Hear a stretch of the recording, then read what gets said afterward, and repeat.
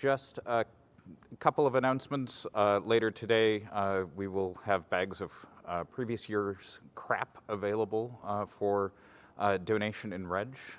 Please come take some of that home with you so I don't have to take it home on a truck. I would really appreciate that. Aforementioned bags of crap may include items such as this lovely toiletries kit, which we know everybody here has and uses. Just in case somebody doesn't have one, can someone tell me what day ShmooCon 2023 started on?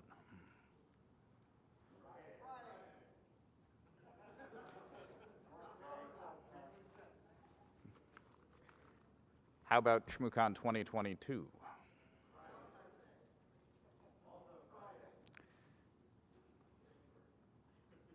No? It's okay. It was, day one was on Thursday. So I heard an answer in the front row though, and we'll go with that.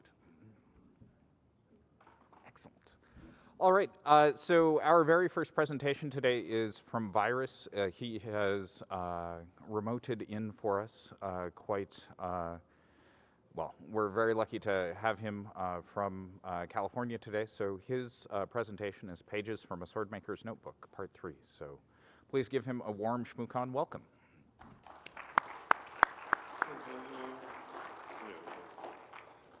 Sorry for not being there in person.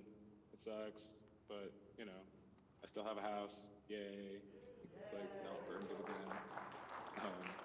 And, you know, it's really great that Shmoo folks were willing and able to accommodate my ridiculousness of, like, surprise not being there. So I had a toast that I was going to make to the end of the con, which I obviously can't do there now. Sorry, but I'm going to read it anyway because I'm sentimental like that. So bear with me. I'll try to go through it fast. So as a 19-year-old in 2024 during DEF CON 12, I saw one of the coolest hacker presentations I'd ever seen at a HackerCon, a 4-part presentation by a hacker crew known as the Shmoo Group. After blowing my mind with a wireless handheld so strong to set off police radar and a one-of-a-kind rainbow table specifically calibrated for wireless use, the group announced that they had individually become a group of people settling down with spouses and young children and would subsequently be generally withdrawing from the conference-based hacker scene. In consolidation, the presenters announced that instead of traveling the globe to participate in hacker gatherings extraordinaire, they would be instead launching their own conference the following year, where their family lives had solidified, thus the era of ShmooCon began. Despite wanting desperately to attend the inaugural event, it wasn't until ShmooCon 3 that 22-year-old me and a fellow 949 hacker compatriot by the name of CP amassed the resources to don the necessary plane tickets and hotel stay. Sadly, even with newly minted big boy bank accounts, we remained lacking a critical ingredient of attendance, namely a ticket. By chance, the 949 clan had recently acquired a legacy departure control system-based printer, and by equal chance, Johnny Long, by that time co-author and hacker accomplice of CP, happened to be in attendance. That ShmooCon, CP and I flew to the wrong airport in DC, wrestled directions to the conference from free airport Wi-Fi via an FNet IRC channel, and begged our way into the conference with only a ShmooCon Air boarding pass and a prayer. An act that subsequently started Barcode Schmarcode, fun fact. 25 years later, I can mark many of the milestones by which ShmooCon was closest. I can mark many of my life milestones which ShmooCon was closest to the event. 949 threw its first party at ShmooCon. The first conference I ever brought my oldest child to, Shmoo. I kissed my wife for the very first time in the ShmooCon dance party floor. And my very first physically inclusive full service consulting job was offered to me at the end of ShmooCon. Shmoo is forever a part of my history. It shaped many of the milestones that made me into who I am today. I'm sorry to see it go, but I'll be happy to see it remembered so very well for years and years to come. The king is dead. Long live its firewall.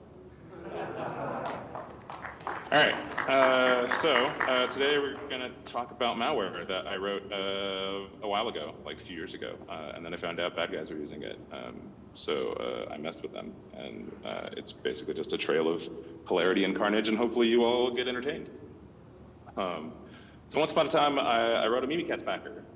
This is the part where if I was there, I was going to say how many people know what Mimikatz is, and if a bunch of people raise their hands, I was going to be like, okay, I'm not going to explain that, but I can't do that, so you get to listen to me explain it anyway. Mimikatz is a utility used by, we'll call it ethical, whatever, white hat, I don't know, people that do offensive security stuff. To do many things, but the big thing that it's famous for is it's real good at attaching to a process inside Windows called the LSASS process, where credentials lie in plain text, unless the correct associate buttons are hit in Microsoft land. And it's very effective at this task, and actual threat actors use it as well. And so when I was deep in my consulting days, I wrote a packer for it, and I called it Go Mimikatz, because funny enough, it's written in Go. Pretty straightforward. Oh, there we go. Sorry about that. So I wrote this Mimikatz packer, and for a time it was good. And then I got a blue team job, and I had access to a big boy VirusTotal account. And I noticed that it was on VirusTotal. And not only was it on VirusTotal, but it was on VirusTotal scheduled. Like, it was a very regular update to VirusTotal, which told me that some blue teamer somewhere had observed some bad guys somewhere using it and had decided that fingerprinting it at scale was a thing that was going to help their threat profile. I ended up figuring out who the blue teamer was. It actually took me a while, and I genuinely can't remember because that's not an important part of the story. It was someone based out of Mexico, and they had this like process where they used to find like malware on like mostly GitHub and GitLab and like open source stuff that was like dual use technology, like things that were designed by like white hat operators that was also being used. Oh no, I've nudged my phone and now I dropped the punchline of the joke too early. Anyway, you know, stuff that's dual use, that's used by both white and black hats, so to speak. And they script it and they add a bunch of tags so that blue teamers will find it, and they upload it to VirusTotal on a regular basis. So I figured out that was happening. I was like, who is using my stuff? So I backdoored source code. And I left it there for a year and let people do their thing. And what we're going to talk about is how I backdoored it and how the packer worked and what I got from the spoils. Okay, so the way Go Mimikatz works is it exists in 3 pieces. There's the initial packer, which goes out to the internet and downloads a binary copy of Mimikatz and splits it into 2 binary pads. I'm going to assume that most folks in the audience are familiar with what a one-time pad is. Basically, you just have 2 blocks of bytes that are of equal size, and you XOR them together, and you get the original content out. Sans a bunch of cryptographic explanation. So the first, the slide is showing basically the equivalent of the makefile, kind of sort of. It's not literally a makefile, but I use it like a makefile. That calls the 3 pieces. So first you have your packer. The packer goes out and downloads Mimikatz, splits it into 2 pads, writes those pads to disk. It calls the pads stub. That's what the -o stub is for. The second step is that it then builds the stub. So it builds a binary, right? Which is a program that has the 2 pads in it, and it XORs the 2 pads together to get the original binary file, and then loads the file from memory using an artificial loader called Donut, which is pretty popular now. Buddy of mine, Ben, Kurtz, and some other folks over at SimulCrash, we all kind of work together, but it's mostly Ben's project. Built it a while ago. It's an in-memory user land loader. That just means it's a program that is capable of running other programs from memory without writing them to disk first. And then there's the fixer, and we'll talk about what the fixer does later. Normally this was going to be like an interactive. I was going to see how many people actually know the Go system internals of why the fixer is necessary, but I can't do that because I'm not there. So instead I'll just bury the lead, and you'll have to not leave my talk. This remote is killing me. Okay. All right, so this is the packer. pretty straightforward, right? So, we have a URL, it goes out and downloads an explicit version off of GitHub, and based on whichever platform you're building the sample on, it pulls out the appropriate binary from the zip file, unzips it in memory, and then shell codifies. It basically turns the executable, the binary, into shellcode. That's what this donut stuff is. That's the loader I was talking about earlier. It basically takes a stub in assembly that is the loader and tacks it on the front of the executable such that you just call this arbitrary blob of bytes, and it knows how to find out where the exe is in memory relative to itself, and then artificially loads it and finds the entry point and calls go. That's what this donut stuff does. That's like the shell codification portion. So once we have our quote unquote shell code, we break it into two parts by generating a random byte for every byte of the original part. Store it together, you get two pads, write the pads to disk. That's the pad I was talking about previously. All right. So this is the stub, and the stub is pretty simple. You have your first pad and your second pad, and you XOR them together, and you get the original. And now there's way fancier ways to do this in Go, because Go's come a long way since I wrote this back in like 2020, I think, when I wrote it originally, or maybe before that. I'd been like 2018, 2019, I don't remember. And anyway, this is how you call an arbitrary position in memory in Go. Fun fact, and like this is supposed to be the interactive part that I can't make interactive, so I'll just bury the lead for a while and make Jeopardy noises. If you know anything about Go, looking at this code, it will compile, but it will not run. And I will wait 30 seconds for you to ponder why. I'm not gonna wait 30 seconds, I'm just gonna wait that long. So this won't run. This is what Fixer's for. So the reason this won't run is because these two variables are data, and Go runtime has protections against trying to execute things from what are considered data segments. It'll get mad at you and say, that's not, that is protected memory, what are you doing? And it'll just segfault immediately. So you need Fixer. What Fixer does is set all the sections of the binary to executable. The reason this is really funny is because normally, in any other native code programming language in the world, this would be a terrible thing to do to anything you want to use in a clandestine context, because this is like 1991 level, like, oh, this is obviously malware because all the sections are executable. But it turns out that the entropy of Go changes so much because the runtime changes so much that basically every malware or anti-malware vendor in the world has given up trying to profile it section by section. So this just like totally works. Like, you could just set like, you don't like I should have had to do this crafty and only change the sections that I need to be executable and maybe even move them around a little bit so that they exist inside a default section and then get rearranged upon instantiation. Nope, don't have to do any of that. Like, you can just set the whole thing to executable and it'll totally work. And this still works like years later, even with modern Go, which is hilarious. Anyway, all right, so I talked about how I noticed that I had an inclination that bad guys were using my stuff, and I wanted to find out who they were, or at least a little bit of information about them. So I backdoored the code. This is the backdoor. So the backdoor is, if you look at the original Fixer, let me go back. All right, we're just changing sections, right? That's all we're doing. We're just modifying the section to be what it is.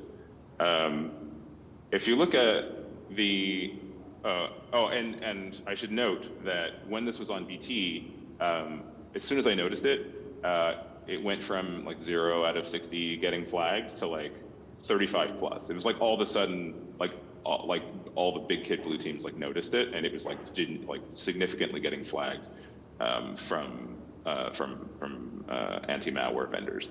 So I say that to say I had an obvious social pretext to update the software and do things that made the static signature change, because it was, in fact, getting flagged by AV at that point. And so an update was needed. So this was the update that I posted, right? It just also had sauce in it. So if you notice, everything up to this line is pretty the same, right? Like it just changes the sections. And then it adds all this other stuff to the bottom of the file. And that other stuff includes the current home directory and the current username of the individual compiling the, because all this runs at, you run go generate, it runs those 3 steps, and this runs at compile time, right? This runs at build time, I shouldn't say compile time. It technically runs at build time, right? So, the user that is currently building the software, the name of the user, if they're different than the username, all of the environment variables in the current environment where this is happening, a screenshot of every attached monitor at the time of compilation, the public IP address of the host as defined by myexternalip.com/raw, the current Go architecture, or the Go Arch, which is the architecture of the system that it's on, the OS, of the system that's on. These are Go constants that you can use to write things. Anyway, so it takes all this information, and then it 1 byte XORs it by a static key, and then shoves it into the binary.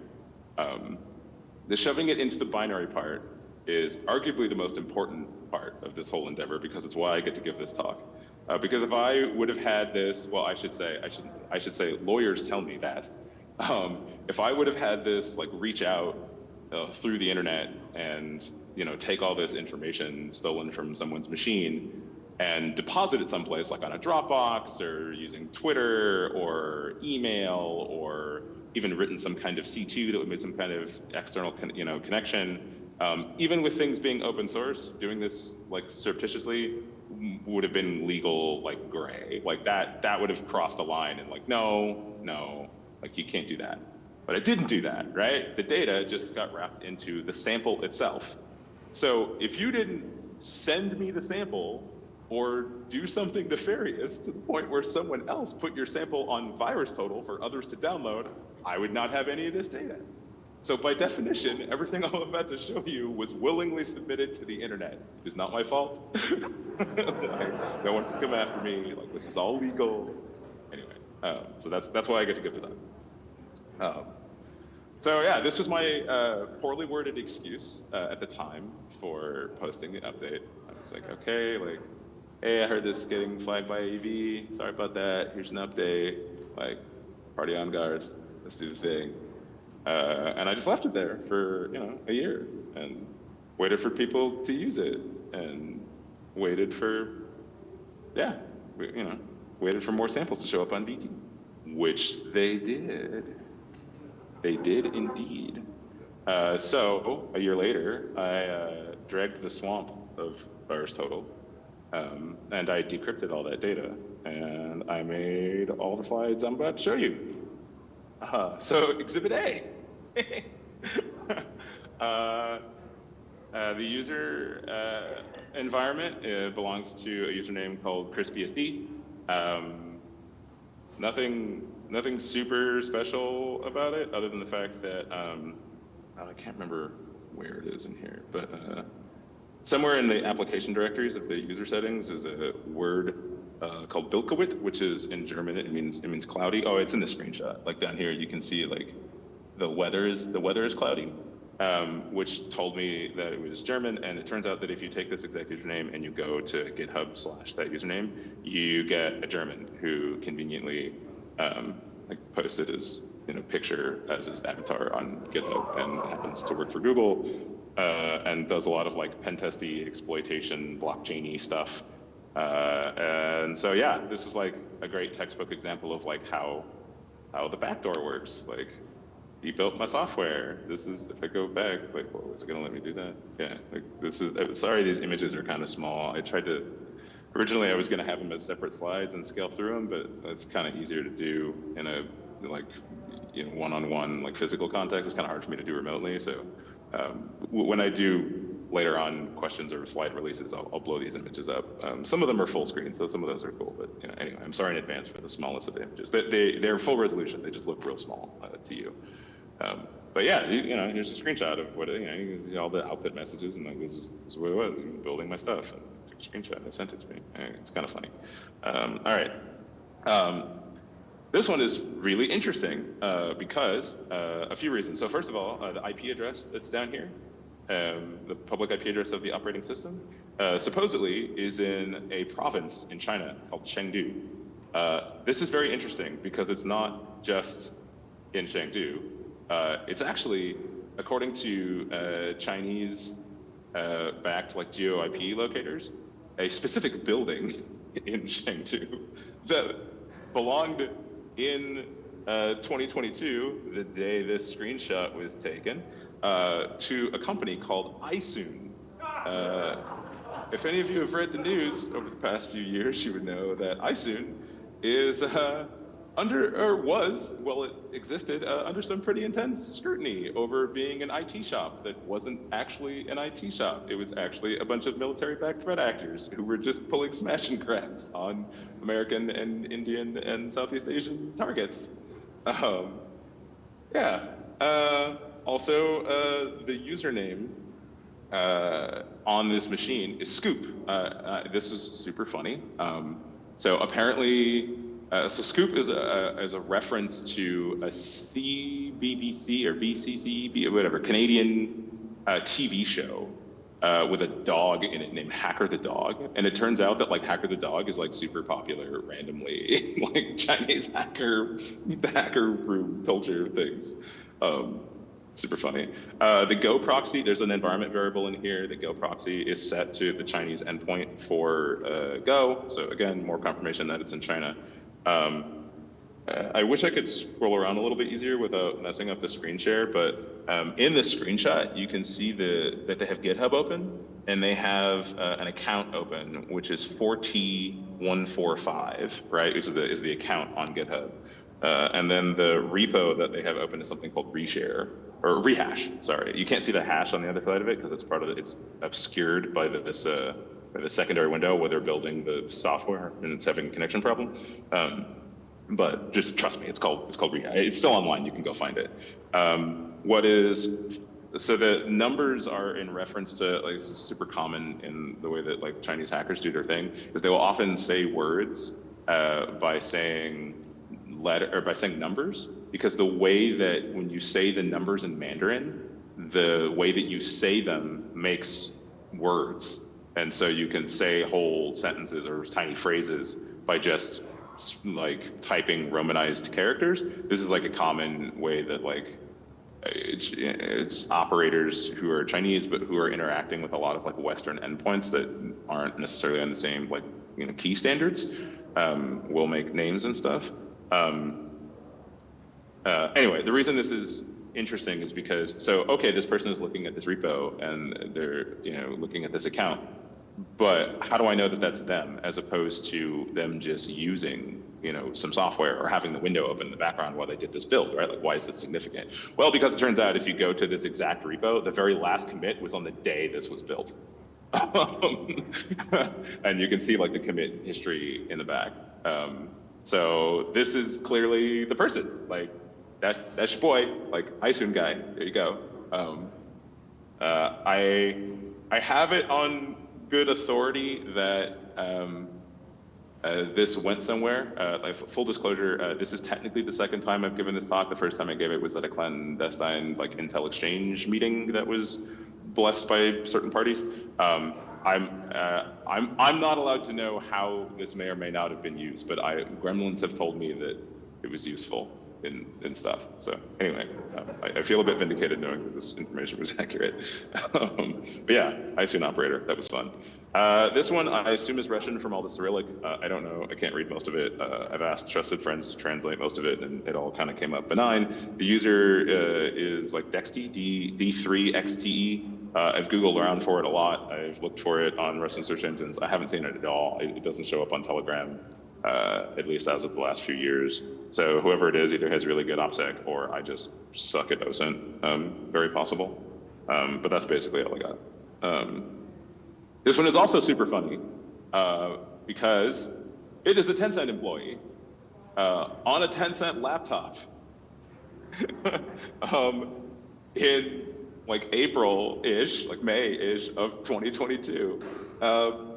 And then like the IP is coming out of a Tencent office in Hong Kong, and the username, even the Romanized username, translates into the Mandarin, which they have as an environment variable stored in the subdirectory of their D drive where their Go thing is. Like, this is very, very, very clearly a Tencent employee on a day that, according to news outlets as of about 48 hours ago, was acting on behalf of the Chinese military, according to the United States government, because they have recently classified Tencent as a military organization, which is really funny, especially since it lists things like the domain server that Tencent is using right now, or at least they were using in 2022. I don't know if they're still using it. I don't know. I mean, Tencent does have American employees. Maybe they can confirm this for me. I have no idea. But yeah, this is like part 2 of my like personal hilarity. Is yeah, pretty sure this is like smoking gun of Tencent people on a smash and grab, using the stuff. You can even see like the other programs they have and stuff. You know, they've got like full hacker man, right? Like, you know, got the RDP session and the virtual box and IDA. It's great. It's great. It's hilarious. Love to see it. Also a Chinese individual by the name of KOUAZ, which also corresponds to a GitHub user if you go look it up. And the IP address shows it being an ATT encoded area. I think it's like Texas or East Coast somewhere. Anyway, it's also a Tencent building. So yeah, IP address coming out of Tencent, and there's a couple of other like gems in here where you can see like corporate. They're pretty far in, so I'm not going to scroll all the way back because it's kind of hard to scroll in my little code window here if I go all the way. I have to make the text small, and remotely there's no way I can interact with folks, but. Yeah, anyway, likely additional Tencent person, definitely operating on Tencent IP space, definitely Chinese localization language. You can see the little Mandarin there at the bottom, but I don't have as much information on this person as I do on the other one, who is literally on a corporate machine, which I love. Anyway, this one is in Japan. This is probably the most geographically diverse hit that I got, because just going off the browser tabs, there's Russian, there's a Slavic language that isn't Russian. I haven't figured out what it is. My Serbian friends don't think it's Serbian. My Croatian friends don't think it's Croatian. So maybe it's like Slovenian or Bosnian. I'm not sure. But there's at least 2 Slavic languages going on in there, and one of them is Russian. There's also like some Mandarin, there's also like some Japanese, or there's some kanji, there's some Japanese, and then there's like a couple other languages in there. So it's not, like, whoever this is either just like no holds barred doing research and like has no F's to give and doing, you know, crazy research, or they're like a super crazy good like hacker man, whatever, hacker person, and they're like operating in multiple languages and like clearly flexing their Tor down here and doing the thing. Not sure. Anyway, kind of cool. Some of these tabs were, some of the tabs that I couldn't figure out that seem kind of interesting. Well, there's freebuff.com in there, which is kind of cool. Check it out. It's like a front end for some stuff. I never figured out what this CESYA thing is. It kind of looks like an official organization of types, but the only organizations that it seems to link to like aren't like, they don't seem plausible. So anyway, I think more research needed on what that means. And then, you know, they got Tor on the browser on the front page, or Tor browser on the front page. All right. This one, oh, is this fun one number 1? No, it's not. Okay. There's one coming later that is super hilarious because it's like the one kind of sort of Westerner. Anyway, this one, someone in Nashville, Tennessee, it's got Windows 10 admin local, which is kind of weird. Also, this is very clearly a gamer person because there's a ton of like CPU-Z and like NVIDIA tools and like a bunch of like overclock stuff. Like, yeah, whoever this is probably some kid in middle America doing awesome hacker things, which I encourage, but like read your source before you compile it. Also, don't send it to VT if you don't know what's in it. Let that be a lesson to you. All right. This one is also Chinese. The user is JLU. I suspect, based on a fair amount of downstream research, that this is actually a shared system or an account or shared account on a university system. So JLU is a common acronym used for Jalen University, which is like a big kid. It's like the Penn State of China, right? It's like the leading public research university for that receives funding from the federal government in China. Funny story, they're also in Shenyang, which is where iSoon is. But also all the IP space that came out like at the bottom of this compile that you can see, but also that is tagged as coming out of the university is actually on ChinaNet backbone, which is kind of a big deal. It's kind of hard to get close to the backbone, and like that's where all the bandwidth is. It's like the super fast stuff, and so usually you've got to have a lot of like money or power to kind of get close to that. Also, the system is like very generic. Like there's not a lot of personal affect on the machine, and it seems to be geared more towards typical utility as opposed to being like hardcore developer or programmer or hacker person. So I suspect this is a university machine, and I don't know if it was being attacked and the person was building the payload on a victim, or if it was being used as a launch vessel. I don't know. I'll never know. Okay, this was super funny. So the IP address, the public IP address of the compiling individual corresponds to Israel.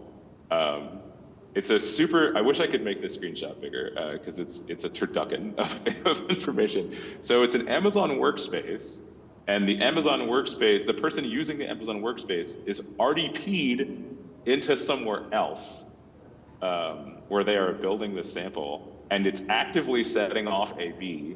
Well, something else is setting off AV, which we'll get to in a minute. That's not my thing that they're trying to build, which is hilarious. Also, they had like path errors, which is what's like. Oh man, I wish I could zoom this in. All this PowerShell in here is them trying to do this crazy like. They're trying to use the contextant audio driver, which is like this UIU A64 exe thing, as a back. Like it had a bug in it, and you're trying to use the bug as the ability to replace the code inside the executable with something else. I don't know what the something else is. It might have been my thing. It might have been something else to leverage its signature so that they could use it for, I don't know, I would assume bad or some kind of maybe pen test. Maybe this is legit. But like that's what all this is. It's like there's PowerShell script that's doing like IEX cradles into like UIA64 that's then taking the contents and dropping it into these text files that are on a share someplace. It's like very convoluted, and some shenanigans are afoot. I don't know what. There's a folder on the desktop called Ollam, and the user is called OMERD. So this part is speculatory, but there's also a bunch of hacker stuff on this machine. It's got like Scarecrow and like a bunch of other, like clearly somebody's like, this is what somebody does for like a living or something. But so there's I don't think this is a person, this OMERD. I think it's a company. There is a company that is an IT service company in Israel where the IP address corresponds to, that is called this. It's not even an acronym. Like this is the name of the company. And they work on third parties, and so having an Amazon workspace where you're RDPing into somebody else's stuff is a plausible scenario. And I couldn't find a whole lot of information on the internal domain other than the fact that it's not SoftLayer. It's another big cloud. DigitalOcean. It's a DigitalOcean machine. But what's funny is that all the other stuff on the machine is like, PS exec and how to dump LSAS and, managing Microsoft environments and, my GitHub page where they got the source code and like service time and like clearly like Hackerman like time. And I went and looked at LinkedIn claims of people who had like basically I looked at like employees of the IT service company and clients that they had listed on publicly available sources, and then went through all of the executives that were listed on the web pages. And there is a company who shall remain nameless because I have some level of greed. I'm not that bad, but you can go find it. Whose name is David Schaal. This is interesting because while this person is compiling the malware or my implant, they're on a Microsoft Teams call to a guy named David Schaal. It's like in the bottom right-hand corner. This is stupid, but this is my favorite one. This is my favorite little like, oh God, if only the camera was on and I would have gotten bro's actual face on the call. Crime. Anyway. Oh, there's some other like information about this being Israeli also. Like they've got international English as their keyboard. They have a ton of WhatsApp messages. Like it seems pretty clear this is like an operator in Israel someplace. This one is very clearly Portuguese. There's Portuguese here. The IP address comes out as somewhere in Portugal. I have no idea what the user means. This OPPX, like I couldn't really find any references to it. It's clearly a nerd, whoever this is, because there's a ton of Python all over the desktop. It's, VS Code and VMs, and there's all these little random meme images. Like these are real hard to see, but if you blow this up and look at what's in these photos, these are like memes in Portuguese that are passed around on like Telegram and Discord communities where like shenanigans happen. So, clearly somebody who's playing on both ends of the line. There's a VPN down here. It's called HMA VPN, also popular for doing wacky stuff. Whoever this is also a major audiophile or like a DJ, because there's some DJ software here. It's like Zulu DJ thing, and then there's and it's real hard to see, but this NCH suite down here, that's an audio editor that's used for sample editing, and then they've got like VS Code and Discord and so pretty sure it's a DJ who hacks on the side or a hacker person who's getting into DJing, or I don't know what's going on there, but yeah. This is I should have explained this before. So all those slides that I have that are like 1, 2, and then 3, that's because they had 3 monitors attached. So I got screenshots from each of the monitors. So you can kind of tell what kind of drip they got going on. 3 screens, big time, bro. This one is, you're gonna have to trust me on. There's one other one's like this. So no, this isn't that one. This is the Japanese one. Never mind.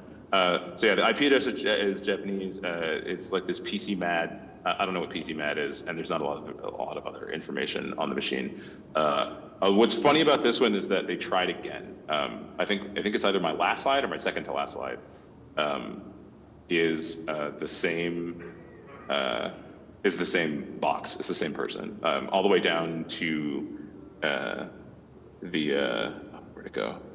The Windows NT profile ID is like the same. So they clearly like ran it, and then for some reason either did something naughty that got it submitted to VT or submitted it to VT themselves, and then couldn't tell if it worked or something, and then did it again later. I don't know.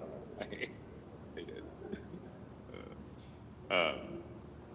All right, this one is also ChinaNet backbone. It's also clearly a red teamer because they've got Neo4j and Bloodhound and a bunch of other stuff installed. Interesting enough, they also have like Baidu's copy of GStreamer running, which means like I think they're like a Chinese streamer or something. I guess that's a thing. I don't know. I'm told that this kind of yellow and teal window back here, that this is like a very indicative China something. I don't know what it is. I've heard different things. I've heard it's a control panel. I've heard it's used for. I've heard it's like turn off like telemetry inside your machine when you're going to do nasty stuff in China. I've heard stuff, but I don't actually know what this is. I've just heard that it's significant. And then there's also a bunch of. It's like a very spidery system in terms of use case. They've got Android dev stuff on it. There's a bunch of NVIDIA stuff on it. There's a bunch of Java stuff on it. There's like an R tool chain in here somewhere. There's like 2 different Python build systems. I don't know. It's a very, yeah, somebody's going to town. They're doing thing, making waves. This is the other Japanese shell. So it's the same system. This is that PC mad Japanese IP address. Yeah. All right. So show and tell's over. I did this for about a year. It was cool. And then finally, after troving VT for quite some time, somebody figured it out. But the way they figured it out is super hilarious. So this is a screenshot. It's still, you can go to my GitHub and go to Go Mimikatz right now. And these comments are still there. And obviously they're all in Mandarin and I didn't know what they meant. So I had to have some trusted individuals translate them. And this is what they're saying. So they're like shadow dancer guy, which apparently is like it doesn't quite translate well from Mandarin to English, but it's like the equivalent of calling someone like a ninja or whatever, like a badass, I guess. Or like, this overly technology static, no kill defender and 360, although I think the information collected is a bit too private, but this data not sent. Basically, they're saying, hey, this stuff like takes a bunch of information about your machine and like doesn't manage to, like it doesn't kill defender or security 360. The security 360 thing is actually kind of important because those Japanese screenshots I showed you earlier, security 360 has a lot of Chinese nationals operating in Japan doing research. That's all I'll say about that because they're technically like a Western-friendly company. Anyway, but they're like, hey, it's doing all this stuff and it's getting all this data and it looks like it's not sending it, it's just encrypting it. Like, oh, that seems a little invasive, but I guess it's cool. And then the guy responding is like, no, dum-dum. Like someone's using this to do bad. This is for traceability. You're totally like you're silly. That's not what it's for. Anyway, so this was okay. I guess I'm caught. And I have since, basically after this was posted, I issued an update to my own code base, removing the backdoor, doing an almost revert, removing all the shadiness, but I also, as a generalized gift to the community, remodified the cryptography again to be just different enough that it was evading Defender and all of the typical antivirus systems again. I'll be honest, I haven't checked this in like 3-4 years. Like, it still works, I can tell you that, because I've got old copies of the binary that I detonate sometimes in Dockers just to make sure that they still work, so I know it'll work. But I don't know if I don't know how well it still works. If you want to go use this, yeah, I've kind of moved off of this technology onto I have other stuff that does this now, so this itself is not modernized, and the Go is probably old, but feel free to mess with it, it's still there. But yeah, it's all defanged now. Yeah, well, normally I was going to leave 10 to 15 minutes for questions, except I'm not there to answer them. So, sorry. Hopefully you've had fun in this little romp through screenshots and ridiculousness. I will, I do have my own Zoom bridge, my personal one, and I will be immediately following the conclusion of this presentation, giving that to my wonderful Shmoo handlers. And they're going to make an announcement at some point that is going to say when that bridge will be active, and I'll sit there and answer questions and respond till all of your heart's content, and we can talk about sillies, sending things to Virus Total. That's funny. Yeah, I guess thanks for listening to my ridiculousness. I'm real sad to not be there. Real sad. Kind of breaks my heart, but my the kids are safe, my family's safe. I have a house, it has power, internet, water, and a lot of people in my neighborhood don't have that right now. So I'm grateful for Shmoo making this happen and for accommodating me, and really happy. Thanks, guys.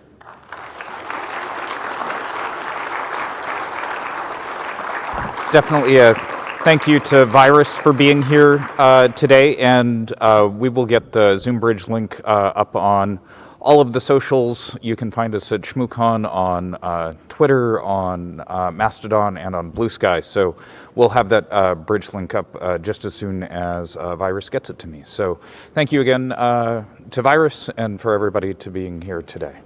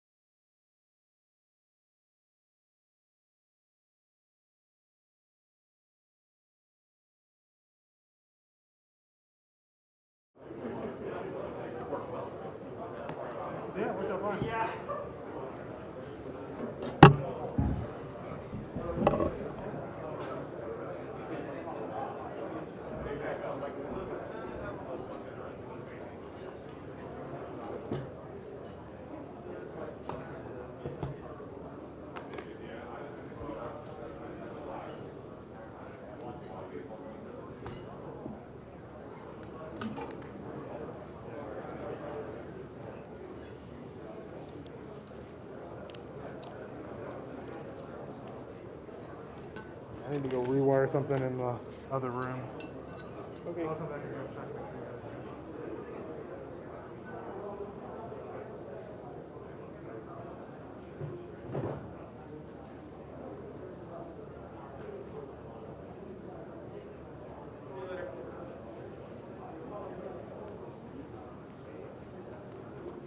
You up next? Yeah, You can go ahead.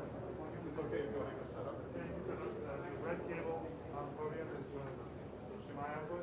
Okay. And do you have any audio? You do not. Do we have, is there HDMI on the table? Yeah, well, it's got slack. You can, Okay, so we can just sit at the table? yeah, just this, wherever you drag that red cable. Okay, super. Yeah. It's got about that much slack. Okay, So if you want to sit at the table, then sit over here. okay.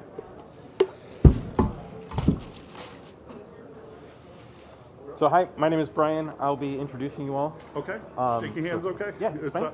we're back into mask mode. Understood. So Greg and Danielle, right? Just want to make sure that I pronounce this correctly. Have you spoken at ShmooCon before? So you know the geek, but for you, I know it's a little difficult with the sites. There's a couple of computer monitors there. The person behind the computer monitor, when you have like 10 minutes left, will hold up a sign that says 10 minutes, 5 minutes, eventually they'll hold up a get up to save type sign. So just pay attention to them. I know it's a little hard to see because of the light, but he's actually probably going to come up and tell you the exact same thing. Okay. So just pay attention to them for their sign. While you're on stage, you're welcome to take your masks off. Okay. If you want. You're fine now. If you want to take your masks off now. I just gave him the. I have heard, yeah. So yeah, just them right behind the monitor. Okay. I'll come up, so you'll be able to see it. Okay. And we'll give you a nod or something like Yeah, that. it's like, yeah, 20 till it'll be 10 minutes. Okay. Where are y'all sitting? You gonna be I think we're going to be sitting here and not do the podium because we're going to be going back and forth. Okay. Yeah, and the request is, so if you're going to be sitting, that's great, but if you're going to be standing, not wander. Okay. Because they don't want to move the camera during the... Okay. Okay, thanks. So we've got a couple of announcements. Okay. So a few little things, and then I got some stuff to throw out to the audience. But as experienced before, it's not a big deal. Until the point where they say, like, set up and get off the stage, you're welcome to take questions. Please repeat the questions on the microphone, of course, because those that are watching on the stream or those that watch this course later would like to understand. Even if they are they going to be saying them on a microphone? If their microphones right? There are mics, but it's still useful because sometimes the mics don't pick up correctly on the screen. So I'm notoriously bad at using my phone. So if someone asks a question, I didn't repeat it. Say, would you mind in my brain? And the last major thing that I want is when they tell you, okay, it's time to get off the stage. Yeah. So at that point, please pack up. If you still have people asking questions, And be like, take them please, to the hall. take them to the hallway. Yeah, we have it at the end of our speech.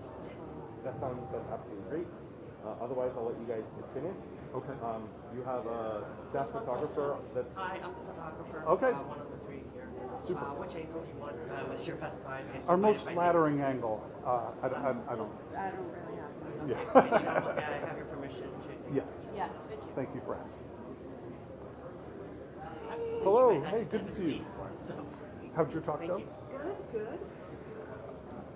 Amanda, this is Danny. This is her first ShmooCon talk. Amanda spoke on losing track last night. Yes. And about like was insurance and risk, like pricing. Yeah, it's like why some, you hear breaches in the news and they're like, this is like, $2 million or this is $200 million. What's the difference between those incidents? Yeah, and we served together in the military, and we were both recovering Army people and the civilian world now. And so it's a small world. They're good. It was cool to get. Next talk's still going there, so. Sorry, Danielle. It'd probably be good if we sit side by side, and I'll put the computer in the middle. And in case you weren't already aware, what's being displayed on the stream is on that big monitor right there. And then these guys, can they both be on at the same time? Yep, they can. Okay. Are they on now? No, but there's just a simple switch to turn them on. Okay. And you can turn them on now to test them. And it's important for us to speak into the microphones. Yep. Yeah, let's go ahead and turn them on just to make sure. Let's do this. You want to say something? Hi. So I want to. And 1, 2, 3. Over close to you. Both of these are now hot. So hot mic. Don't say anything because it's fired. Do you?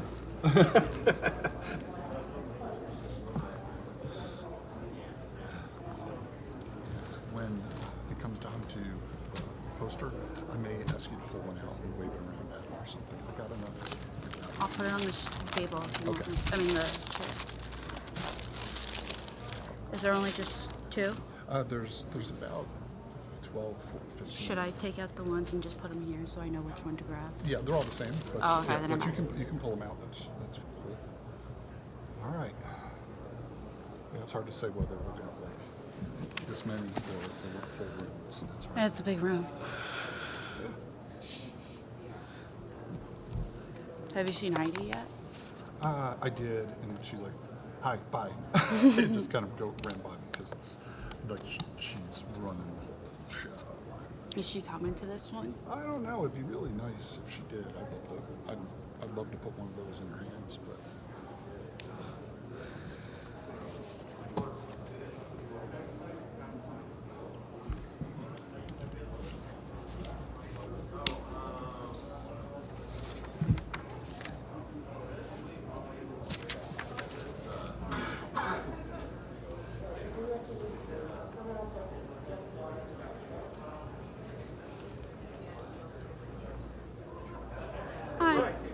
Hello. Elon. Ah, yes. Good to see you. Good to see you. It's a fun. It's a historic weekend here at ShmooCon. You know, the last one, right? Yeah. Yeah, thanks. We put a lot of heart and soul into it, and it was great fun.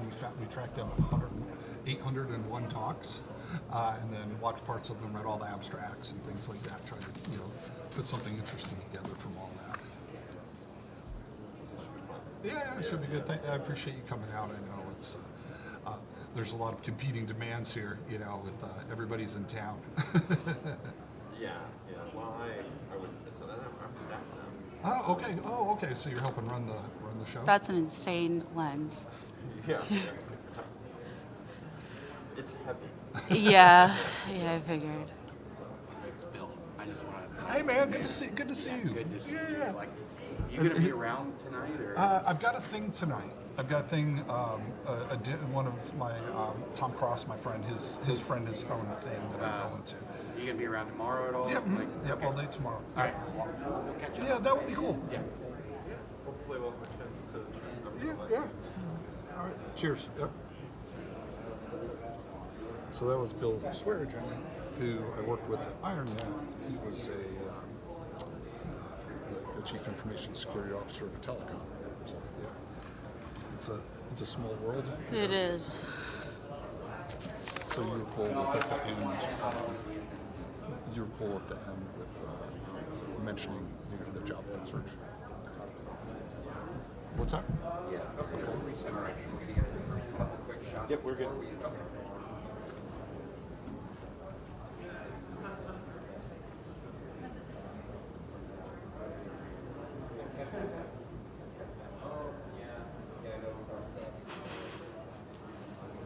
Action shots.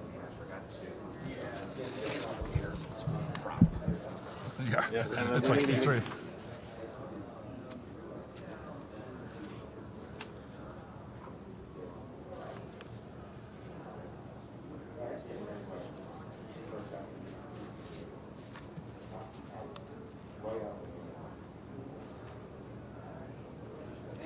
Sure.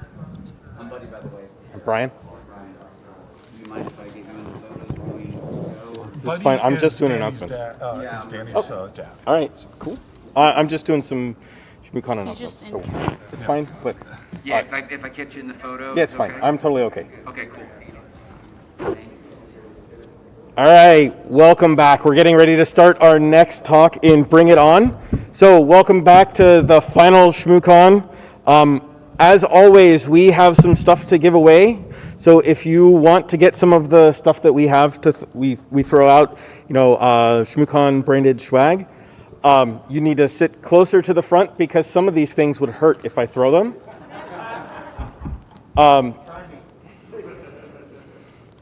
The first one is a Beanie Baby style moose. So I'm just going to toss that in that direction and hopefully not break the TV. And then this one I'm not actually going to throw because it's metal and heavy. No, not because you walked up to the stage, not you. I'll walk over and bring it over here for a minute. A few announcements before we get started. First and foremost, starting at 12, we have bags of crap that are available for donation for $10. What this is random old t-shirt, conference t-shirts from ShmooCon, old vendor stuff, old stickers, swag, that sort of stuff, available for a donation of $10. Old conference bags, so if you really liked past ShmooCon bags, or you just want to make a donation, come by registration. Those will also be available for $20. If you want an old bag, there's a limit of one per person, but come by registration. Those will be available as well. And then later this afternoon, we'll be similarly selling our past conference t-shirts. Again, all of the things that we sell, we don't actually sell. You give us a donation to either the EFF or the charity to help kids for reading, and we give you a gift of a t-shirt or a bag of crap as a thank you for that donation. We take no money from this. All of that money goes directly to charity. We're just doing that to to give back and say thank you. So we don't take a single dime from that. That all just comes from you all. And the last thing I'm going to do is I'm going to introduce Greg and Danielle, who will be talking about the visualization of the last 20 years of ShmooCon. So I'm going to walk this out, and I'd like you to please give a warm welcome to Greg and Danielle.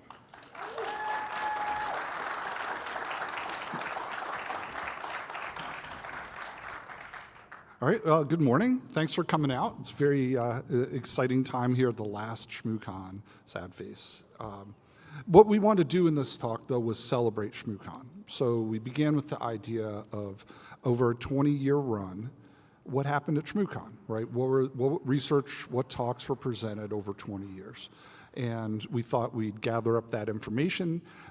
We didn't find it in one place. We found it in about 6 different places, had to piece it together, but we found what I would say, air quotes, everything. And we built that all out, and then we labeled it, we created a taxonomy that helped categorize everything, and then we have some really cool visualizations which we'll share of what happened and what it looks like. So I'm Greg Conti, this is Danielle. Our inspiration, and you may have seen this is an art piece by Rebe Garofalo. It was in Edward Tufte's book, one of his information visualization books. But across the bottom are years, and across the vertical axis is percentage of the market, of record sales. And it shows rock music over time, in which bands, which genres were popular, and you could see the growth. So we looked at that and said, that is cool. What would it look like if we could come up with an approximation of that for ShmooCon? So that's what we did, and we came up with our own personal interpretation of that. Danny, can you hold up just the bag? So we will reveal, we've created an artwork, and we're going to release it at the end online so everyone can download and share it. It's not the same style as this, but we'll explain it. Okay. My background is I taught at West Point for many years, worked at NSA and U.S. Cyber Command. I am a Black Hat trainer and a DEF CON trainer. I've been coming to ShmooCon since ShmooCon 3, and then I work at a cybersecurity research company I helped start, focuses mainly on training and also some research and consulting. Danny. Hi guys, I'm Danielle Scalera. I am a first-year master's student at the New Jersey Institute of Technology. I received my bachelor's in science at Marist College, soon to be known as Marist University. I am a part-time security researcher with Cabal, and I helped assist with the Black Hat training in 2022. First-time speaker here at ShmooCon. I'm so happy to be with everyone here today.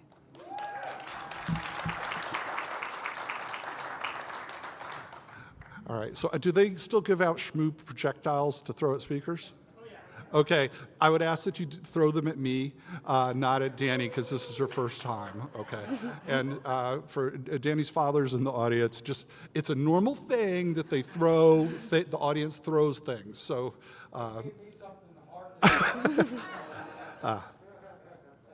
Okay, so if we think back, right, to the 2005, when dinosaurs roamed DuPont Circle, right? A lot's changed, right? A lot of innovation has occurred since then to the present, right? But what we found when we tried to dig into this, that the data was not available in a single, easily analyzable format. So our job then was to gather all of that, put it in a way that could be shared, and then in return share that data set. So we're going to share everything. We're going to share the code we used to analyze the data. We're going to share the data itself. We're going to share the visualizations, art pieces, et cetera. And we'll release the link at the end of the talk. And the ultimate goal, though, is to celebrate ShmooCon, right? This isn't about us. It's about the 801 talks that have been given. And we were able to roll in this final ShmooCon, so the data includes the talks that were published. So why do this, right? Well, I think it's useful to understand how the hacker community innovates, that by doing this we can find inspiration and new ideas to explore, and ultimately to appreciate the magnitude of what's happened here at ShmooCon. And I think more than that, if done well, it can amplify the impact of hacker community research and increase appreciation for hackers and InfoSec people in society, which is important, right? Who should care? Hackers, non-hackers, and we think the future should care. As we get into this, we have to understand that every conference is different, that each one has a different focus, each one has a variety of things that it's looking for. Those are published in call for papers, right? So that will, the call for papers and the review committee, which changes over time, will shape the conference. But also technological evolution shapes the conference, maybe a recent data breach or threat actor activities, current events, all of that come together to shape and make each conference unique. So, Danny? So here I created a timeline of key events and technological advances that have happened for the past 20 years. I'm not going to go over everything, but I just wanted to point out a few that have been recurring themes throughout the years. So in 2004, Facebook was created and Google was made public. 2005, the first ShmooCon was hosted and YouTube came out. And not to make anyone feel old, but I was 4 when the first ShmooCon was hosted. 2007, the iPhone was released, and after the iPhone was released, we saw that there were talks about iPhone security, smartphones in general, and these talks started to come up around 2010. 2008, Bitcoin was invented.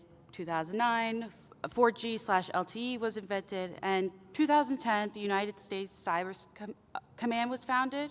Operation Aurora was disclosed, and Snowmageddon hit the United States, and more importantly, Snowmageddon hit ShmooCon 6. Yeah. So here is ShmooCon when it hit here at, Snowmageddon when it hit ShmooCon. So thank you to Jack Daniel who provided us with this photo. Yeah. Okay. 2014, Google Cardboard was released, and I know there wasn't many talks revolving about VR, but I just thought it was interesting because of how far VR has advanced and how it has been made to the public for people to use since then. And then 2020, So 2020, of course, was the COVID lockdown, as everyone remembers. 2021, ShmooCon was canceled due to COVID.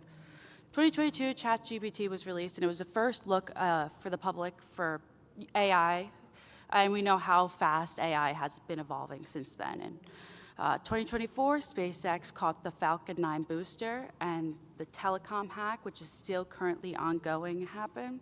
And best for last, ShmooCon 2025 is here for us today. All right. Hang on. And I'll ask the question, 2000, you look at this and there were so many opportunities to get rich, you know? Like, oh, Facebook's a fad, this Bitcoin thing's a fad, you know? And now on Bitcoin's $100,000, right? We could have all flown here in our private jets.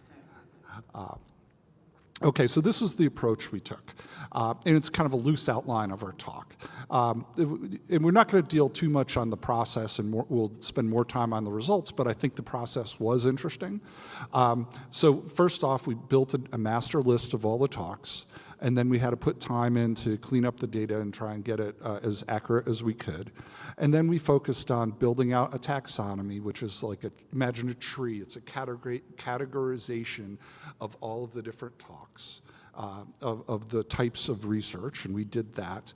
And then closely, we took that taxonomy and then used that to label all of the talks. And from that, we provided analysis. So, and about half the talk will be the visualizations of that analysis. So to create this project, we wanted to gather all of the ShmooCon talks, which I'll talk about in a second, along with cleaning up all the data that we got and putting into a master Excel file. This file contained all of the ShmooCon talks out of all of the years of ShmooCon. And one important thing to note is that we didn't add any of the fire talks because we had some years with the fire talks there and some years without, and we didn't want to have just some and not all of them, so we decided not to include all of them. Yeah, we focused on the main stage talks. Fire talks were a different animal. Okay. So for this project, I was in charge of data collection, which was gathering all of the talks. To complete this task, we heavily relied on infocondatabase.org, archive.org, and citation.thinkist.com. So a big shout out to those websites and everyone who has maintained them over the years. So with any good project, we ran into errors. There were a lot of great websites that provided us with these talks and even some videos that we were able to watch. Unfortunately, almost all of these websites that we have used had gaps with it each ShmooCon year, leaving us with some missing talks. So we took a triangulation approach and used all these websites that I previously mentioned to gather all of these remaining talks. I'd like to give a huge shout out to all the volunteers who have provided us with these talks, video footage over the past 24 years. So thank you guys for everything that you do. Yeah. The data would not exist without a lot of volunteers doing really hard work, making sure it was archived, on top of running a really complex event. So the reason why we could do this talk is because of those people. So what did we find? Oh, sorry. We found some really long titles, including from ShmooCon 17, which is Hack the Earth Hemisphere, how we legally broadcasted hacker content to all of North America and beyond using end-of-life geosynchronous satellite. That was a total of 152 characters.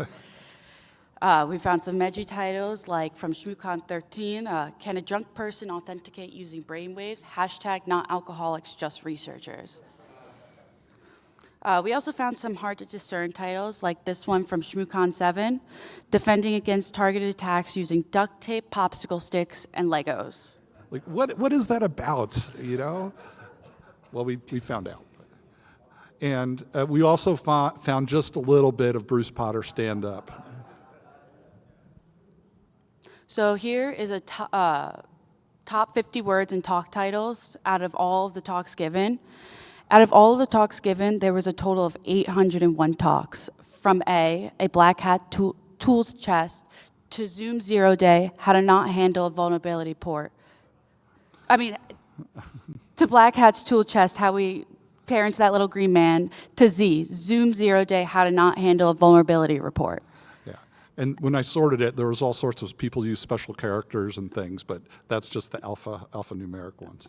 And in the future, one could add fire talks and all the speakers for each year of ShmooCon. Okay, so with that in hand, we then worked on developing the taxonomy and the labeling of the data set. So I don't know if you've dealt with taxonomies before, but think about a tree, right? Different types of dogs, different types of cats. Underneath dogs and cats, there's different subcategories and subcategories. And it's really useful to add that structure because you can use it in a variety of ways to find gaps, to find related work, to just see the overall structure of what's evolving.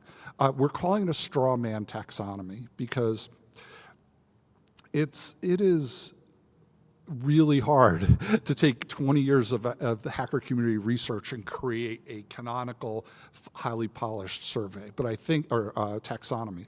But I think what we did is a serious effort that'd be a great starting point for continued evolution if we wanted to go forward with that. We used a bottom-up approach or an emergent approach in that we looked at the talks and used the talks to create the taxonomy and kind of iteratively back and forth. So as a result, we get 100% coverage of all the ShmooCon talks. But if we looked at another conference, say HOPE in New York City, which has a great deal of privacy work, right? We had less talks at ShmooCon. So the graph, I think, is compatible. Ultimately, the taxonomy or the graph that we created is compatible with other conferences, but other conferences, based on their uniqueness, would fill fill that out in different ways. So like this could serve as a starting point for refinement and formal validation and expansion. And as part of this, we did not want to rediscover fire. I thought going in, one, that there would be a list of all the ShmooCon talks in one place, and that was not true. Now there is. I thought that somewhere in academia, somebody put together a taxonomy already of hacker research, and that was not the case either. What we found was their hacker taxonomies were like 15 years ago, and basically why criminal hackers are evil kind of taxonomies. Let me count the ways, right? So not a lot of help from academia. So we went and looked at things like black hat briefing tracks, InfoSec certification categories, the professional societies, IEEE, ACM, CISSP have structure, they have outlines. Not any one covers it all, but they gave insight. The military had some interesting things, particularly regarding intelligence and electronic warfare. And then in industry, you've got the MITRE ATT&CK framework, you've got the disarm framework for influence operations, and then the one I found that was best was the European Commission Cybersecurity Taxonomy. That was really the best one that we found. So we tried to use those to inform our development. Okay, so when we were first creating our taxonomy in like the very, very beginning, I was putting hacking as its own category. So I mentioned to Greg what I did, and he pointed out that it's too broad of a category just to label the talks as hacking. So I decided to use a giant notepad in order to gather all of these talks and its hacking subcategories. So when we first started, we were looking at all different hacking conferences as examples to create this hacking domain. For example, as you see at the bottom, it says, why hacking sucks. Does the whole hacking community suck? That was a talk title at DEF CON, why hacking sucks. Does this include ethical hacking? What about pen testing? Hacking is just such a universal category that we had to narrow it down into its own subcategories. Yeah, and how do you create a category? I mean, in academia, right, there isn't a category of why hacking sucks in the taxonomy anywhere, right? So we had to harness, we had to be creative. So we got a bigger piece of paper, and I did some manual cryptanalysis work in the past, and one of the things they taught us is by doing a pencil and paper approach, it gives you this intimacy with the data, right? That you can kind of helps with your code breaking. Well, that's what we did here and this is a big piece of paper. That's 10 years of ShmooCon, and then we ran out of space. Right, and I started on another one, and I thought we're going to need, like in Jaws, we're going to need a bigger boat. We're going to need something bigger. So we switched over after 10 years of kind of just this exploration, and we pivoted over to automated approach. And this idea of building out the categories and subcategories, there were design decisions, right? It's like an art and a science. Do we go with depth or do we go with breadth? We chose a balanced approach. Do we go with the target of a given technique or the technique itself? If there's a military framing and an InfoSec framing, we went with the InfoSec framing typically. With target versus technique, it was context dependent. We tried to go with what made more sense. Terminology evolved over time. Do we use the original terminology of 2008, or do we use current terminology? We lean toward more current terminology. Do we go with a smaller taxonomy or number of categories and be generic, or do we go deep and be precise? And we lean toward precision because things get interesting as you get deeper. And then another decision we made is if a category grew so large, we promoted it to its own high-level category. For example, hardware reverse engineering, software reverse engineering, systems reverse engineering just grew. Each of those reverse engineering categories just grew big, so we promoted reverse engineering to its own kind of high-level category, which we'll show in a second. So we ended up with, because of the diversity of hacking, the research and the activities here at ShmooCon, we ended up with 45 high-level categories. Part of it was just the diversity of talks, and part of it was just some subcategories. initially were so massive that we promoted them. So 45.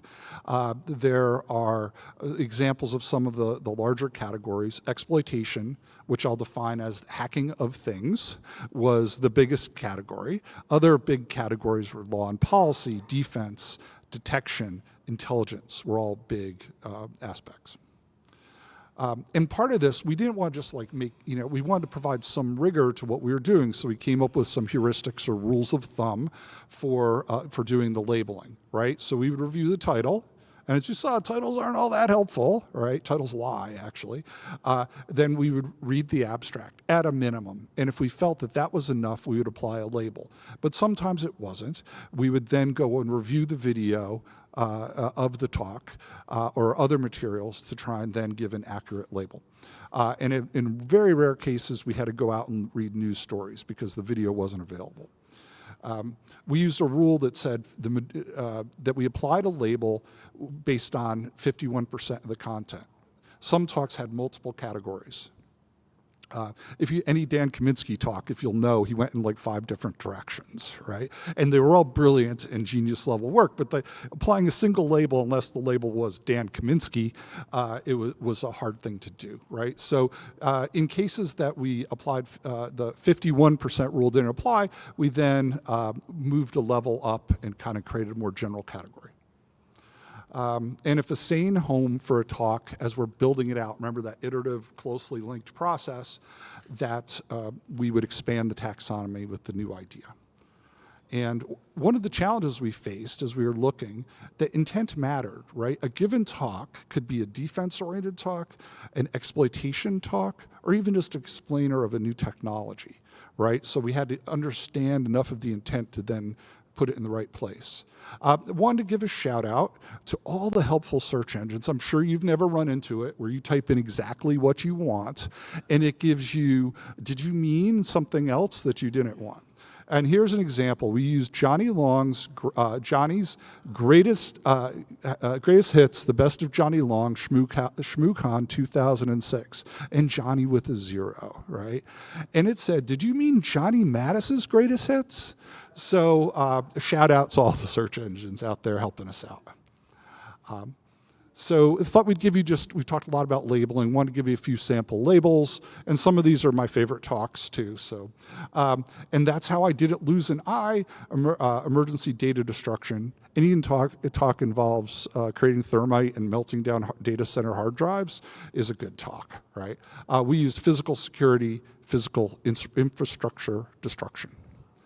iPhone surgery for the practically paranoid. That involves removing like physical sensors from an iPhone. So we went with defense, sensors, defense against sensors, disabling sensors. Building absurd Christmas light shows. So this is something that's unique. You're not going to find, a making category in other places, right? But making is a theme here, and every conference, every ShmooCon has some interesting talks. So we went with making Christmas light shows. And my personal favorite title of over 20 years is 35 Years of Cyber War, the Squirrels Are Winning. How do you characterize that? And I'll admit we had some fun with this one, okay? Intelligence analysis, threat actors, squirrels. Right? Seriously though, the talk was like it was calling out the hyperbole surrounding cyber war. So it was a serious talk, but I couldn't resist threat actors, squirrels as threat actors, I'm sorry. So to summarize, we put this all in a spreadsheet, and we're sharing the spreadsheet. 801 labeled talks. The first column is the ShmooCon number, so number 1, this is number 20. The next year was year. The next column was title, and the fourth column is the label, the sequence of labels, right? This, from the root all the way down. So with that, we're proud to unveil the complete taxonomy for your viewing pleasure. Thank you, thank you. This is our final slide. We're known for visualizations, so. But again, it was big, and it was too big to fit in a single slide, right? But I'll show you a slightly different view. This is the same thing, but we used GraphViz as a technology. And in GraphViz, there are different ways you can visualize it, different layout algorithms. You're still at the mercy of the layout algorithm, but we put this here not to read anything, but just to show like the depth, right? So you can kind of at a glance see the high-level categories, then the next level, and so forth, and how deep we went in certain areas. Again, just at a glance. These are the 45 high-level categories. And again, the range, there were talks on philosophy. There were talks on incident response and identity, and forensics and governance and government and history, and it just goes on and on. And I would love to have combined some of these, but in good faith, there was a talk on art. There was an art installation talk, right? Like it was amazing what's gone on here at ShmooCon when viewed holistically. Danny? So the graphs in the previous slide were created using GraphViz, and over the next few slides, I'll explain what GraphViz is, how it works, and why it's so effective. So what is GraphViz? GraphViz is an open source tool used to design and help users create clear and visually appealing graphs of their data. And DOT is a graph descriptive language that is used inside of GraphViz. And one thing to note about DOT is that it doesn't like non-alphanumeric characters in their node names. Yeah, bad things happen. Yeah. So here we see an example of the code that we used. And notice how it talks A, B, C. A, B, and C are deception case studies. And also notice how there are 3 links in red that are like connected like that. And then, and also notice how and the one for engineering. And additionally, notice how it says only like engineering in one bubble and then just case, and then it says study and reverse in their own little bubbles. And we just don't want that. We want it all to be in one like node bubble just in general. So let's just fix that. So the first thing we want to fix is all 3 of the see the 3 lines there. We wanted to fix that. So if we put strict in front of graph G, we were able to get rid of all of those extra lines and just have one line there and another line for engineering. So then if we want to make a better graph showing where it's coming from, we put strict digraph in front of G and put little arrows from deception to case study and so on and so forth, just to show where it's coming from and where it's going. So in order to have them, so in order to fix those, those extra bubbles like study and reverse, we decided to remove the space and, keep them as one node name, but we could even make it better than that. So you could also make unique node names like deception case study and reverse engineering case study, but that's just too long, So to do that, to fix that, as you see, we could say, it says deception case and label and deception with all the brackets and quotes. We're able to space it out and even add new lines just to make it cleaner for us to see. And, adding new lines also helps because, you don't want these super long node names kind of spread out like that. We want to space it out a little bit. So using that, we were able to space it out. And we wanted to differentiate between a deception case study and a reverse engineering case study. So we had to come up with unique names, and the approach we took was concatenation. That deception became deception case study, and reverse engineering became reverse engineering case study, because each node had to be unique or bad things happen in GraphViz. So what that resulted in was those are just small manual examples, but we went and kind of explored GraphViz and figured out how to coerce it into what we wanted.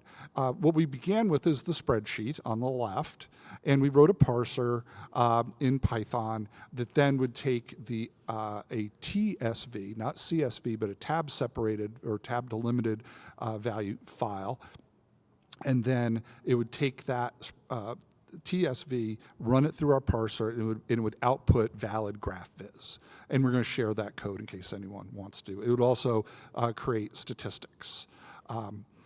Yeah, so, and then we've got a few usage examples in case anyone wants to experiment with it. This is the code. We understand you can't see it, but it's 350 lines roughly. And it output valid graph viz. So you see on the right that 801 talks generated somewhere 1,600 plus lines of graph viz. And so we had to do like the small experiments that Danielle was talking about to kind of get the graph viz right. And then we used the tool to push it and pump out big graph viz files. And then, okay, from here, the analysis, which I think things get, like, that was the setup, right? You had to get the data, you had to label, create a taxonomy, and then label it. Now, now we've got graphiz that we could then use to see what we've got. So here's an example. This is the community category, and this is the metric I will use, talks per ShmooCon, TPS, 2.3. And you can see, though, that we put a lot of thoughts, there were community advocacy talks, right? How to advocate for this community. There were charities, talks about charities for this community. There were conferences. One of the reasons why this category is relatively big, 46 talks over 20 years, is because ShmooCon made a deliberate effort to engage the community, like Heidi's Own the Con talks, right? And then there were talks about culture, right? We're kind of self-reflecting on it. And there was a talk about international culture in Japan, hacking community, right? So this kind of gives a picture. Then here, another one is education and training. This was about one talk per ShmooCon, 20 talks total. Those are averages, obviously. But an interesting spread, right? I mean, it was really interesting seeing how this expanded and grew over time. There were talks critiquing academia and what they teach about hacking in InfoSec. There were talks about competitions. There were talks about self-improvement, a number of talks, various training initiatives, and how to develop your workforce in a variety of ways, right? And then from there, under say competitions, there were autonomous system talk, kind of a traditional capture the flag talks, Steganography talk from this ShmooCon, right? Capture competition. So it was just really fascinating to see it build out over time. And I like this because it shows the value of depth, right? That design decision, if we stop there, that's okay. But it gets really interesting as you go deeper, right? And we could have gone even deeper and like I said, straw man taxonomy. But I do see value in depth. And this one, it's small, but it's because we're kind of pushing the limits of what we can show on a slide. This is detection. Detection, we saw 32 talks on detection at ShmooCon. That was enough for us to give it its own high-level category. And we saw everything from talks on the data science of detection to detecting false content, detecting hardware malicious USBs, and the like. Just the sheer spread of creativity is truly amazing.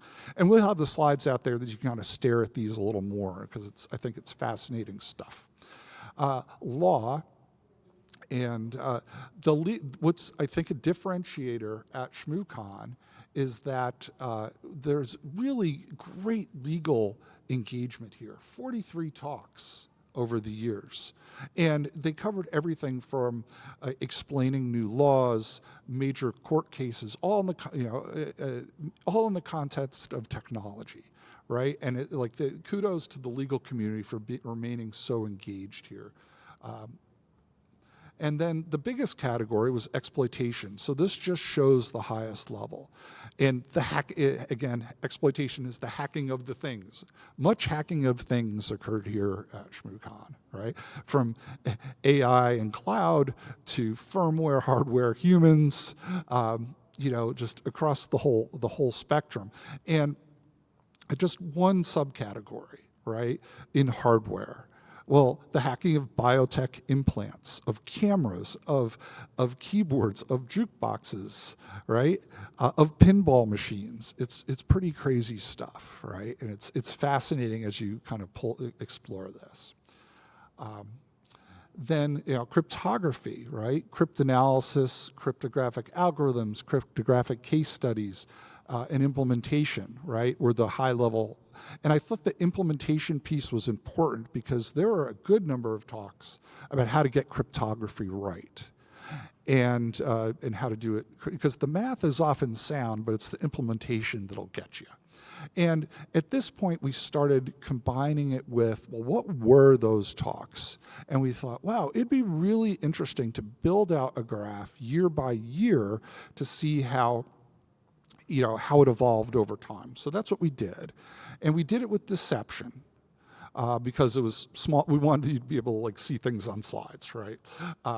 So from 2005 to 2009, there were no talks that we categorized as deception. But in 2010, there were, right? There were two. And we didn't just create two generic subcategories. We took it a deep approach, right? So we created a social engineering and subcategory and a deception subcategory, and then further down all the way to the specific TTPs used, and then.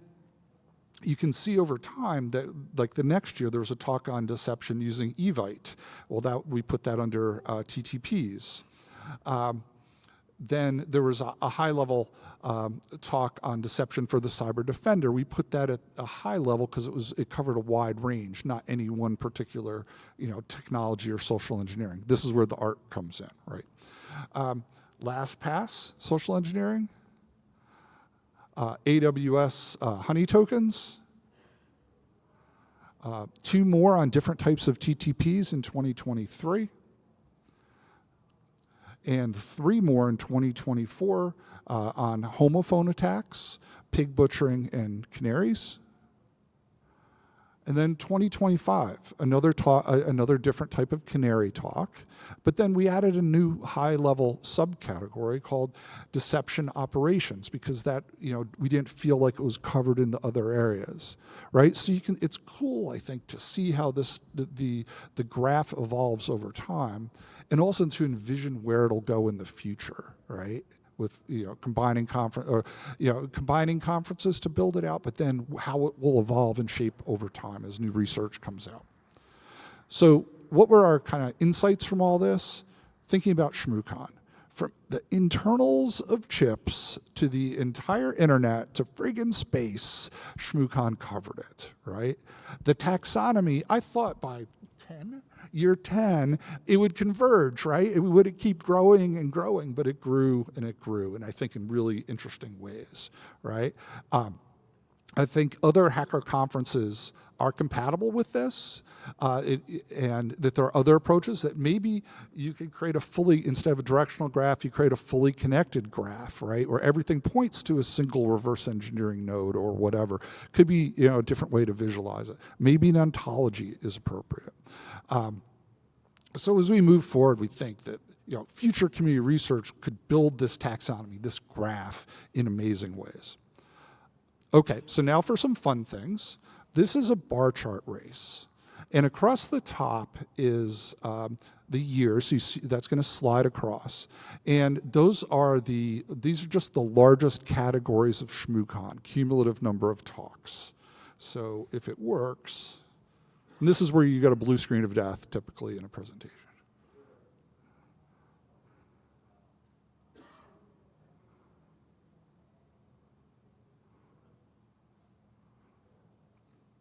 And with time, thinking back to the timeline, you could think back what major events caused some rapid growth.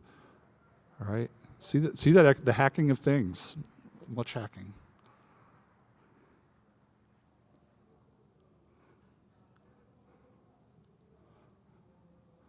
All right, now as we look at this, we have to realize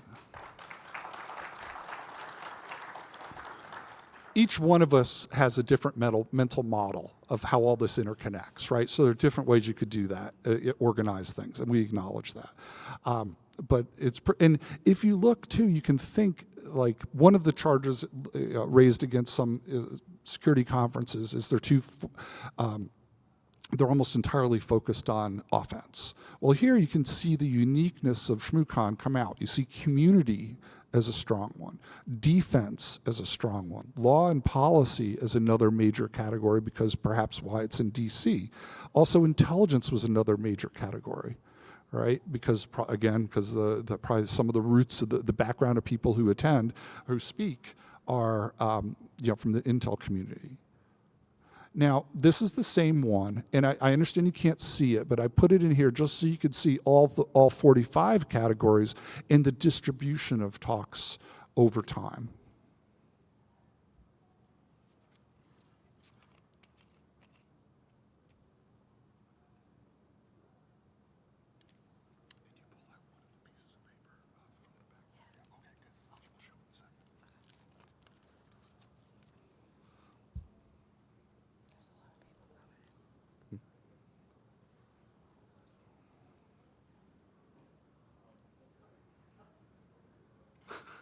Pretty cool, right?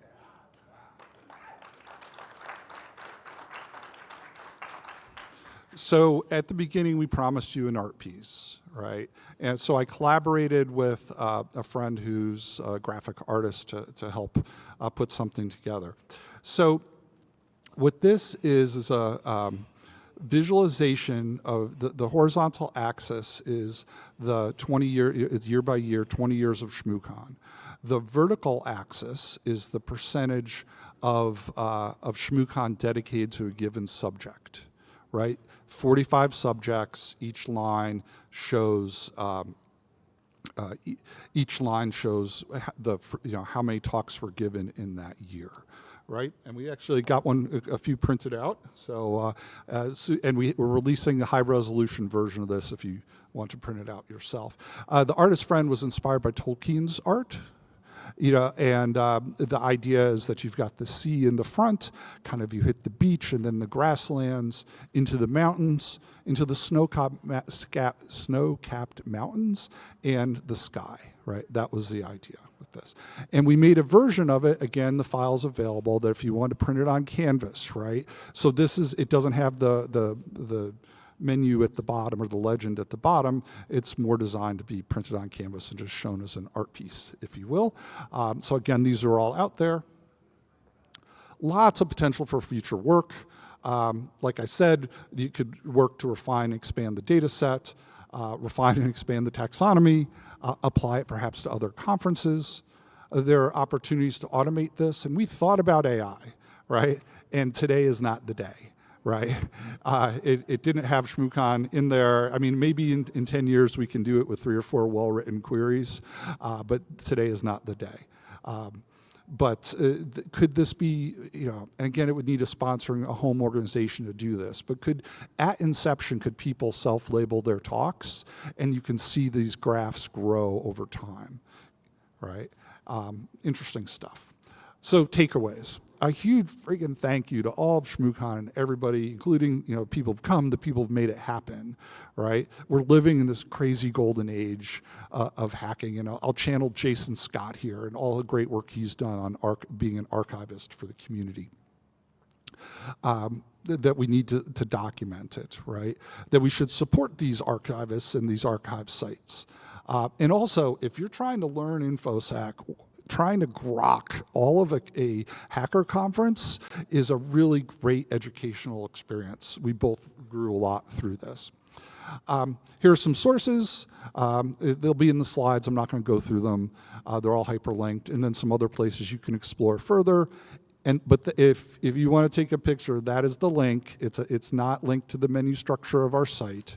But if you go there, that'll take you to all the things that we just said, the art, the code, the slides, all that stuff. It's there for download. There's no data harvesting or gatekeeping or anything.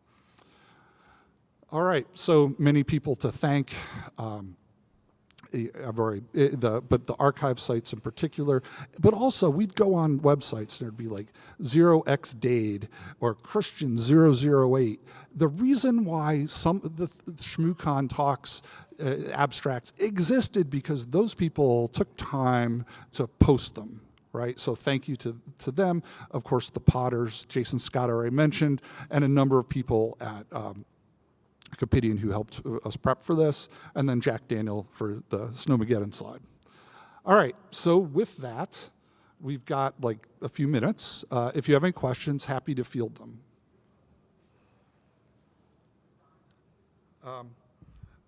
Okay, go ahead. Okay.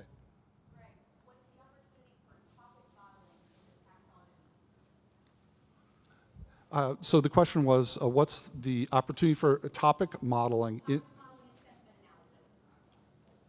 Sure. I mean, we put it out there, and I think there's opportunities for people to explore that, right? Like, it's there. We put it out where hopefully people will take it and bend it and use it in interesting ways. Okay. Yes. I turned it on. I hope so.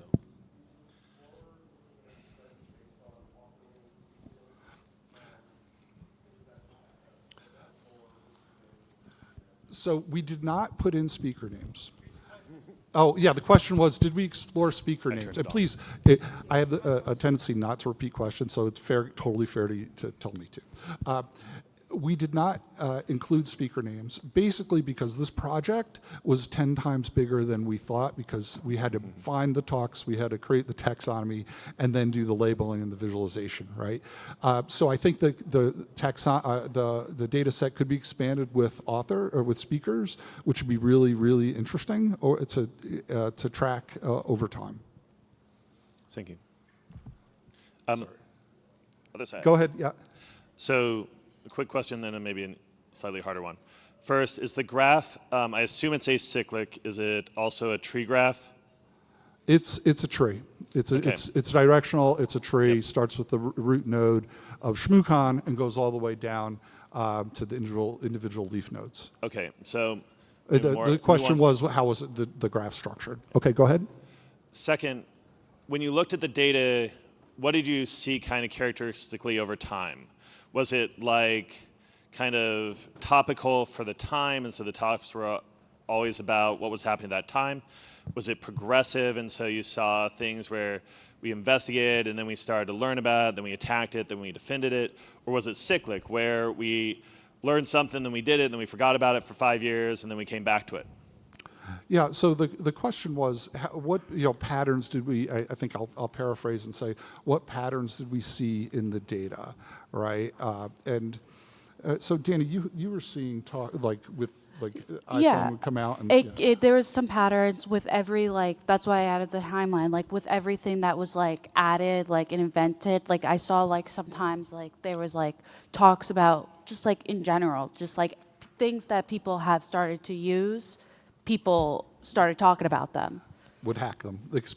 There was a cause and effect in that exploitation category, absolutely. New technology comes out, there'd often be an explainer, like a general purpose explainer talk, and then a number of people kind of pushing that technology in ways the designers didn't intend. One of the biggest ripples in the force was Mudge taking over Cyber Fast Track, because he funded a lot of cool hacker community research that resulted in some great talks. So he single-handedly kind of moved the timeline, if you will. Okay, next question, go ahead.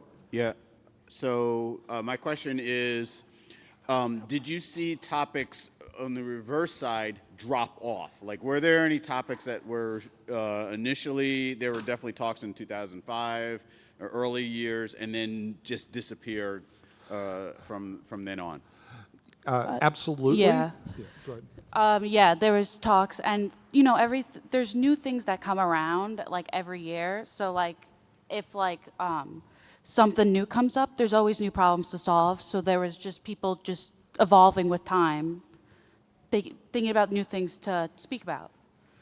Yeah, so there were certain technologies that I guess became less interesting. I don't have a good example off the top of my head right now, but it would appear, it'd be explored for a year or two or three, and then it would fall off, right? Either because it became less interesting, or maybe it was addressed better. There was spam detection or something like that. Once we upped the bar in detecting spam, then there were less talks needed to be.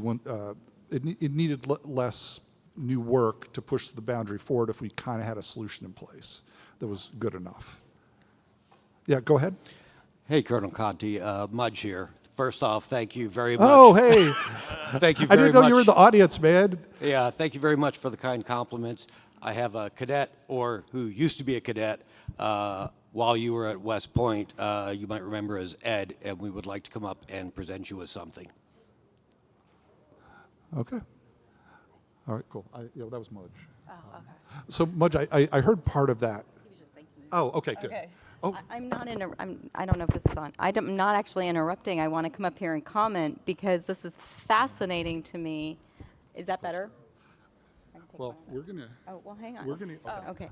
It's just fascinating to me because what you're seeing on the screen. Oh, are you presenting something? Yes. Oh, I'm so sorry.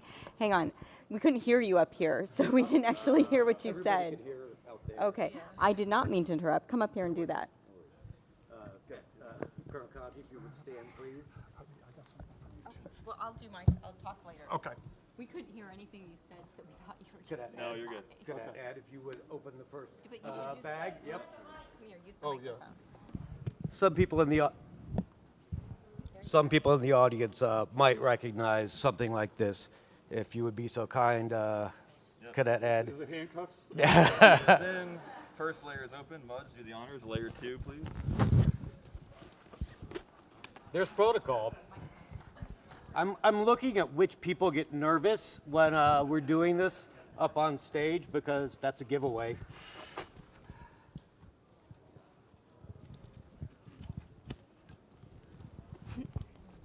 Mm-hmm. Oh yeah. These aren't designed to be opened quickly. I apologize. Is it okay if we get a picture of this? Yeah. Okay. Yeah. Buddy, if you want to.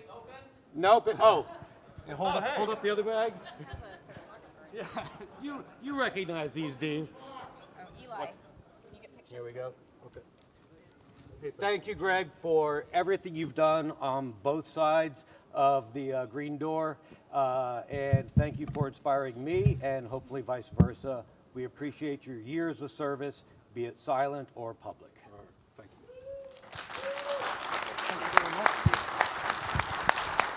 you. And I got a free I'd like to thank microphone. Danny for coming up here, letting me trick her to get on stage here at ShmooCon.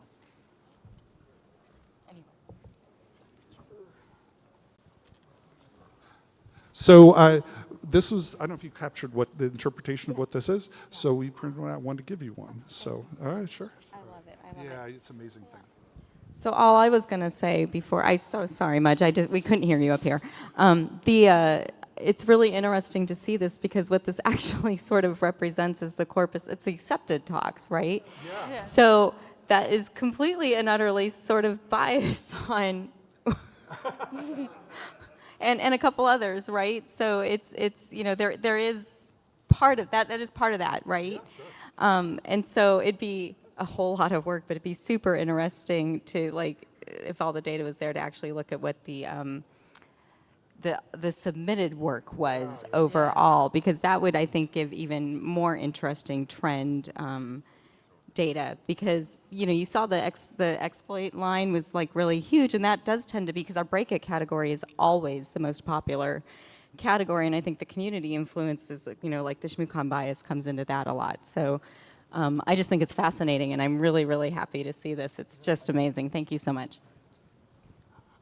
All right. So, Danny, did you have anything you wanted to wrap with? Hi, guys. I was just wanting to say that I am looking for a full-time position for an entry-level position. So if anyone has any leads for the New York, New Jersey area, you could talk to me outside in the hallway. And thank you so much for letting us speak today. All right. Thank you. Cheers.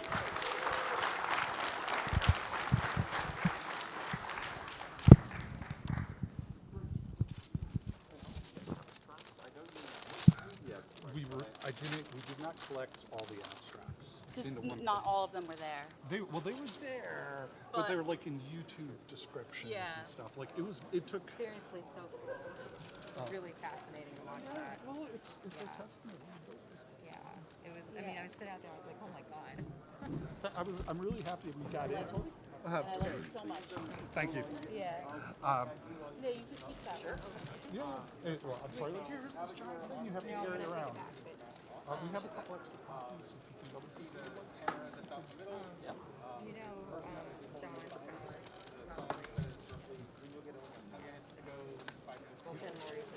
We could give you the. Well, it's all online. I could give you of them. We got like 10.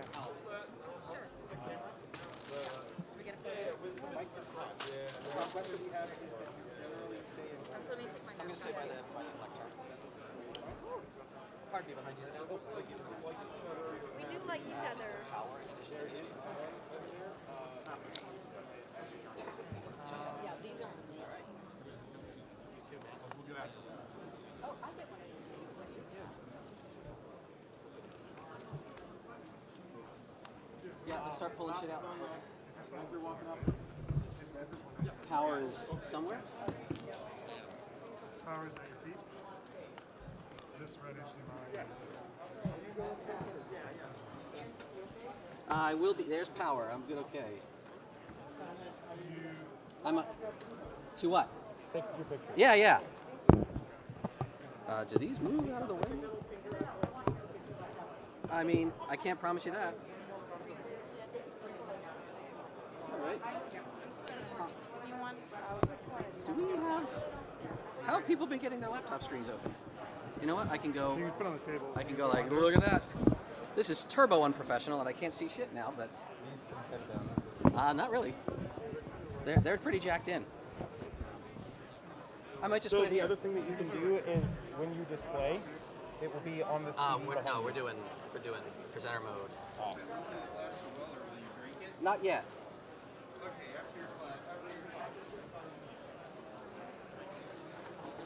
When do you like turn this thing? Or if anyone has, we can. This is I'm just gonna somebody's. test the This is sound. somebody's. Yeah. Yeah. Oh, Kirsten's box. No, this one's not mine. But I guess someone left it. Oh, that does not look like ours. Do you need something? Is someone else? Yeah. Could it be after my talk? Okay. Well, then the 20 seconds might have to be later. This is not the optimal time. Question? Any audio for your presentation? There are like way too many people talking right now. Hold on, please. Yes, you work here. Yeah. Any audio for your presentation? Yes, we're going to test it now. Yeah, so I'm just going to be at the board right now. It's not coming out there. Yeah. I do apologize. You're probably not going to get me in any real capacity right now. Well, everyone's like somewhere, man, but I don't know. I'm so sorry. We'll be heading to the lockpicking village after with all of this prep. So. Are we testing audio? Somebody was She trying to went to go. All right. So we will be Pardon me, like behind bringing you? all this to I'm the gonna set lockpicking. these- What's up? This can go Oh, okay.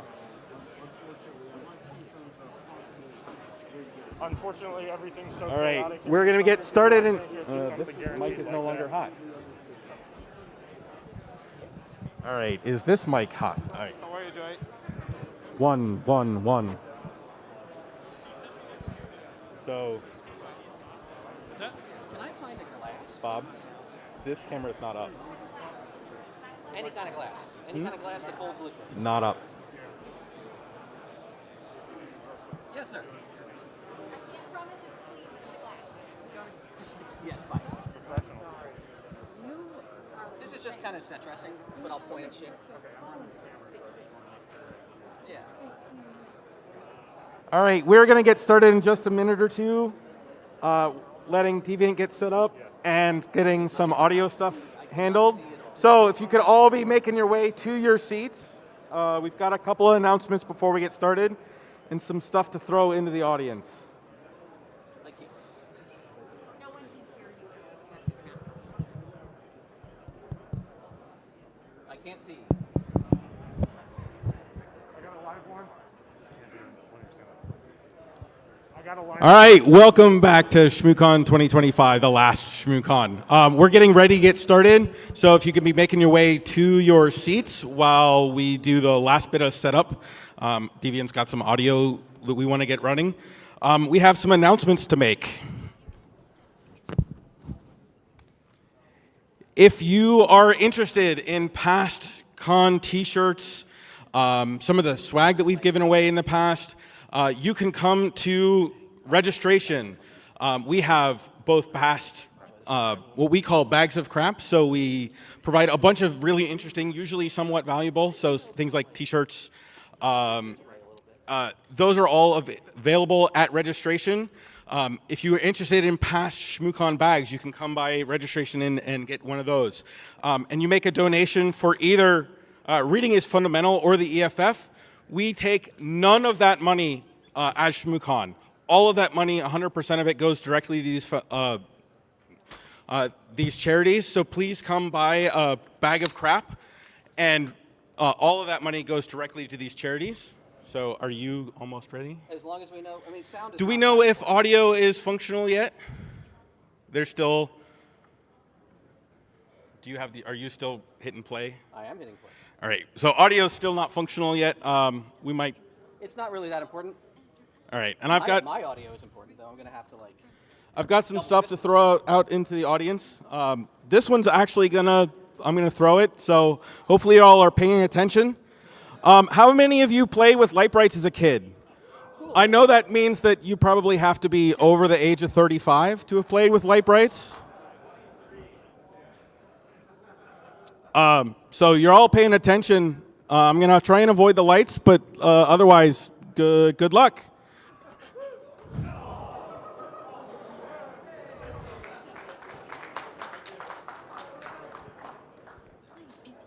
Is there anybody staying at a hotel that's not this one? All right, so the wind is sort of terrible, so I'm going to come. These also don't throw, so I'm sorry. I'm going to come drop the two of you off that are not staying here. Next year, next ShmooCon, you should stay in the ShmooCon hotel. All right, it looks like we are. Keep it in the bag. Keep it in the bag. You got to keep that classified. We're where we're going to get with the audio setup. So I mean, I don't know. We've tried the audio outputting every single possible channel. There's not a lot of important shit unless you care about safe drilling right, sounds. so your mic is. These mics are dead, so you're going to have to switch. Oh, we're like beatboxing. All right. Yeah. All right. Yeah, so I would like you all to give a warm last ShmooCon welcome to Deviant. Word up.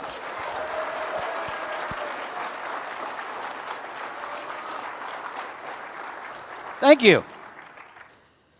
Yeah, audio's not that material. I've tried it through the Hadimis, through the both 1/8 inch. I don't freaking know. Last chance. No audio. Who cares? We got audio out there? Ooh, like balanced sound. All right, cool. I couldn't hear that at all. Okay. Whew. Holy shit. I love seeing all of you. This is wild. Hi. Oh my God. So yeah, this has been churning in my brain for a couple years, this talk. And I've picked at it and revised it. And just like recently, I got contacted by someone at a at a nuke center who's like, hey, I think I know what you're going for because I've read this one thing once. And if you want to put some stuff in the middle of a beam more safely than you proposed on Mastodon, just come down to the reactor. So look for a part 2 of this or an expanded universe of this talk later. But I'm really, really, really happy to be here giving it for the first time ever. I knew this was going to happen at Shmoo if I was accepted. Yeah. Some of you know me. Some of you don't know me. How many people actually know who I am? Hi, right on. Hey, everyone. So yes, I'm Deviant. I have been around the HackerCon scene for kind of a while now. Yeah, so I started attending cons about 25 years ago at DEF CON 8. I have, at last count, I think we've got like 400 badges in my collection. And there's roughly, we tried to do the numbers, it's like 200 times I've been on a stage.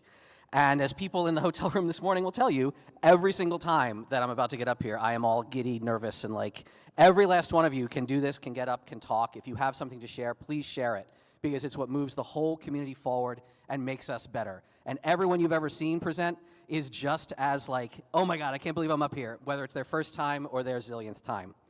But you might not know, if you've been seeing me around, that it all started where? ShmooCon 1. That was my first time I was ever accepted as a speaker and my first time talking, and it has never stopped since then. Thank you for the water. Yes, that's, the ones who love me keep me sort of hydrated. This could be water. It's classified. You don't know. So yeah, like I have a career doing this. I break into buildings. I educate people about physical security. I have a whole company that like manufactures and designs tools and equipment to break into buildings. I'm actually proud to say, who's staying in this hotel? Your hotel has a little doozle on the door, right? Do you know why that's there? What's it preventing? Under-door tax. Do you know why I know it's there in all your rooms? Because they bought all of them from me. So, yeah. I owe my whole life to this scene. I owe my career to this community. I owe my friends to this community. The number of people who come up to us, me and all the other speakers and people you've seen, Mudge, Greg, who was just on stage, Heidi, everyone, and say, like I'm like, how the hell are you allowed to drive a car? How did you get here? Did your mom drop you off? And they're like, no, I've been doing this for a decade now, and it's because of something that one of you said on stage, and I'm so glad to meet you. That feels so wonderful, and I want to keep that going. I want to see more people doing this. I don't know what's going to happen after Shmoo is gone, but 20 years later, with less hair, less waistline, and more community, I have more happiness, and I'm so satisfied with that. I don't have enough thank yous for Heidi and the Potters and the zillions of people who made Shmoo happen all these years, and I love them very, very much. Thank you to everyone who makes this happen.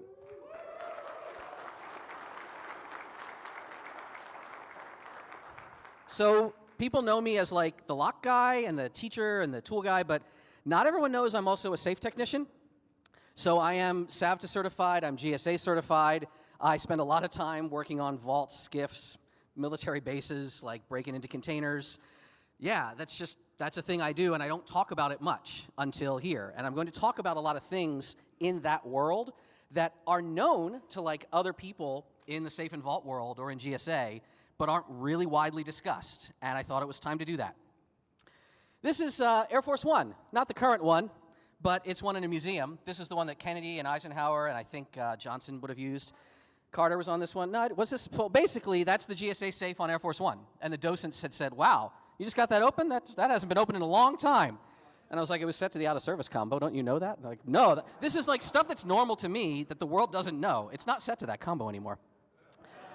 But yeah, like servicing and installing and repairing safes is part of my work. And a lot of the work that technicians do, you'd think like servicing, that must be like a wrench and stuff. No, like drilling. Like if a safe stops working correctly, or you want to get in because someone lost the combination, you're drilling in, you're using bore scopes, you're actually looking at the mechanism. Ooh, that's loud audio. You might have to normalize a bit. So you're looking inside of the safe. Like this is a lock that we drilled under the dial ring, and I'm sending a bore scope through. And if you don't know how a lock inside of a safe works, we'll show some diagrams, but I'm manipulating the wheels of the lock from the outside, seeing the inside. And eventually I can get the fence to drop in, jiggle it a little bit because this thing was all crudded up, and we get her open. So that's a really normal thing for a safe technician to do. Like, yay, open, confetti. Now, there are countermeasures against that. Obviously, you don't want your safe to just be opened by any dingus like me, and that's why we use elements inside of a safe to prevent somebody from coming up with powerful tools and breaking in. Remember, a safe's job is not to be impenetrable. A safe's job is just to make an attacker's burden so odious with like time and cost and noise and effort that we're like, whatever's in there, that ain't worth it. I'm not going to spend my time on this. What are some things, like that wasn't a government safe in that video, that was just, a burglary safe. What are some things that manufacturers do? So this Gary safe, you can see a plaque with the name. There's a little plaque at the bottom that would basically be like, go away, don't try, because this safe is equipped with what's known as a glass relocker. Do we have a little, ooh, I don't have my, that's all right. This has a glass relocker, as it is called. So you see relocking device. Who's ever heard of a glass relocker? Not a lot of, there's some hands, you watch some movies, cool. This is one if you've never seen it. People often think it's like a giant pane of glass inside the safe, and if you drill anywhere, you're just going to shatter it. Why is that bad? Well, there are bolts, extra bolts, biased outward on the sides of the doors that will fire into position if that glass shatters. It's tempered glass. You know it when you hit it. It bang, and you hear all the glass falling down on the inside of the door. But you don't, it's just a tiny piece, because the only place you would try to drill if you don't know what you're doing, I'm going to drill right here where the lock is, and you're going to hit it. A skilled technician will be like, oh, I know this model of safe, I know what they're doing here, I'm going to drill at an angle, or I'm going to drill from the back, I'm going to drill around that relocker. Or if you can't, you have to drill other holes and grab and hook onto the cables. It was actually shown a couple times correctly in Hollywood, very rarely. But that's not the only thing that can prevent drilling into a safe. Manufacturers have tried a lot of stuff in the past. For example, we got this Schwab here. It's got a little badge on the bottom. There was a fashion in about the 20s up until maybe the Second World War to use chemical agent inside of safes. So like Badger Protector or Nighthawk or Beaver Protector, these are all basically just like World War I chemical weapons, like chloropyrcin and phosgene and stuff, that's just inside and is bolted on, and it's very aftermarket, so you don't always know if that's in the safe. Not everyone would put the little badge on there. And some people are like, no, it's just old deprecated tear gas, and other people are like, oh, call hazmat. I have fortunately never encountered one of these. I have friends and colleagues who have. They're like, oh man, I got the safe open, and there's a hole like right by the glass, and they're like, oh crap, man, okay, let's call somebody from the county to like clean this up. So yeah, you kind of do have to know what you're doing, and it's a risky world, but it's possible to neutralize a safe by drilling in and actually scoping it. That's a very, very common thing, and if you see it in movies, it's not fiction, that's what we do. However, the government knows this as well. It's well known how safes are vulnerable to various attacks, and if you're protecting something more than just some papers or jewels, you're like, man, we really should have some higher standards. We really need to do something to protect these better.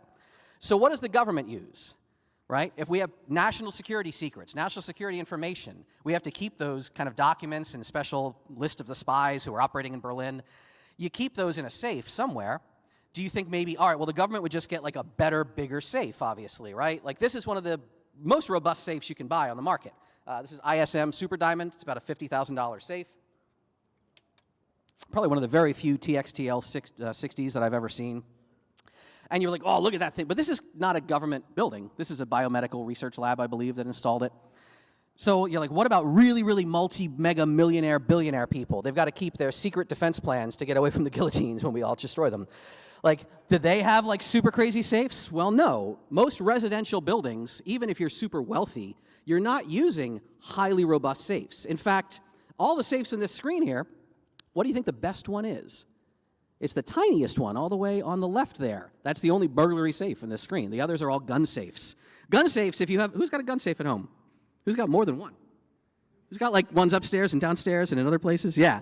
Gun safes aren't that secure. I did a whole talk about that in the past. Gun safes are really not that robust against many attacks.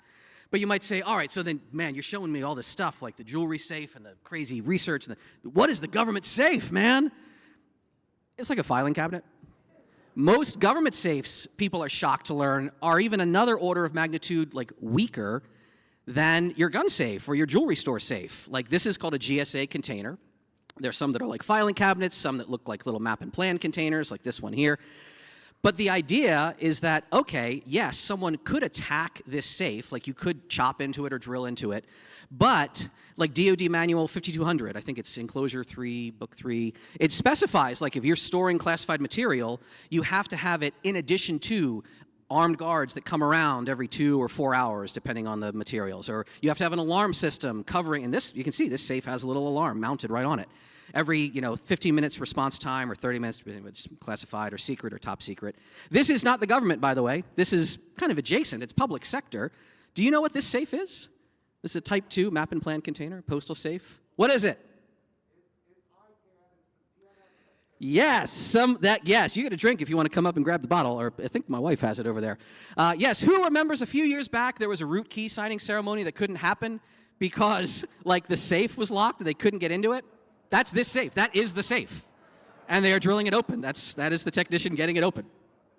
So yeah, please, but rock it on. Yeah, grab, I don't know, find a glass or just toss and wash.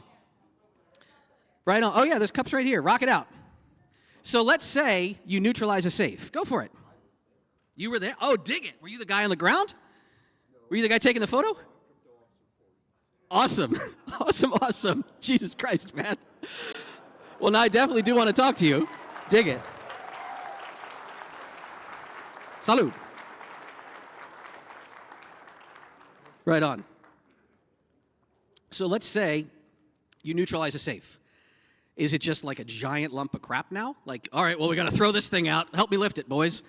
No, after you've neutralized a safe, you typically drill. You see all that operation. It's usually called under the dial ring. You rip the dial off. You drill a small hole. That's where the lock casement is. But also, you can repair it. You can patch it up, make it look all clean, put a new lock casement, lock face on the thing. Great. And most patching up is done on the outer surface. The behind looks a little slaggy and rough. Sometimes it looks really bad, actually. So safe technicians, there's a procedure. Whether you're going to repair a civilian safe or, in this case, a government safe, you actually have to, use steel pin. There's a whole, 809B is the repair process. You have to, pack it with ball bearings and other product, or you have to jam steel pins in it. You have to ultra harden it. And you're like, boy, I hope I never have to friggin' drill through there again, because now no one's getting through that spot. And then you texture it, and you sand it, and you bondo it. All of this means, if I were to neutralize a safe, it takes me so long to repair it that, if I was a bad actor, some guard will have come around and pointed a rifle at my face. Now, I said it oh man, I hope I never have to drill back in there ever again. Technicians know this. You don't see this in the government so much. I mean, I've heard stories. But in the civilian world, I've known, safe technicians that come service a safe, and they're like, what the fuck is this? It's like putty and bondo, and somebody just yeah, it's probably good. Because that previous technician is like, if this customer ever calls me out again, I don't want to do that again. I'm just going to drill through this clay that I packed in the hole. I mean, you've seen jobs that I've known people on pen tests that are they pop it, they leave the payload on the server. They're they're going to hire us again in 6 months. If they don't clean it up, it'll be way easier to get back in.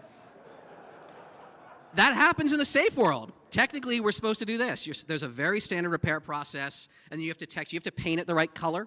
GSA, all our classified documents are always behind one of 3 or technically 4 colors. You've got black, you've got parchment, you've got federal standard gray. It's not haze gray, we're not underway. It's federal standard gray, personal day. But wood grain. Wood grain's a fun one. So for a time, there was one person who was authorized to meticulously paint these GSA safes with wood grain. And they were for officers, rooms and things, and high-ranking civilians and such. And they would look all pretty in their office. But that meant if you 809B repaired it, you'd need to paint it, and you'd have to call that one person who has since retired. So now there are still wood grain classified document safes in the wild, but they are dwindling out, because if they ever get neutralized, you have to just federal standard gray, got to cover it all up. So they're going away. No other colors are authorized for GSA containers, because you have to be able to be why is that green? What kind of asshole is in here doing something to this thing? So yeah, drilling under the dial ring, it's harder to see, but it also means it's harder to inspect. There is a whole inspection process. It's in Enclosure 3, Paragraph 2. And we used to have to, every so often, you recertify a container, so you have to take the drawer out, you have to check the bolts, check the servicing, all right. Then you have to take the lock off and look under the dial ring and under the casement. Is there a hole? Was it documented? That's a huge pain in the ass. So eventually it was decided that these inspections were a hassle and too laborious. So what do we do instead? Well, they're okay, drilling under the dial ring, let's make that not a thing anymore. So neutralization of that area is challenging, because now there's tons of hard plate. They're all right, let's stop people from drilling in. This is around 1990. We started changing actually how the construction of the lock casement was shielded. So this is multiple layers of weld beads you've got all kind of ceramic and other carbide shit packed in there. Mosler had a special process that they called Relsum. You know what it is? It's Mosler spelled backwards. Marketing.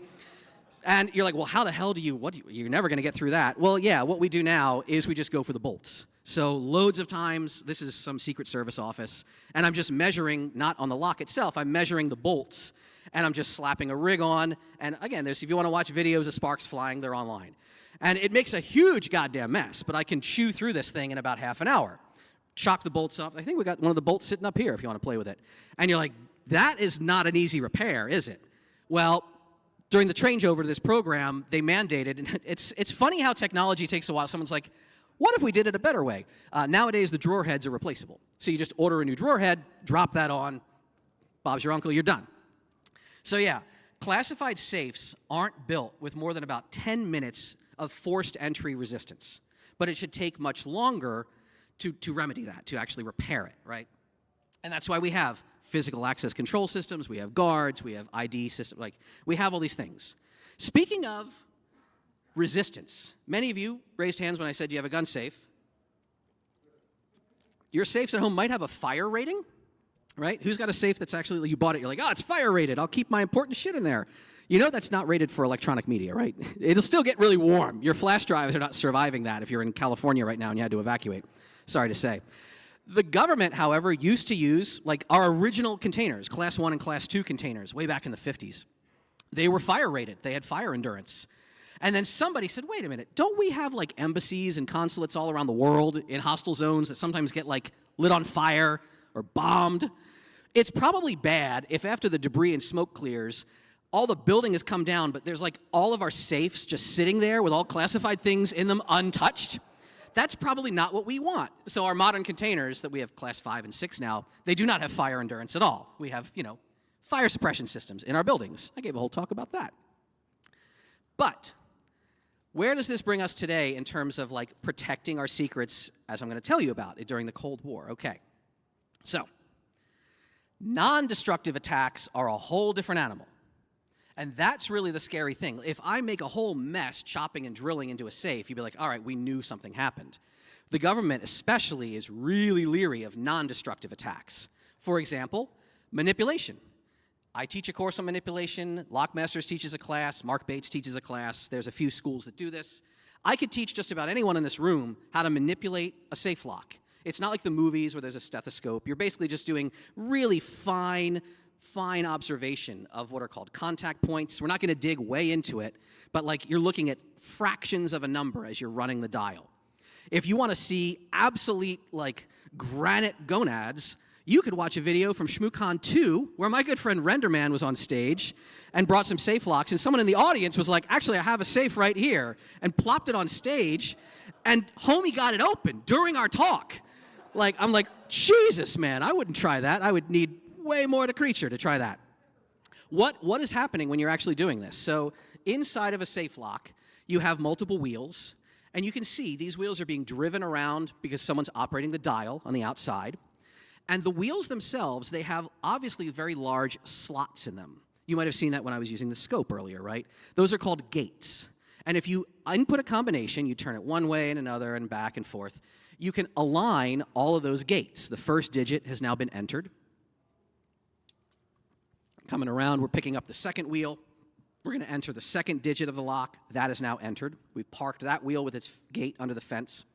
And we bring this last wheel around, and this large gray lever arm wants to drop inward. And now that the gates are aligned, yay, it can. You can retract the bolt. These are those wheels, by the way. These are the wheels in the lock. Again, not crazy robust mechanisms. You just need something to kind of check whether the user's input was correct.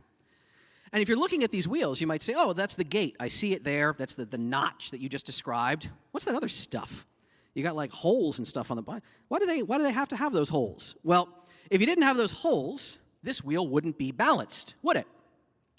And that means if you rattle the safe around enough, chances are it'll eventually kind of just settle into position. And if the safe happens to be mounted, like with the vertical fence on the top, so it'd be right-hand mounting, the fence can just naturally drop into those gates. And this actually happened a lot in the service. It happened especially in the Navy.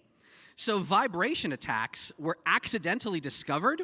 I mean, it was known by some people, but it was rediscovered. A lot of things in the world get rediscovered by people like, wow, this is news to me.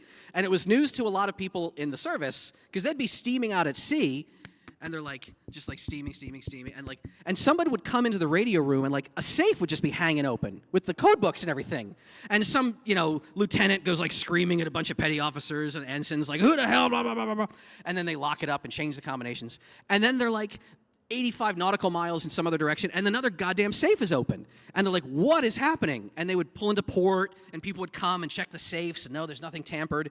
And the way I was told when I was learning all this is somebody eventually was like heloed out to a ship at sea. And he's like, all right, so you want me to look at the safe? He looks down at the deck. He's like, so is it always like this?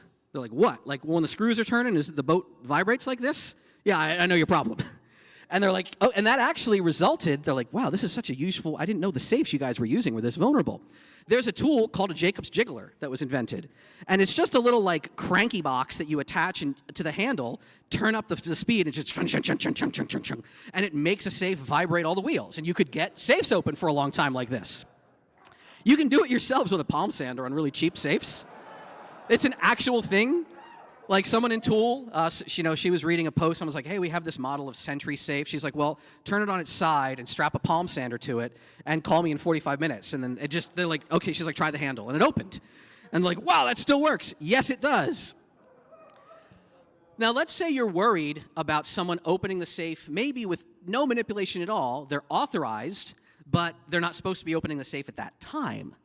We can monitor for that. Here is an early prototype of a safe that actually has monitoring circuitry inside the lock casement. So you can see if the lever arm drops, you can see if the actual cam is turning and operating.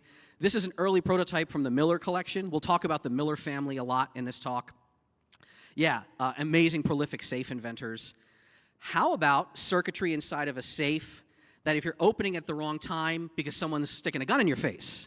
I did a little video about this before Shmoo as a teaser, right? This is a lock that has some extra mechanisms in it. You're like, what is this little arm on the side? And there's like the bolt is here. That's not the bolt. No, the bolt's on the other side. What's this thing? It's electronic contacts. Yes, this is that same safe lock. This is what's called a duress safe, a duress mechanism. So operating the safe the normal way, we've already seen this. We're going to enter our numbers. Second digit coming in. Third digit coming around. Okay, you drop the fence in, everything will open properly. No problems. But you're noticing maybe the wheel closest to you has another gate. Like, why is that there? Well, let's watch this now again, but a little different. We're entering, again, one digit here, entering the next digit. Coming around to that last number, however, instead of landing on the appropriate final digit, you overdrive, the standard is by 10 right here, and now the fence is actually going to drop and click into that lever, which will ka-chunk, hit that switch. So you are actually setting off an alarm that's wired up, and someone standing right next to you may not know it. Duress codes are very common. They're common in alarm systems. You might have worked somewhere where like, hey, if there's ever a guy robbing the place, just disarm the alarm, but use it backwards. That's very common. RSA tokens. Anybody have an RSA token? You ever got training? You increment the last digit, right? There's duress codes in a lot of these systems, and on and on and on. So you say, well, all right, if there's all different, oh my God, there's a guy with a gun and a guy who can drill and a guy who can break in. Time locks. Time locks are a great solution. We have one over here, right? You have little clocks inside. You set those clocks to when the safe should be opened, and until those clocks wind down, the safe cannot be opened. There's a bar blocking the actual retraction of the bolt. It will not happen. That's why you have multiple movements for redundancy or in case there's an overwind. And time locks were great. Everyone's like, hooray, I could sleep over the weekend. This is good. All my problems are over. That worked well until a day that will live in infamy. What day is this? What are we seeing here? This is Pearl Harbor. What day? You know the speech by Roosevelt on the radio? December 7th. What day of the week was that? That was a Sunday.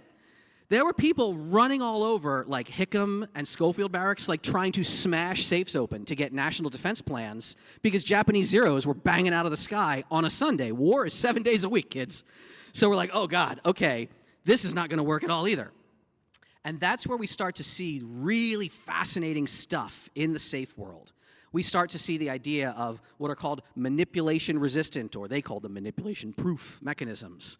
Again, credit to the Miller family, like Harry Miller designed what would eventually become the 8400. It's a completely different mechanism. If you've ever worked on military bases where you had to dial a combination and then flip a little butterfly or push in on the dial, this is the one that would eventually become the 2937, which is still used today, the test model of the MP. So like really interesting group, what are called Group 1 safe locks. And you say, all right, well, how do I know if my safe is a good safe or not, right? Well, like this one says right here, it says like Group 2 combination lock. Quick mnemonic, in the service, you got a first Louis and a second Louis. Who outranks who? Who's in charge? First lieutenant's in charge. Same thing with safes. Group 1 safe locks are better than Group 2 safe locks. They are made to tighter tolerances. They have mechanisms in them to defeat all these kind of skilled countermeasures. They are just very tightly made. They have all kind of features. Now, they cost more, right? Group 1 safe lock, this is still used to this day on our armories. I service armories, weapons lockers, they're all 2937s. That's going to cost a lot more to make. So someone said, well, the market, man, you got to do it capitalism. So like, how do we make one that's kind of better, but cheap? You're like, well, we can make a Group 2M. What's that? You look, it's like The Office, the meme, like they're the same picture. No, they're not. Look really closely at the 2M. There's little false gates around the wheels. There's what's called an eccentric roller in the nose of that cam, right, that drops into the cam. So they're little mechanisms that make manipulating a pain in the butt, but you can still make the lock kind of cheaply on the market. So you say this chart here, like, all right, well, there's an extra slot. What else could there possibly be? Well, it looks like the same freaking thing. Group 1, Group 1R, it's the same, mechanically, they're almost the same thing. Manipulation resistance, very similar. Anyone know what the R stands for? Yes, radiologic. Radiologic attacks. X-raying a safe was a real concern during the Cold War. So what did we do? Started making safe plastic wheels. Very often Delrin would be used, very dimensionally stable, very tolerant, very good self-lubrication. So they would prevent attacks. You could actually like X-raying, we're going to talk about this. X-raying a safe was a real thing. And using plastic, you can't get a good image inside the safe. So you say, wait a minute, X-raying a safe? What are you, like, dragging it like a doctor's X-ray machine? No, there's field portable X-ray units. Anybody who does TSCM work, I would say raise your hand, but you won't. Like, yeah, you got the Mini Z, little backscatter. Rapiscan makes this. Viken Detection makes the Nighthawk. It runs on a DeWalt battery. It's pretty cool.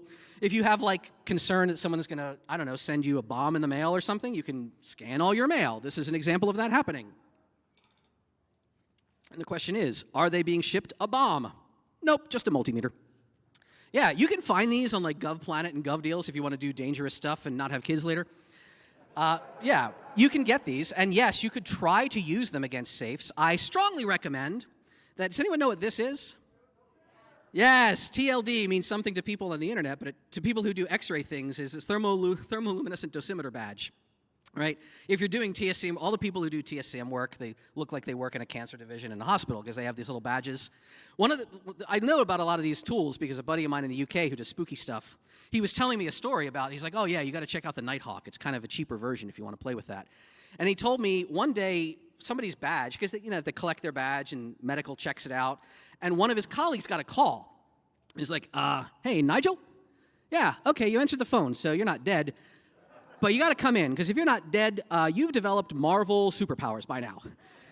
And we're like, what? And they checked him out. The guy is fine. And so they work in the equivalent of like SCIFs. You can't have your cell phone. You can't have electronics. They're like, let's check what's going on in your office. So he wanted to be able to see like what time it was. He just brought a little clock from home. What happened? What was causing his badge to? Because he leaves his badge on his desk at the end of the day, right? Yes, yeah. So he had luminescent dials. So that guy was fine. I like that story a lot. But now you might be saying, okay, so this is all modern tech that's very cool and groovy, but like, this didn't exist during the Cold War. I thought you were talking about way back when we were, fighting the Comblock nations and stuff. But X-raying, that was a concern way back then? Yes, it was. We're going to talk about a special team that operated in Poland. They were Division 9. They were known as the Invisible Team. So during the Cold War, espionage and clandestine ops, they were in its heyday. You've seen countless movies about this, all set in this era. What was actually happening in the European theater especially is wilder than everything Hollywood has told you. And now we know more about it. Very recently, just a couple years ago, a book was published by someone who's an investigative journalist in Poland. It's called Niewidzialny. It means invisible. So Tomasz Iwaszkiewicz, he interviewed some of these cats who have retired. Some of them have left the Warsaw Pact nations where they once lived. Some of them left because they needed medical care in the West. And the stories it's not published in English. It's only available in Polish. But, oh my God. The work the Invisible Team was, all the regular stuff you'd expect. Honeypot operations, influence operations, people who spoke multiple languages, beautiful people of every gender tempting people back to hotels with cameras in the walls. You'd expect this. Then there's like what they would call urban mountaineering. They would just scale buildings. They would climb up with rope ladders to get in windows, going from embassy balconies, like going around. Like basically, you see the Spanish embassy was on the top floors of this building. They were able to get on the roof, rope ladder down, and come around to different sides of and come in the windows to get into the secured rooms. Because like, who would? Nowadays we build skiffs. You can't have a skiff with like windows. So yeah. Stories about people who got jobs on the renovation teams. So consulates are being constructed. Like the American consulate, bricks being laid, rafters going in, plumbing being installed. And one of the invisible team guys was like, he would just walk around with a bucket of water, looking kind of lost and confused. And if American guards were like, what are you doing here? He would just kind of mumble and answer them in Polish and walk away. And he's looking at he's like, oh, there's a wire chase is going here. And he's just taking notes. Other people would like, when they would cycle hardware out, because again, it's a communist nation. They don't have like, oh, please, I don't have much possessions. They would be like, can I take this lock home? I could use it on my door. And back then, we didn't think about this kind of stuff. And they're like, yeah, homie, go ahead and take that for your house if you want to use it. And they're taking it apart and figuring out how things worked. They had a room in the basement of the airport. And it was like under the concrete. They had a special room that would go down a ladder. They would steal, by bribing baggage handlers, they would steal cases that were coming in, like luggage from people who were our technicians from the Western nations coming in to service and install new shit. They would often copy the keys to locks before they were in the buildings. Some of these photos are really bad because, again, these are copies of photos that some of these guys smuggled out or had in their personal effects. This is all flaps and seals work. This is opening envelopes, reading mail. Dudes were tampering with Dippo bags, which you're not allowed to do, but like, yes, all is going on in the Cold War, man. They were opening our mail, reading our cables, resealing it, and sending it on before they read our mail before our embassies read the mail. Group B was a whole special team I loved reading about who would basically augment the surreptitious operations by being hooligans if they needed more time. So there's a story of a Spanish diplomat who was at some dinner state function, and they're like, okay, we got eyes on him, go break into the embassy. And then dude left the party early. So like, oh man, is he going to his apartment? Is he going to his mistress? No, oh shit, he might be coming to the office. So Group B's job was to like splash vodka all over themselves, and they just kind of like, they like jump around him on the street, and then other people pretending to be police show up, and they're like, hey, what is this shenanigans up against the wall? And like slow everyone down for half an hour while they're trying to get out of the embassy that they're breaking into. They would get into fender benders. They would just like hit somebody with a car lightly and like, oh, I got to get your information. What happened here? So yeah, they would have a vehicle on standby for things like that. It's crazy cool. It's an amazing book. The knowledge they had of our facilities, the Warsaw Pact spies, so like they were not always breaking in when they weren't occupied. We had facilities where people were working and living, and they would break in at night. These are called craftsman shoes or museum slippers, and they would just be walking around our embassies while like diplomats are asleep in the racks.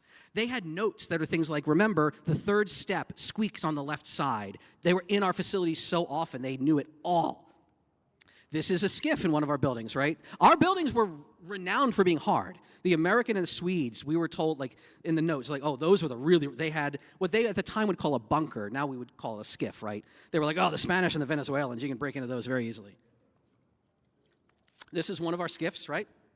Here's another one. This is an American consulate. This is a door they've opened. Anybody ever seen a lock like this? Yes, indeed. Simplex 900, still in use to this day on a lot of day doors.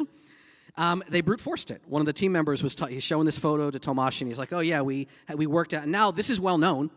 Locksmith Ledger posted about this. You can brute force a simplex if somebody's not using enough button presses. Ask me about it later. We're going to hang out later with all of this stuff in the Lockpick Village.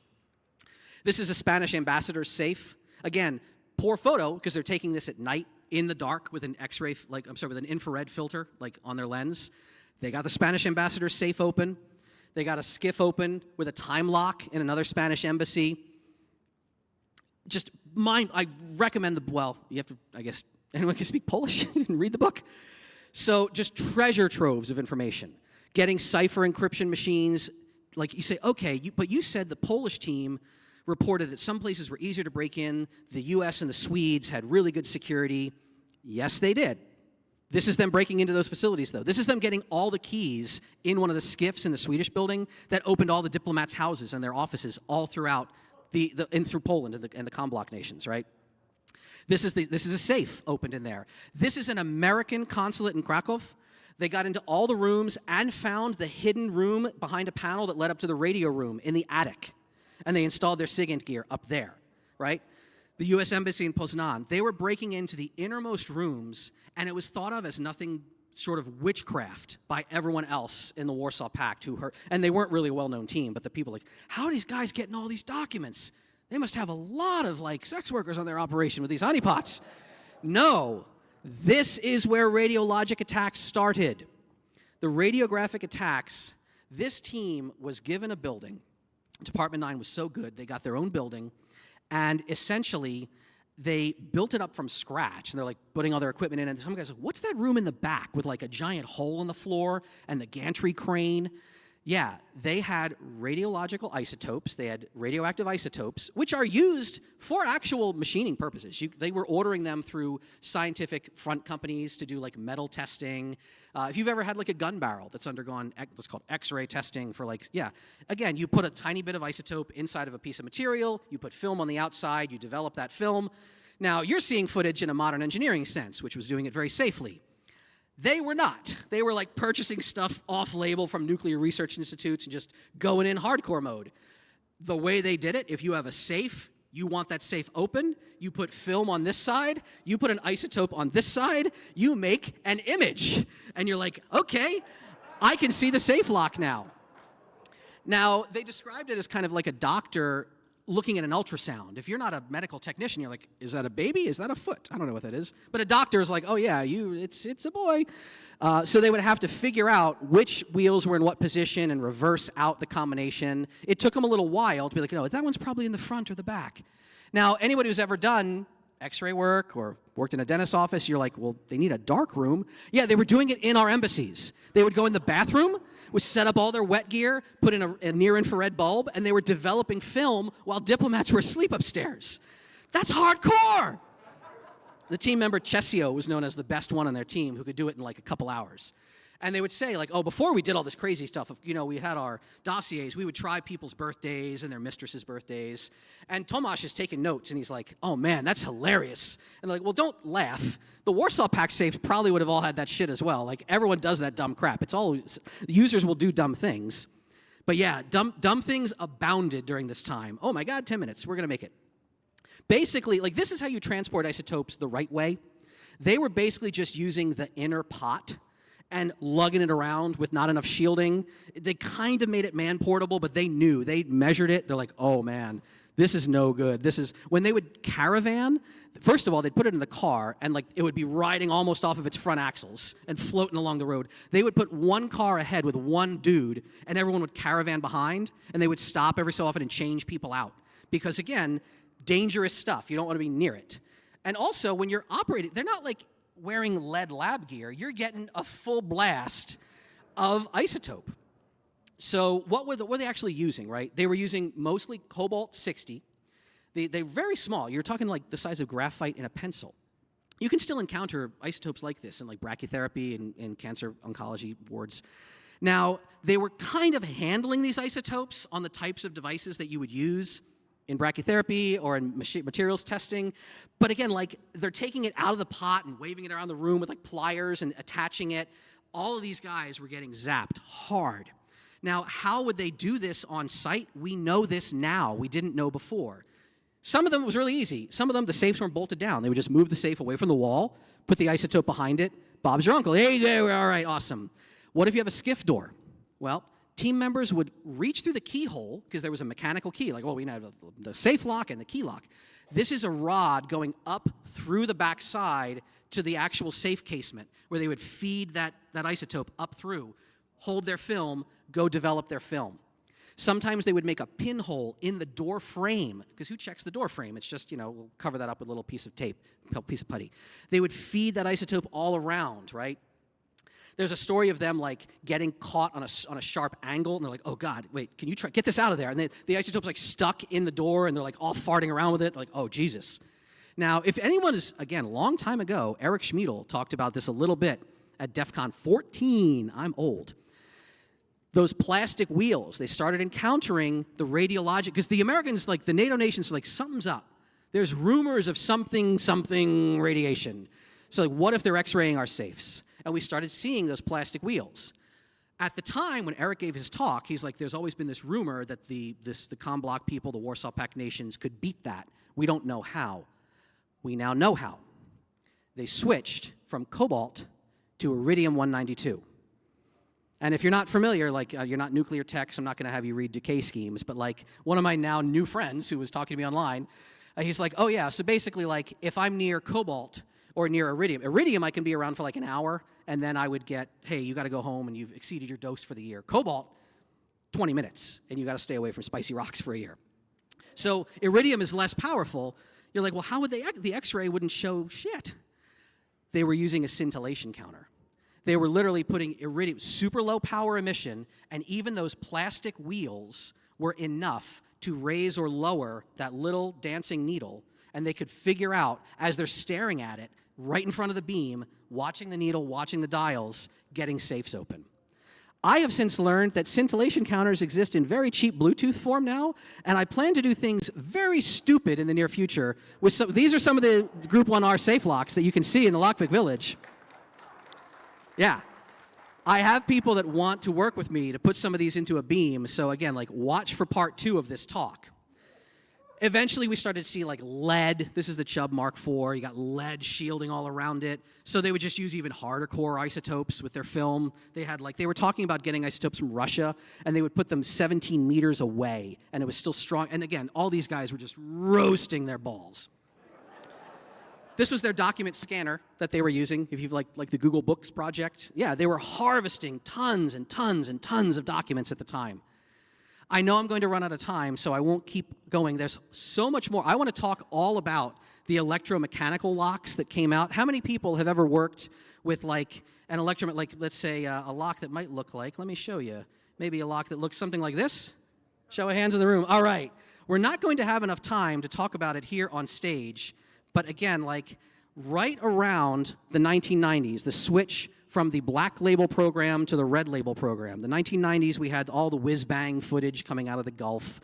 And that's also when we became more technologically advanced. We switched from black label to red label, and the idea of a new type of safe lock, the electromechanical, designed by the Miller family. Harry Miller had actually Clay, Harry's son, Clay Miller, had this idea. He prototyped it out.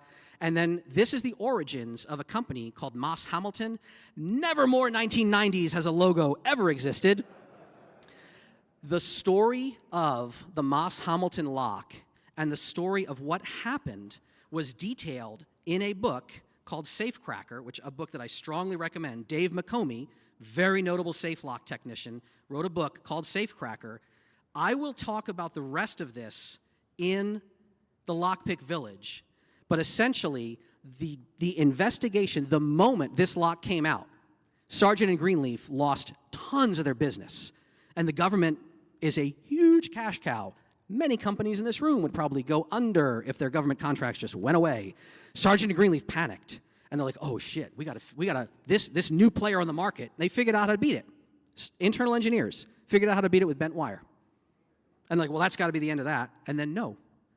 The government let them fix it. Moss Hamilton, all right, because Jimmy Hamilton is a whole, we'll talk about Jimmy Hamilton when I'm not being recorded, but he's kind of like the Rourke family in that film, Jesus Christ. Like, basically, he was a very connected political bastard. He had senators in his pocket, basically. So, like, eventually, I'll tell you the story in the Village of Mike Madden, who was given the task by S&G. He was a DOE guy. He worked at, he was at Livermore. He was told to investigate these new X-07s, and he found a defeat for them almost the same year that they came out. And that defeat has been known, and it is repeatable, and it is reliable. And all the time, Sargent Greenleaf is like, all right, we got him covered. And like, no, you're not actually, they're not knocking it off the qualified products list. One of the people at S&G was even taught, and this is super inside baseball GSA stuff. I know I'm gonna get it on time, you're good. They were like, look, we're submitting our own lock. We're trying to knock this one off the qualified products list. And we have our new lock. We want to compete in this market space. And it kept getting rejected. Every version of the S&G lock, the new electromechanical lock, to fit this new standard, kept getting rejected. And they're like, what do we have to do? The engineers were asking.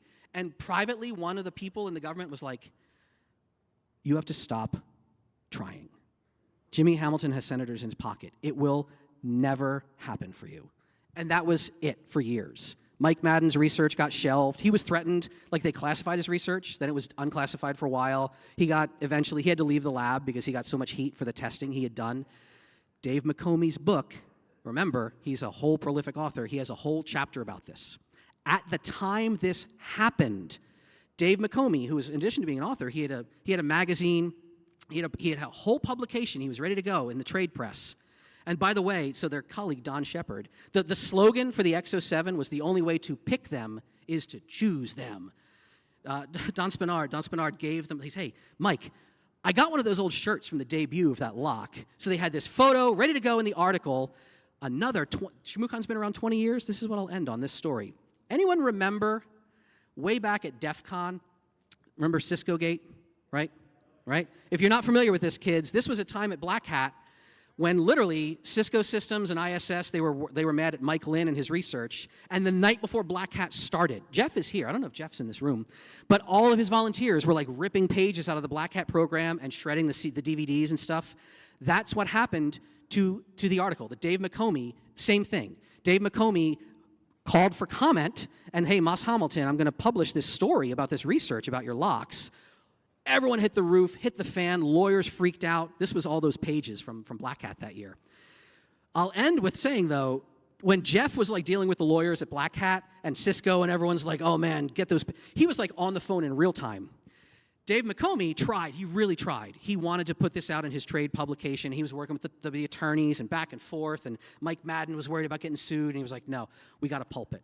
So literally, they had an entire publication back at the time in the 90s, ready to ship out on a loading dock, and they shredded the whole thing. Moss Hamilton didn't know that, though. So one last chance, Dave McComey got on the horn, and he was like, well, if you guys want, I'll sell you the copyright to the story, and then you can decide what to do with it. And Moss Hamilton's like, yes, we'll buy it. And we demand you destroy the articles. And he's like, all right, I'll get on that, homie. So that's some gangster shit. I love that. In the end, this research was never talked about. S&G was able to put their lock out. No one uses it. Everyone hates it. There are over 1 million units of X-Series locks that were shipped over the years. They are still on containers to this day. Every last one of them, including the XO7, is still on the qualified products list to this day. That whole book, Safecracker, which Dave talks about his whole career, including getting into a very famous vault in Minneapolis when a very famous musician died, it's amazing. Again, he's a gem of a human. His whole life is just a dream. Everyone who shares knowledge, like Dave and like you and like others here, this is what makes us all better. Many of you know me from around this scene because I love talking about this, but every last one of you has something to say. Keep your security posture evolving. You can't stay stagnant. Every time you're like, all right, we've solved this problem, cool, this new thing, it works, it's great. The enemy's gonna catch up. Share your research and teach others. I want everyone, not everyone in this room is gonna become a safe technician. Not everyone's gonna think about, oh, I'm protecting documents and who am I, but you are gonna design secure systems. You're gonna design things with threat models that old people like us can't think about yet. Learn from the mistakes of the past. Think about what you're guarding. National secrets you want to control very tightly. You want to keep them in one place with very few copies, like in a bathroom of a country club or in a garage. Your personal effects, though, your will, your testament, your wares, you want many copies and you want them distributed. Tara and I don't have one safe. We have many in our house. We have safes in other people's houses. We have safes with some stuff here, some stuff there, some jewelry here, some stuff there, some backup tapes here and there.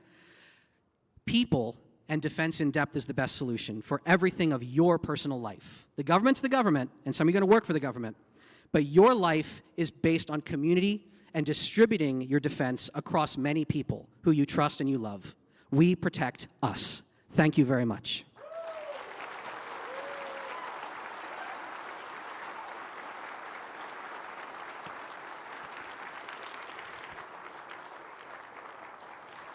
I don't know if that timer was leaving time for questions or not. If some of my awesome helpers want to like schlep all this stuff. We're going to go to the Lockpick Village, by the way. Someone wave or shout at me. Are we doing questions here or doing them elsewhere? What's the story? All right, it looks like we're moving out. We're going to get set up in the Lockpick Village. Give us 10 minutes to not mob us, and we'll get down there and do questions there. I can.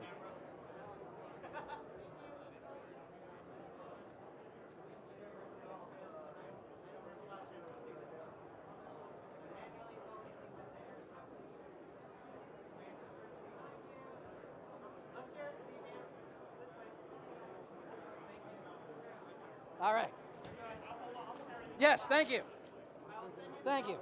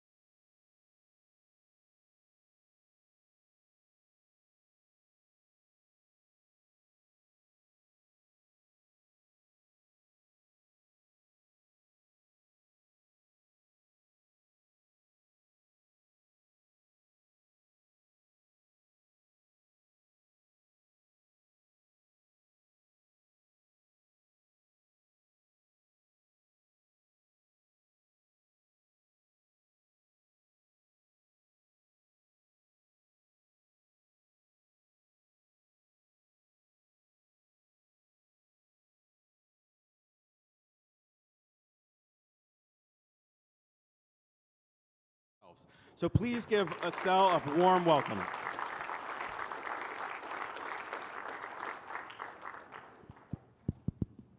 Hello.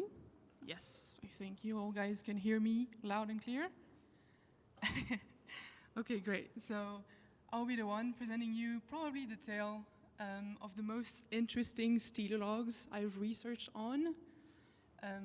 The research was done with a colleague of mine, Stuart Beck, which sadly couldn't be here today, but if he's watching the stream, I would say hi. Oh, forgot about the animation. This means I will be the one entertaining you for the next 20 minutes or so while you slowly digest your lunch. So yeah. So here in Flare, we collect various data, and amongst them we collect Stealer logs. For those of you who are not familiar with it, it's the product of Stealer malware, which is a type of malware that when it infects a compromised device, it then extracts all the valuable data, like login credentials, cookies, or even wallets, to then sell them or even use them for further exploitation. And here at Flare we thought, what if we had some Stealer logs of bad guys? What if those who were operating the malwares accidentally got infected themselves, which would be basically the players played at their own game? Before going into the interesting facts, I wanted to give you guys a little technical context so you understand everything I will be saying. What is a C2 server, or a command and control server? So basically they're just a web server. So when an attacker infects a victim, here Bob, sorry to all the Bob potentially out there, no hard feelings. Once the malware has struck on the victim's device, it will act as a beacon, and the beacon will communicate with the C2. So it initiates a channel for persistence, and once it is initiated, the attacker can basically issue any command, and it will act on the victim's device. What I want you all to remember of that is that a C2 is a web server, something that you access on the web, meaning that when an attacker would be infected by Stealer, the C2 server will show on the Stealer log, and then we can see it. And that's what we want to leverage, to see if C2 operators also fell victim to their own skims. Basically the bitter bit. The data we use for that, we fetched more than 4,000 Stealer logs from our database, all of which had at least accessed once one popular Black Hat forum that you can see displayed on the screen. Once we had our pool of potential bad guys, we needed some known C2 host names to check them, because the thing with Stealer logs is we can sometimes have several hundred credentials to check, and obviously they're not all suspicious, so you have to filter them. To do so, we first leverage Vyrus, which is a C2 tracker, allowing you to get data dumps of known C2 host names verified through IUC fingerprinting. Using Vyrus, we were able to access more than 11,000 known C2 host names. And it was, yes, a reliable foundation to do the checking, but we thought, why not use them to identify some more? As you may know, C2 operates almost identically to the original malware Deviant they use, which means they can share some HTML and DOM content. So if they are spread across the whole web, if you look behind the scene, they will practically look identical because they use the same server setup.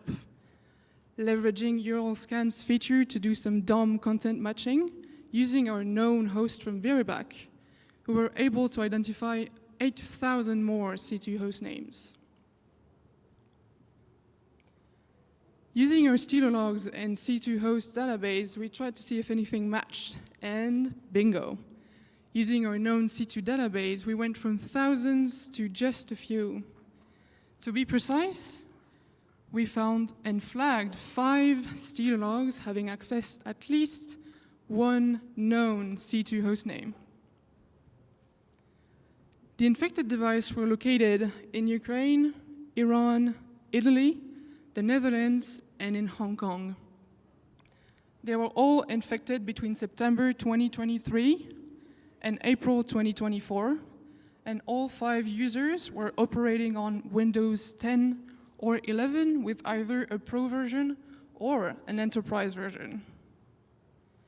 2 of them had been infected by the Radamanthus info stealer, one by Luma, another one by Redline, and the last one we couldn't really figure out which family was responsible for the infection. 4 stealer logs had accessed only one C2 hostname, a known C2 hostname, while the last one had accessed 3 different ones. Then we started looking at the accesses, basically the domains these devices were accessed. Here you're looking at a network linking extensions in red, second level domain in green, and full domain in blue. So everything that was accessed on the infected device, you can see in there. What's interesting is, after the .com extension, it's .ir, which is for Iranian websites, and .cn, which is for Chinese websites, that were the most visited among our 5 stealer logs. And even more interesting, we had 12 accesses to the Chinese National Government Services Platform.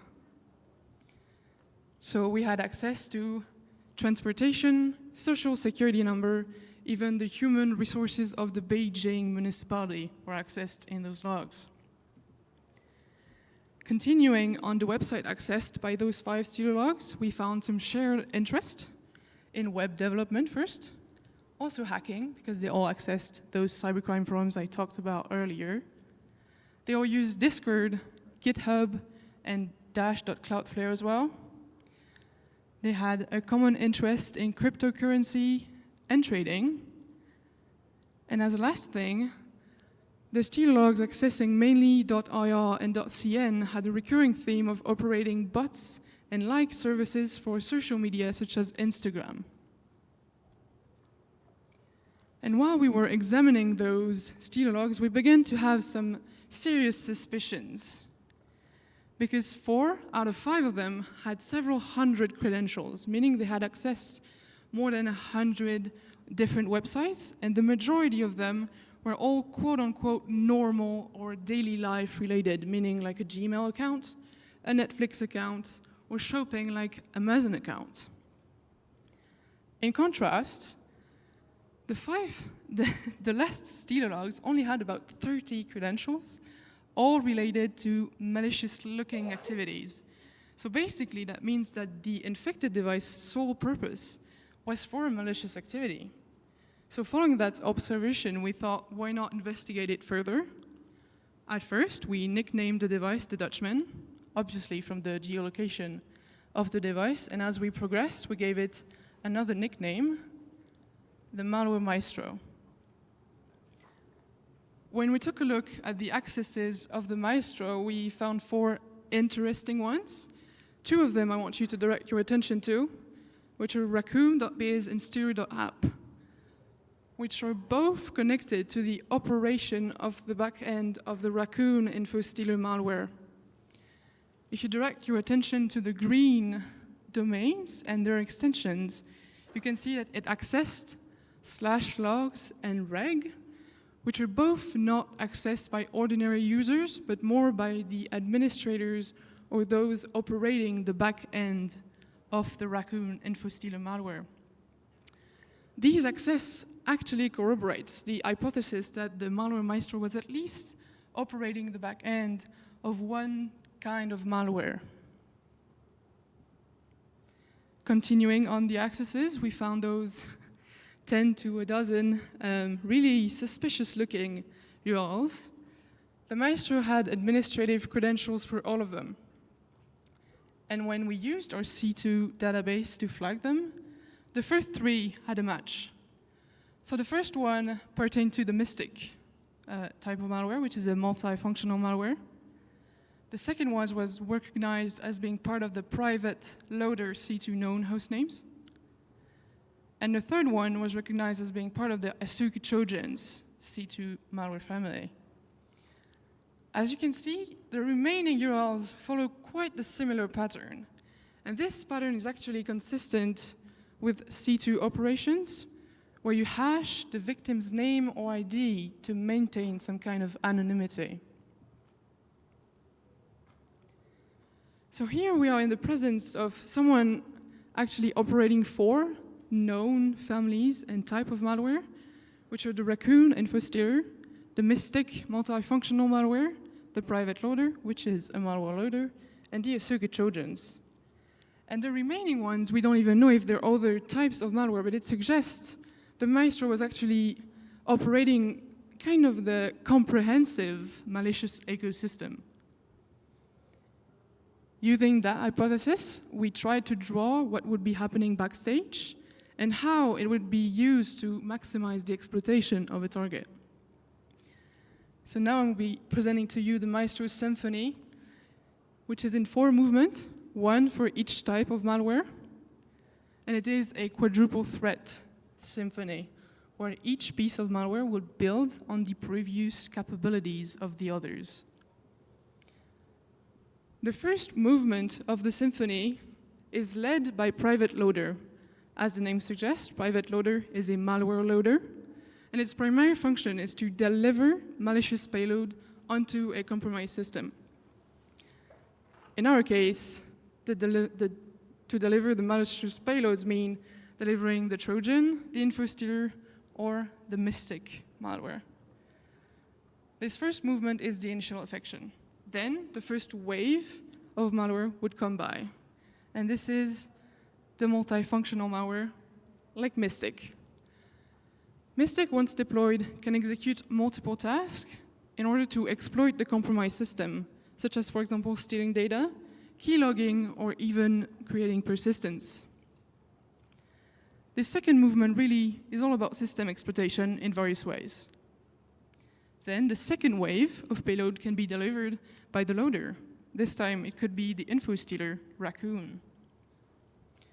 Raccoon leads the third movement of this malware symphony, and it is all about data extraction. An InfoStealer malware like the Raccoon Stealer, once installed by the loader, will extract all the valuable data from your device, like login credentials, wallets, or even cookies, to then sell them or use them for further exploitation. Then last but not least, the fourth and last movement of the malware symphony would be to deliver the Asuka Trojans. A Trojan like Asuka is designed to deceive users by masquerading itself as a legitimate software so that malicious activities can go undetected.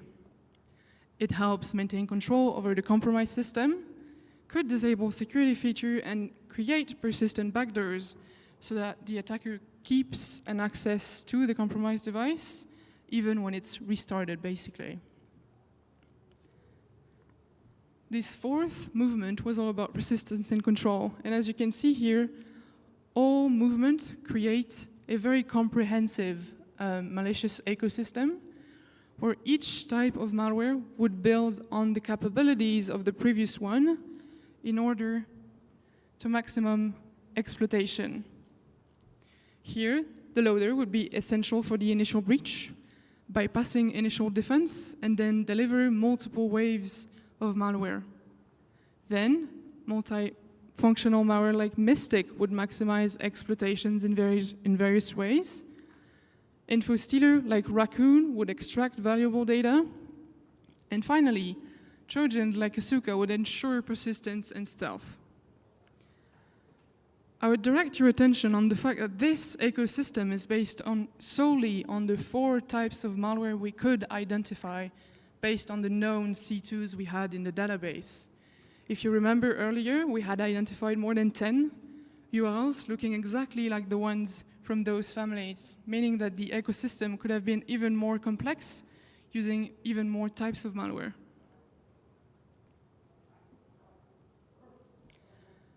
The key takeaways I would like you to go home with are, first, that InfoStealer and stealer logs can be a window to someone's digital activity.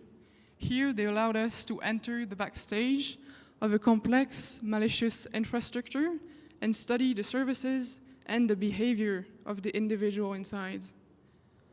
The second key takeaway is regarding the identification of yet unknown C2 endpoints. Here, by following the trace of known C2 endpoints, we're able to discover new and previously unknown potential IOCs. And if we get to verify them and enter them into a C2 database, then we could do it all over again and try to identify new ones with those newly identified, and then everybody would be happy, basically. This method was not yet tested, but it is an interesting research avenue as a method to identify those new C2 endpoints that we wouldn't know yet about. That would conclude the presentation. I will thank you all for your attention, and I will try my best to answer any questions you would have regarding the presentation. Thank you.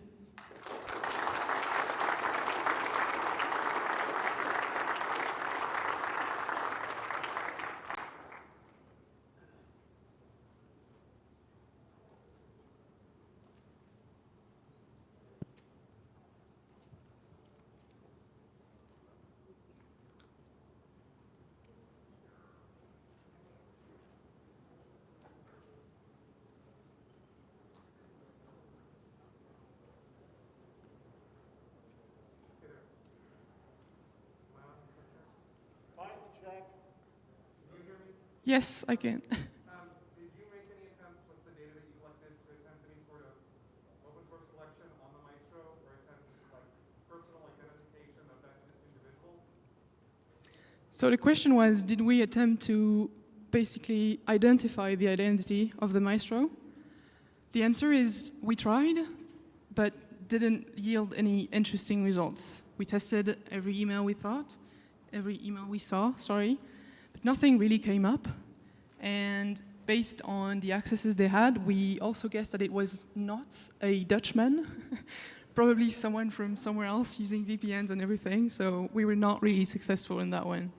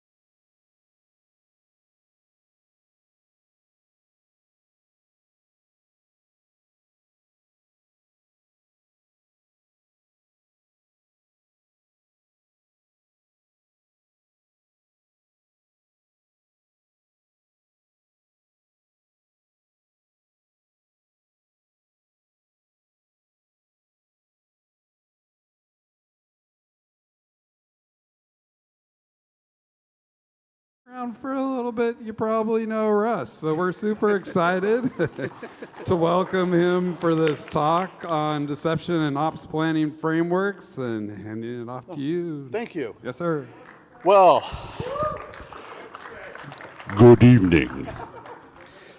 Howdy do, everyone. My name's Russ, and I'm here to talk to you about deceptions and operations planning. I have the obligatory, this is not my fault slide, this is yours, you came here, that was your choice. I'm sorry, I can't help you. However, I am also not representing anyone who I used to work for or currently work for, it's just me.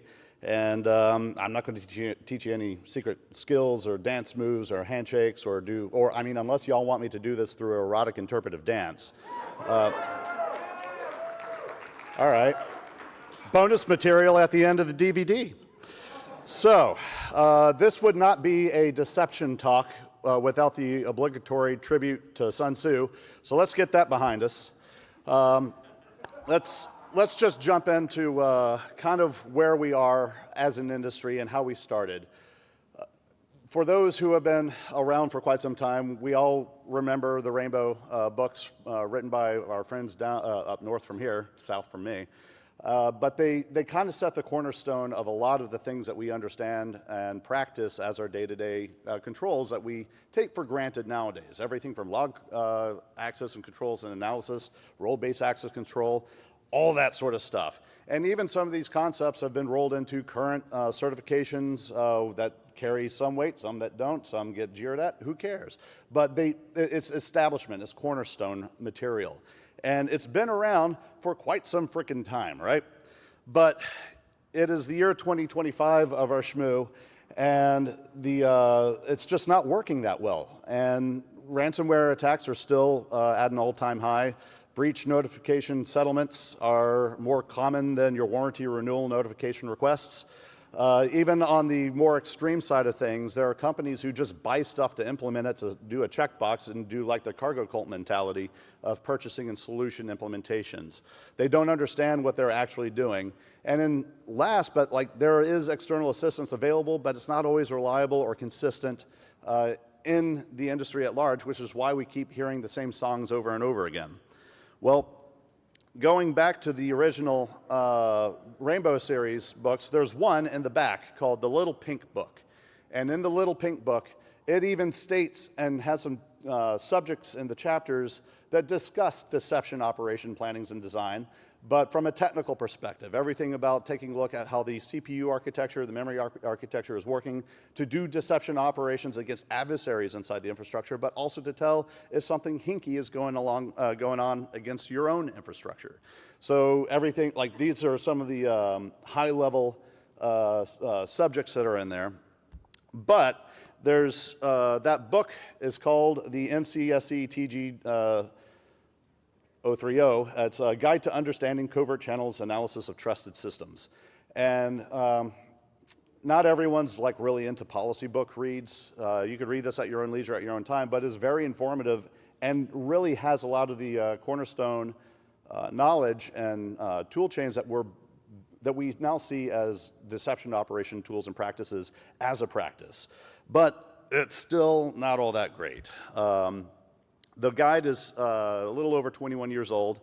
It's another thing to kind of weirdly think about. There are some tools that are in the open source community that are of drinking age, and I take that for what you will.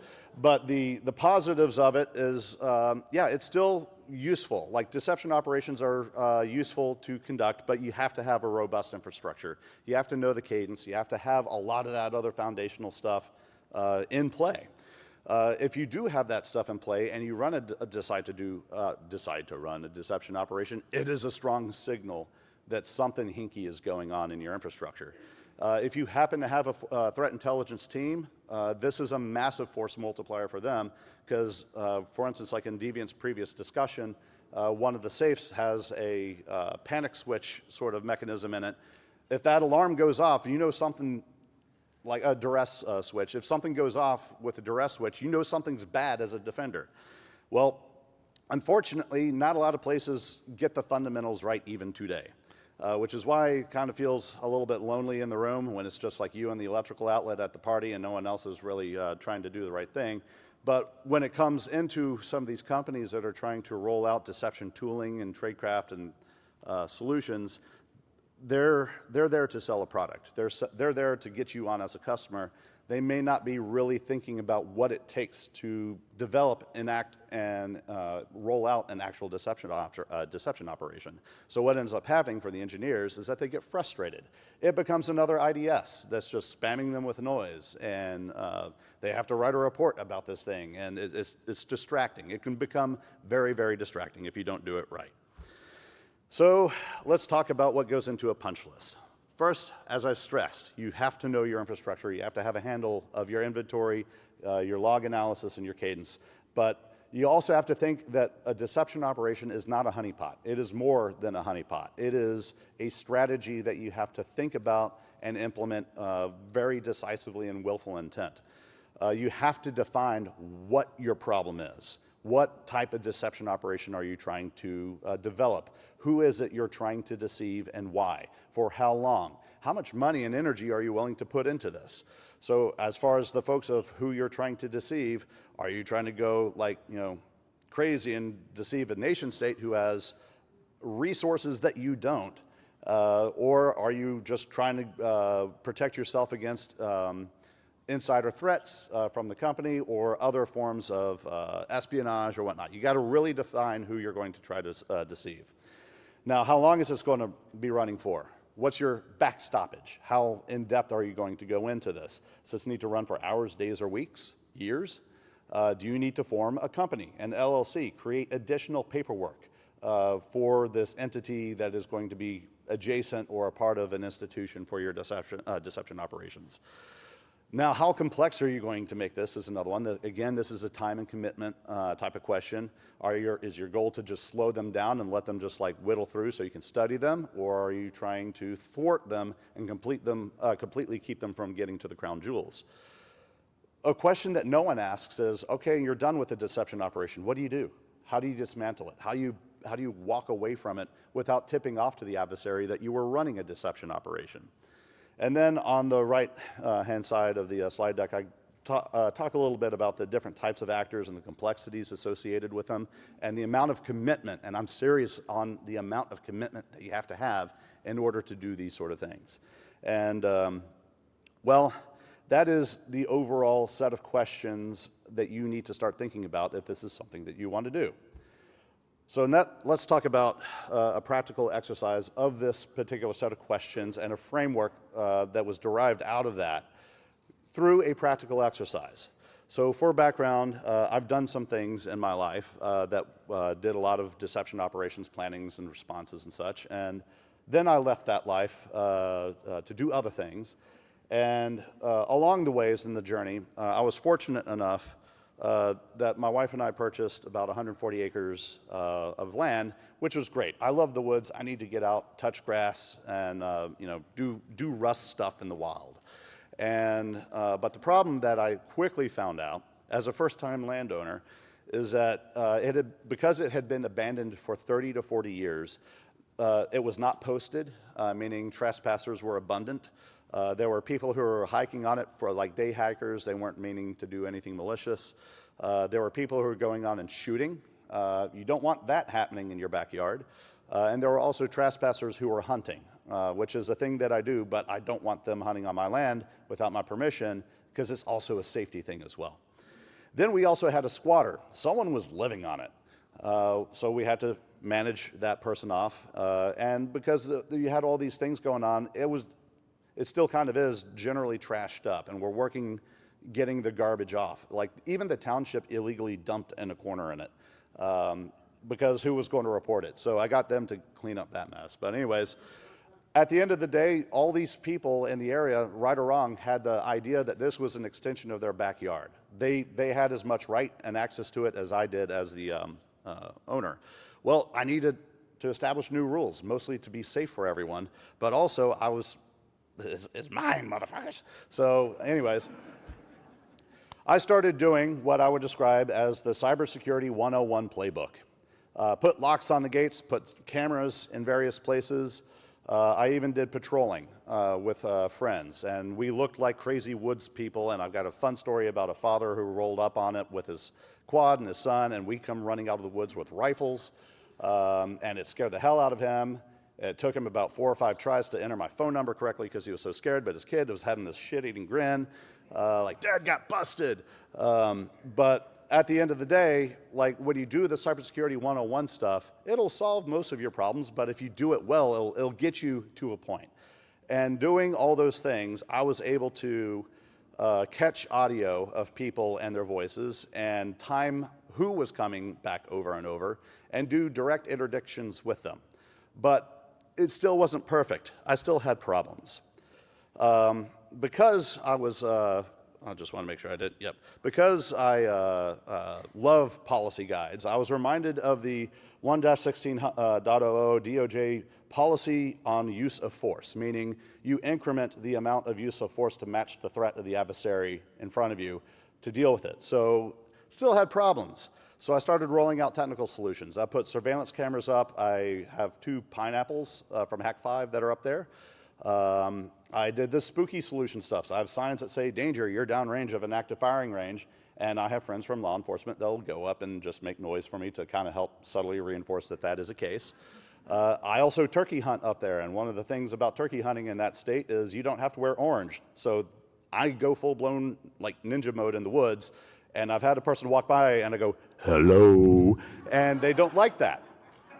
But it just kind of kept going. Other problems, like the bottom left picture is a family that just didn't care and they rolled on and they got interdicted by a friend and I at gunpoint because they tried to harm us.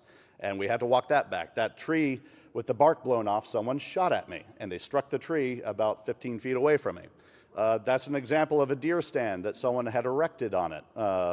And then in the bottom right-hand picture is a family whose vehicle drove over elements in the property, threw up every single color of fluid that would be scraped from the undercarriage chassis, damaging the vehicle. But we got their license plate number. They were shooting on the property in a haphazard way, but the police got involved. But I still just wasn't reaching enough of them to like, I am the crazy new neighbor, you're going to have to deal with me.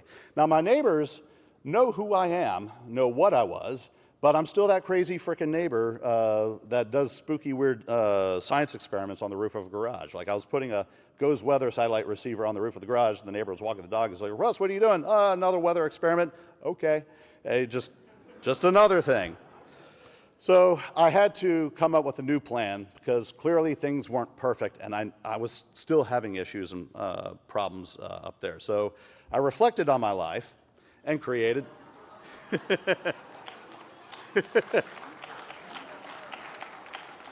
I reflected on my life and decided to implement a deception operation. And so I created a company called the Rattlesnake Sanctuary. It's the word of the day is rattlesnake. All right. So I made these signs in my driveway. Again, the neighbors kind of got freaked out because I am that neighbor, and now my wife can attest that at the gathering of families are like, what the hell is he up to? Is he actually breeding rattlesnakes? I was like, no. I love this. And so let's go through that punch list, that rubric. I had to know my infrastructure. In this case, I had to really understand the land. I walked it a bunch of times. I posted it. I purple painted it. I did all those things. Another friend from the community helped me procure a buttload of fiber optic cable. So I have about now 2 miles of fiber optic cable that I've deployed across the property. So I had to do timing of ingress and egress of folks to figure out when they were coming. Well, Facebook actually was good for something. I bought an ad to be able to block out during the summer a part of it. It wasn't too terribly expensive, but I started getting a list of not who was coming on, but when people were coming on, because they'd take their mobile devices and listen to audiobooks and stuff, and it was beaconing out to the internet. Cool. Then I started running pineapples up there in order to collect additional SIGINT off of people who were coming by. And this is how I probably screwed up with this one. There was a teenage couple that came on. I know how long it takes to get from gate to gate. They left within time. Then they come back. They hang out a little bit longer. They're touching the pineapple. That's not a metaphor. They probably were. I take the SSID of the devices that were being beaconed, and I see one of them is for a neighbor's house right behind me, because Wiggle is awesome, and I wardrobe that whole area. And yeah, shout out to those folks. And the address had serendipitously a business tied to it, so I look it up. There's a phone number. I call the number. This guy answers. I say, like, are you responsible for one of these two young adults on the property? And he confirmed as yes, his daughter was up there, and said, hey, she's up there with a young fellow, and they've been there a while. You have my permission to go get them. They do. They retrieve them. This was Father's Day, what, 2 years ago, I believe, Beth? And we were all out, like, at a friend's, like doing a dinner with friends, and I'm like having to get out to play phone tag with this guy. And eventually he calls me back. He says, someone wants to apologize. He thanked me, but someone wants to apologize to you, and she wasn't too terribly pleased. So I have this fear in my head that while I may have won the war, I created my version of Osama bin Laden for 15 years from now. But then, so like you have to understand who your adversaries are. So I started making friends with the neighbors, and things were great. But then who am I deceiving? People who are potentially dangerous. Like I mentioned, I've been shot at up there. I had poachers try to run over one of my friends. We interdicted at gunpoint, and that totally de-escalated that. He was scared. But also, like, let's keep moving through the rubric. How long do I have to run this for? At the time, I thought indefinitely. I'm feeling better about it now, which is why we're talking about it. My goal is to ultimately collect as much information about the trespassers that are up there, and then, when warranted, pass it on to law enforcement for them to do their job. What am I going to do when I'm done? This stuff. I'm going to start recruiting additional landowners who may want to participate as well, and I'll get to that later. All the trespassers, they're all unsubs. I don't know who they are, what they're doing. Some are locals in the area, some were not. They were like the family that was shooting, they were not local. They always seem to have some form of electronic device on them. That's their fault. But they know that they're not supposed to be there, so they're on edge. And the people who have come to understand me had a healthy fear of running into me. They know that I'm a nut and will, like, enforce rules, but they also know I'm not there all the time. And so they're wandering around in the woods with wildlife as well, and there's like a bit of an emotional gamble going on in their head. Like the hairs aren't fully raised, but they're hypersensitive. It's not totally relaxing. So what else is in the woods? Well, coyotes. It's 24-season hunting season year-round for coyotes. So one of the folks I caught up there with a gun at night was that he had the gun because in case of coyotes. I'm like, all right, well, that's not a problem. Bears, well, I had my first bear contact this last deer season. That was scary, but they mostly leave you alone. Not so much about ticks, but ultimately the last word, rattlesnakes. There we go. No one likes rattlesnakes up there. And it turns out that the timber rattler, got you. The timber rattler is a protected species in Pennsylvania. So that just kind of worked out for me. So I made these signs, and Dragorn helped make these QR codes that hang out on the bottom of them. And so I created Con-Op Rattlesnake. So the authenticity, I created an LLC. It's a real company. It exists. There's a website, and I have these signs. The signs are mounted on the inside of the property, about 75 to 100 feet, so you're trespassing at this particular point. Yes, it did creep out my neighbors when they first saw it. I had to explain to them, like, no, this is not for you. This is for the other people who are being jerks to me right now. But it turned, I'm playing an emotional game with the people who are trespassing. They know they're not supposed to be there. They're kind of on edge. They've heard stories. And I'm doing a little bit of social engineering on that weakened emotional state, because if you're walking around the woods and you see a sign that looks like it's made by a Parks and Recs sort of thing, and there's a QR code hanging from it, curiosity will usually get the hold of you, and it has twice. So I put a QR code on the bottom that once you boop it, you go through a cattle chute. So what is the cattle chute? It directs you to two websites initially, one on IPv4 and one on IPv6. It does some Java stuff, collects some information off of you. It gets me information about you that's useful for law enforcement to do a 2703D or admin subpoena or whatever is needed in order to then follow up with that later interdiction. And then, like, I specifically log TCP source port information, which law enforcement requires in order to be able to deal with carrier-grade NAT. But also for myself, I get a text message that you're there real time. So I get, again, time and date and notifications. So this is a quick example of the website. It says, we're a collective of landowners who love rattlesnakes. And this will help you learn more about the animals and help us protect them and yada, yada, yada. And there's a bad dad joke in the middle of it. But when I talked to an attorney about this, because you should always talk to an attorney if you're going to do a deception operation, and I was doing collections off of people's devices, I had to have somewhere on the website a notice that I was doing this. Now, it's not going to probably show up real well for you on the display, but in the lower right-hand corner, there's a pi symbol.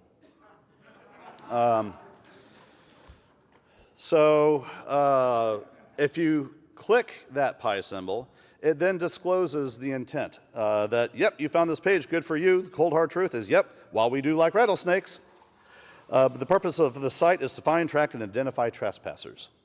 All righty.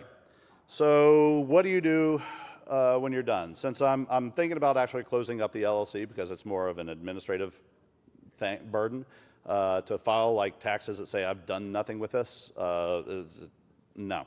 But there were two people who booped the code, passed it on to the police, and they did their knock and talk and said, like, stop, like, you're not welcome there. He has his phone number there to call and reach out. I'm not the Grinch. If you call and I know you're there, I do have other people that go up and hunt and shoot and things like that. It's a safety thing. So they ended up conceding. And then there's some video of people walking up to seeing the sign and just going, nope, and then turning around and walking away. The goal was met. So if you have land or know someone who has land and who wants to participate in this deception operation, we are doing signups. So, but also at the same time, it ain't going to be perfect either. This fella sailed past all the signs, just kept going, and I'm not sure if the audio is going to play or not, but he gets to about there, and he's going to stop and look around because in the audio I go, good morning. And like he's starting to look around in the woods as to like where this disembodied voice of the Wizard of Oz came from. And yeah, he goes, yeah, I don't want to be here anymore. So, and that's the goal. Be creepy enough that, you just kind of catch them as they roll. And it's been approximately 155 days since the last trespasser, which was him. So it's working for the most part. It's not going to be perfect. All righty. So in conclusion, you're going to have to commit to do these things. This is not a piece of software or hardware that you could just buy from a vendor and implement and roll out. AI is not going to make it better. I guarantee that. It is not, it is not a honeypot. This is different from a honeypot. This is, if someone goes to the website or does like any kind of search for rattlesnake sanctuary, it's going to check out. It's backstopped. So you got to make sure that you plan these things and scope them out appropriately to make sure that you can pull back from them when you're done, map out when things go sideways, like, hey, that guy showed up and you just kind of ignored all the traps. Yeah, another trap I thought about doing is having like coffee tins with BBs and a spinner and a motion detector that I'd bury at various points on the trail. But you're going to have to make sure that your infrastructure is as healthy as it can be. So like I had to make sure I did all the 101 stuff the best way I could do and that it was effective. If you don't do 101 stuff, this is going to make your life worse. You have to invest to do these things. This was a time sink for me. I wish I didn't have to do this, but at the end, I was committed because I'm crazy. And yeah, I have a PhD and all that proves it's not that I'm smart, it's I'm a stubborn motherfucker.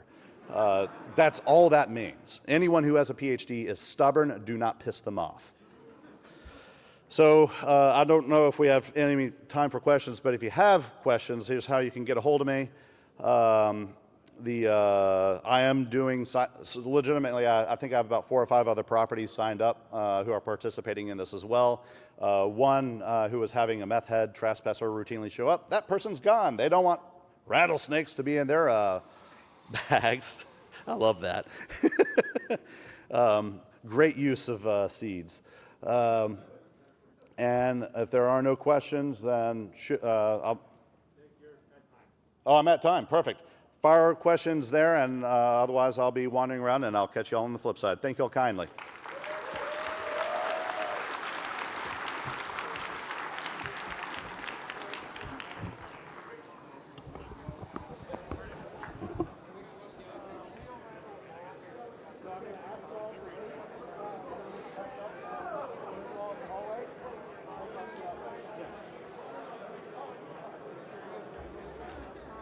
Okay, thank you. Yeah.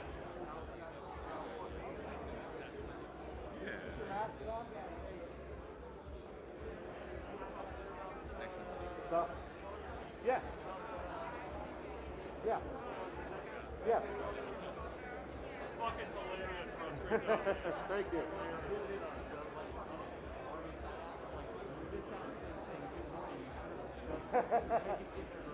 No, I have spoken to people that way before. I don't have actually know it. There's seeds in this.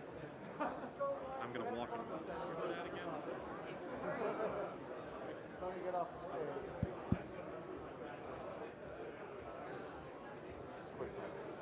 Hey. Hey. I need to see you to sign Ayrey's book.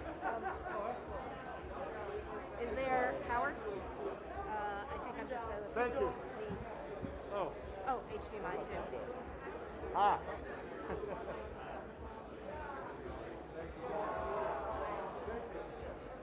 Hey!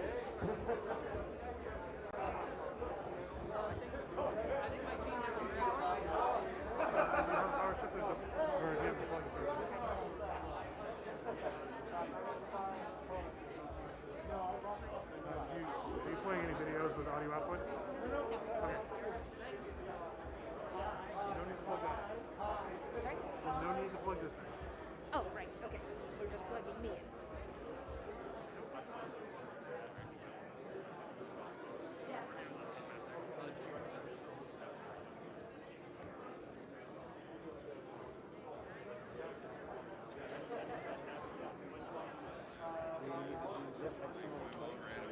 Okay. How? On Windows, you can bring up the little Windows menu in the bottom right. Or I guess it's click on the time.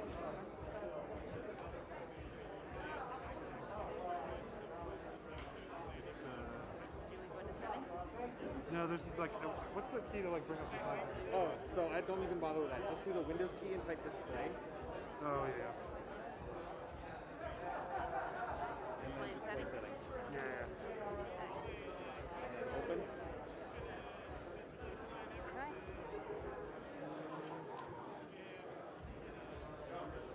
Multiple displays. Yeah, multiple displays.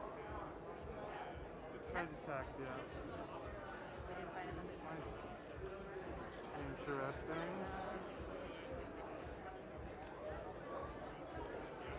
Could conceivably be my sleep.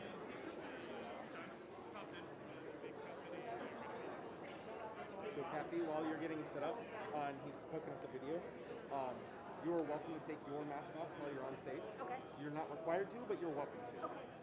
I might just for breathing. So the microphones are a little difficult to pick up if you're not. Okay. So it'll be easier for people to hear you. Okay. Do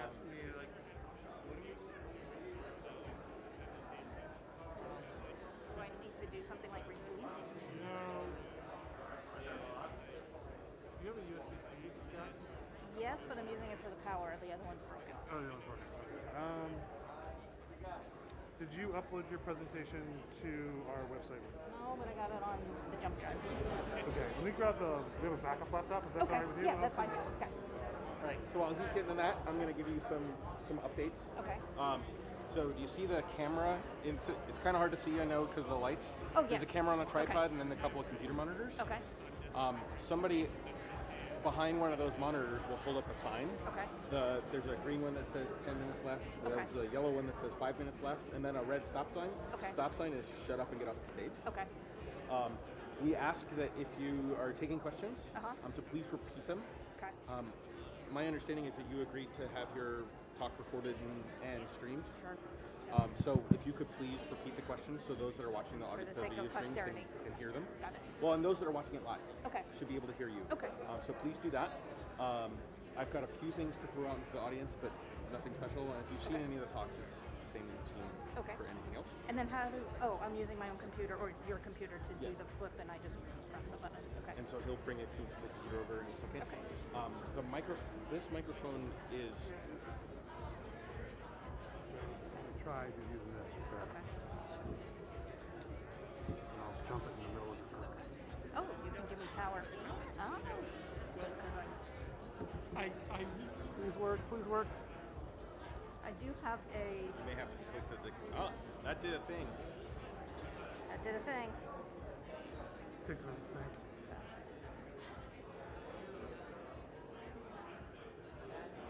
It did a thing like it was. Do the. Detect other display.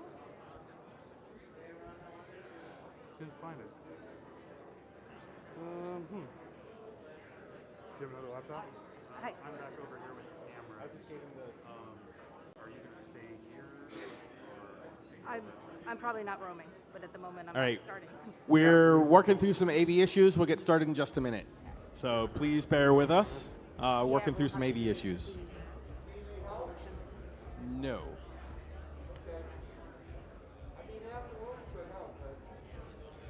Yeah, it's one of those of like, just, it wasn't, the laptop wasn't recognizing. Although it did a thing, that was really Yeah, disappointing. Well, do we want him to attempt to troubleshoot it while I boot this one up? What was that? No, okay, go for it. Oh, they're doing it?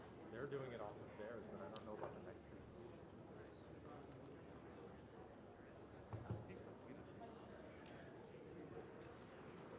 And we got 15 minutes to sort that out.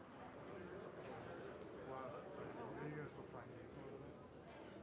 I we have to. I just have a. Now I have to see if I can get this onto it. I don't have any control.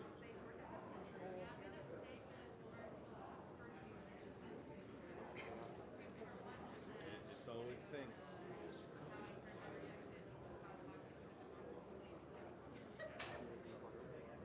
Yeah, except I have no internet yet, so getting the presentation on this laptop may be a thing. Oh, okay, fine. Okay. I don't even need the one. Okay, so I've got that. Can I run it from there? Do I need to stop? You should. Okay. Let's see if Okay. this works. Oh. That did a display bubble thingy. It did it over here, though. It was disappointing, ultimately. Yep, you're up. I'm up? You're up. Yep. So you're up there, but you're not on this TV. That's okay. Okay. So you are able to display though from here. Okay. So my only sense of where I am is what I see here. How do I start my presentation section? No, from beginning. Yep. And then you Do you want us to move it to the podium for you? Oh, sure. Yeah, because then I'll be by the mic. All right. And then So we're going to get started in just a second as we get our computers finally set up. So a couple of things to throw out into the audience. I've got a ShmooCon scarf and moose. So this isn't going to throw very far. If you actually sit up close, you're more likely to get a thing. Not for you. And then for those of you that remember playing Light Bright, we've got another Light Bright box. These might hurt, so you're all paying attention, right? Everybody's up and functional. You're awake. Nice catch. And let's make sure that you have a mic. Oh, okay. So I'm using handheld? Okay. All right, so without any further ado, so please, apologies for our delays. but I would like you all to give a warm ShmooCon 2025 welcome to Cathy. So please give Cathy a warm ShmooCon welcome. This thing works? Yes, great. Okay, thank you. Welcome to coming to my presentation, Murthy v. Missouri, Jawboning, and how what the Supreme Court had to say could bear on cybersecurity and online speech. What is this presentation about? It's about a mess. I'm here to explain something that is very, very messy and in the news a lot. The bad news, I can't make this less messy. The good news, I can give you some of the tools so that when you hear about what's going on in the news, you will be equipped to know what's going on. And you may be better equipped than certain technology executives who have been spouting off things that are just wrong, including about his own company. But we'll get to that. One of the reasons that this is so messy is a lot of people don't know what's going on. They don't know how the First Amendment works, and they're all getting extremely outraged when actually things are fine. But we'll talk through this and give you some of the building blocks so that you will also know what is fine, what is not fine, and better able to suss out what is going on. Let's see. So, next screen. Disclaimer important. I am a lawyer. I am not your lawyer. If I were your lawyer, we would have signed something and you'd probably be paying me money. This is not legal advice. You should not rely on it as legal advice. If you need legal advice, go engage a lawyer that you sign a letter with and probably give them some money and get some advice that's tailored to whatever situation you need the advice about. But this is educational to help you know what's going on and have a better, you get empowered when you know what's going on. But I am qualified to talk about this because I am a lawyer and I do things like write about these issues. I file amicus briefs, including at the Supreme Court, and I write about these issues at TechDirt, and that is a shortcut to the pile of posts that I've written at TechDirt. Okay, let's start. Let's talk about the First Amendment and some basics. You see on the screen the text of the First Amendment. Congress shall make no law respecting the establishment of religion or prohibiting the free exercise thereof, or, and in red is the most important thing we'll be talking about, abridging the freedom of speech or of the press, or of the right of the people to peacefully assemble and to petition the government for redress of grievances. Spoiler alert, we'll touch on that last one a little bit, but mostly we're going to be focusing on the abridging the freedom of speech. And what that means is that government can't favor or disfavor speech, but private people can. And this matters, and this is a really important thing. So let's think of a hypothetical of what that means. It means that government can't do the censoring. If government doesn't like what somebody has to say, they can't do anything to their speech, they can't do anything to the speaker. But a private party doesn't have to put up with speech it doesn't like, or doesn't want, or just doesn't feel like dealing with it for any reason. So take, for example, ShmooCon. It chose which talks to have. It chose my talk. It chose to be associated with my speech. But all the people whose talks got rejected can't say that ShmooCon violated its First Amendment rights because ShmooCon is a private party and totally allowed to make these decisions for itself, exercise its own editorial discretion, and choose what speech to be associated with. And people keep getting this wrong, including some very famous technology executives on Joe Rogan show, as apparently it found out from yesterday. But it matters because if we take this into the internet context, we're talking about internet platforms. And internet platforms choose quite a bit what speech to be associated with, what speakers to be associated with. They moderate the speech. And in that context, it doesn't violate the First Amendment because they're private actors exercising their own First Amendment rights and not the government doing something that impinges on somebody's speech. On the other hand, when the government makes it so that private actors can't exercise their editorial discretion to moderate as they choose, that would violate it.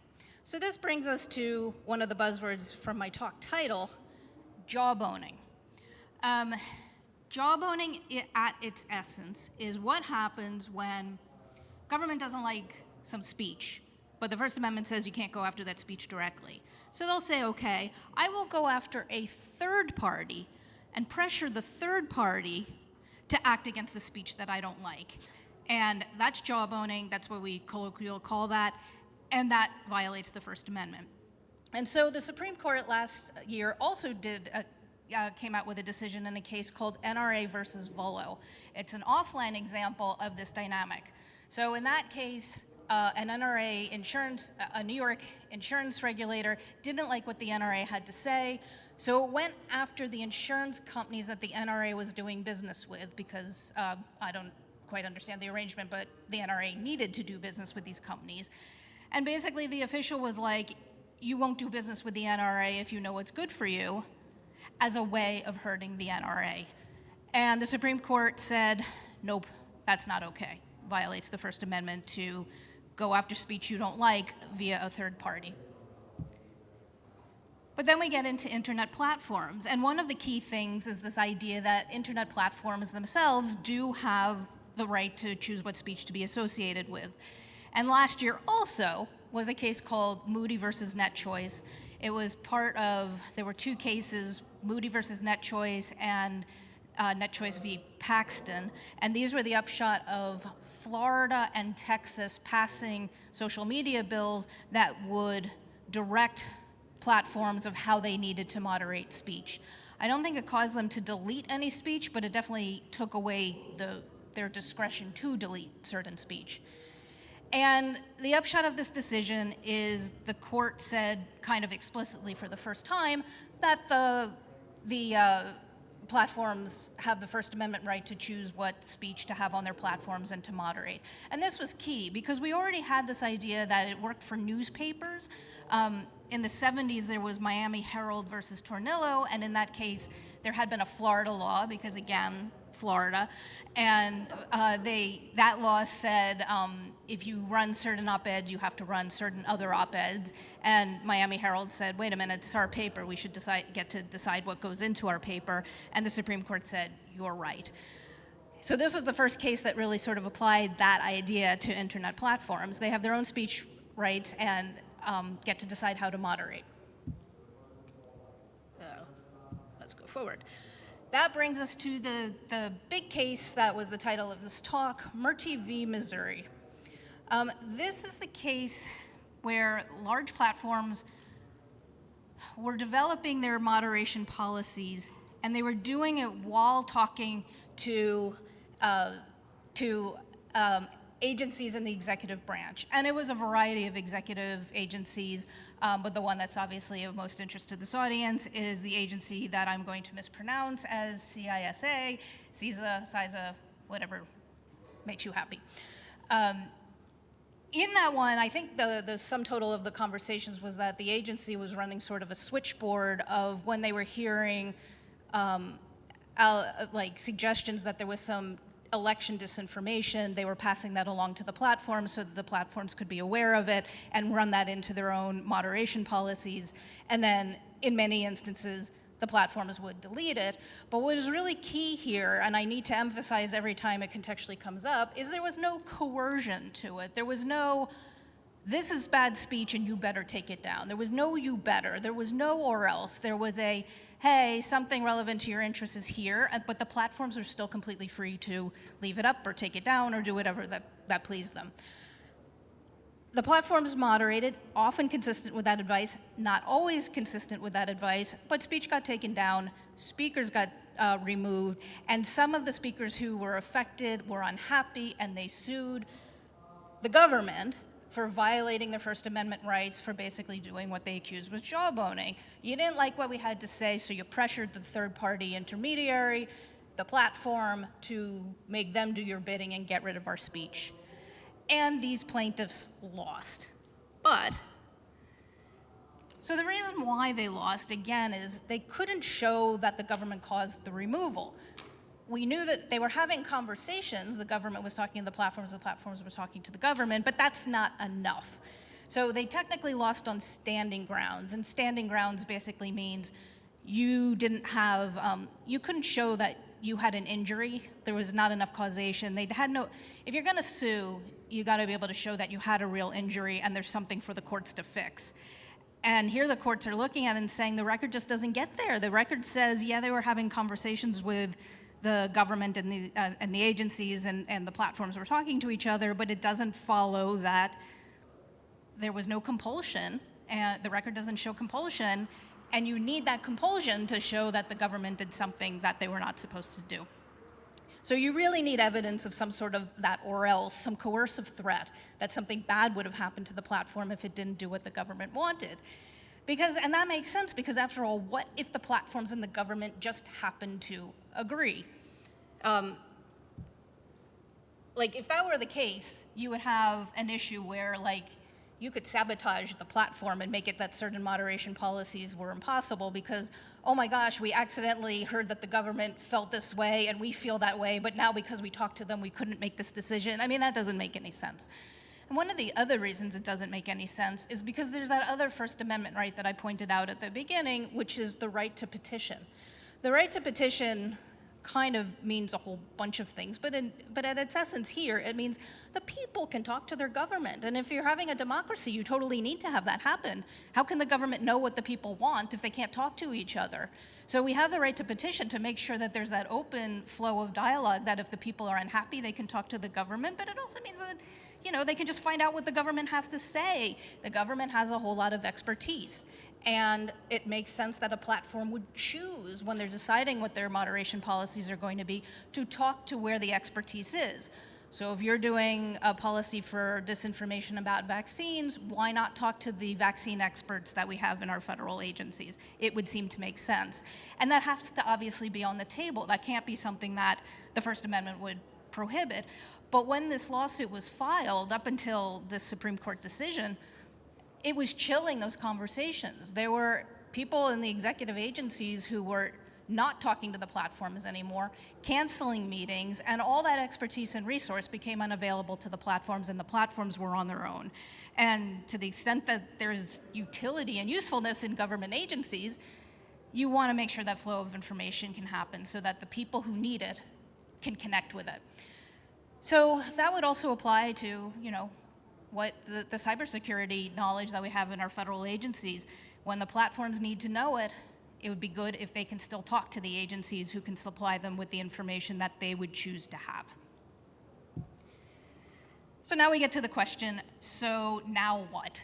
And that's the one where I put all the question marks, because I don't know. Interesting days that we've hit. So in terms of that litigation itself, the Murthy versus Missouri case, it may still be going. I've kind of lost track a little bit. One of the things that happened with the Supreme Court is they said the case goes back down to the district court, and they did a little bit more litigation to look at the standing question. I don't think any of the plaintiffs succeeded, but they might try to appeal. So there could be a little more action there. And there were a couple of companion cases where some other people who alleged to have been illegally censored also had some litigation. So this may not be the last we've heard of this case. These plaintiffs lost, but that might not mean all plaintiffs, because it is theoretically possible that the government could get out over its skis and start talking to the platforms and start saying things like, yeah, that speech that you have up there, that needs to go or else. Or conversely, that speech that you just took down, you better put it up or else. It's entirely possible that the government may actually do it. It's conceivably possible it has actually done it, but as we change administrations and you think about the preferences that the different executives have, if it didn't happen before, it may not happen now, etc. And what I also can't answer is what sort of internal pressure there may be on the federal agencies in terms of what they might say to the platforms. But what we're really looking for is there that coercive thing where the government is saying, you leave this up or you take it down at your peril? And it's not quite clear how we will, how things will happen. It does sort of sound like, hot off the presses, the Mark Zuckerberg interview on Joe Rogan was suggesting that there already had been that pressure. That's going to be an interesting thing. So watch this space, see what happens, and then consider, I'll just throw this as a final thought, what about quasi-state actors? Because remember I said that the First Amendment says that private actors can decide what they want to do. But there's also certain instances where the government can kind of co-opt a private actor, and when they start acting, they're kind of acting on the government's behalf. If that happens, now we've got a different constitutional question where the decisions of the private actor may in fact now be not jawboning, but more of a direct violation of the First Amendment. I think the answer for Facebook I put up on the slide is, yeah, it's still probably a private actor, but maybe it's got some jawboning pressure on it. But the closer that Elon Musk is to the Trump administration, I think it raises some interesting questions, but don't get too excited because this is not an easy thing to determine. It's going to be incredibly fact-specific. It is not something easy to just turn a private actor into a state actor, but I think that thought and that risk is potentially on the table. So watch this space and stay tuned. And remember, the First Amendment right is only about what the government does, not about what private actors do. And with that knowledge, you will be so much better equipped than most of the people participating in this discourse. So thanks very much.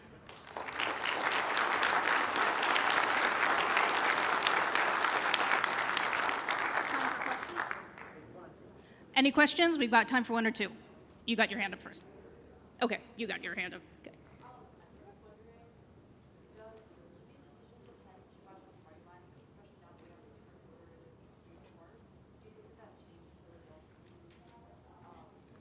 So the question was whether party affiliation is driving these decisions. The First Amendment stuff happens to be, I think, one of the things where the Supreme Court has sort of not been as partisan as some of the other decisions that it's made. And for instance, the Murthy decision was written by Justice Barrett. So she's a conservative justice.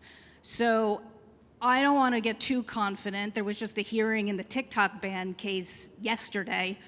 I mean, every time we go up to the court, I white knuckle it and wait. But this is something where so far they've looked at the precedent a lot more purely and tended to respect the precedent, and you can find people on both sides of the aisle in terms of the justices who see the issues.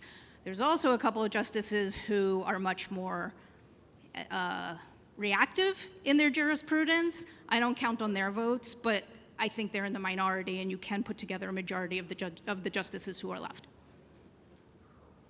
Yes, who yielded in the first place.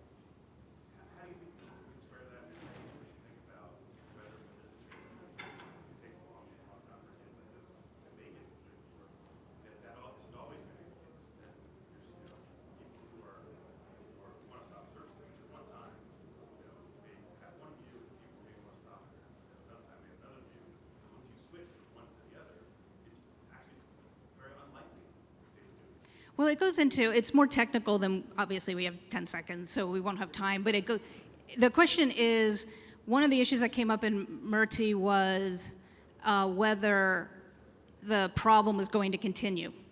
And I think ultimately, what we don't have time to go into is it's a lot of analysis about how standing is found for legal cases, and I think the point that Justice Barrett made was you can't be worried about it continuing to happen if you haven't even shown that it already happened.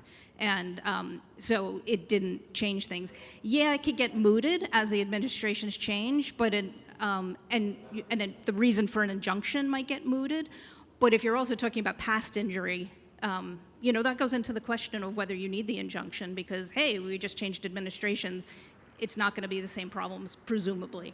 But it was an under-theorized case that was a lot of people just kind of having sour grapes that their speech got moderated away. So, they didn't really advocate around those issues as much as they probably would have needed to if they wanted to win. So, thanks very much. Are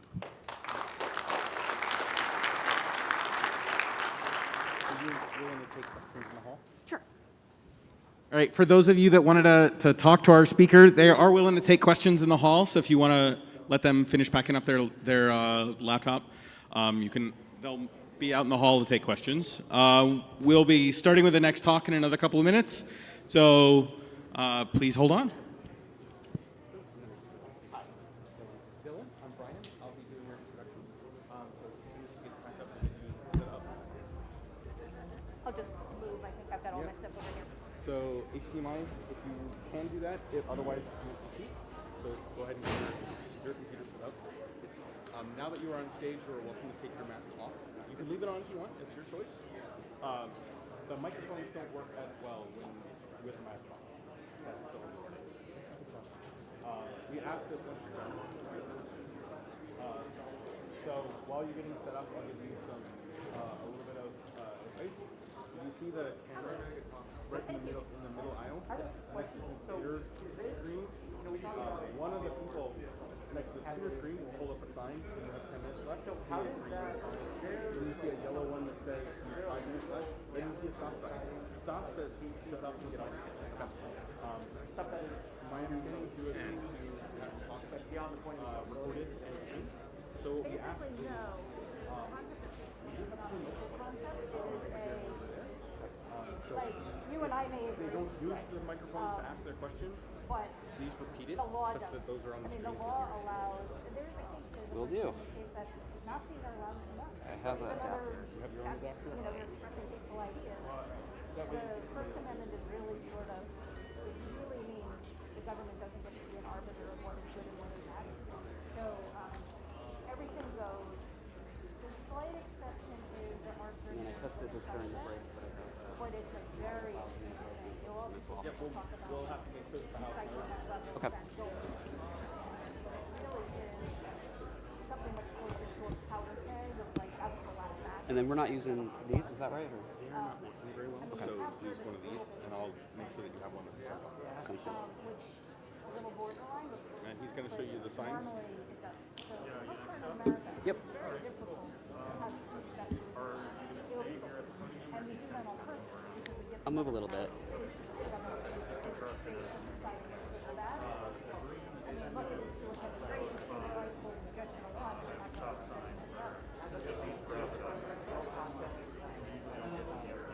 Okay. Nice. I'll be introducing the next talk, so if we get to that point, I'll walk on stage. Okay. All right, you're done now. So like when we talk about like stage Great. Okay, sounds good. So what you're seeing here is what's being displayed on the projectors. Gotcha. So actually, anything I'm going to tell you might change after Wednesday. There is a certain. You want to do your audio check? Do you have a mechanism to do audio check? Yes, I can do that, sure. You want me to do that now? Yep. Your adapter right here. They're doing audio, but they're doing checking. It's a little subtle. Let me try again. I think that'll work. I just turned it up. It's a little hard to hear. Do you want me to try again? Or? Yeah, one more time.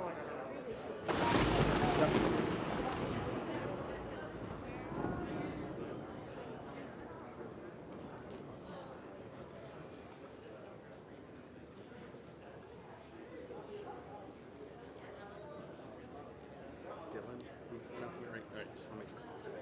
What was your name again? Ryan. Ryan, nice to meet you. You too? Is this your first time presenting? At Shmoo, yeah. Okay. Have you done other conferences, but first time at ShmooCon? Yep. So this is you've probably seen some talks today, but we're generally a pretty welcoming and supportive audience, so this should be pretty easy. Any questions or concerns? So. All right. I got some brief announcements. You probably already heard them. Throw some stuff from the audience and we can start. That's great. All right. All right, welcome back. We're going to get started in just a minute. I have the same announcements you've probably heard already. We have still a number of past T-shirts, a very few number of T-shirts for this year's conference, as well as bags of crap, bags from previous conferences. Please come by registration, give a donation, and we'll give you a bag of crap or a T-shirt or a past conference bag as a thank you for donations. We take none of this money for ourselves. The money goes directly to charity, and this community ends up donating a lot of money to charity every year, so please come do that. If you are parked in the hotel but not part of the hotel room conference block, come by registration. We'll give you a little barcode, or give you a little code that'll give you a discount on the otherwise very expensive parking. I've got a few things to throw out in the audience. Again, another light bright. This will hurt if it hits you. You all are paying attention, yes?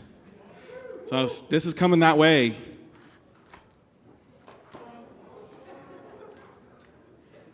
All right. And I have a pencil holder. For those of you that are still in school, it looks like there's a couple of school-age kids there, like college-age kids. So this is also maybe a little sharp, so you're paying attention. Everybody up? Wow. It curved. All right. So without any further ado, our next presenter, while they've presented elsewhere, this is their first time presenting at ShmooCon. So I'd like you all to give Dylan a warm ShmooCon 2025 welcome. So please welcome Dylan. Thank you so much. So yeah, my name is Dylan.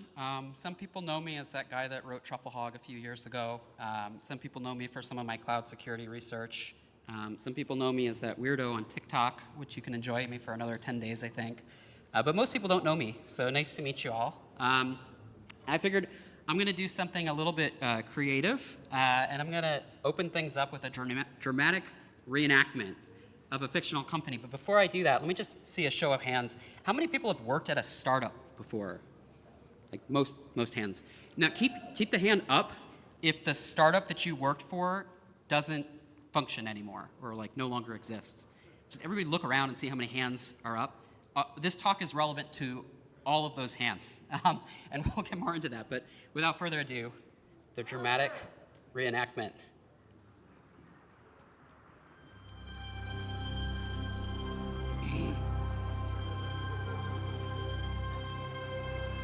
The year is 2021. I have an idea that is going to change the world. There is a loneliness epidemic within cats. Cats are meant to be outdoor social creatures, but we keep them locked up. They can't talk to one another, and they are deprived of the social needs that they need to have healthy mental health. And so I am going to invent Cat Chat, a company that will solve the world's cat loneliness problem.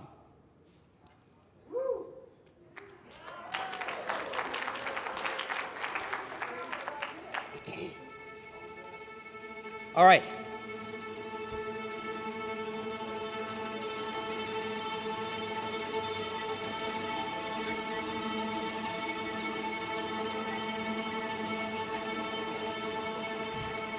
This is a true statistic. 81% of domestic cats are kept indoors. They're not allowed to go outside. That is a tremendous number of cats that are left in loneliness and isolation. And I want you all to think about Slack and how Slack has brought us all together and how quickly Slack got to 10 million active users. Think about all the cats we could be connecting in the same way that Slack connected users. There are 95.6 million cats living indoors in the United States alone. That is a lot of lonely cats. Cat Chat will bring the world's cats together and allow them to communicate and end the cat loneliness epidemic. I am seeking $5 million to get started with Cat Chat. Yes! I got a term sheet. I got some money. We can get started. Look at all this money that I got from this venture capitalist.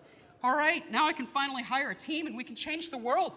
We're going to staff out Cat Chat and we're going to end the cat loneliness epidemic. We're going to get an office and everything is going to be better. We are going to change the world one cat at a time.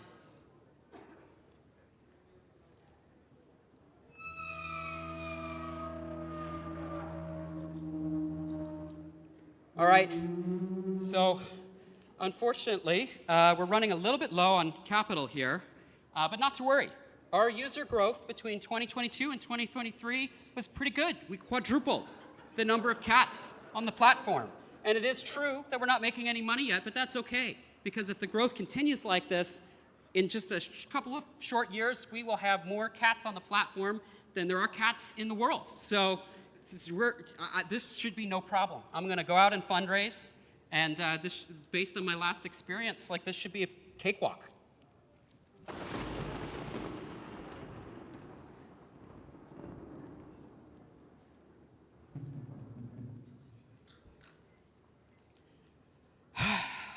All right, thank you all for coming today. I have some unfortunate news.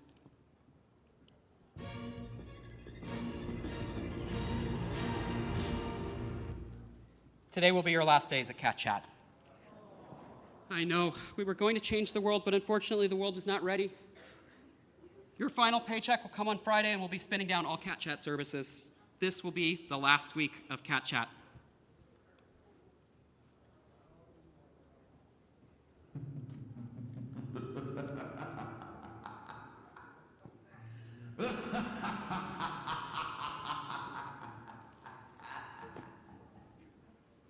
Hang on one second. Where'd he go? Come back, come back. Hello, everyone. My name is Tony the Hacker Man. Tony the Hacker Man just noticed something interesting. Cat Chat, that company that made the news, well, their domain just went up for sale. They didn't renew it. And I've got this idea, this hacking idea, see?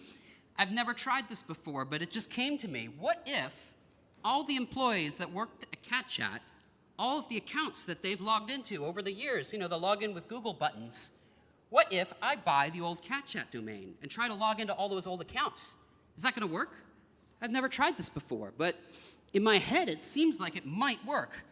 Let's try it out. I'm going to go and buy Cat Chat, set up my little Google workspace here, and then set up my little Gmail account, and we're ready to do some hacking. Is everybody ready for some hacking? All right.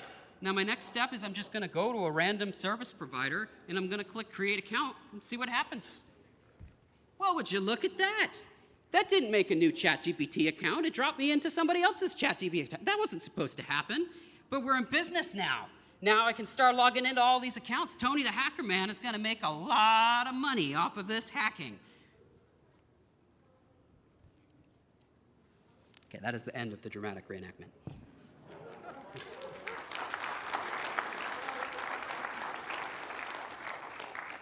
Okay, so to understand why Tony the Hacker Man was able to log into these accounts, we need to understand OAuth.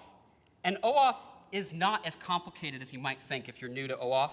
I'm going to just walk through it and break it down in 3 steps. And if you understand these 3 steps, you're going to understand the basic principles of OAuth. And so we're going to start with an example like Slack. And Slack basically wants to implement that like login with Google button. So the way that works is Slack goes to Google, and they say, who is this user?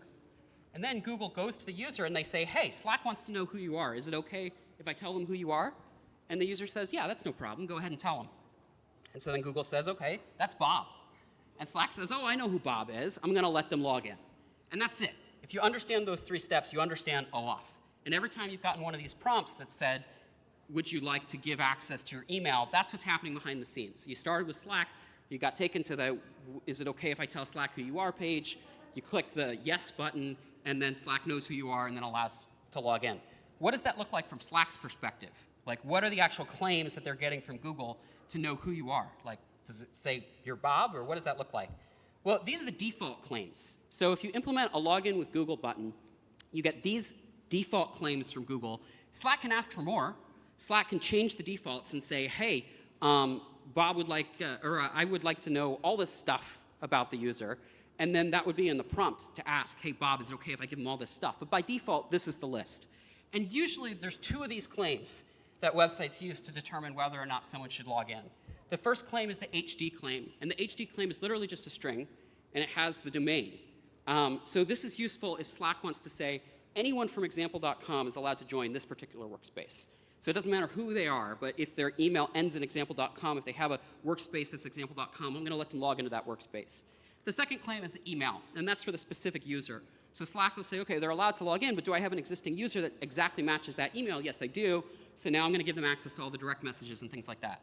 Well, you might be thinking back to Tony the Hacker Man, and you might be saying to yourself, if these are the only 2 claims we're using, there's nothing stopping Tony from just logging into all those old accounts. And you'd be right.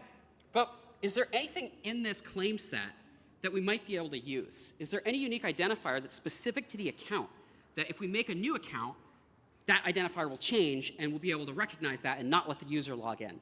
Well, you might be looking at this subclaim and thinking, that looks like a, yes, those 2. The subclaim, that looks like an identifier. Like, is that unique to the user? If the user makes a new account, can we use that to determine whether or not the user can log in? And it certainly seems like it. Like, Google's documentation says, yes, This is a unique identifier, and it's specific to the account, and no users are going to have the same identifier. Great. This prevents Tony the Hacker Man from doing his hacking. And so now, in theory, all I would have to do is go to companies like Slack, like ChatGPT, all these companies that have the login button, and tell them, hey, you know how you're just looking at the email to allow the user to log in? We'll also check the subclaim, and it will protect against this attack. Except there's a problem. There's a problem with using this subclaim. And that problem is that Google is a dirty liar.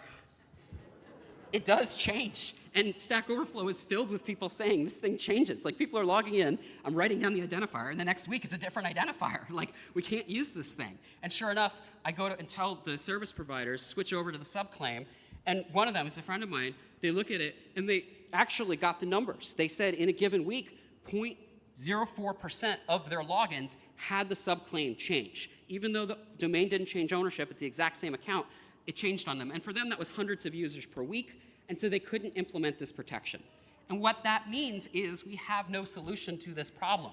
I can't go around to companies and tell them to switch over to the subclaim because that's going to prevent users from logging in. So this means all those startups and people that had their hands up, all the things that they logged in with Google for all the time that they were there, there's nothing they can do to protect themselves, and the service providers can do nothing to prevent this from happening.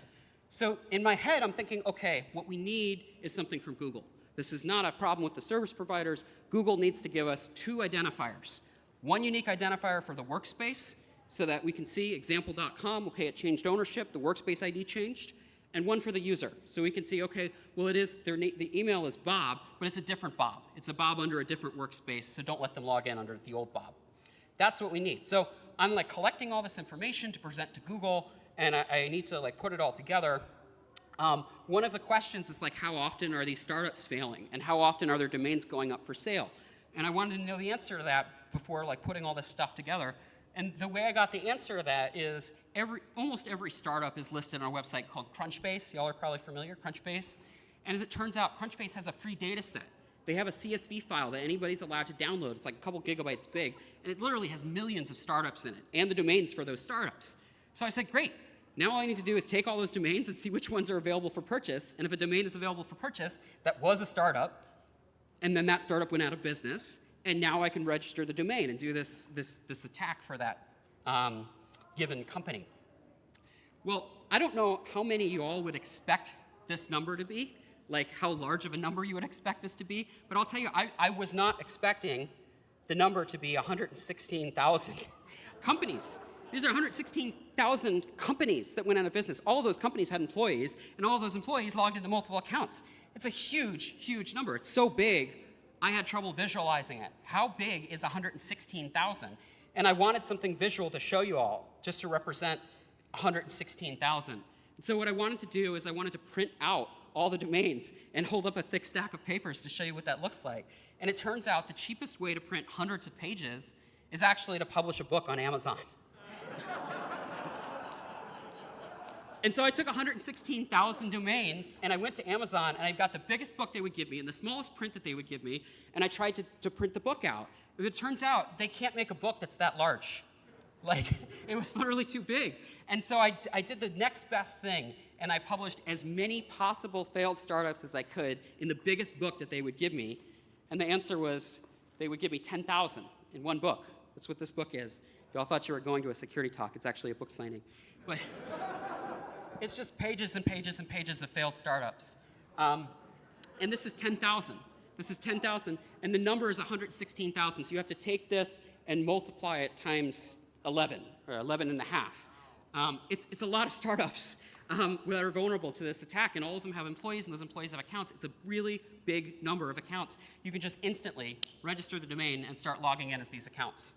And by the way, the book is listed on Amazon. Weirdly enough, one person did buy the book, and so I've made $10 off of this security research.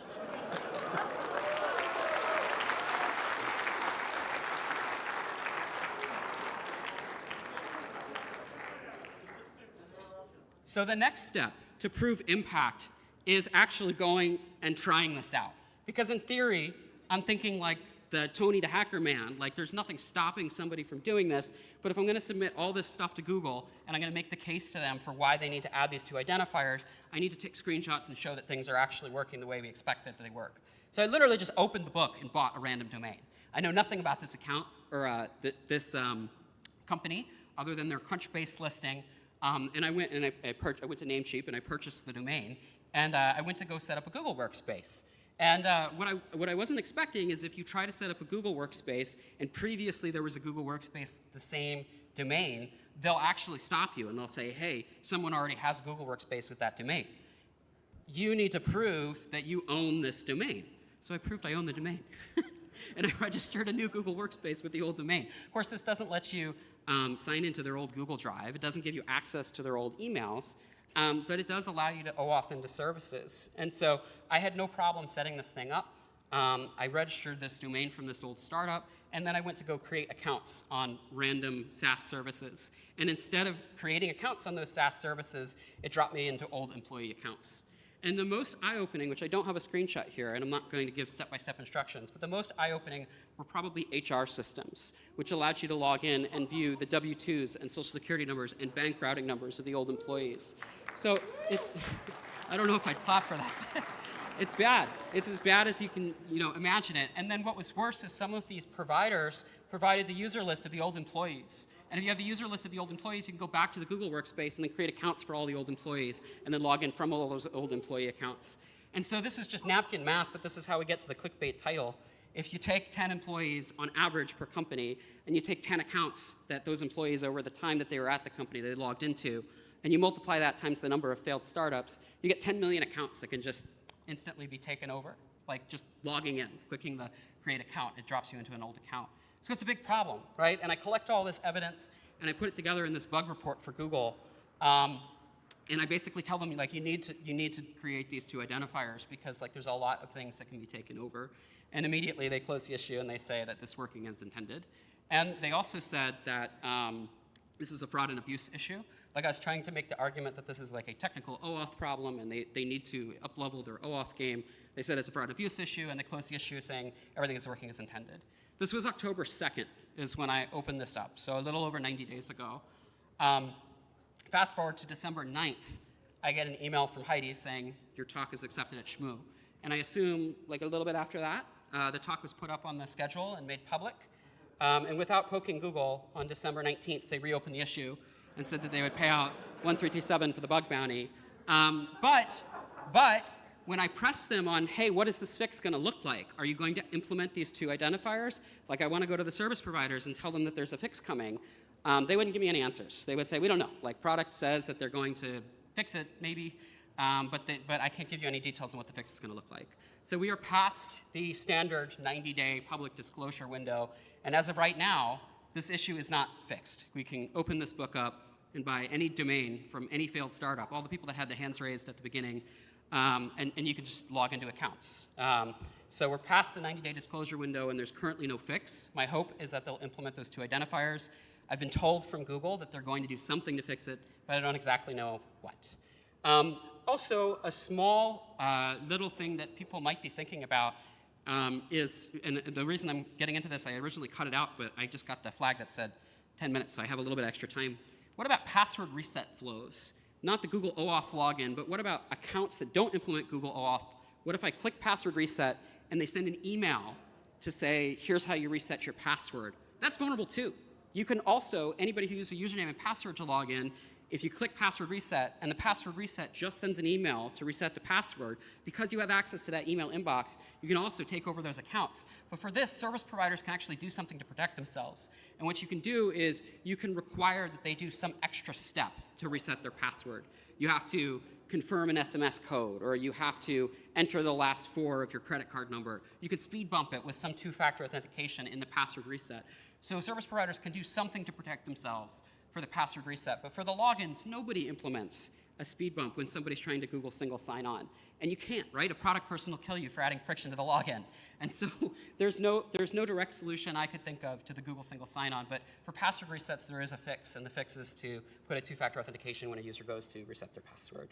And that's it. It's a 20-minute talk. I had a little bit more content. I'm hoping to give a part 2 at some point, so feel free to follow me on the socials. For the next 10 days, you can follow me on TikTok, I guess. And I'm hoping to give the part 2 maybe at B-Sides or somewhere else. But thank you all so much for coming.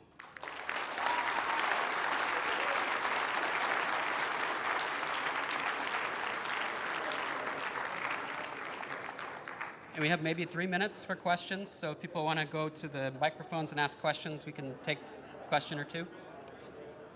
I have a quick question, which is this problem also present in things like the login with Facebook button? Like, is it all using the same technology underneath, or is it just a Google problem? I'm having a little bit hard time hearing.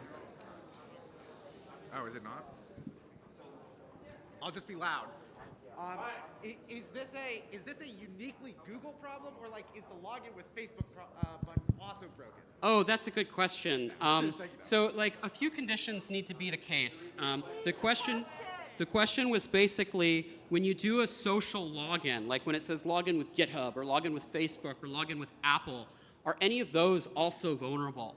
And the thing that's like kind of unique about Google is you can go and register a domain and take over the old domain. But for a Facebook account, for example, you can't go and register the old person's username and take over their username. They hold those usernames and don't allow you to do that. And that's also the case for GitHub. You can't go and register someone's old GitHub account and start taking over those accounts. So as far as I know, it's fairly unique to Google, but I'm guessing, I didn't look into this fully, I'm guessing that there are some providers, like maybe Microsoft, that have a similar issue. But I mostly focused on Google. Next question? Is there anything you could do with like a DNS text record or some other record attached to the domain to prevent this?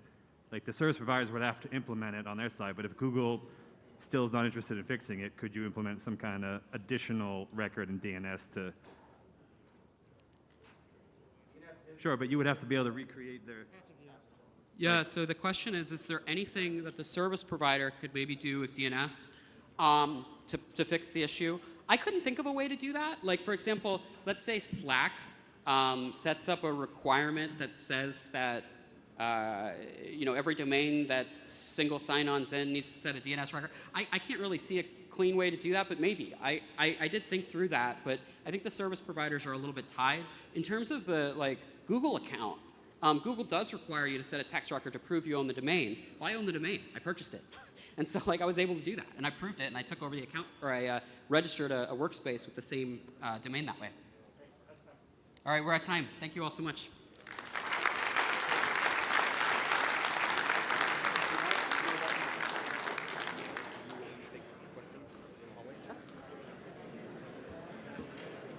All right, if you have any further questions for Dylan, please meet him out in the hallway. Let him finish packing up. He will meet you out in the hallway and talk. You're welcome to ask him anything else that you're interested in.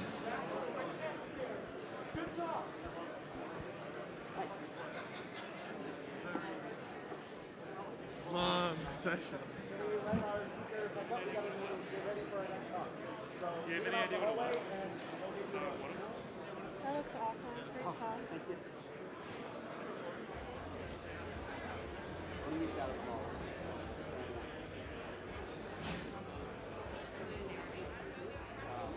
Is that your so no, it wasn't. Yeah. I'll be curious. One is small and one is mine. Yes. You don't mind looking at that? Oh, yeah.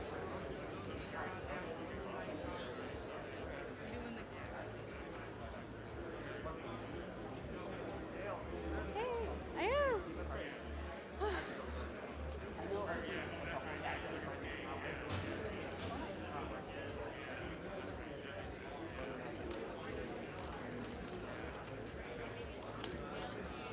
What's because if somebody else purchased it, it won't be expired. So I'm waiting on the person from AV that will bring you an adapter.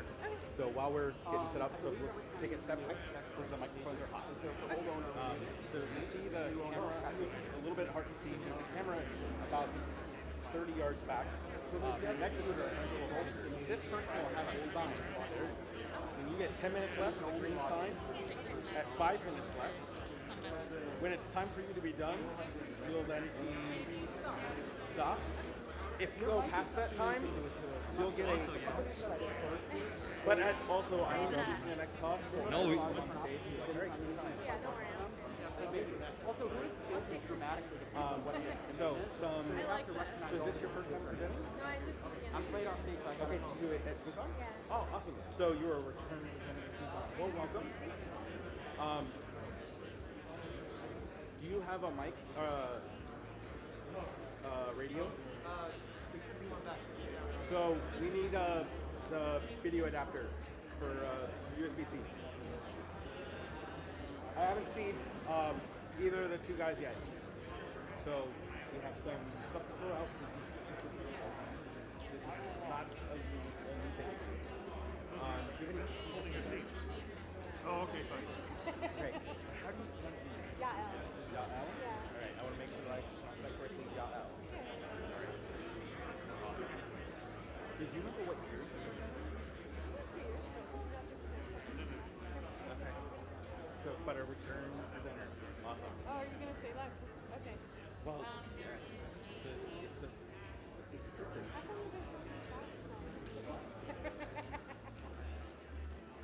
You know, you do you. If you want to drink while you're on stage. The other thing, I mean, as you saw with the previous presenter, as your time is running out, if you, once we get to the end time, if you could tell people, hey, give me a minute, and pack up your stuff and talk to them outside, that would be, that way we can get prepared for the next presenter. Like. So I will make sure that you have a hot mic. This one, it's not on it, but we'll turn it on when you see the lights. The other thing that they ask is, generally if you could stay really close to here, rather than wandering around, just because. If I can, yeah, I could. Well, and you might be able to put the screen underneath if that would be a little bit of an angle. Make sure that I'm saying it correctly. Yael? Yes. I'll try not to. You've got a little bit.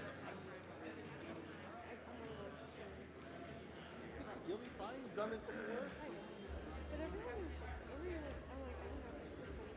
Well, and if you, so as you probably experienced the last time that you were here, we try to build a community that is supportive and inclusive. I think last time I was worried someone throw something at me, but I don't care.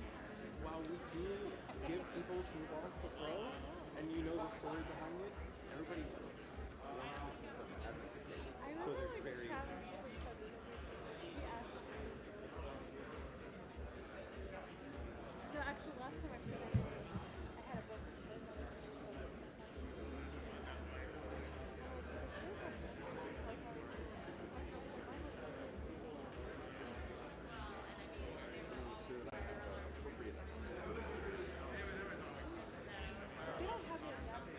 We'll make sure you get an adapter.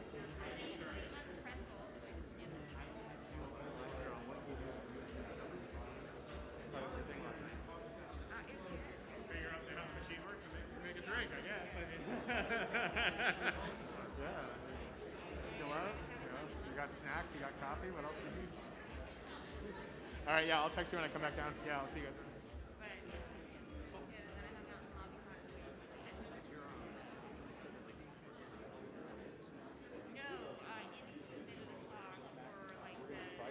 I'm not sure if it's going to work or not. We're trying daisy chain. You mind if I? This.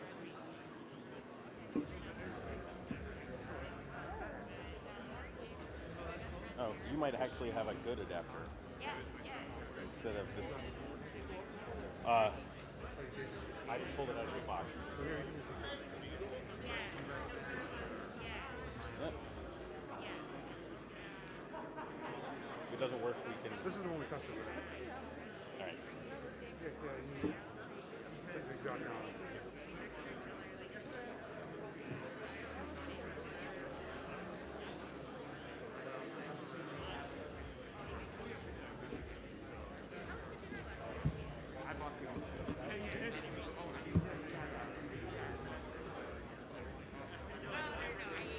All right, welcome back to ShmooCon 2025. We're going to continue with, we have a little bit of new announcements for you. Again, t-shirts and bags of crap are still available for donation at registration. Please come and give us a donation and take them home, because we don't want to take them home. tonight's fun time activities will start at 9 p.m. You will need your badges to attend, so make sure that you have your badges with you. ShmooFAQ will be an, quote, audience participation quiz that'll be in this room. So come here at 9 o'clock if you want to take part in that hacker trivia quiz. In the Build It room, which is that room right over there, there will be games, and more games. If you're interested in more information about that, see page 17 of your program book. We have a few things to throw out into the audience. So I have some carabiner-shaped objects. These are not actually carabiners. Do not climb with these.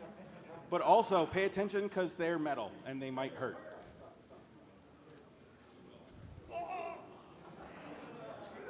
And I've got another one of these that I'm throwing in that general direction. Good job. All right, is there somebody sitting in the front row that is staying not in this hotel? All right, the person in the hat, I'm going to come give you a nice ShmooCon scarf. So, without any further ado, I'm sure you don't want to hear me talk. You'd much rather hear our returning ShmooCon presenter, who's will be talking for the second time at the final ShmooCon talk. So please give Yael a warm ShmooCon welcome.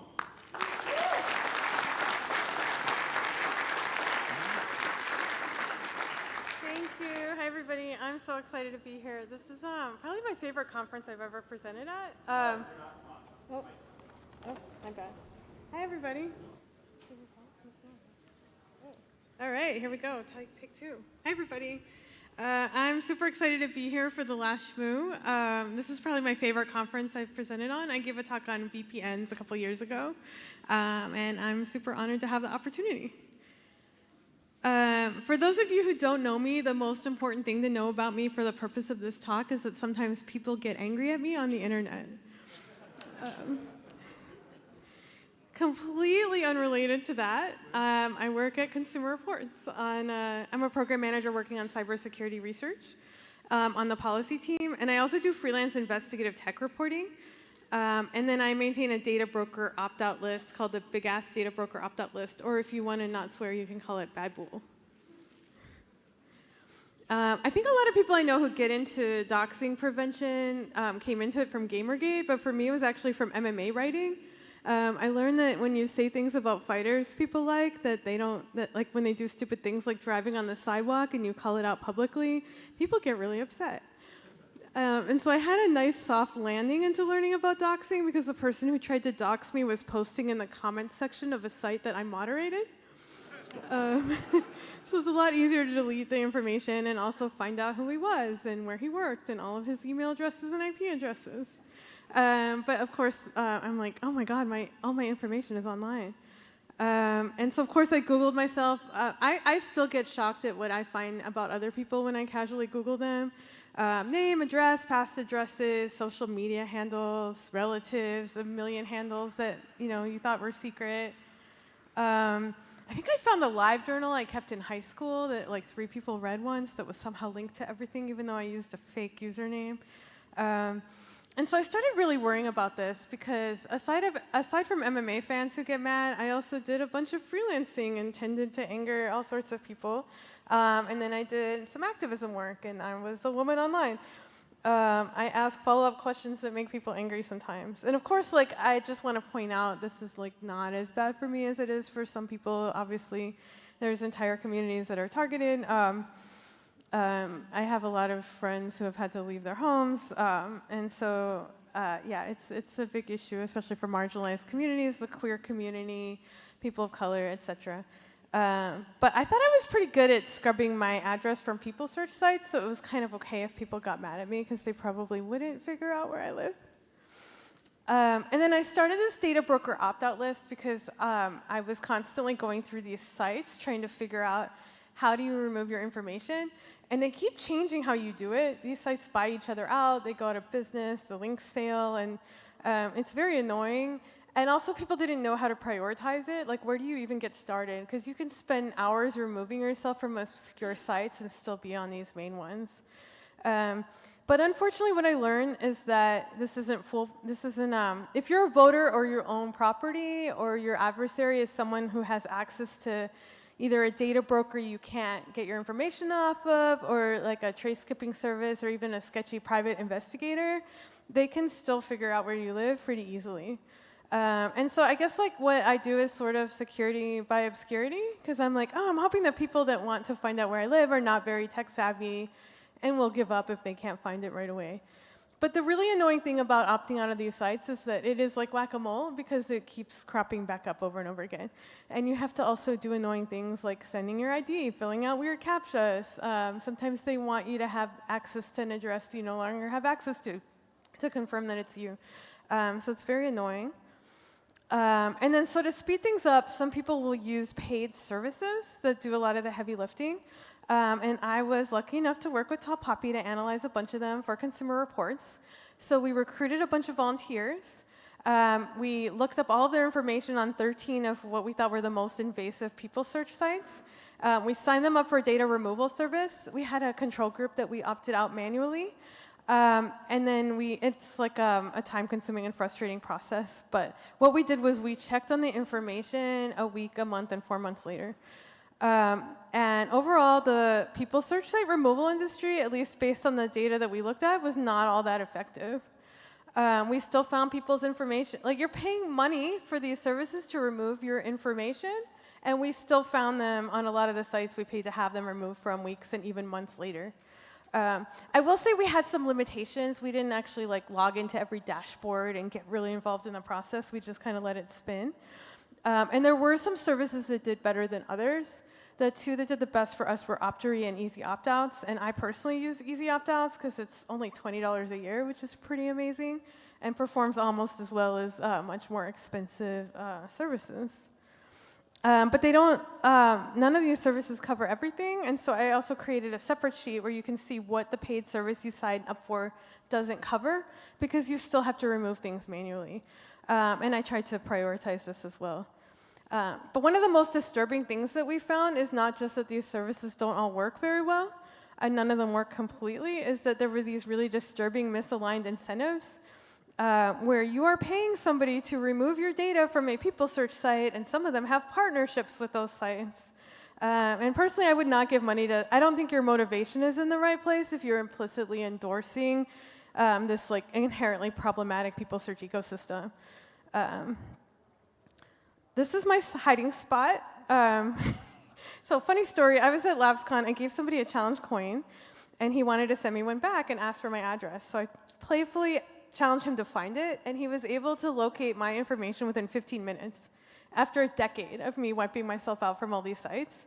He also found many variations of a password I used before I knew any better. And he found a really spicy email address I used for like 10 seconds over a decade ago. I'm like, I'm really glad that you're my friend, because this could be easily weaponized. And the way that he did it was he found a paid version of a people search site that had an old address for me, which I left up there because I thought it would be good misdirection. But the paid version of it had my actual address. And I didn't know that because I didn't have a paying account. And the worst thing about this story is that he never actually sent me the coin. So in revenge, I sent him on a wild goose chase for a piece of information which doesn't exist. Which I recommend doing. Ask somebody to find out where you went to high school if you were homeschooled, or to find your maiden or middle name when you don't have one. I think that's pretty good revenge. But the other thing about it is that it can be crowdsourced. So even if the people trying to find out where you live are not very good at it, a lot of them have friends that are. And people have found my address on some sketchy off-roading app that has a list of property owners in the city. I don't know why, but every time I find one of these, I add them to the list if there is a way to opt out, and if you can verify that they have your information before giving it to them. But it keeps coming back up. It really is whack-a-mole. And I'm not the only person who's bad at this. I know other people who do this for a living, and they just cannot stop their information from cropping back up over and over again. So if even experts in this industry cannot keep their data private, what recourse does that have for the rest of us? So the title of this talk was about graduating from opt-out whack-a-mole, and you're probably wondering, like, how am I qualified to talk about that, since I just said I was easily doxxed? The only reason I didn't get swatted is because I was doxxed by a friend. And And so a lot of people will tell you, like, oh, you should buy an LLC, buy a home with an LLC that doesn't trace back to you.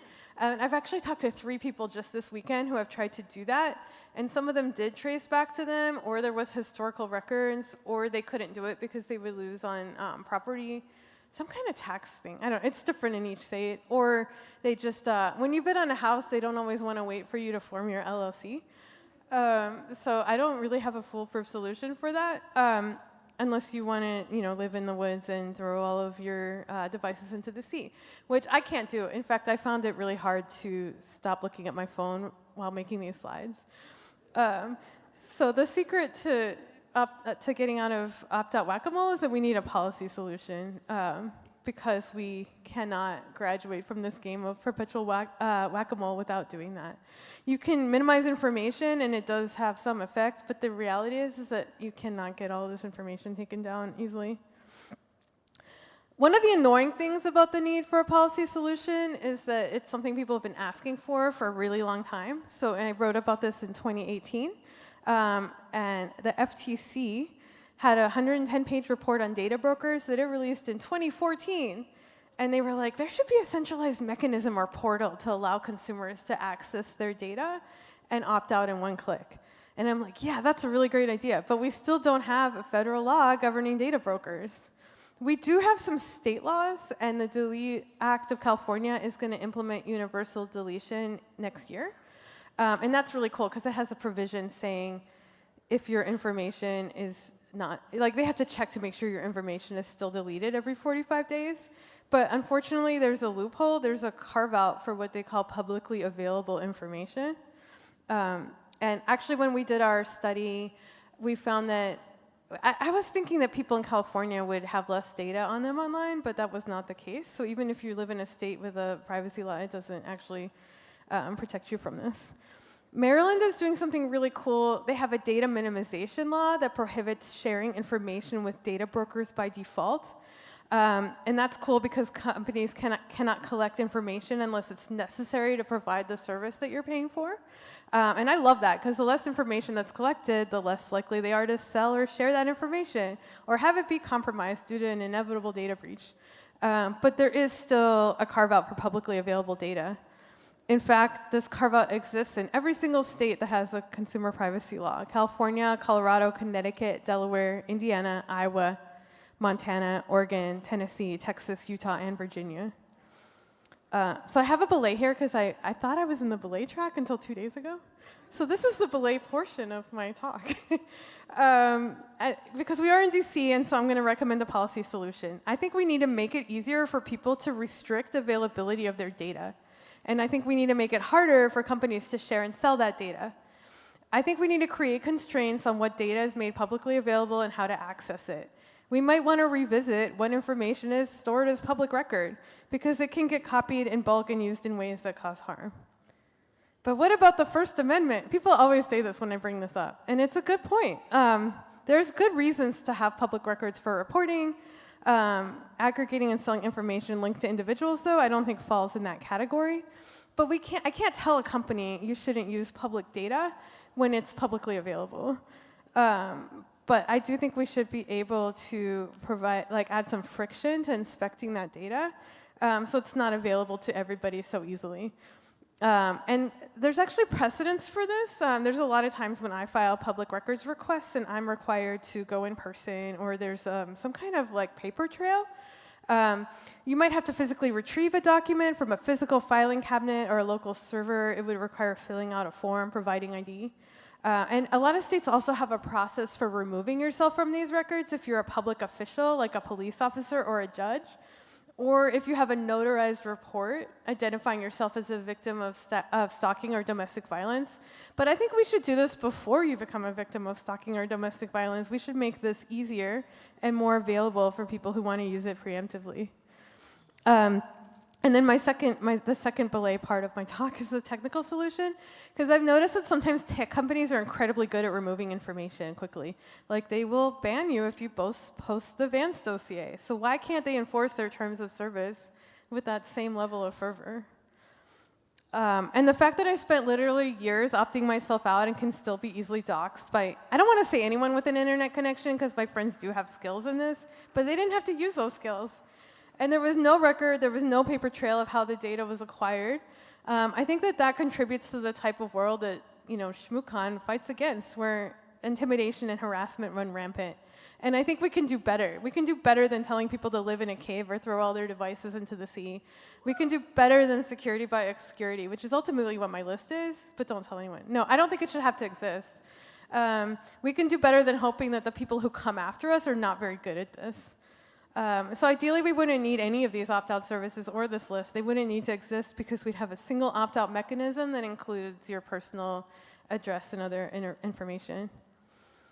And my policy silver lining is the Consumer Financial Protection Bureau, because they have proposed rules to rein in the data broker industry. And if passed, it would classify data brokers as consumer reporting agencies under the Fair Credit Reporting Act and impose stricter regulations on how they collect and sell data.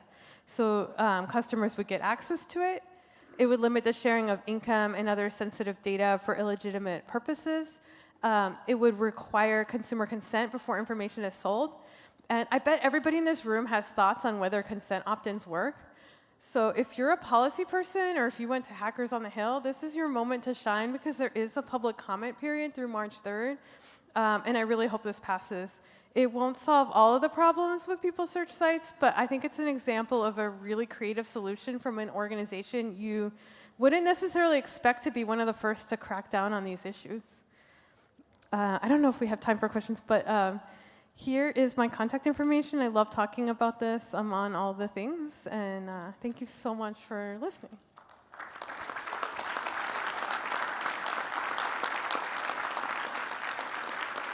Let's see what time it is. I think we do have 5 minutes for questions. Yeah. Oh, fantastic. I have one.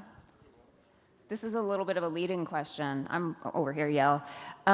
So one of the things you talked about were data brokers, but there's also all of the genetics and ancestry websites scrape public records. What's been your experience in getting records removed from those, given that they're public records that they've consumed and that all of their paid customers can access and scan through? So all you would need to do is pay $30 a year for ancestry, and now you've got all the public records.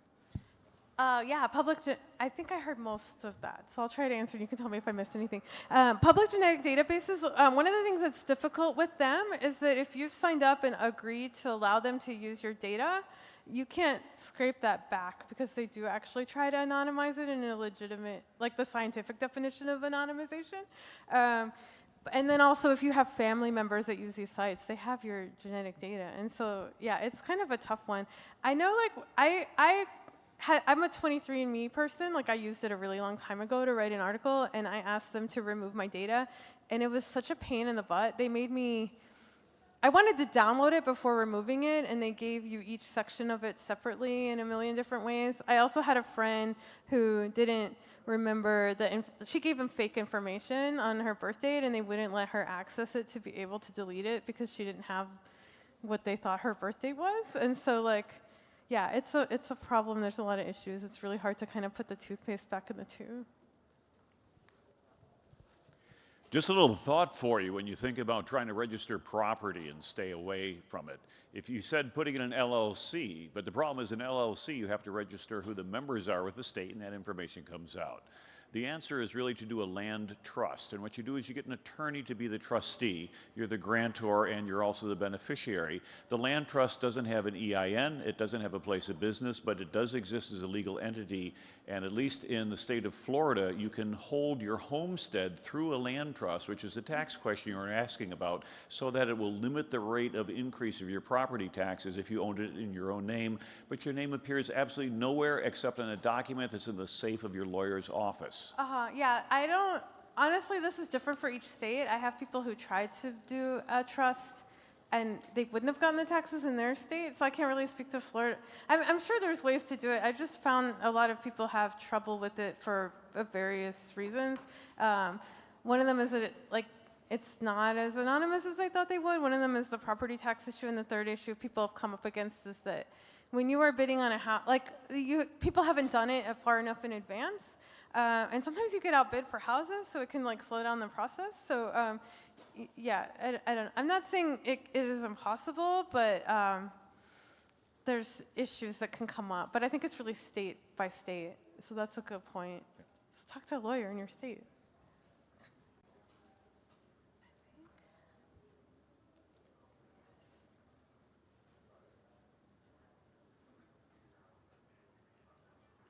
Hey, Yael, I got a question. This is kind of a devil's advocate question. We all grew up with, well, at least I grew up with phone books that listed your address alongside your name. How come there wasn't a huge epidemic of doxing and assault and, murder then? I remember when phone books, you could get your number unlisted, and it was really cool because you just had to talk to one person, which was amazing.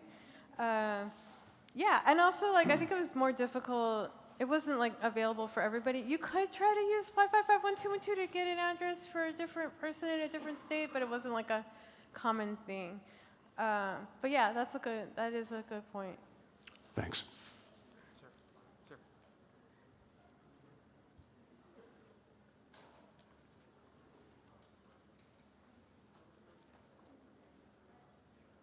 Okay, I think we have a couple minutes. I'll also be outside if anybody has other questions.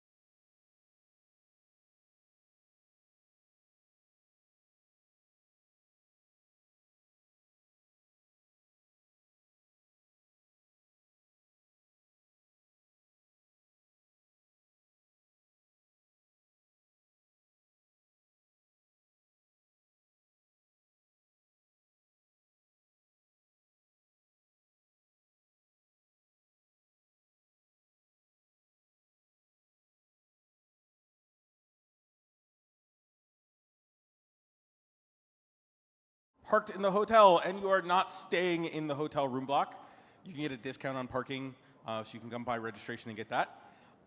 Again, tonight we will be having a party in this room and the room right next to us at 9 o'clock. You must have your badge to attend. In this room, starting at 9 o'clock, will be an event called ShmooFAQ, a audience participation quiz. And in that room will be hangout and games, and more games. So please come down, hang out, meet some people you've not met before. And all that starts at 9 o'clock. Again, please make sure that you are wearing your badge to attend. So I have a moose to throw out into the audience. So this is generally softer than what I've been throwing, so maybe it won't hurt. Yay. It threw where I generally directed it. All right, and I have a pencil holder with some stuff in it. So this has not flown very straight recently, so good luck.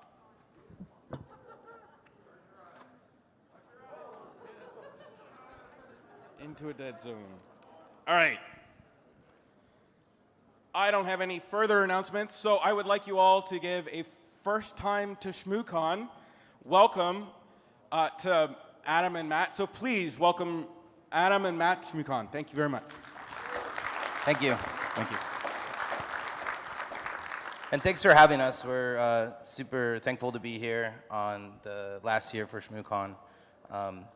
Today, we're here to present our time in a product review cabal and all the malware and bugs that came with it. So, quick little bit about us. I'm Adam. I'm the head of AWS Shine. I'm a home lab enthusiast. I have a lot of community involvement. There's a conference in Omaha, Nebraska called KernelCon. I encourage you to check it out. Run our local DEF CON group and help out with open source projects and other conferences. And this is Matt. Hi, everybody. My name is Matt Vyrus. Yes, it's my real last name. I'm an IoT engineer at Cisco. I've been there forever and a day. I farmed some ground. I'm a hardware junkie. In a previous life, I was a forensics analyst at a DoD agency. I founded Hackspace.io a couple years ago and used that to do a lot of projects and guides and things. In the work that I do for KernelCon, I run the hardware hacking village at KernelCon, and we do all sorts of crazy reverse engineering and building things and firmware flashing and all sorts of things. It's all about making things accessible and helping people reach beyond their technical comfort zone. So a quick boilerplate disclaimer. All of this work was done for research purposes only. Nothing we discuss today is representative of our employers' views, opinions, or research. And we ensured that every review, photo, and video were immediately taken down and reported. This is a platform agnostic problem. It affects all online retailers, not particular platforms. And although we're a cabal, we strive to be an ethical cabal. So real quick, we're chopping this down from an hour to 20 minutes for this format. So we're going to just cover a brief story. We're going to talk a little bit about how you can tell if your products are vulnerable. And then now that you know they're vulnerable, how you can fix them yourself. And lastly, how to recognize fake reviews, bad products, and takeaways that you can take home with you. So how did we end up with all of this gear? Well, during 2020, during the COVID-19 pandemic, most of us were buying stuff online, sheltering in place, buying things online, groceries, clothes, electronics, and so on. And one such electronic that Matt actually purchased came with a postcard. And the postcard said, "Please contact the support team for a gift. It's free." And, you know, he's like me. We both like free stuff. So he reached out to them. And they said, "Okay, great. Here's the deal. Go buy this product and rate it, and we will reimburse you." And actually, in this one, it didn't even tell him to rate it. It just said, "Go buy this product, send us the buy page, and we'll reimburse you." So went out, bought the product, sent them the information. Boom, boom, boom. PayPal sent him the money back for the product, free stuff. Not only did they send him one, they sent him 4 free switches. So that felt really good. And then we said, hey, what if we want like more of these free products? We like this idea of getting free stuff. So let's go get more. And so we started by just asking, right? Matt said, "Can I invite my friend Adam to join?" They said, "Yes, sure. Here's an email to Adam." But what if we want to more for just ourselves, not just our friends, right? We started duplicating emails. And then it got kind of complex. It got to the point where we had different SOC accounts, and I had different apartments in my house. My daughter's bedroom was apartment 2. You know, my garage was Jiffy Lube. So we started getting all kinds of stuff sent our way. And that really scaled like hackers, right? Like when you look at this is just maybe a quarter of some of the stuff that we ended up getting. And it's not just light switches, it's cameras, it's robot vacuums, it's you know, lamps and baby monitors. Steak knives, kitchen appliances. Yeah, random stuff. And we soon realized that these people, they didn't care at all who they were messaging. It was just a big room of people sending out random emails. And we soon realized that they could send a message to Matt, and I could respond and say, hey, I would like this, Adam. And they didn't care. They would just give us stuff. So we started creating this group where we would share invites, and if you wanted an item, you'd go and get it. And so all of our friends started jumping in and sharing invites, and it escalated. Like, these are just 3 of our favorite products, Treat Life, Victure, and 8min. And these are just some of the emails that we ended up getting. So what about the stuff, right? Getting free stuff is fun, but you know, what about the stuff? We decided to dive deep into figuring out if this stuff was good or not, if it's secure or not. It's a cloud-connected device. We configure that all of cloud-connected devices could be monitored, could be sending information somewhere. Some of them used a platform called Tuya, and you don't, like, for Tuya, they didn't save any, they saved everything in a single repository, a single database. It was all unencrypted. And to be a Tuya developer, you just had to pay a small licensing fee, and then you'd have the same information that every other Tuya developer was uploading to the cloud. And so we decided to start diving in and figuring out, hey, this stuff, this is kind of bad. What should we do about it? Matt's going to walk you through that. Yeah, so how do you do this? How do you figure out if your stuff is trustworthy or if it's vulnerable or if it has issues? So there's a lot of ways to step through that process. This is by no means exhaustive. This is just a few things that we're going to talk about, and this isn't even an exhaustive list of what we've done in our research, so feel free to find us in the hallway or talk through things if you'd like. So the first thing we're going to talk about is UART. And WTF is UART. UART is Universal Asynchronous Receive and Transmit. It's a super common way to interface with a piece of hardware. It's inexpensive, it's really common, and all you need to interface is a very inexpensive adapter. They're around $5 on Amazon or eBay, so extremely cheap.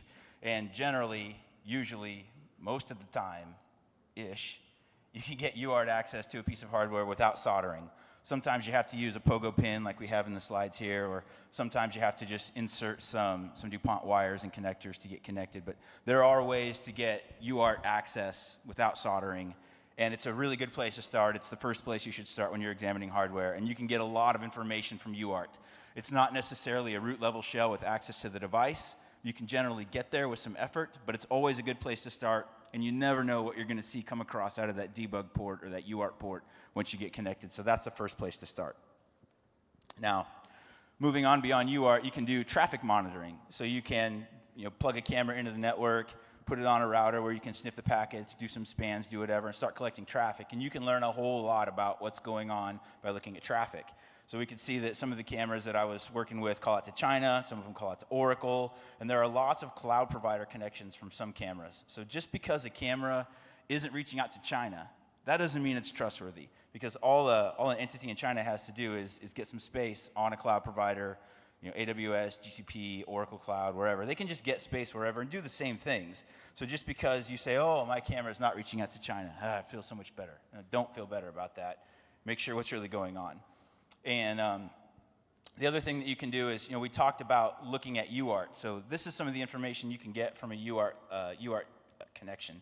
So we see in this particular screenshot, we see that it's a Live 555 media server. That's an RTSP server that's actually streaming the video content out of the camera itself. If you troll around with this version, you'll find some interesting things. We talk about it a little bit, but the gist of it is there's a straight up RCE vulnerability. The CVE is out there. It's very well known. So if you just look around a little bit, you can find an exploit, and you can do all sorts of crazy things to this camera. And we find all of that just by looking at a little bit of IP traffic and by looking at what comes across the UART port, plain text right there dropped in front of you. And a lot of the cameras that we found didn't support ONVIF or RTSP local protocols, but even the ones that did, they still had issues, and they weren't really doing standards compliant ONVIF. They were still doing interesting things with the cloud. They were still sending copies of your video feed out to the cloud, so anyone who was on that platform could potentially view your feed, and of course that's not a good thing, especially for something like a surveillance camera. So again, right here, when we're talking about what we can do with UART and what we can get out of that connection, so we saw in the last slide, we saw the version specifically called out. But here, we see some interesting things. Like there was one particular camera that took a while to boot, and I couldn't figure out why it was so slow. It was a pretty efficient piece of hardware, but why is this so slow? So sure enough, dropped into UART, and we can see all these scripts doing some interesting things and changing passwords and trying to reference directories that don't exist. So really interesting stuff. And the point of referencing this is, if a camera manufacturer can't manage the firmware on their device locally, how the heck are they going to manage hundreds or thousands or tens of thousands of these cameras at scale, at large, from the community and from the internet all over? So if they can't manage one, how are they ever going to manage this at scale? You can't trust it at all. And then another thing that I specifically saw is there was one camera I was working with. I connected it up. I was sniffing traffic from it and seeing what's going on, and I saw it connecting out to IP space in China. Then I saw the camera do an automatic firmware upgrade. It didn't give me the option to deny it or pause it or hold it back. But as it finished its firmware upgrade and it reloaded, the IP space that it beaconed to changed from a China IP space to a US-based cloud provider, but nothing else changed. The traffic pattern stayed the same, all the actions stayed the same. It was doing all the same things, but rather instead of going to China, it was going to a cloud provider. So really interesting things. So one really interesting thing that I also saw from a particular camera, it was an SCAM camera. It does not use the Tuya platform, but I want to throw a reference out to Paul Marapisi, and his talk is right there. Please go watch that talk. It's really interesting. It talks about the P2P network that a lot of cameras use to get around NATs and to get around firewall issues, so that when grandma and grandpa want to see their camera at home, they don't have to know how to deal with their firewall or do port forwarding. So there's this peer-to-peer framework that the cameras all join. And there's a situation where a camera could be a super node, where one camera can potentially be a node that routes traffic from many other cameras to get around firewall restrictions and carrier-grade NAT and things like that. So there's a potential that your camera, as a node, could be routing your traffic and also video streams from many other cameras. And all you have to do to see that traffic is capture the packets and assemble them.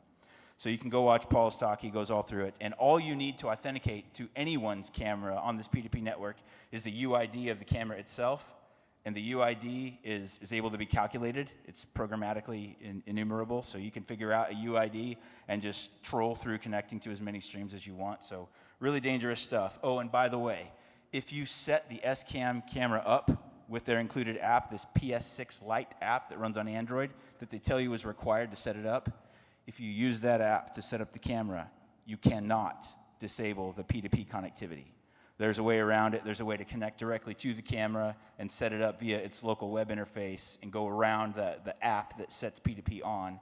But again, this is a thing that's not in the book. It's not in the manual. It doesn't say, oh, you don't have to use the app. You can do it this way. These are all things that we just figured out that probably most people wouldn't. So really interesting that they force this peer-to-peer connection through their app, and they don't tell you a way to manually set it up. So a cautionary tale here. So I am a network engineer. I've been a network engineer and an IoT engineer for a long time. I will purport that I am not an idiot, although this story certainly makes me feel like one. So I live on a big farm, about 60 acres I cover in Wi-Fi, and one day, 2 SSIDs showed up. I didn't know what they were, and over the course of life and kids and busyness, over a year and a half, I kind of got hot and cold looking into it and trying to figure out what it was. And I never really could. You know, neighborhood power would go out and it would disappear, and my power would go out and it would disappear, and I'd turn off all the power in my office where all my equipment is, and it would stay on. So it can't be me, because it would be in my office if it was me. So eventually I got a hold of a dope scope, and Warcaller's out here. I'm not affiliated with them, but they have a great product. It's really cool to play with if you haven't seen it. You hold it up to your eye and it helps you enumerate Wi-Fi networks. So I trolled all through my house, and eventually I found out that the Wi-Fi signal was coming from a Tempur-Pedic adjustable base, a bed in the master bedroom. And what's annoying is I had suspected that on day one, and I reviewed my order, when I ordered the bed, I did not order it with Wi-Fi. I got the manual for the bed and pulled up the pictures of where the Wi-Fi hardware is on the bed, and I crawled under and looked, and it was not there. So the model that I ordered had a different set of Wi-Fi hardware in a different location, and I didn't root around hard enough to find it.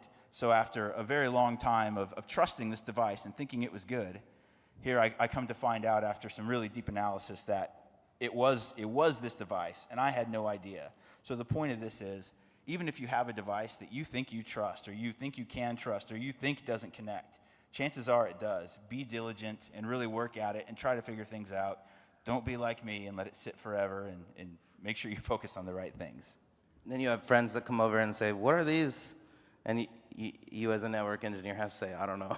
I don't know. Like, hey, your Wi-Fi doesn't work. I connected to this WMB. Like, that's not my network.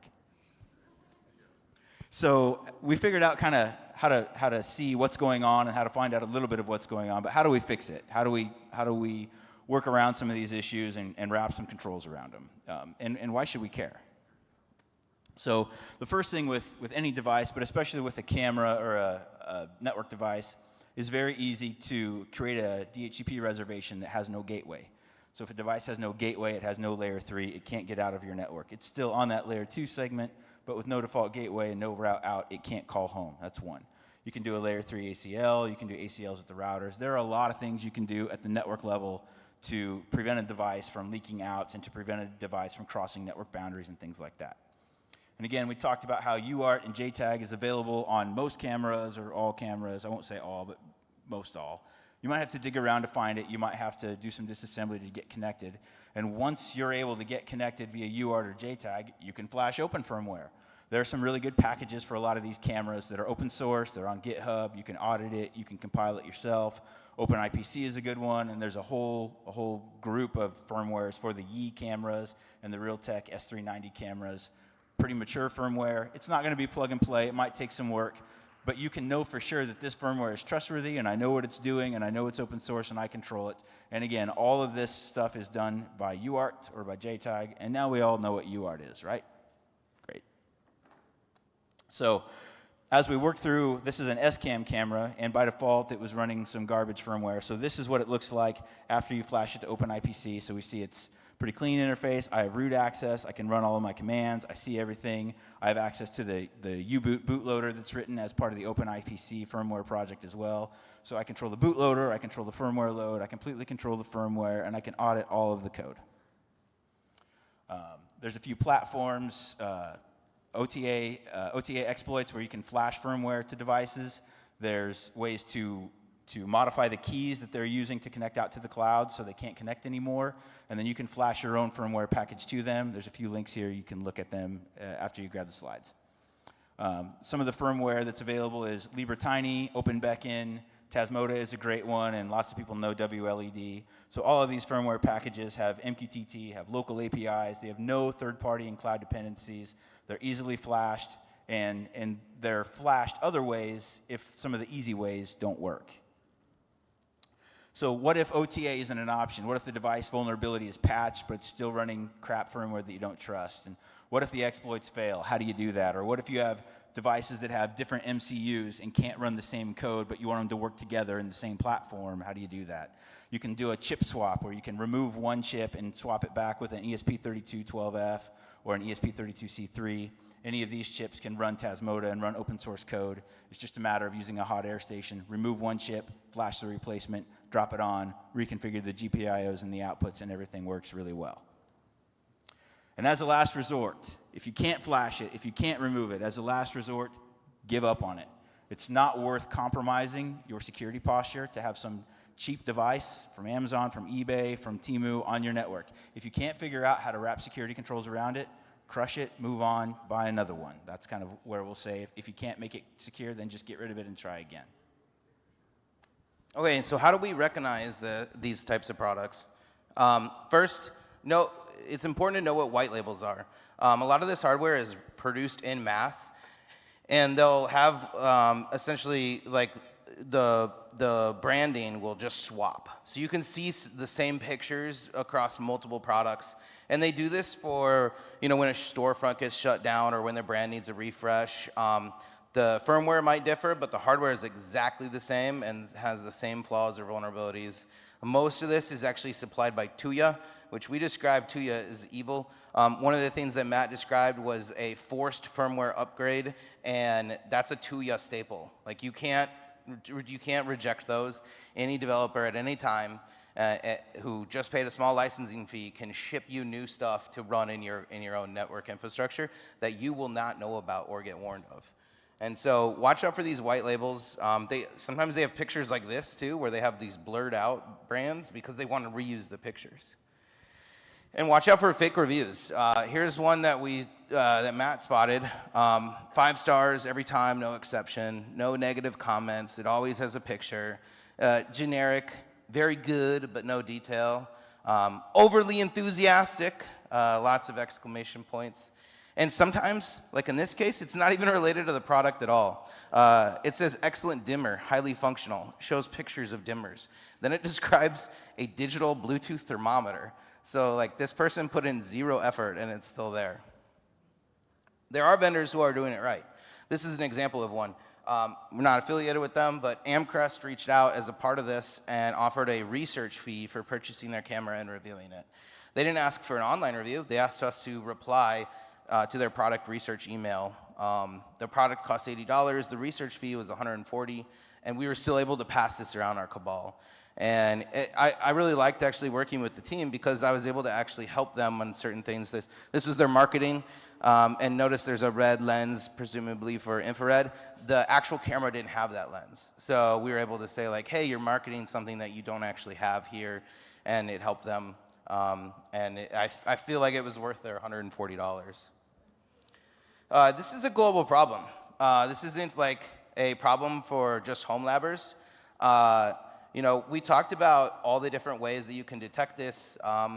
UART, sniffing traffic, the dope scope to find rogue networks, but also sometimes they're just open networks. This is, Matt and I were in Italy recently, and this is just an open network topo cams. They had 2 of them, they had more than 2 in this pizza place, and they were just unauthenticated. And, you know, that's how you end up on Shodan, and that's how you end up watching us watch us over and over again.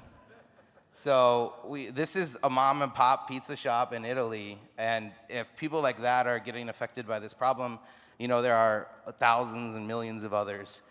So just be careful with what you're buying. Like, go in with a little bit of criticism and skepticism on products. Make sure you do your research, buy a trusted vendor, etc. And we wanted to say congratulations and thank you to all of the ShmooCon staff. It's been really great being here, and I think this is like my 6th or 7th one, and I just really enjoy the community, and a big congrats and shout out to them. Thank you very much.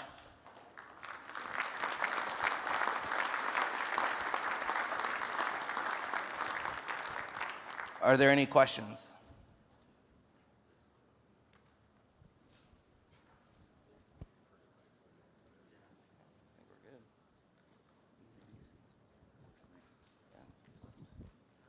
Thank you.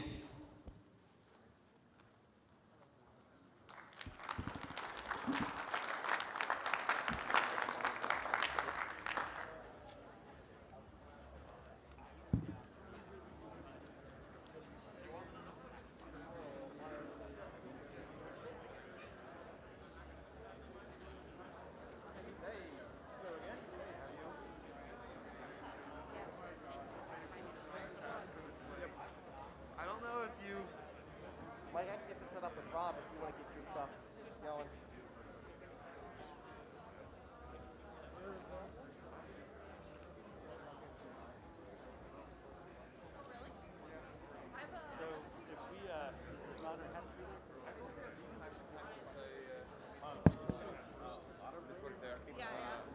So I think we can. Yeah. And then does it take audio off that? There is a. All right.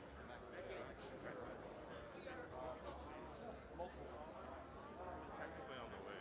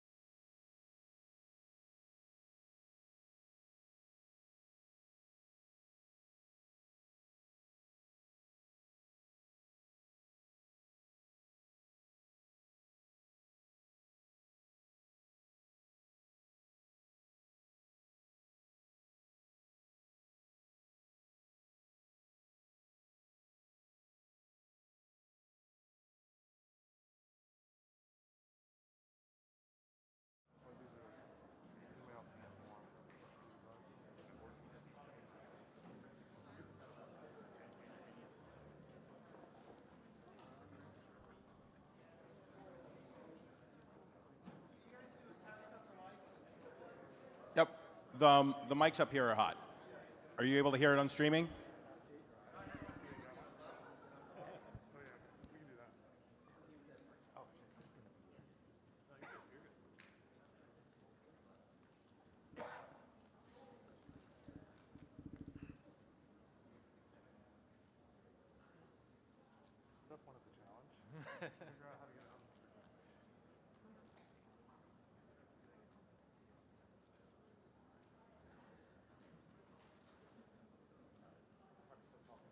Yeah.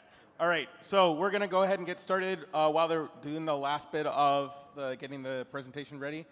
For those of you that are looking to buy a new laptop to take to conferences, the 2020 era MacBooks, those don't put out enough power on the USB-C for video, so avoid those if you need to do presentations. It worked in the room. I'm just saying, it worked in the room. All right. How many of you have been to ShmooCon before and have participated in Shmooganography? This has been a ShmooCon staple for many years. It is a crypto challenge puzzle that has Steganography challenge. So without any further ado, the last talk of the day, I'd like you to all to let's go ahead and make sure your mics are on. Check one. Hello? Yep. Hey guys, sorry for the delay. So please give a warm welcome to our Shmooganography builders. Hey, thank you all.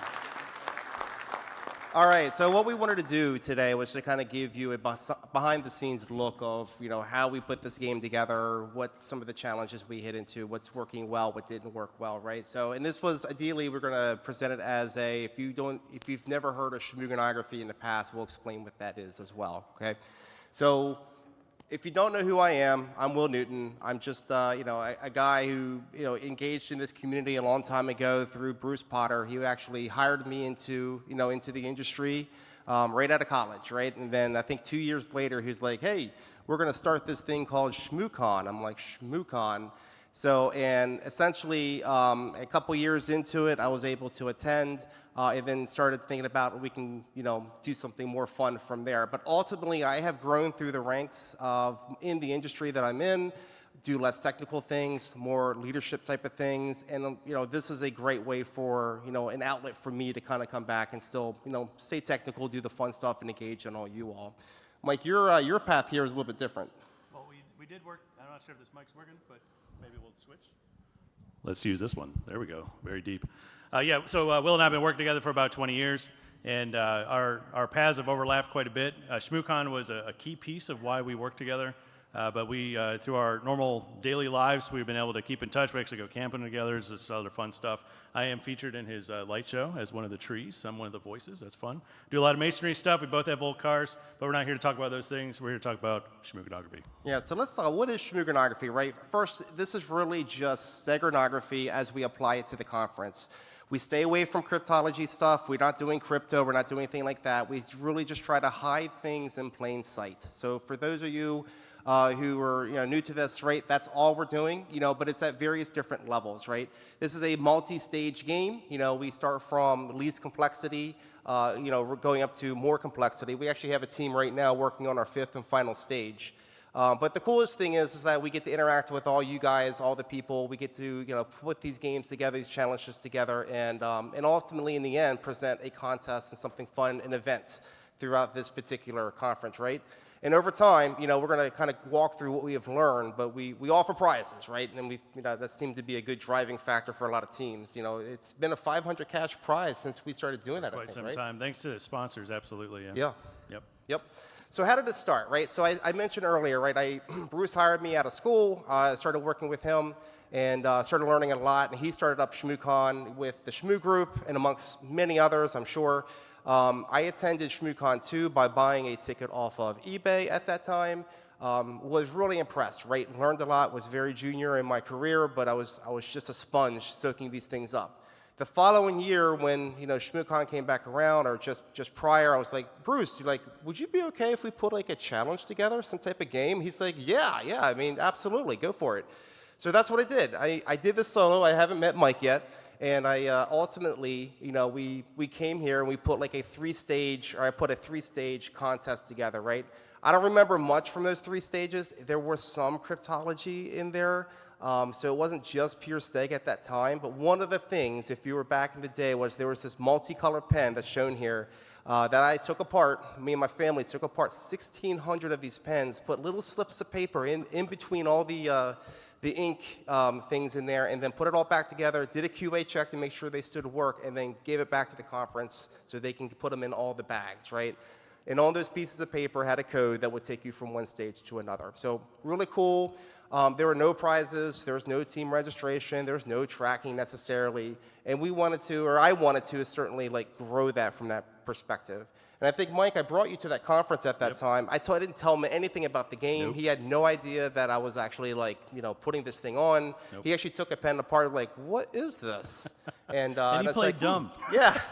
Yeah, so I eventually went back to Mike and says, well, I could use some help. We can really improve this game. We can make it more entertaining for, for the audience, for the community here. And that's what we did. So we eventually moved to 7th stage, backed it down to 5, and we're going to kind of walk you through that. Yep. So how does the game actually work? On our side, or from your side, rather, as the user, as the contestant, we actually kind of follow some old school, very basic sort of approaches, and really that's allowed us to focus more on the different stages, the actual techniques, a lot of which that we've developed ourselves, sometimes inspired from articles we read, Hackaday, Ars Technica, other releases, things that don't necessarily align directly to the techniques that we do, but at least provide some inspiration.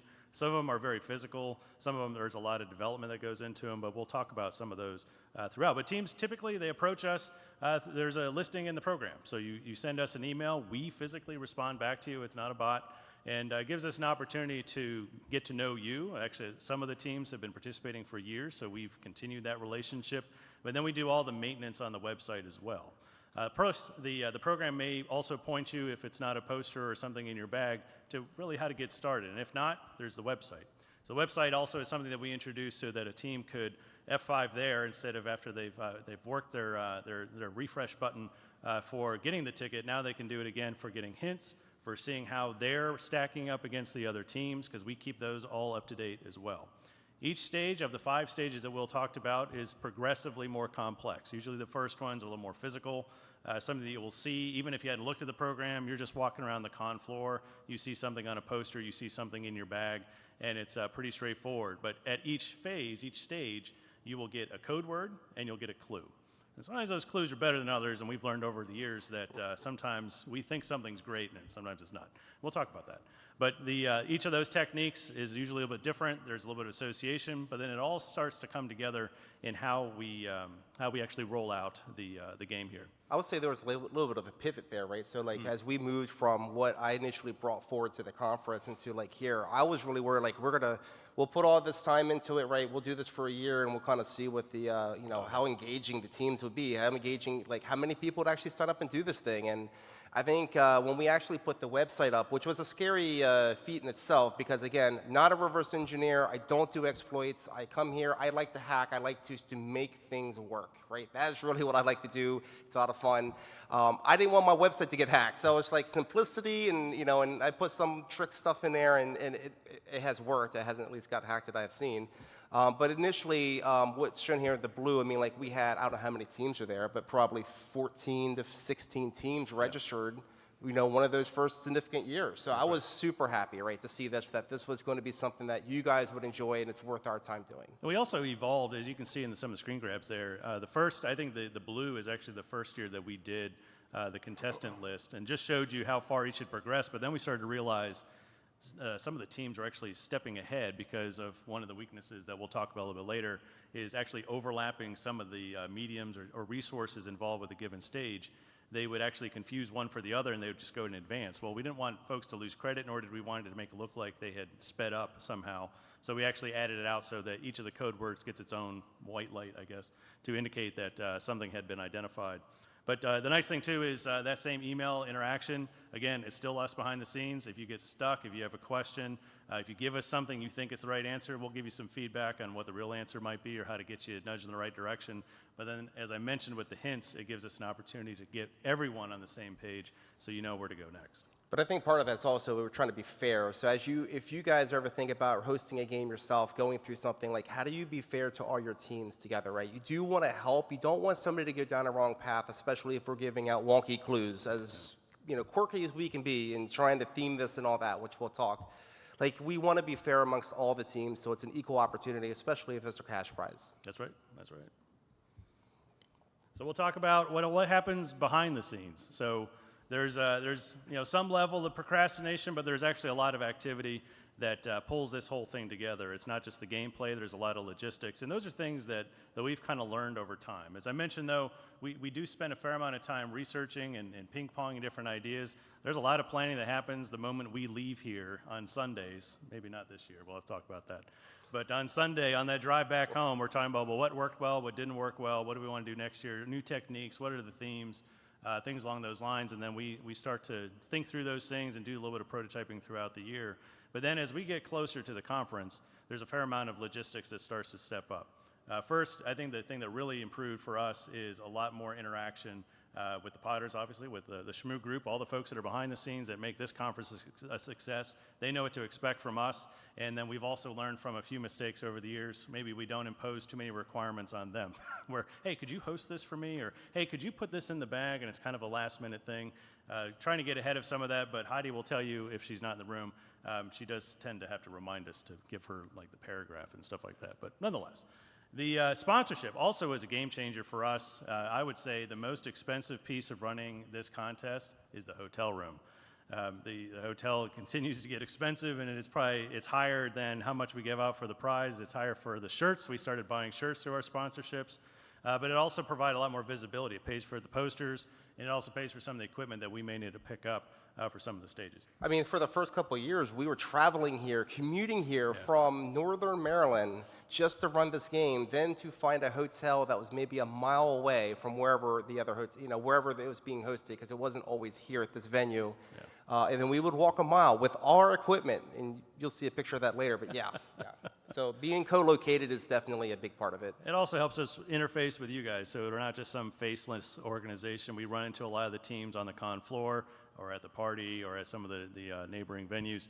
And it gives us an opportunity to get to know you, but also a chance to kind of talk about some different ideas, talk about your experience, and get that hands-on feedback, because we don't have a booth. So there's not a place for you to come and check in with us. It's all via email. It's a great introverted sort of contest. But as you'll hear, it also is a good opportunity to meet some new people. So I see that there's three major components if you want to host a game, right? There's the logistics, right? That is the major thing. This is the stuff that you probably don't want to do, you don't really care about doing, but this all needs to be done if you don't want to burn your bridges with the folks who are going to enable you to do this. There's obviously then creating the techniques. So you have to go through, we have 5 stages now. We have to make sure we have the technique sound. It could be a low tech, mid tech, high tech, whatever it is, you still have to go through it all. And then it's deploying, what I call deployment. Deploying all those techniques that matches the theme, that matches the game. We don't, because ultimately we want to have some type of logical flow, right? And we'll talk about theming here in a second, but those are the 3 major components for this to work. I think so in kind of feeding into theming a little bit is the added support that we've picked up. So while we may come up with some great techniques, I think over the years there's a few that we replayed a little bit. There's a few that we were able to execute, but maybe not quite the way we wanted to. We've been able to bring some other people in through the sponsorships, actually. So some of the sponsors that we'll talk about are employers and former employers. But they also gave us some reach into some other folks that had an interest in helping execute a game like this. But then also help us with things like graphics. My sister actually works out that she does graphic stuff on the side as well as part of her career. And she's been able to help us out with shirt designs, poster designs, and other things. It's just one more thing to allow us to focus on the execution of the game and make sure it runs smoothly. But why don't we talk about theming? Yeah, let's do it.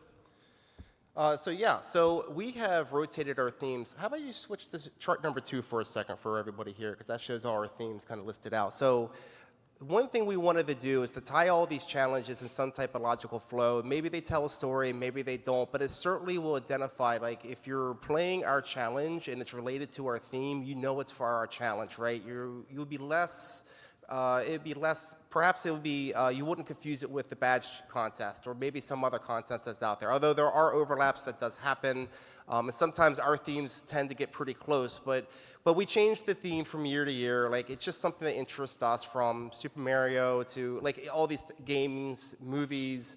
I think my particular favorite theme for several reasons was the Magic the Gathering, right? Mainly because of the posters. And I think I have one of the posters sitting here. It's undocumented API. And essentially it was something, we have 4 different cards, but you know, they were posters, but they look like cards.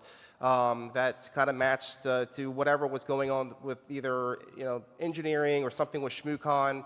But if you turn it around, you actually see the back of the card, and you tilt it, you can actually read, there's a message, you know, written on the back of the card at an extreme angle, essentially, right? So that was pretty neat. You can come check it out afterward if you know what you're seeing. But you can also, on the screen, you can see the like the little stripes of white. Those are the letters that if you tilt it down, I think online I saw a version of this that said Merry Christmas, but ours are a little more entertaining than that. For me, it was The Legend of Zelda. So if anyone was here for the Legend of Zelda year, we actually had built a console that was the Legend of Shmoo, and we actually took an NES ROM, had it hosted in RetroPie, and actually made some tweaks to it so that it actually became part of the one of the stages. You had to go to a certain part of the map, and then you would see how we had encoded some 1s and 0s into a certain layout within the map, and that revealed a message. So that was actually kind of fun, but the one challenge is a lot of people were just sitting there playing the game, so then it started to interfere with one of those lessons learned, started to interfere with the gameplay, so we ended up just giving the ROM out so that folks could run on their own computer. Yeah, lesson learned, right? So if you have a bottleneck that there's only one resource all the teams have to use together, that's probably not the best idea. That's not going to work well. So we tend to have backup plans to a lot of these things. But ultimately, from a theming perspective, you know, the theme ties into the posters. The posters are distributed. We usually just have 4, but it's distributed throughout the conference. Usually they're tied into the game, but ultimately what those posters do is they advertise, right? So they get people engaged. Mike said we don't have a booth. We don't, right? So how do you get engaged? Where do you start? Who do you reach out to? Who do I know to reach out to? All of the above, right? So the posters are really just that one-stop shop to get started. One year, though, with the Blue Man Group, we decided to create a video.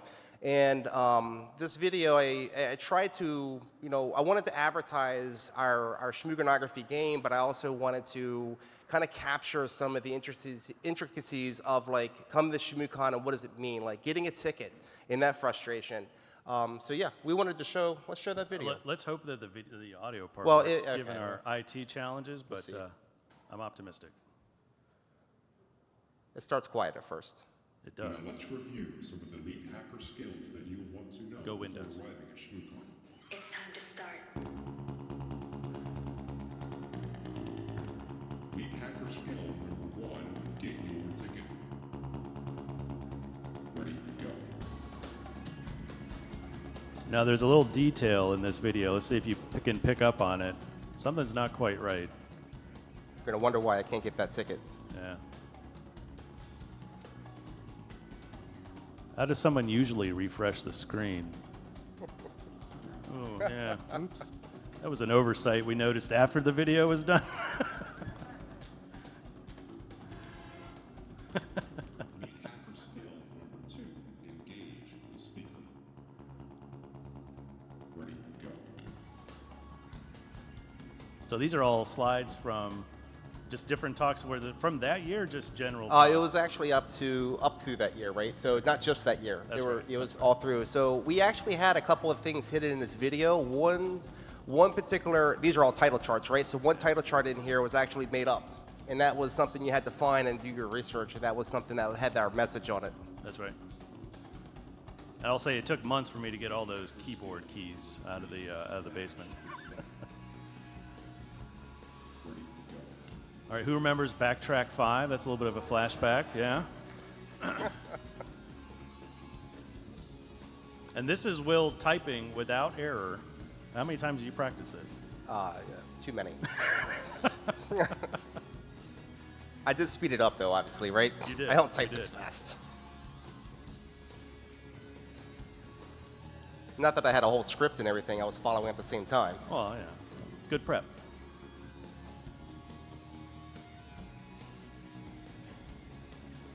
I guess there's an assumption that folks in the audience know exactly what you're doing here.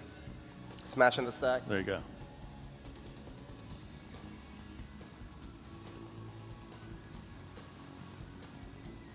It's kind of like watching nerd golf. That's the best. I guess. I get bored watching regular golf.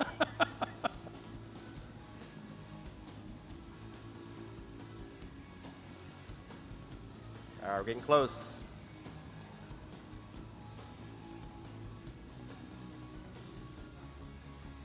Bloop. There you go. There we go. All right, so if you've been here for a while, you remember some of these shenanigans with this moose.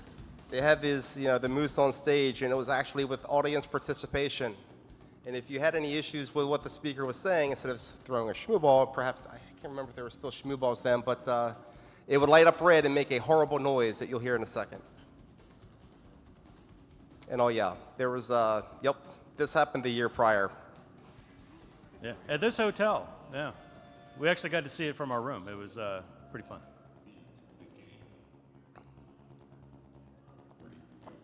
And I think the rest of it just advertised. I think so. Advertises the game. So the game, our sponsor, had that year. Praxis, one of our sponsors over the years. I think that's it. But this is actually a take on the song from Blue Man Group called It's Time to Start. Time to Start. There you go. So nice job. So this was just a different way we try to advertise. This was very involved to do, so I wouldn't say this is something that we felt like was necessary from a advertisement perspective. I think the posters did their jobs, right? So, if you're talking about a couple of introverts that's trying to get out to the community like you guys, which luckily it's like most of us are introverts, but we're all technical, let's put it that way, that's what I'm trying to say. It makes that barrier easier, but ultimately, this was fun. But I don't think we created any more movies after this. This was the one. No, you created another one. You just said you didn't want to use it. Yeah, we're not using it. I didn't publish that one. That's yeah. Well, we'll talk about the things that worked. Yeah. So over the years, I think if we're talking about 17 games times 5 stages at a minimum, something along those lines. Yeah. It's a fair amount of work with minimal overlap. Sometimes we would reuse some parts of a technique.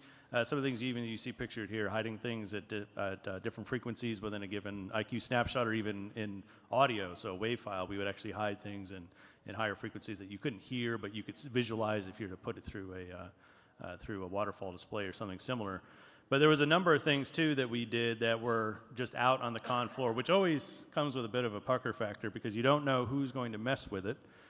Thankfully, this is a very neighborly community. I like that term. I think we put things out and people just be interested. They'd be wanting to engage things. The posters are pretty non-interactive, but things like the Twitter display and the Zelda console that we showed earlier, those are interactive and they worked throughout the conference. Thank you for not breaking things. We hear all the horror stories at other cons. You're like, oh man, what are we going to do here? But it's always actually been really good. It's been very well. So we haven't had any problems here.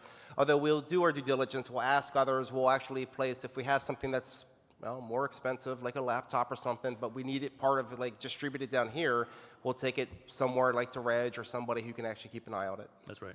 Well, so why don't we talk about some of those techniques that did work. So we'll start at the top here, that Twitter display. So on the surface, in passing, it might look like that there's just some blue parts of the display there, and then there's actually a Twitter feed that's just being updated. Actually, I think we're just following the ShmooCon Twitter feed, and now X. This is obviously way back when. And actually, that wasn't the case. We had actually removed the polarization film for part of that monitor. So if you look at it, you don't see anything. But if you had a polarized set of sunglasses, or we actually gave out little pieces of polarization film, then you could see what actually was hidden there. And I don't think it was even dynamic. It was just some messaging that you had to then process, and then the message would pop out. We've done a lot of UV work over the years. And actually, the way that those were being done, there's actually techniques out there. On eBay, you can actually buy UV ink, especially if you have an HP or Epson printer, maybe some of the older models. So go splunking through Facebook Marketplace, find grandma that doesn't need her multifunction anymore, and then buy some of this ink and clean cartridges. And you can also print UV ink right at home. And then actually what I did then is ran it through a black and white laser, made sure everything lined up perfectly, and now you had something that looks overt as a printed game controller, but if you put it under a black light, some fun things pop out. You want to talk about some of the packet stuff, though? Yeah, so I tend to look at, or I tend to put a stage together, usually it's a stage 5, that works on like some type of packet steganography type of thing, right? It could be packet, it may not be, it may be something different. What's shown here is using MPEG-4 and being able to, it's essentially a concatenation of JPEG images that are put together. And I found out if you actually, you can use the overflow a little bit, add some more stuff there, and it wouldn't actually deteriorate the original message, right? The original medium that I was trying to convey. It would still work. And I think that's the trick. Some of these things that we do, we have to kind of, if it's something that's proven or something that's been researched already and it's been published, then we can just recreate it, and it's pretty simple. For other things, and a lot of the packet stuff, I'm reading RFCs and everything else to figure out, like, what if I hide stuff here? What if I mess with this? What if I mess with that? Like, does this really matter? Does anybody pay attention to this thing in the header field? And sometimes they work, and sometimes they do not. Here it did. I was able to hide a message. The original medium has to work as it was before I modified it. That is the general, that's the rule. We can't break that rule. And it worked very well in this particular. So that elder being made from wood, yada, yada, yada, all of that, that was actually a picture, not just the letters. It was a picture hidden within that MPEG-4 stream. Right. Yep. We have some other things that we did. I think I mentioned the Ghostbuster containment unit. So that was one of those stands that you just want to plug a USB device in and trust it's not going to do anything funny, or that someone from the con plugs something in and just fries the board. That would be bad too. But thankfully, none of those things happened. The way that technique worked is you would plug your USB drive in.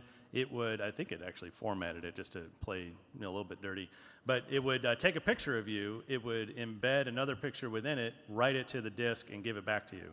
And then it was on you to take that image, pull the other image back out, and show it on your screen to the camera, and then it would give you the clue. Like, it was actually pretty involved to make that come together. It was also kind of strange working on it, flying back from a business trip with all these lights flashing and working on the plane, but it was kind of odd. Anyway, I think one of the other fun ones was the wormhole. Yeah, so back in the Stargate era there, we had the black lights out, and I think we actually used the black lights that year. Sometimes we brought the black lights but never used them. They were just a decoy. Yeah. Yep. But that year, so we had them out, and I actually, let's see if I can describe, I couldn't find the picture. These lights were mounted upside down in a wooden structure, right? And this wooden structure would sit on a table, so you see the UV coming down, but you don't see the actual black light. It's kind of hidden under all the wood there. Well, I went ahead and hit a Raspberry Pi with all that cabling there that you see, and did what's an Ethernet over power, where the Raspberry Pis from one black light could talk to the Raspberry Pi from the other black light that's sitting down the hall but across the hall in the hotel. Now we were worried, I proved this out, that Ethernet over power, it worked at my house, but I was really worried it wasn't going to work here, and I did not have a backup plan of what I was going to do if it didn't, but luckily it did. It all worked. So on top of that, it wasn't just, because you couldn't see it. Again, remember Steg, we're trying to hide it. It looks like it's just a black light. That's its function, right? So what you had to do is the player had to go up to one of the boxes. It was specific which one you had to go up to, I don't remember. And you had to knock on it 3 times, very distinctly. And then at that point in time, you had to run to the other box because it would send a message to the other box and it would play a message. Now, it was supposed to be an audible message that you could not hear.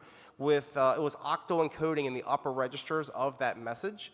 Right. But you could hear clicking noises. So that did give the teams oh, something's weird going on here. I should probably record that and figure it out. And they did. I think one of the Potter kids actually teamed up with somebody that figured it out. Yeah. So it worked very well. And I think one of the teams commented on the fact that they're just knocking on things everywhere to figure out where to do, because we give clues out of what to do next, right? Yep.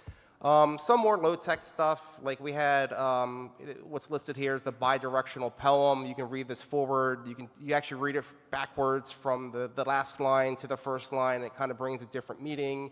We've done a lot of things in programs, right? So the first character of each line gives you the code word, or somehow we hide, we put purposefully spelling errors throughout our particular Shmooganography program.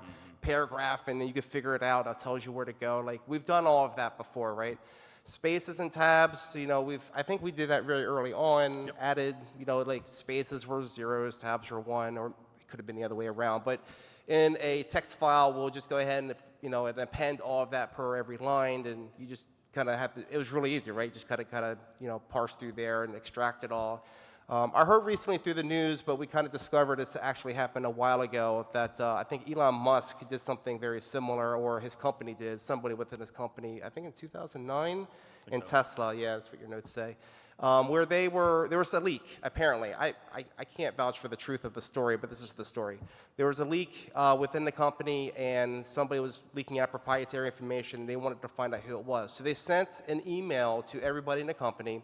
The email really had the same content, but the spacing between the words, one space or two spaces or maybe three, I don't know, like those type of things, they were all different per email. So essentially every email instance to every person had a unique signature.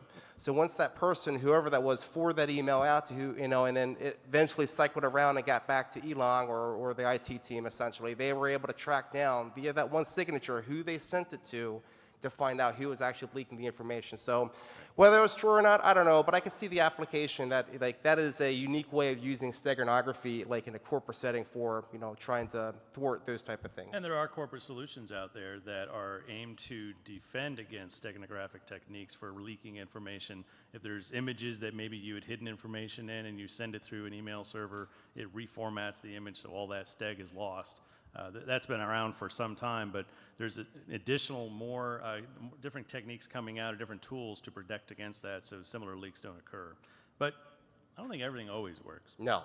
Yeah. No. I mean, clearly that monster of a desktop system there that we chucked back and forth a mile from hotel to hotel. Yeah, I didn't actually throw it over the bridge, but I really wanted to. This was the pre-Raspberry Pi days, and if they were out, they had just come out, and we hadn't messed with them yet. But this, I think that was the computer that hosted that Smoke Wi-Fi network that That's right. never quite worked. Nope. Speaking of. Yep. So yeah, we had a few things that didn't work so well from a stage technique perspective, right? So that computer, I'll start with that first. I talked before doing packet manipulation. I wanted to do something with Wi-Fi, and I think it was the management, maybe it was the control frames within, I'm not 100% sure, of hiding messages in there, and then actually doing replaying this particular package, this PCAP capture live at the event, so that the contestants would have to listen for it, download it, and kind of extract it. Well, that proved to be almost impossible when we got here. It worked, again, it was one of these situations where it worked at our house. When we come here where the environment is so contested, and then we had additional problems on top of the hardware. And remember, Wi-Fi at that time was not as robust as it is today. We don't have all the tooling we have today. It was I think we spent days trying to get this thing working here at the con, and just no sleep, and it was very frustrating. So.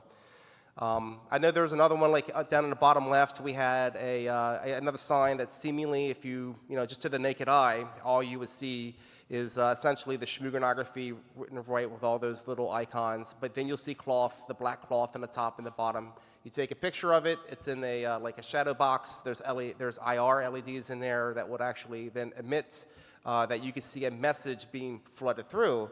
It wasn't until we actually got it here and put together to realize those IR lights weren't strong enough to really show that message as clearly. So we went to every Radio Shack we could find in DC to buy as many more of these devices as possible. It's 2012, so yeah. There were still a few left.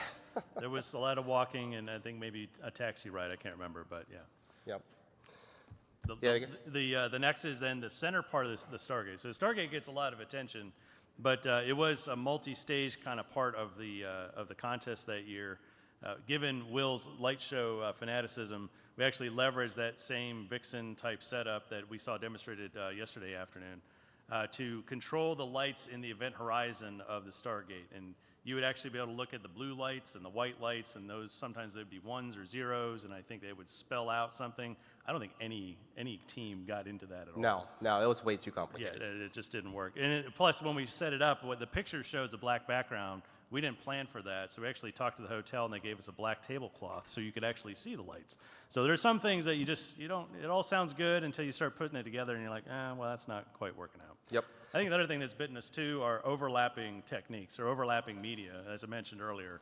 So we've run into some issues where maybe we're using the same file to convey two different kinds of techniques. Maybe there's layered techniques. And if they're for different stages, that tended to bite us. Or it tripped up our teams and it became frustrating for gameplay. And I think that's something that we learned over the years is we try to avoid that, try to keep things somewhat distinct. or at least make it very obvious that these are actually very different stages. Yep. And the last one here is the poster here from the Blue Man Group theme. right.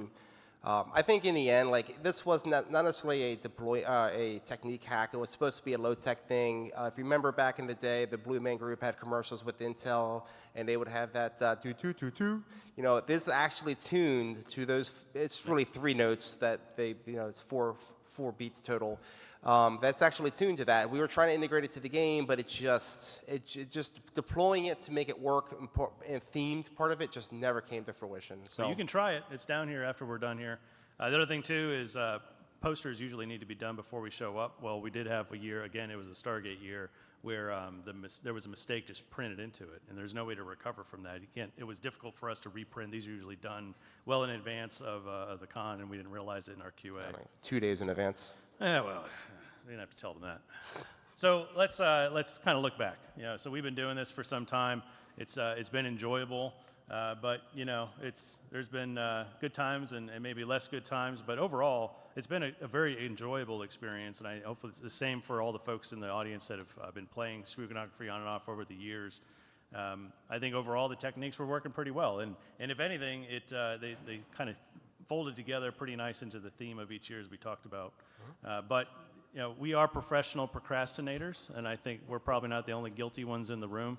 But we know how to make things done or get things done under pressure, and I think overall it tends to deliver pretty well. But you know, maybe some folks in the audience that are playing are like, no, they don't know what they're doing. I think the one thing though that we keep asking ourselves, and I mentioned this earlier, is we don't want to put on a puzzle challenge, right? So again, we want to do steganography, which means whatever we hide the information in, whatever that medium is, still has to work as intended. We still have to deploy it. Ideally, there are times that didn't happen that way, you know, and there's actually a time this year that it just didn't happen that way. But you know, generally, like, we will have a backup plan, right? So if we couldn't deploy something in the way that we wanted to, such as that Wi-Fi example, we couldn't actually broadcast that live, so you can actually, like, it just looks like another Wi-Fi access point, and you gotta find it and collect it and figure it out. We gave them the PCAP file, right? You wouldn't just go out and find PCAP files of Wi-Fi stuff and figure it out. That's the stag, right? That's just not how it would be deployed. So it happens, but that's a component of, like, and that may be specific to our game and our challenge for steganography, but that's one that's bitten up, and the techniques are hard, but sometimes the deployment is also hard. And on the deployment part, the game management. So one of the challenges of having a kind of a manual person-to-person sort of exchange for registering, for providing the different stages, the different code words, is, you know, speed. You know, it might be nice to have auto registration or some sort of automated form online, whether to provide code words, provide, you know, just your registration. But we were also afraid of some sort of brute force hackery. So we try to stay away from that, just because it gave us the time to focus on technique development and to make sure we could put together as good of a game as we could. But we did talk about some different ideas, like maybe there's ways to introduce things like a text service, or maybe there's like some LLM-based chat bots that we can introduce so that you can put some protections in there. Maybe it's even a little interactive to say, well, I think what you're asking is really this. But you know, we're not that scale, I would say, in terms of our budget and time. The other part that we talked about too was a STEG research team. That was one of our lofty goals, one of those retrospectives on the drive back from DC. We should set up a team in all our spare time to actually focus on the development of STEG techniques, which sounds great, and I think there are some teams. Are there any STEG development teams here? I don't think so. All right, so I saw a couple of hands in the back, yeah. So it's one of those areas that I don't think gets quite as much attention. In a way, this ends up being a good educational activity, I think, for all of us. We're like super excited when we go home, like, oh, we got to do this, and then we're going to talk again for like another 350 days. And we come back and be like, all right, we actually got to do this now. Yeah, those are our secrets. Well, and some of that, and then we'll talk about the feels a little bit, because there have been some low points where we're like, why are we doing this? You know, it's a lot of work. You know, as our careers have changed, families gotten bigger, responsibilities have shifted. You know, life happens. And so we've had some shifting times where, like, maybe we should try to hang it up. And then the other would start to say, oh, maybe we should hang it up. And maybe I would say, no, we'll keep going at it. But, you know. But I think the other challenge, though, specifically with ShmooCon, and there's just nothing to work around this except to, again, plan ahead, is that ShmooCon comes immediately after, like, Christmas, New Year's, Mike alluded, I do, like, I saw Rob Joyce's, discussion yesterday. Like, it was awesome, right? I do another light show. It's 40,000 lights, and that keeps me busy through December. So, like, this is a lot to kind of cram in the first or second weekend into January. Yep. So we'll reflect back on some of the fond memories we've had here at ShmooCon. Given this is the last year, it is rather sad. It was pretty cool to see the Stargate immortalized. Everyone gets to take home part of the Stargate. When we were looking through the bags, I was like, that looks like corrugated plastic. Yeah, you called it. Sure enough. But who was here to remember, I think this was back in, 2008-ish? No, it was probably earlier, a little bit later than that. The mat. So the barcode mat. We actually had that set up outside of Reg. We gave it away as a prize that year, and it didn't come back. I'm assuming it's in a trash heap somewhere. But that was actually painted by my wife, and with some help from us. I think we chipped in a little bit, but that took a lot of effort, and then it just went away. But we thankfully got some pictures of it. That was pretty cool. A quick reminder of the some of the damage done by that crane accident. But we do miss the ShmooCon parties, though. Yeah, it is. But we're doing things a little bit differently this year, or these past couple of years. I think all in all, we learned so much, right? I mean, just doing this, engaging with you guys, we every time we leave here, every time I'm going home, it's like, wow, that was exhausting, but man, I've learned so much, and just talking to people and engaging, and it's just a lot of fun, and I think our teams have learned a lot too. I think so, and actually, working with Rob this year, he's like, maybe we should reach out to the teams and get some thoughts from them. So we did. And honestly, it was kind of hard to not get a little teary-eyed reading some of these, because it goes back to why do we keep doing this? And it's not just for these 4 teams. There's a number of new people that approach this game every year, having never done it before. And you can tell they enjoy it until they hit that wall. And you're like, well, yeah, that's part of it being a game. But then there's the folks that persevere and they continue through. Some have won, some have not. The trophy's kind of gone back and forth over the years between the teams on this screen. But I think the key part is it's educational. It's enjoyable. It makes you think about things a little bit differently. How do I hide information? How could I find information that might be hidden that I don't know to look for?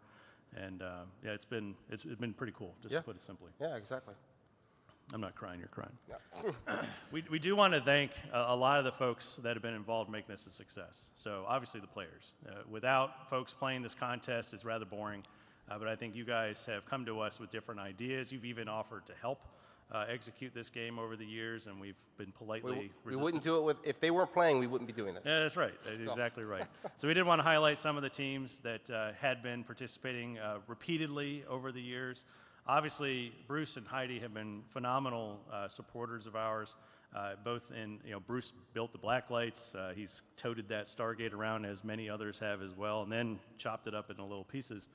I know Heidi's been very patient with us in terms of us slowing down bag stuffing, at least that one year when we were manually stamping invisible ink into the programs. We didn't do that again. But stuffing things into the bags, getting our paragraph information at the absolute last minute. They've been awesome to work with and very open-minded in some of the different shenanigans that we've thrown at them. Then there's our families. They've helped us out quite a bit. You mentioned your wife helping to put papers into the blue pens. My wife helped paint the mat. I think we all got together and were weeding vinyl so that we could home make the first batch of shirts that we had made. We didn't do that again because that was a disaster. The shirts turned out great. Actually, they still hold up pretty well. But and then our sponsors.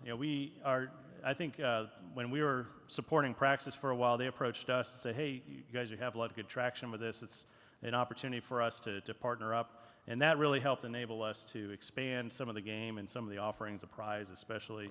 And then over time, that has shifted then to Lefco, and they've been a great supporter for the past number of years. No Starch Press, they also approached us at one of the conferences and said, hey, how could we get involved in your contest? And we actually worked it out with them that they're now the sponsor for each of the stages. So whoever's the first to win gets a No Starch e-voucher, which is and they're still sponsoring us, even though they're not here. Yeah, that's true. That's true. That's awesome. Yep. Pardon? Oh, that's right. Paul is here. Yep. All right. So we'll turn it over to you. What questions do you have, if any? 2 minutes. 2 minutes. All right. Good 2 minutes. Good timing. Any questions? What's next? That's a very good question. I don't know if I can answer that one. I don't know. I don't know what's next. Oh, I think what we have said is, while ShmooCon is coming to a close, we're not quite clear what might follow in its place, if anything. And maybe some folks in the room know some of that information. We had talked about bringing this to a B-Sides or some other activities, or just enabling another team to pick it up and run with it as well, or make it maybe more of a corporate activity. A lot of the sponsors here have now introduced different contests, so this could be an opportunity to kind of pass the torch or maybe educate them on some of the things that we've done, maybe even give them some of the tools that we've developed over the years, because there's been a lot of work done over these 20 years. But I think we'll retire the Shmooganography name. So whatever the contest goes, if we do something different, if we do something going forward, we may tweak it. It may be a little different. Yep, absolutely. Did you have a question?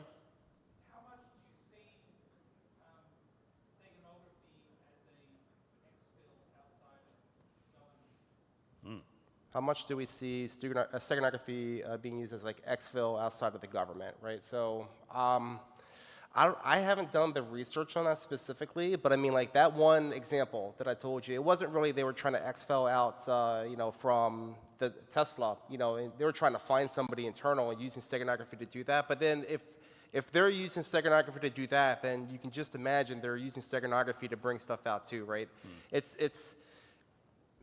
It's what are the tools that companies are using to detect that. And I haven't done a ton of research in that particular domain or anything like that, but I wouldn't be naive to think it's not being done. Yep. Was there one more? We might have time for one more.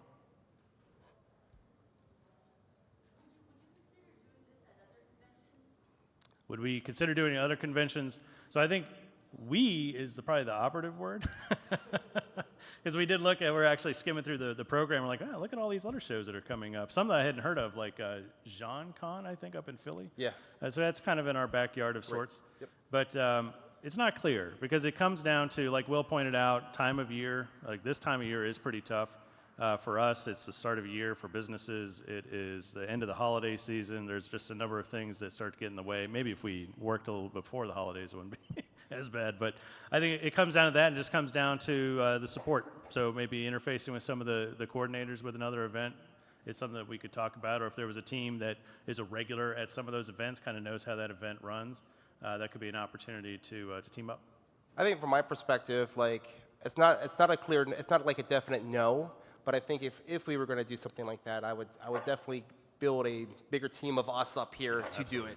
And I think that would help. That would make it easier. So I'm not seeking an opportunity to do it elsewhere. If somebody came to us, we would have that discussion, but I'm not actively like trying to find out where I'm going next. That's right. We've all gotten older, grayer, a little heavier. Well, I'm not grayer. And I think time is one of those limited resources that we've come to appreciate in different ways over the years.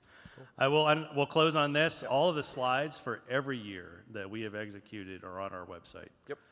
We have talked about trying to sell shirts. I actually have every year's worth of shirts up in my room. I didn't bring them, and obviously you've seen the posters. We don't plan to reprint those unless heavily convinced, and we could try to find a way to host it. But all the material's online, and if you have any other questions, you can reach us through email. Definitely appreciate all the support and for everyone who came out to listen to us today. We'll stick around for a couple minutes up here if you want, but thank you all. We appreciate it. If you've been playing the game or played in the past, thank you. Very good. All right, thank you.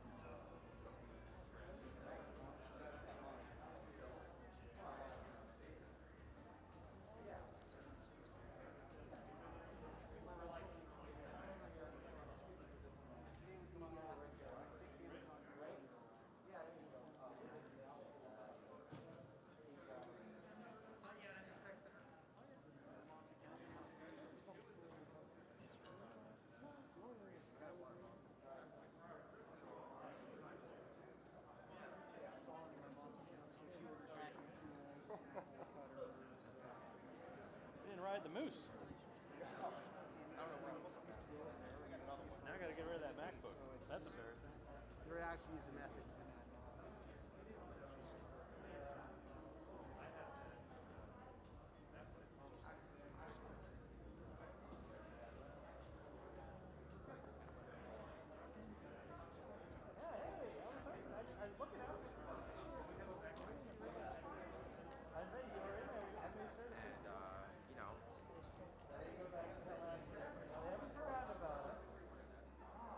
I'm sure they have nicer stuff.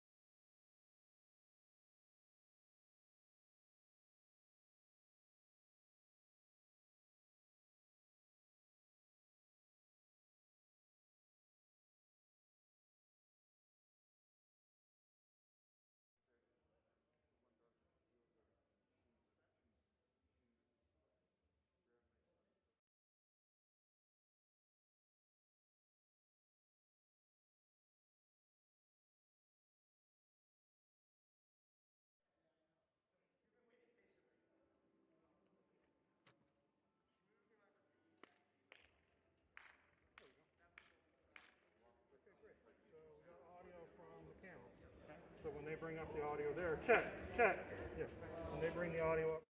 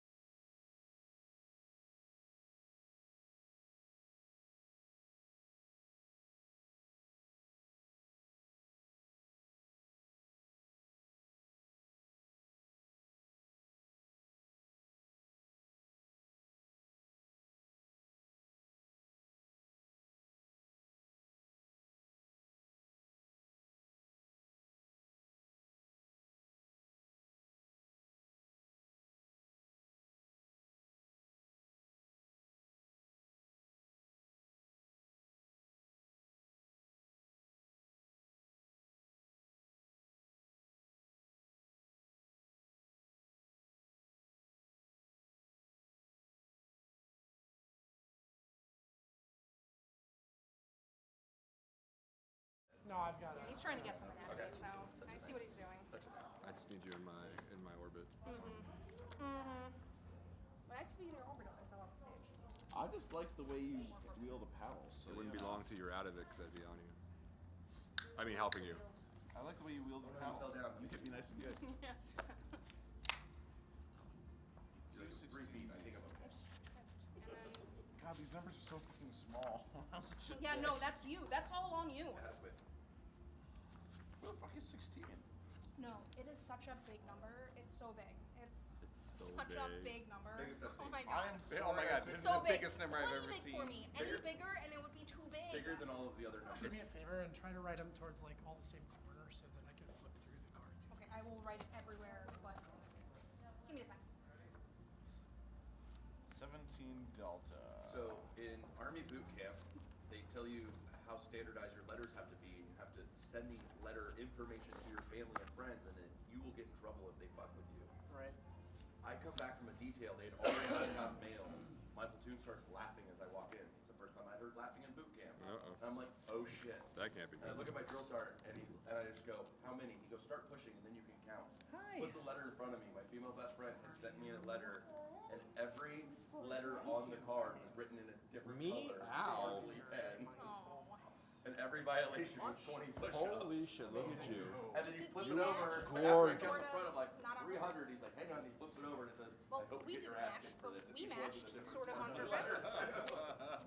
That's like 1,500 push-ups by the time I was done counting it. He's like, you can do those over a week, buddy, don't worry. That's just hilarious hearing his story. But literally, What a good friend, though. I hope you get your ass kicked for this. So what do you need help with? So basically, you're going to be working with Andy and My Sienna brothers? to Yeah. just collect answer sheets and basically make sure nobody's fucking cheating. We kind of walk the halls because it's 20 questions, so we have I need plenty you of to time. like. We walk up and down the halls, make sure nobody's on their phone, You Googling want me shit. to like, I'll do the, 100%. okay. Just Play be it. loud and obnoxious and Oh, I'm very fucking good at that. say. I know how I utilize my friends to help out. Use their strengths. That's right. I was practicing over dinner and my boss was like, what is your like stern love? And I'm like, I'm like, yes, I nail it. It's cold. Oh, they just got to drop 2 degrees in here. Mog skills apparently writing fucking drivers to read Scantron. Hey, I mean, He basically rewrote the printer firmware. no, I just rewrote the goddamn. Let the story be the firmware. Hi! Hey, bitches. Hello. Hi!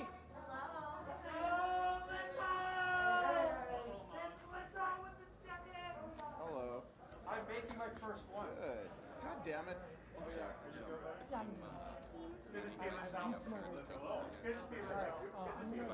If you would like reading, yeah. So I just want to.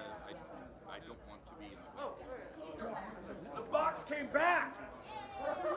The box came back! Yes! Oh, that box. God damn it. That motherfucker. It still has candy in it from last year. What's in the box? Oh, because your case. Okay. I know you're stressing out. I'm good. Yeah. I'm not stressing out. You need help? You need a Pikachu? Oh, you got the thing, yes! No, we're good. I love it. You need a Pikachu?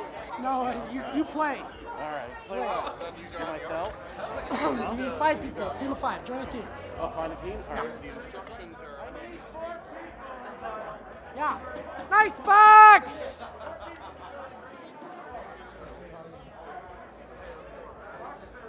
No, I've seen. You fucker. I'm not falling for that again. Oh, these are Johnny's teeth. I thought they did last time. Yeah, the picture he got of Danny, like, looks straight fucking up.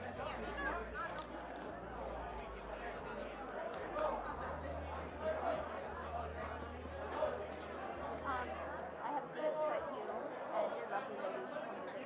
Oh shit, it's still here from last night. Holy fuck. I left this here last night. Oh yeah. You're doing great. Yeah. I'd say still drink it. G-Mark! No, it's too flat. Happy New Year, my friend. How's it going? That was the most Fucking expensive 2 sips I got Now out he's of a going to can be of on beer. this side of the dirt. But I will Cheers, leave it baby. back here. Just to know that it may survive the entire time. Well, that's not very many people on a team. 101. Register one person per team. Maximum of 5 members. Teams of 5. Check. That doesn't read that way to me.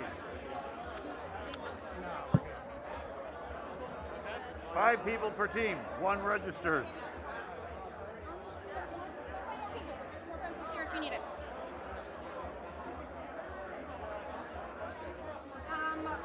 Go. Yes. Team names and members, and then bring it back to me.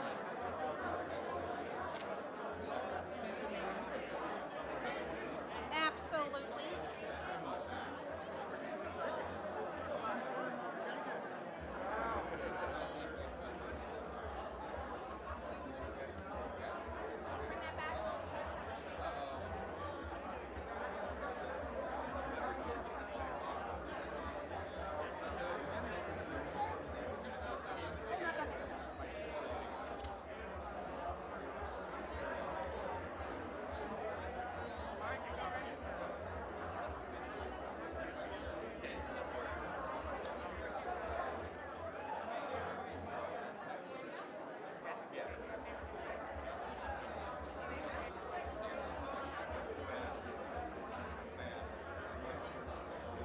Your bodyguards didn't do very good because I just got all the way up here.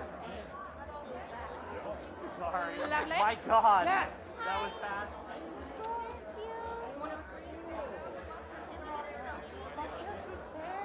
Yeah, friendship. Should we do like a secret, like figure out mascot selfie? 1, 2, 3. How's life? You look like you're doing like amazing, crazy shit with like sewing, hacking,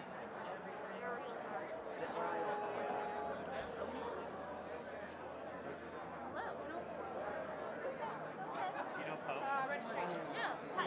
Straight. She's amazing. Sounds like a win-win. Yeah. I didn't mean that. Interrupt. Are you guys already matched out at 5? I don't know. If you are, I'll just put on both. Hold on, let me see what Carlos. Yeah, you're Team members? I already filled it out. I'm fucking your rotation.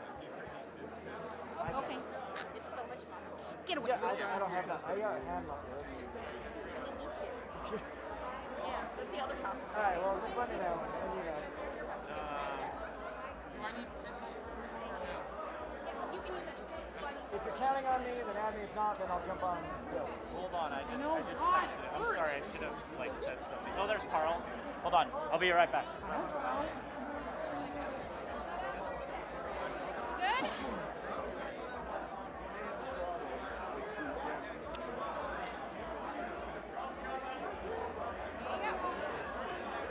All good?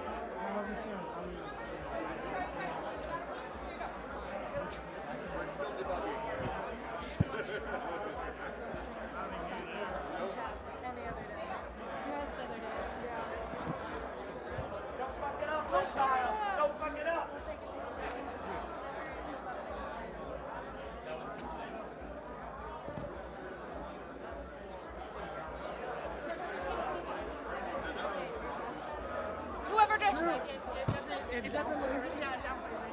You look is fine. Once you start to match it, it's the problem.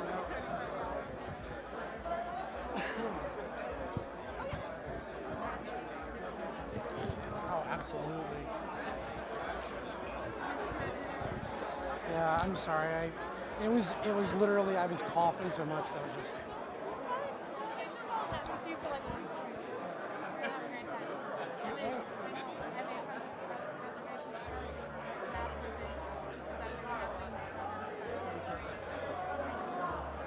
Perfect.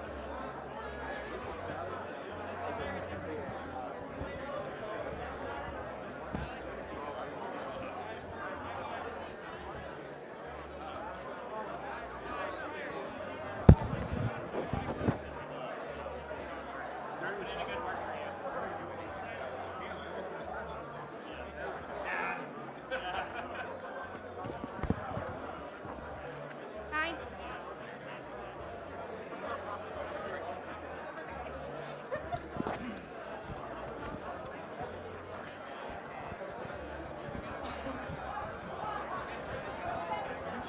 Who the fuck?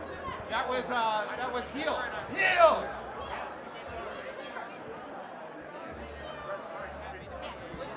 Hi. Sure.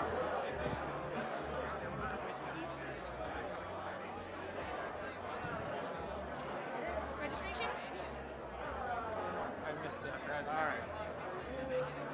Thank you. We don't even hit the phone. Hey, dear. How are you? Good to see you. Good to see you. Good to see you. Steal a bag from someone. I was like, I can't with you. All right. Do you need me to come do any stats for you right before my drops? I tried to but Okay.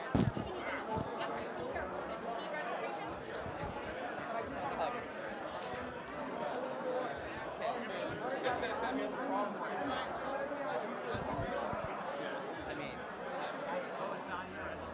we've got the whole molecule here already. So like, it's just changing. I'm not in it. I don't want to be in it.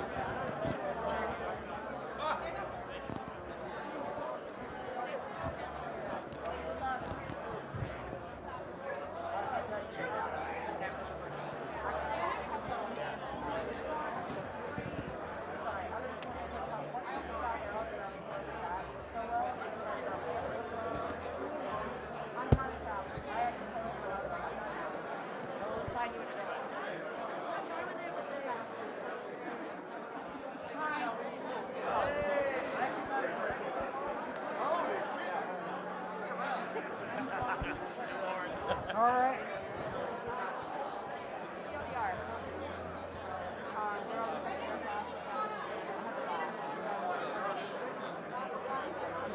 Yeah, well, I mean, that can come after.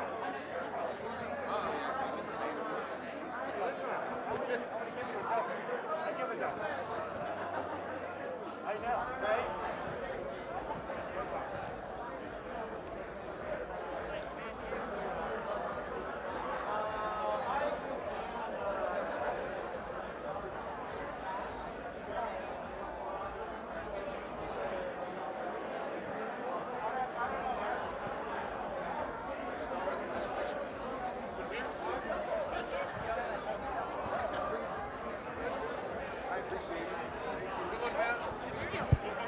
Here, don't drink my drink, but you can hold his face.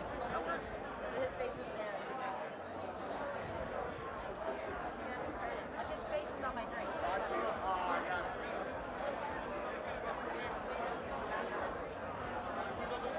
There's a ruler.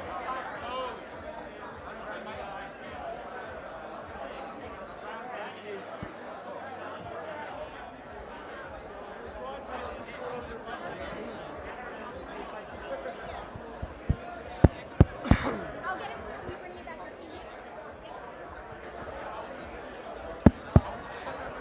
All right, ShmooCon!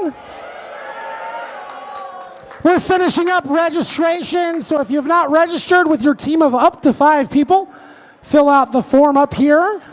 Hi. What's your question? Who am I? My name is Jean Valjean, motherfuckers.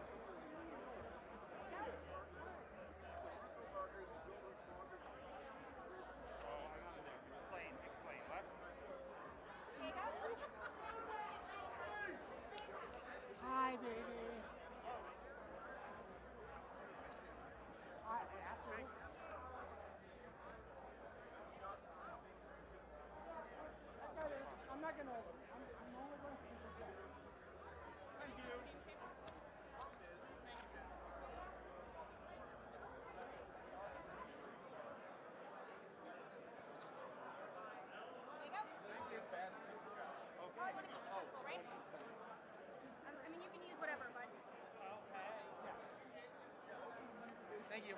Hi, T. Hi. I'm just here to use the system and say hello. I think you could borrow that one. Can you borrow a pencil? Oh, pencil. Yeah. Carl. Mom, you can be all cool if she takes pictures. Yes.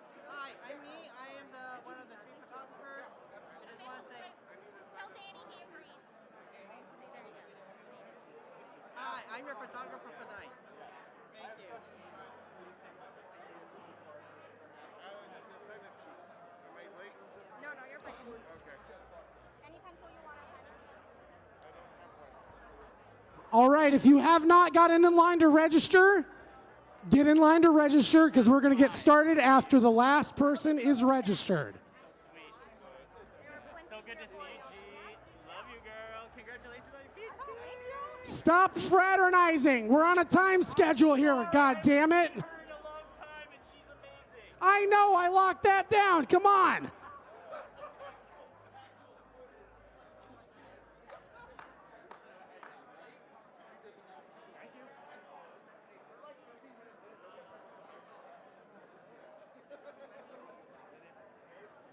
Hey, everybody. What do you think? Do we have any pencils? No? Did I say to bring your number 2 pencils? Yeah, there's some right there. Right there. Right there? What does that say? Oh, ISC squared. That looks like that. I mean, either that, anybody have one of those EC Council pencils that copies everything that's written by other people? No? All right, fair enough.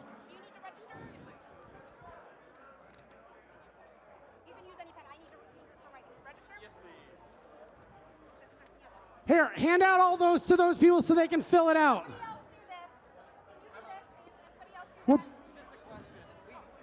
What's that? You gave your pencil back? Why'd you do that? You fucked it up. No, it's fine. Go ahead. No, you can use anything you want. Just make sure you fill it out properly. Oh boy. No pressure. Yeah, there's going to be plenty of fucking up after the game starts. We're fucking it up before the game starts, too. I love that. It's good energy. Pencil? Can I trade you one for a pencil? A pencil? A pencil? I don't have any pencils left. All right, that's cool. But I will. Yeah? Okay. Anybody else? Stop the bribery and register. All right. What was this about number 2 pencils?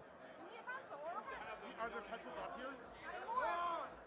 All right, we're going to get started. Let's go.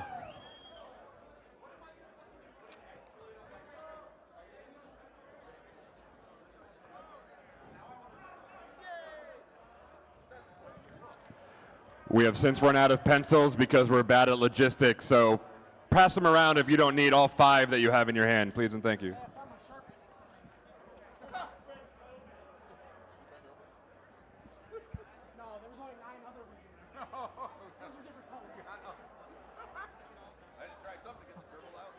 All right, all right, all right.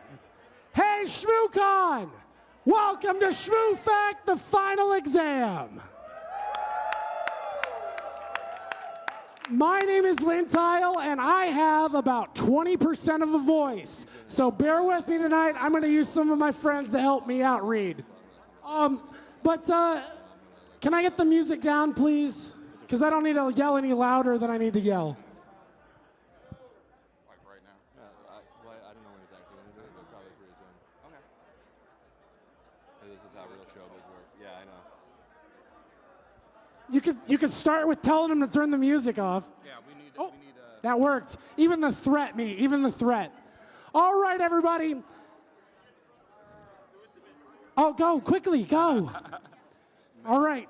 So mad at him. Well, over the last couple of years, we've come together for a different type of quiz show here at ShmooFAQ. And guess what? For the last final exam, I will not tell you that you're not going to be disappointed because every question tonight is multiple choice.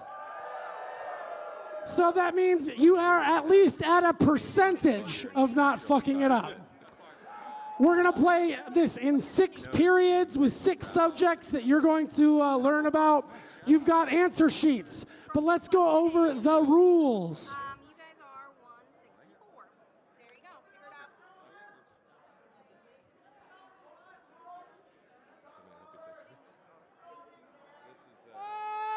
out. All right. Teams are 5 people maximum. Pub quiz rules apply. Don't be an asshole. Don't have your devices out during the rounds. Our people will find you and will take your sheet and rip it in half. So I would like everybody to raise your hand, please. Everyone, repeat after me. I pledge not to be an asshole by cheating on this stupid fucking quiz. So help me, Jack Rysider.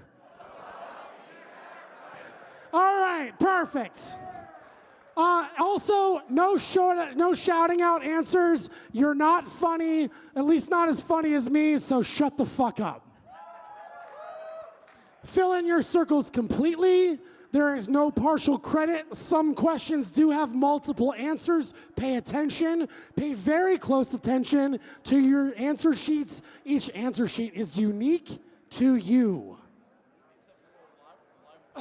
If you fuck up the indexing marks or you write in random places and the Mogtron 9000 doesn't read it, whose fault is that? Because then you fucked it up. Everybody, let me just say, I want to give a lot of shout out to Evil Mog, who has put in a lot of work on this. Let's give him a round of applause. All decisions by the scoring system are final, and all bugs will be handled next year at ShmooCon. 1 sheet per person or 1 sheet per round? It's 1 sheet per person. All right, are we ready to go or what?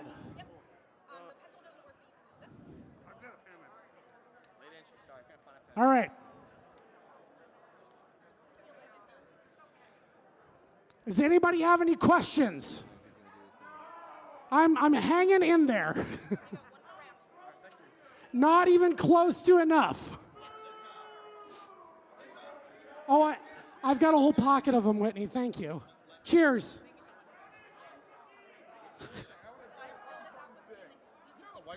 One important change this year. You were all about to fucking hate me, so I apologize. But what? No, this one's not going. All right, can you hear me now? Important thing with this quiz. You will notice that A1 is not in the upper left-hand corner. Every test sheet has the question and answer order randomized, which means pay attention to where you're putting them. And I'm sorry the number of the questions is really fucking tiny. Suck it up. He's sorry. That's right. You're going to hate me. Sorry. The other important part is there is a test ID per round. Pay attention to that test ID, because if you choose the wrong question and fuck up your sheet, you're doing a shot of Malort to get a fresh one. All right. Here we go.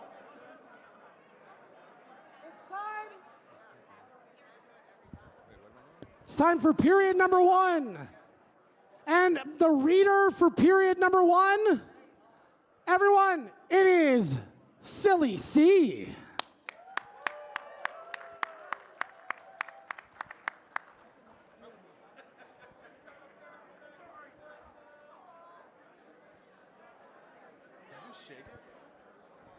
Everybody see the test ID you are to use. It is 248. 248. 248.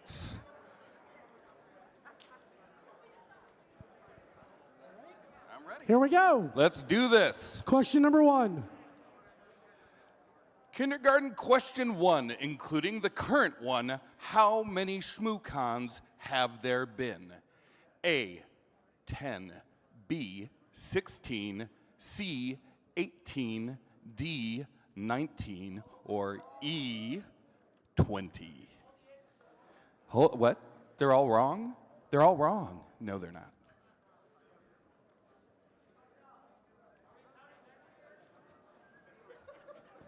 Are we counting next year? How dare you? Question number 2. What is the name of the annual hacker conference held in Las Vegas? A, Black Hat. B, DEF CON. C, RSA. D, ShmooCon. Or E, Hope.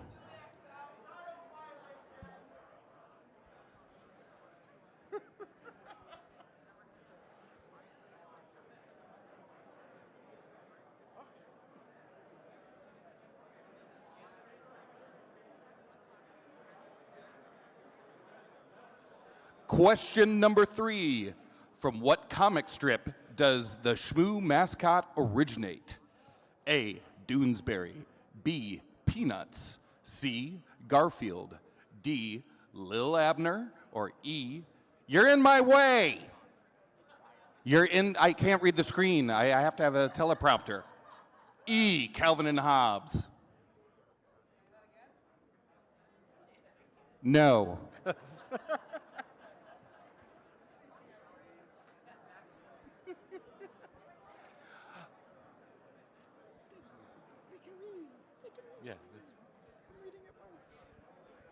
Question number 4. What is the street address of the Washington Hilton where ShmooCon is held? A, 1919 Connecticut Avenue Northwest. B, 2020 K Street Northwest. C, 2300 North Street Northwest. N Street, sorry. N Street Northwest. D, 525 New Jersey Avenue Northwest. Or E, 999 9th Street Northwest. 999 9th Street Northwest. 9!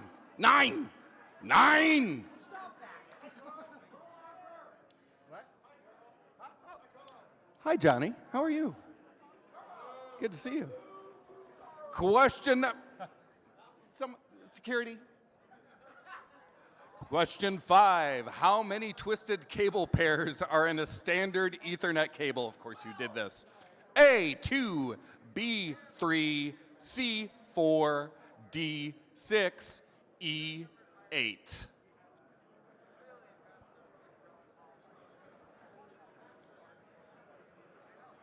You're doing an awesome job. You're doing an awesome job. You're welcome. Did you really? Oh, yeah. Kindergarten question number 6. Okay, now you're just showing off. Yeah. How many pins are in a USB-A connector? A, 2, B, 4, C, 6, D, 8, E, 10.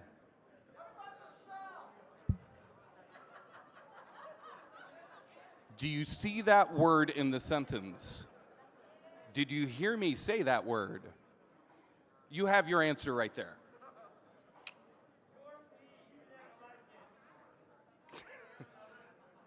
Another. In fact, as a matter of fact, you can have question number 7.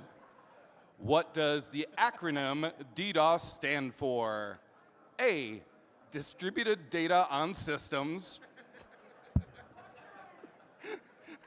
B, Dedicated Denial of Service.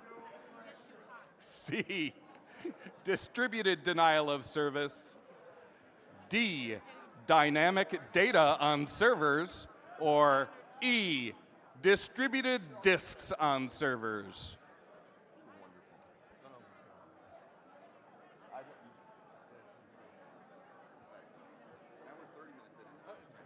No, I mean someone just stuck it in front of me.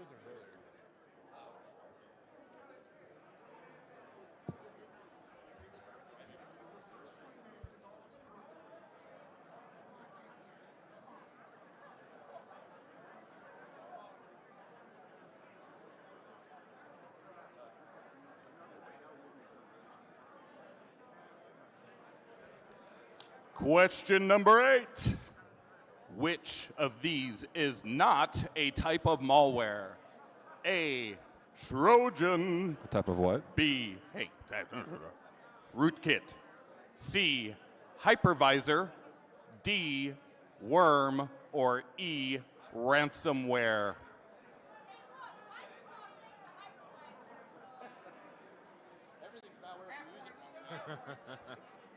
A2. A2, Heather. A2.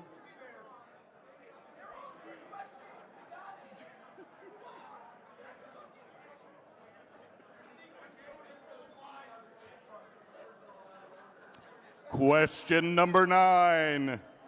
Which of these is a brute force attack? A. Your mother.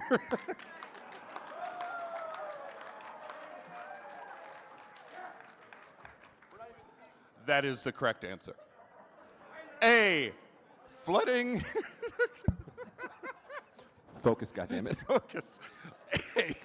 Flooding a system with traffic. B. Guessing many passwords. C. Exploiting a known vulnerability. D. Tricking users. E. Using a botnet.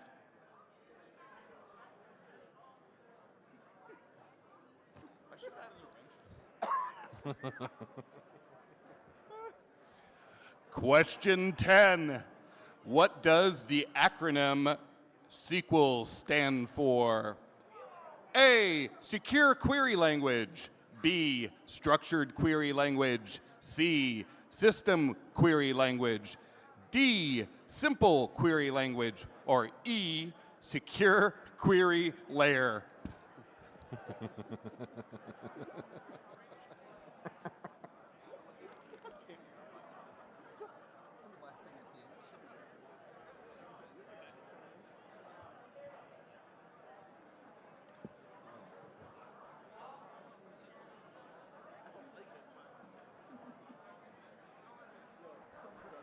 Question 11. Traditionally, in a cryptographic scenario, who can you trust?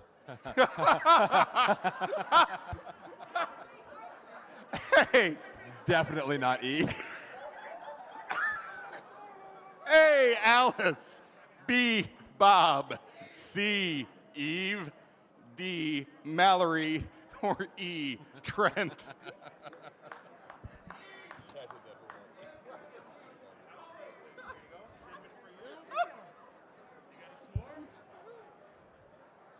Brownie? Oh, thank you. First I thought it said beef sale. I've never seen these before. Yeah. 2 hours ago. I'll raise a flipper. Question 12. Which tool is commonly used to crack Wi-Fi passwords? A. Metasploit. B. Aircrack and G. When it's time to change. C. Apache. D. Jenkins. E. Nessus.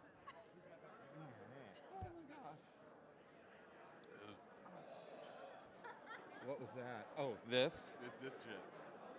It's falling off. Like, it's actually tasty, but it is harsh. Oh, no. It's warm in my tummy. Anyone want some brownie liqueur? I'm watching. Did you get? Oh, you got 2. Do them both. Do them both. Question 13. What does script kiddie usually refer to? Oh, I'm worried. Here's the best part. Shouldn't Trent also be an answer here? Oh, God. A skilled and experienced hacker. B, someone who used pre-written scripts without deep knowledge. C, a young person who develops hacking tools. D, a type of virus. Or E, Johnny Xmas. I'm just reading what's on the prompter, Johnny. I'm sorry.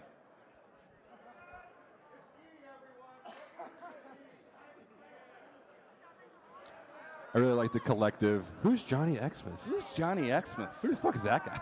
I heard he was banned. Question 14. Wow, I was on death's door. Wow. This is going swimmingly. Question 14. Which is a common purpose of a hash function? The words only get harder from here, Carl. Words are, I know. A, encrypting data for security. B, making programs run faster. C, storing user passwords in plain text. D, verifying data integrity. Or E, making data more readable. What was that? Yeah, No. Whoever handed up these things, they get negative points. Thank you. That is the worst bribe ever. Asshole. I happen to enjoy them, thank you.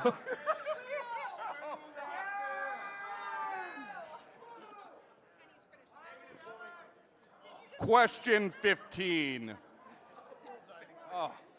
What is an example of an open source penetration testing framework? A, Nessus. B, Nmap.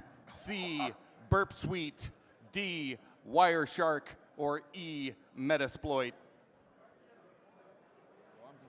Let's try this again. Drum roll, please. What about the drinks?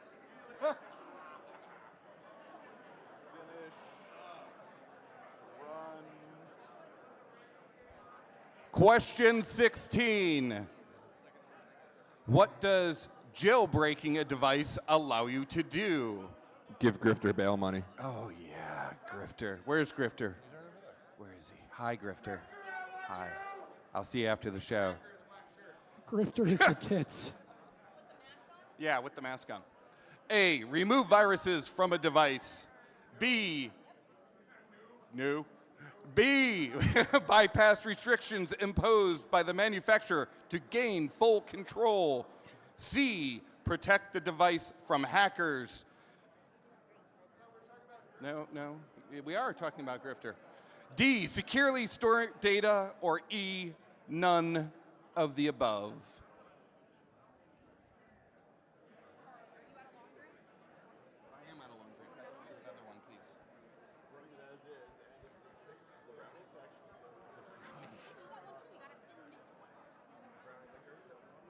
No, God, no.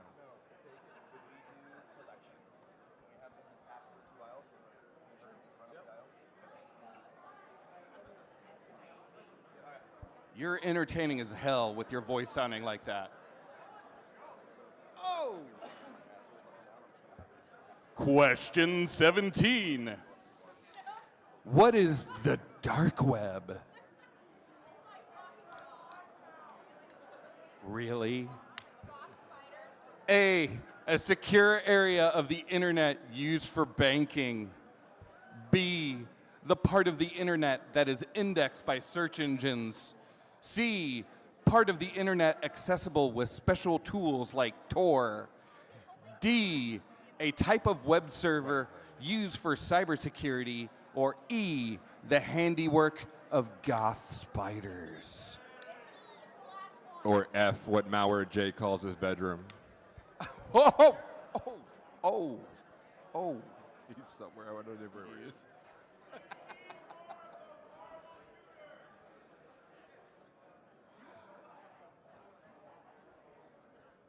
It's getting quiet in here. Question 18.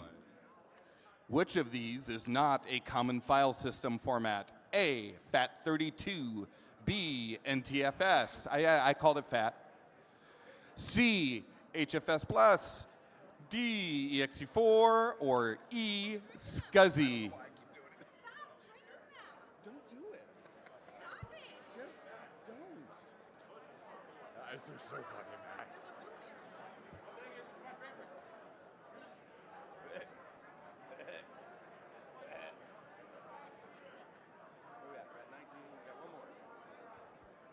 Question 19. Which is the name of a protocol used to send email? A, HTTP, B, FTP, C, SMTP, D, SSH, or E, DNS?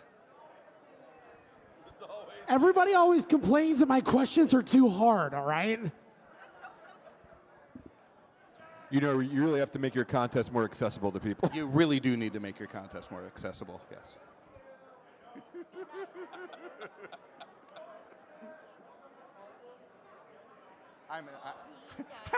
I'm in danger. Oh, hey, question 20. Which is the name of a protocol used to retrieve email? A, HTTP, B, FTP, C, SMTP, D, SSH, or E, POP3? All right, that's the final question for the first round. As you finalize your answers, we're going to try to do this a little more organized than last year so I don't run around like such an asshole. Half the room, you're going to pass your stuff to that center aisle over there. This half, you're going to pass yours, Scantrons, to the center aisle. And then I will run like an asshole up the hallway. So take yours, pass them to the center. Take yours, pass them to the center. You two, that way. And we'll come collect them right now.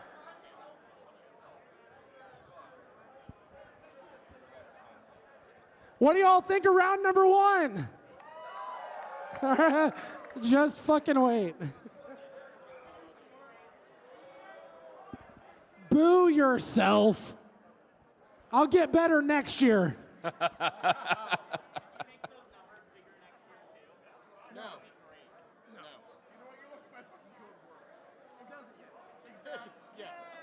Theoretically. All right. Everybody pass in your answer sheets. What's up? Do we take bribes? Yes, the answer is yes. Is that your question? What's your question?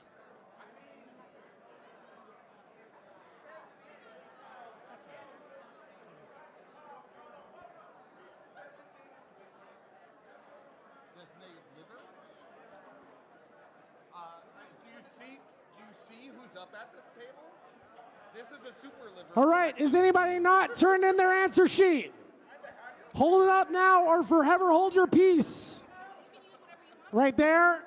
Grab that one. Right there. Grab that one. Give it to G. Pass it in now. Quickly. Going once. Going twice. Time for period number 2. I would just like to say, whoever bribed me with $1, my integrity is worth a lot less than $1. Thank you. Hey! Oh, wait. Hold on. I forgot to show you guys what you're competing for. Hey, Danny. Danny. What? Go get the thing. What thing? Andy, go get the thing. Go get the thing with him.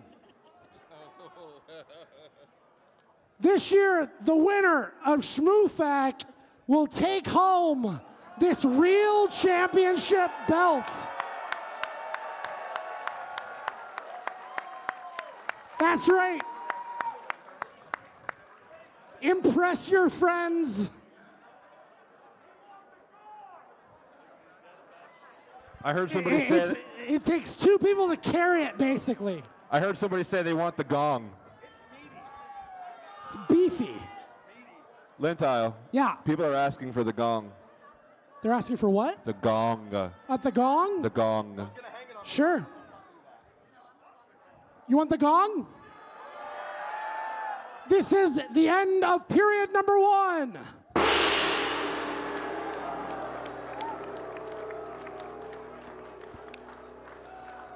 Here we go with period number 2. Your category is math, a little less gentle continuation.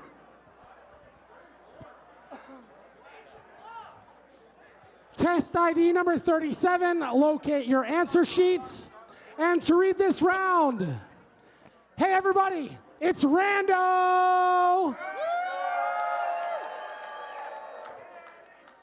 Rando, take it away.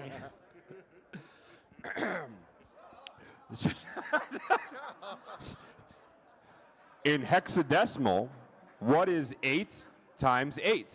Is it A, 0x10, B, 0x2c, C, 0x40, D, 0x64, or E, 0x80?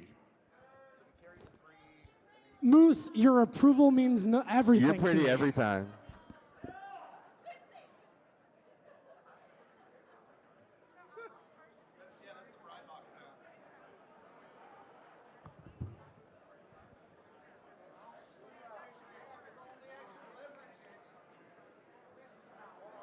The irony is how bad I am at math.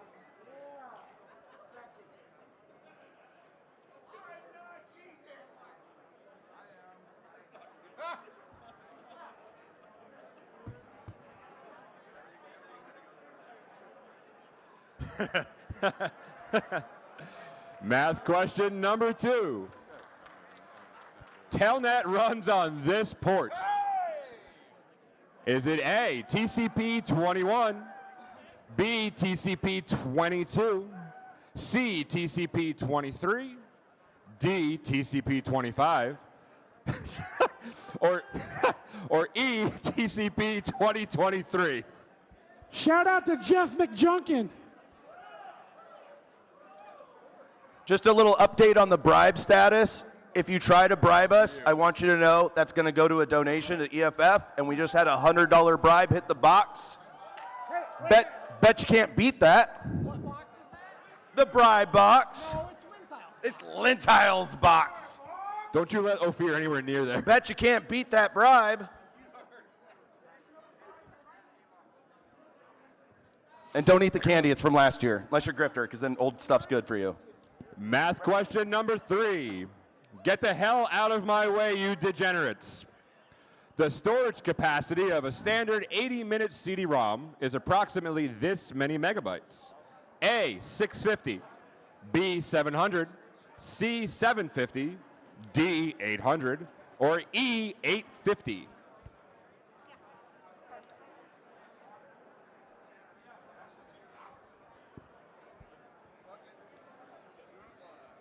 Is it gonna work?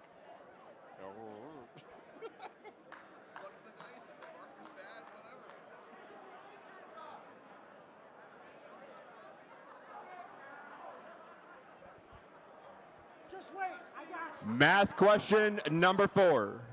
With 70 people in a room, what is the approximate probability that at least 2 of them share the same birthday? A, 0.02, B, 0.50, C, 0.70, D, 0.99, or E, 1.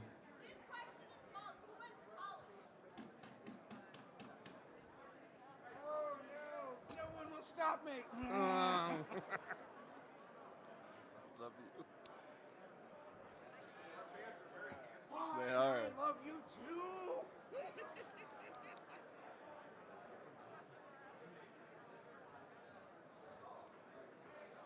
Port math.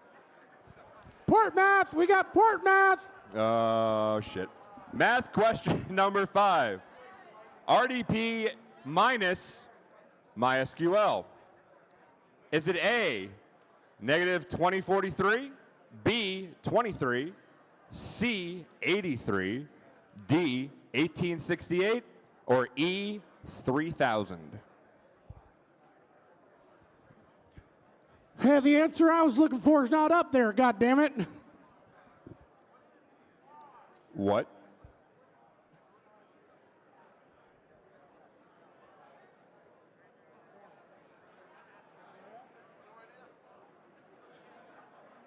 I fucking love the no idea.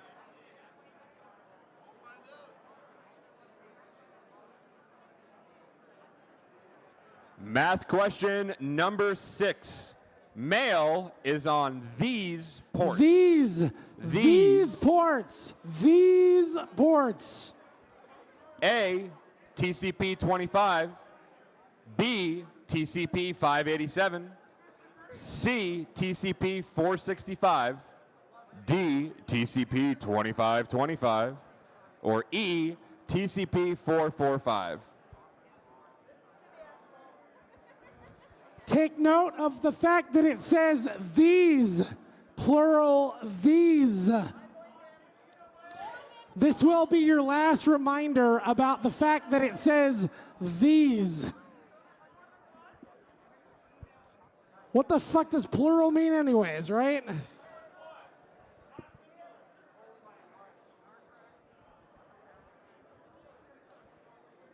There's basically a polycule of answers to this question.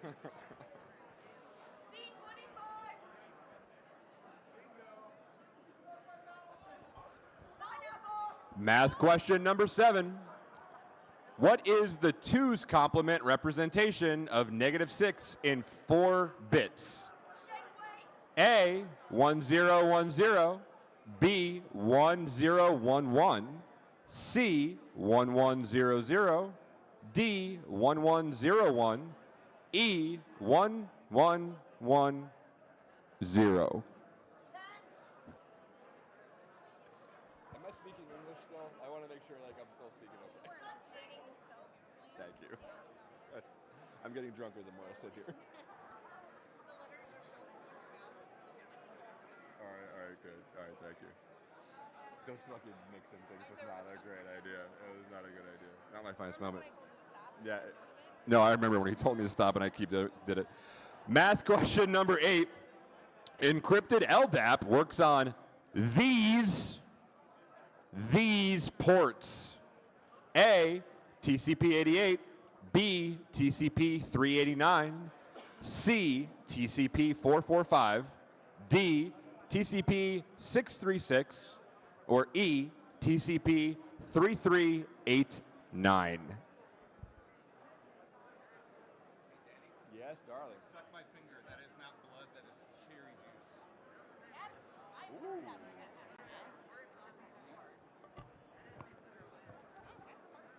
That's a hell of a grind. Pretty sure that is how we get money. Reminder, encrypted LDAP works on these. There might be a reason there are asterisks around the word these ports. I'm just guessing. That word could be important in this question.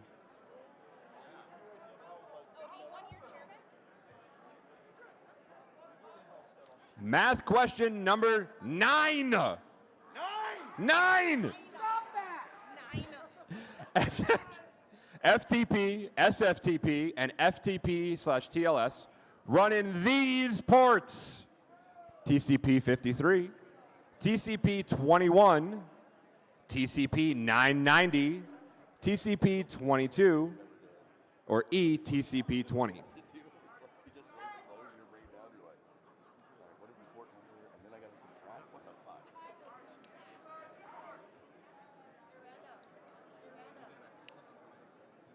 I'm getting all the pictures for you for later.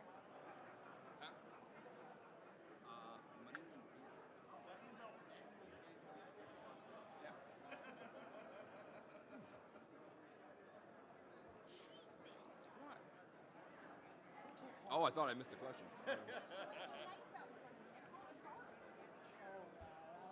How else am I going to get the cherries in? I know how. Oh my god. Shut up. The unsharpened pencil. That would have been a really great idea. Math question number 9. How many unsigned integers can be stored in an 8-bit register? A, 128, B, 256, C, 512. The sudden quiet's unnerving me. Make some more noise, please. D, 1024, E, 2048.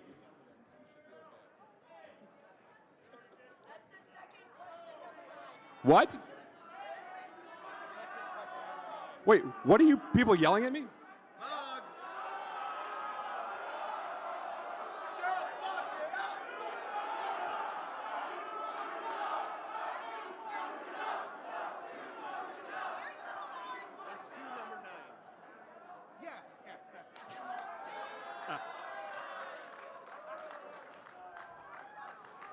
The fact that I had no idea what you guys were screaming at Gives you an idea what my mental state is right now.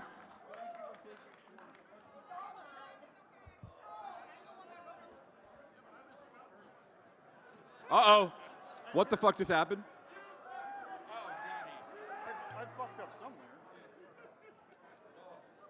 What?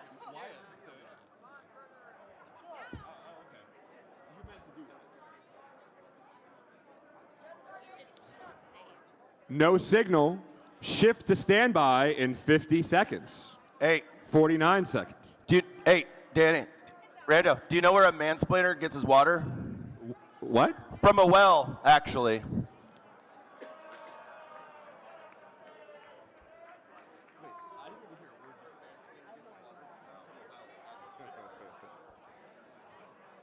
No signal. Shift to standby in 27 seconds.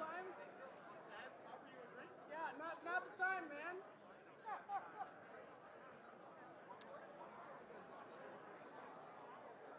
No signal. Shift to standby in 10 seconds. 9, 8, 7, 6, 5, 4, 3, 2, attention!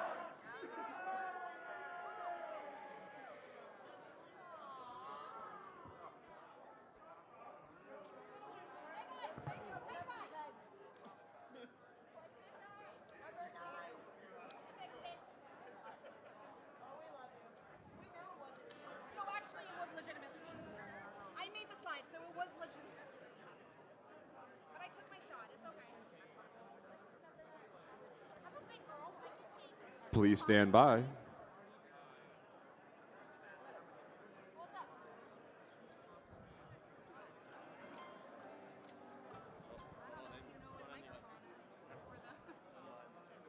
Oh, you lost audio too. Did we? No, I don't think we did. Oh, that would be good.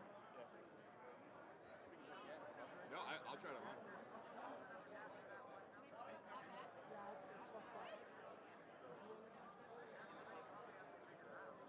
You guys want some like Reese's? Yes, absolutely I do. Thank you so much. Okay.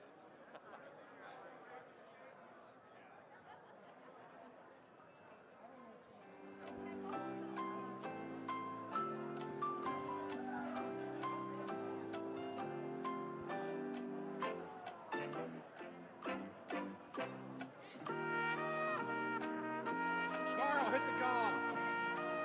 Hit the gong, Carl. The gong. Oh, the gong. That is loud shit. Why did we hit that ball? No, calm your shit down. Technical difficulties. Stand by. I also fucked up the sheets a little bit. For one little thing, it says don't fill out multiple bubbles. Multiple bubbles are okay and the code accepts it. In fact, if you don't get all the correct multiple bubbles, you're fucked and you get 0. No, I just had this misleading information on the sheet. I'll fix it next year.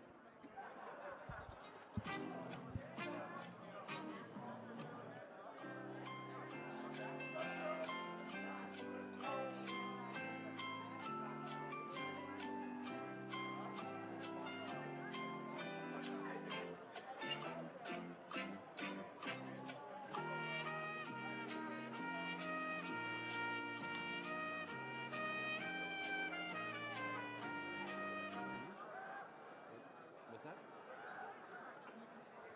I'm sorry.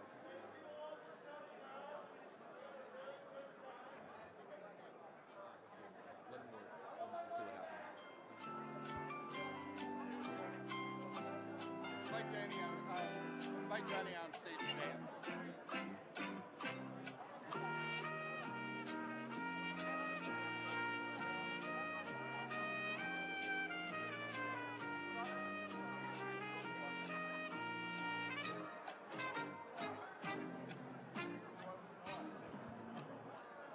We are currently fixing in prod. Please stand by.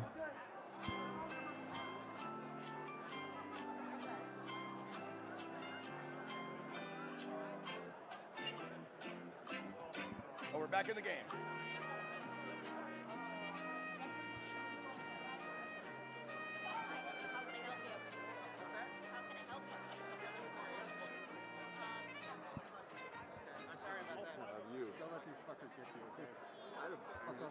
Does anybody say anything? Oh, they were just being different. Oh, yeah. No. Butternut pork slap. Butternut pork slap.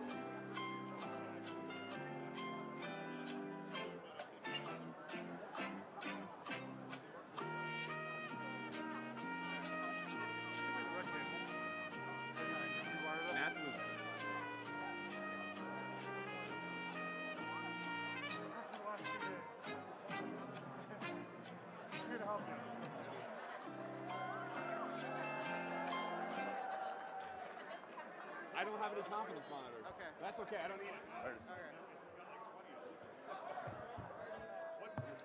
Oh, here we go. We are back, everybody. Thank you for bearing with us. Math question number 10. How much of your prod has ever gone flawlessly? Come on. Math question number 10. How many unsigned integers can be stored in an 8-bit register? 128, 256, 512, 1024, or 2048?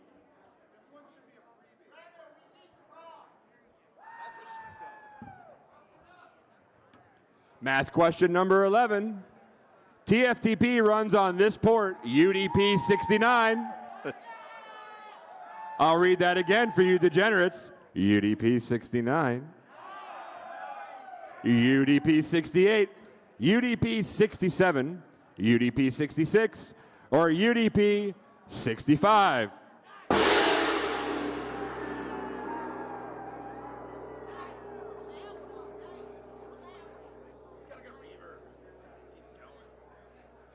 Math question number 12. DNS runs on this port, TCP 53, UDP 853, UDP 53. Oh. DNS runs on these ports. Silly me, I should have known that. DNS runs on these ports, TCP 53, UDP 853, UDP 53, TCP 853, or TCP 443. You miserable fuck. Oh. No, don't clap for what just happened. Excuse me, I'm sorry. Math question 13, TCP...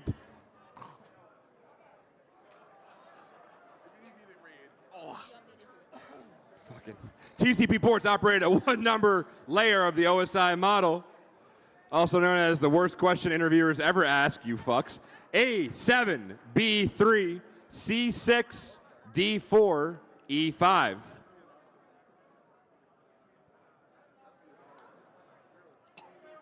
No, I'm fine. I'm fine.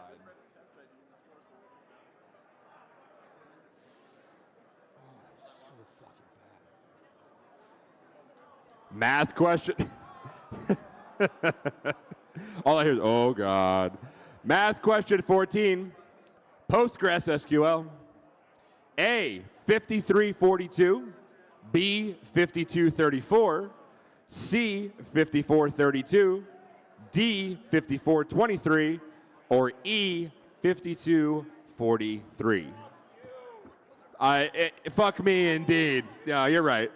I earned that.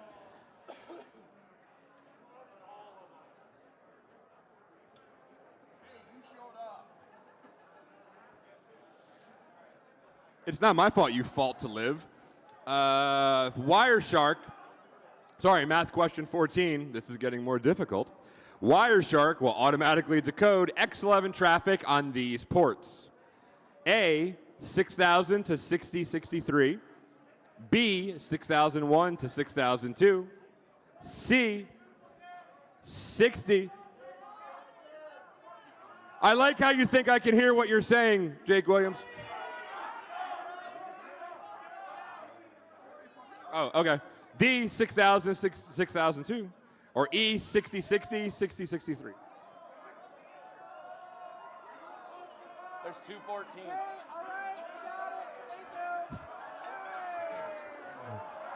Bunch of jackals in this place. You're all assholes.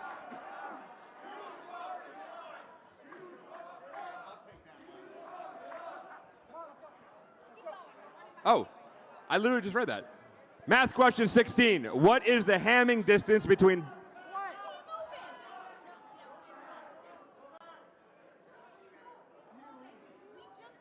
We literally did 15 just now.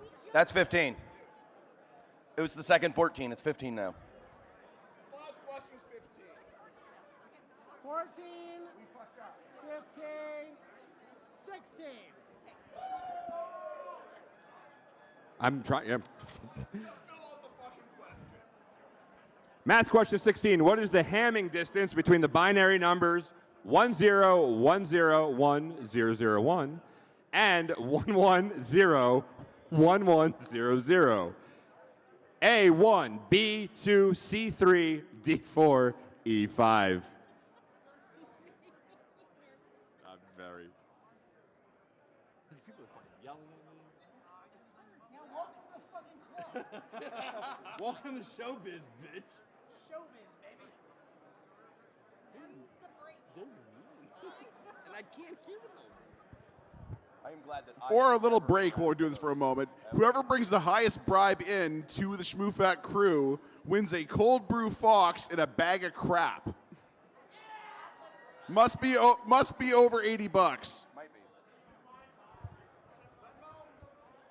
Math question 17. If a hash function evenly distributes keys into 10 buckets, what is the probability of a collision when inserting 5 keys? A, 10%, B, 20%, C, 50%, D, 80%, E, unable to determine.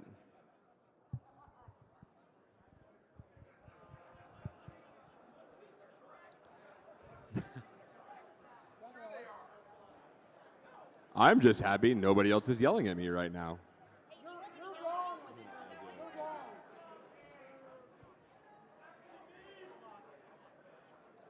Math question number 18. How many usable hosts can fit in a /29 subnet? A, 4, B, 6, C, 8, D, 14, or E, 16?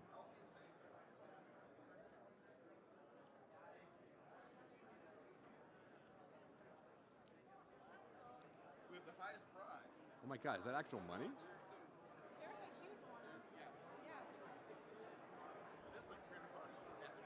Yes, usable hosts. Your mother.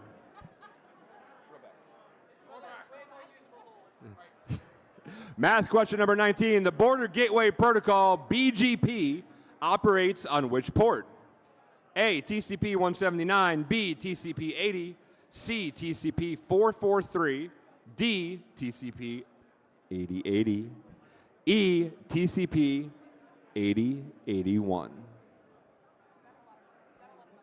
That's a lot of fucking money. Oh, I'm fucking trying. Okay.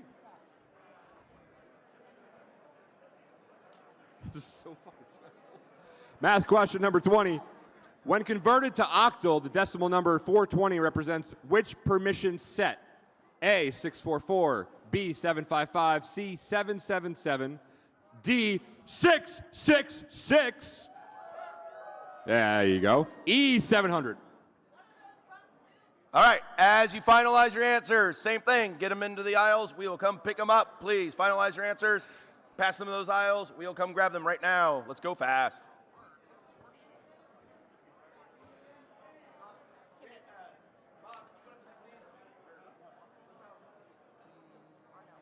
No.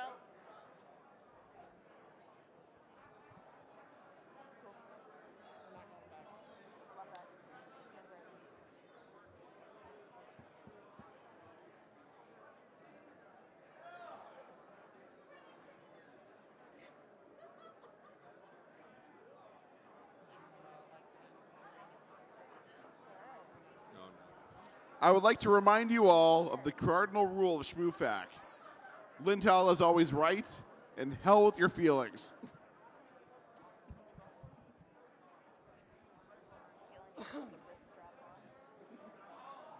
All right, get those answers in.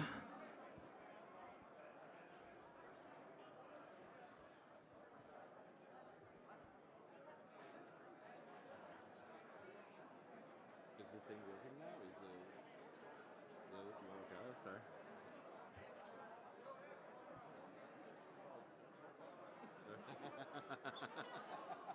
Sure, why not? Why the fuck not?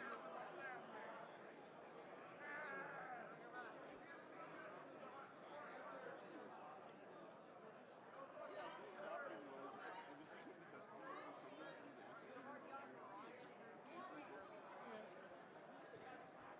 Here you go, Mug. Can you announce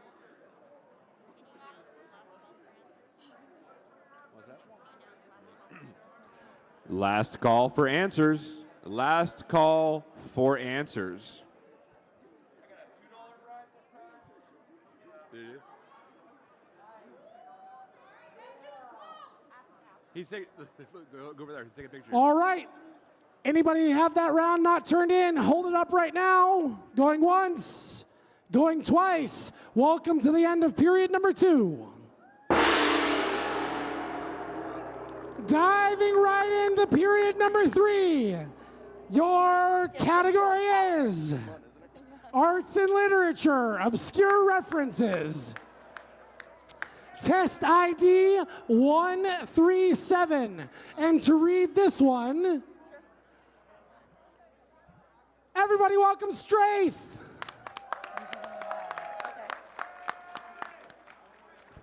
Are these ones on? Yeah. Okay, cool. Arts and Literature, question 1. Is that better? Okay. Arts and Literature, question 1. In War Games 1983, what was the password David Lightman used to access the school's computer system? A, Joshua, B, Falcon, C, Pencil, D, God, or E, Mother? I'll fight you.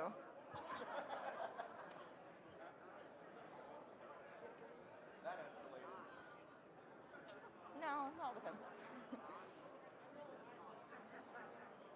Arts and Literature, question 2. Spoiler alert, name the novel 1984 Henry Case, a hacker for hire living in Chiba City? I should wear glasses. Japan, that meets a powerful artificial intelligence in The Matrix. A, Neuromancer, B, The Matrix, C, Cryptonomicon, D, Johnny Mnemonic, and E, Escape from New York. Yeah, I can also just go get my glasses. Can you get my glasses from the sheepskin purse?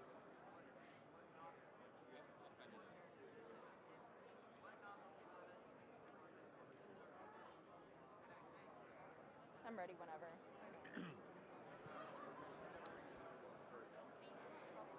Also, for your information, we have some sodas and some waters up front. If anybody's feeling parched, feel free to grab them from the tub at the front of the stage. Andy, try not to knock anybody out, please. We don't necessarily need that. Please, Andy, do not throw the cans at people's heads. Arts and Literature, question 3. In The Cuckoo's Egg, written by Cliff Stoll, the author recounts his experiences tracking a sophisticated hacker, Hunter. At which national lab? A, Oak Ridge, B, Lawrence Livermore, C, Los Alamos, D, Lawrence Berkeley, or E, Brookhaven? We're always taking bribes.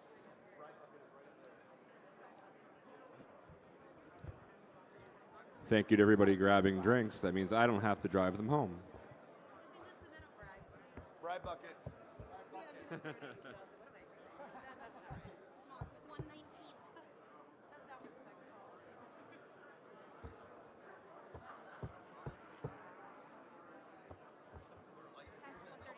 Art and Literature, question 4.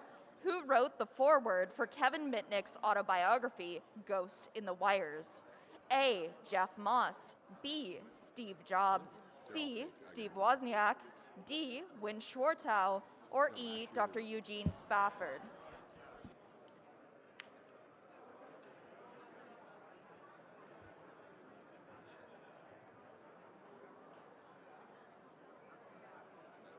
Someone bribed us a beer. That's why I reminded Only people one? that they could go take drinks if they want. Do you want another one? On top of it. Art and literature, question 5. In the Neil Stephenson novel, Snow Crash from 1992, the snow crash, both physical and digital viruses, were based on mythology from which ancient language and culture? A, Egyptian, B, Turkish, C, Greek, D, Persian, or E, Sumerian?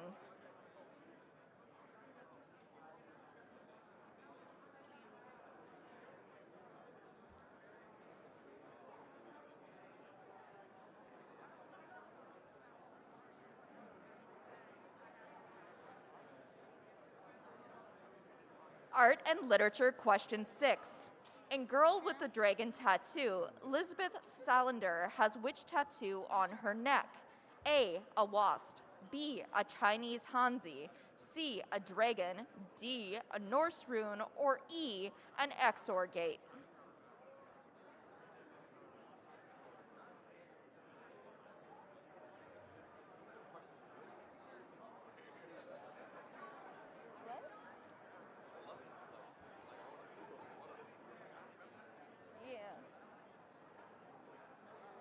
Art and literature, question 7. In Spaceballs, what is the name of the combination used to unlock the shield protecting planet Druidia? A, 00000, B... Hey, everybody, can we lower the talking just a little bit? If you could whisper to your teams, I think that would help everybody. Thank you. B, 12345, C, 54321, D, 11111, or E, 99999? Fucking stop that. Can we take a break while I go change the code to my luggage?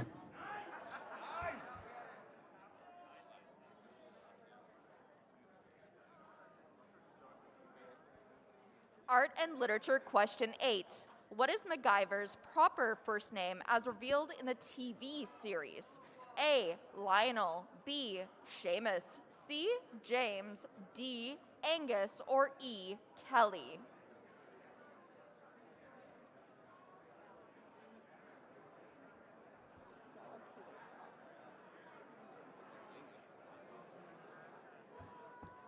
But I mean, also together, like, it just gets better and better. We try. Fucking works.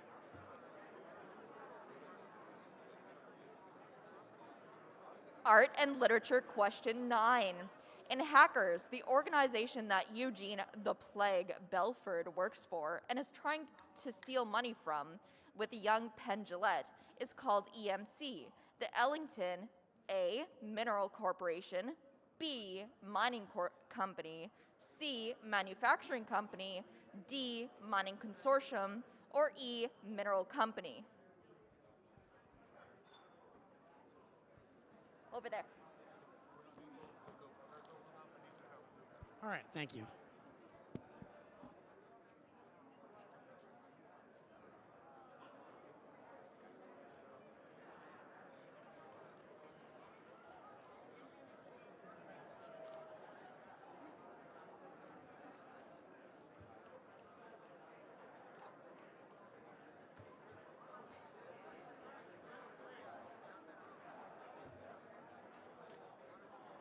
Art and literature, question 10. Which of these HTTP statuses does not appear in a season 4 episode title of Mr. Robot 2019, representing codes 401 to 410?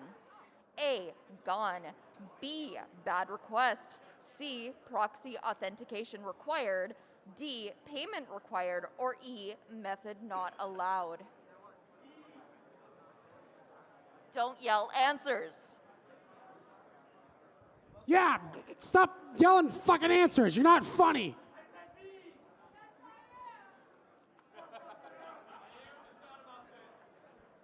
Fair. Funny looking. I fucking love these people so much. Art and literature, question 11. The iconic phrase, all your base are belong to us, originated from which poorly translated video game, becoming a widespread meme in early internet culture? A, R-Type, B, Blazing Star, C, Metal Slug, D, Zero Wing, or E, F-Zero?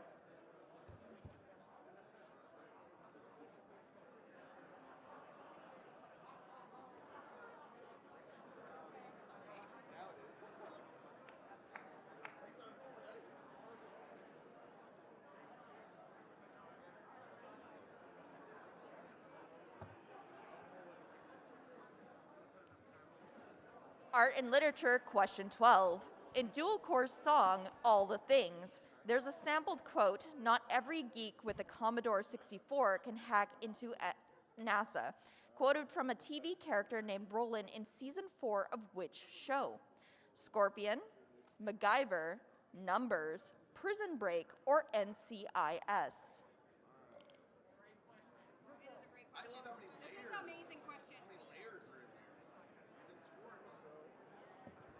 getting scores? Dade, your approval means everything to me. Yeah, you too, Sienna.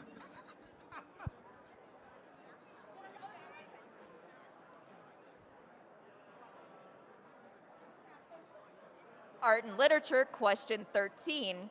In Star Trek Generations, 1994, how were Lursa and Bator able to obtain the shield modulation information that led to the destruction of the Enterprise D? A, by tricking Riker into playing a computer game. B, by monitoring Data's positronic brain. C, by defeating Worf in hand-to-hand combat. D, by confusing Troy into uploading a bore. E, by hacking Geordi's visor. That should say Borg virus, not a bore.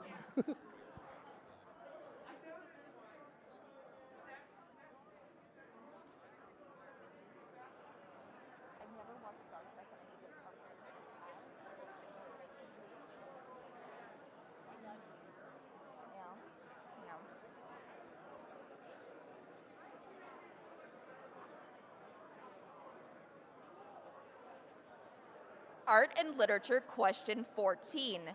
In the movie Sneakers from 1992, who created the magical black box that can broadly break data encryption schemes? A, Dr. Carl Arbogast. B, Dr. Martin Bishop. C, Dr. Katherine Johnson.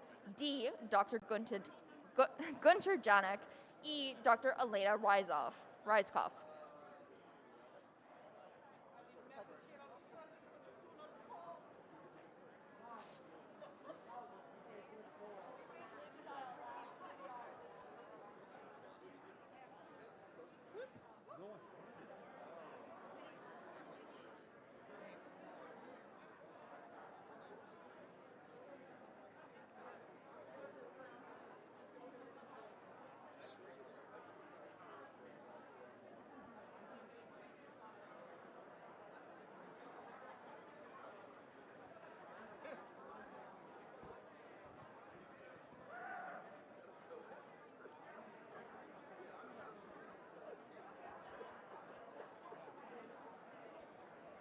Art and literature, question 15. In the pilot episode of Scorpion, why was the hard drive unreadable? You know, the hard drive that contained the only bug-free version of that 15-year-old air traffic control software that forced him to drive that Ferrari at 200 miles under the plane, hang a network cable down from that plane in flight to download it, and because the only copy that was left was on that fucking plane. Sorry, it was literally the pilot, you asshole. The answers you can choose from are A, it was encrypted. B, coffee was spilled on it while retrieving data. C, someone sneezed on it. D, too close to a car speaker and got demagnetized. And E, it melted in an oven. This is not an endorsement to watch this piece of shit. Strong feelings? Yes. Only strong feelings. That's how you should live life. Strong opinions, weakly held is my motto. Art and literature, question 16. In the movie The Net from 1995, Angela Bennett, played by Sandra Bullock, is a computer programmer that stumbles upon a conspiracy. What is the name of the software company she works for? A, Cathedral Software. B, Gateway Software. C, Cathedral Systems. D, Gateway Systems. Or E, Micro Solutions. Is that the one with the cow on the box?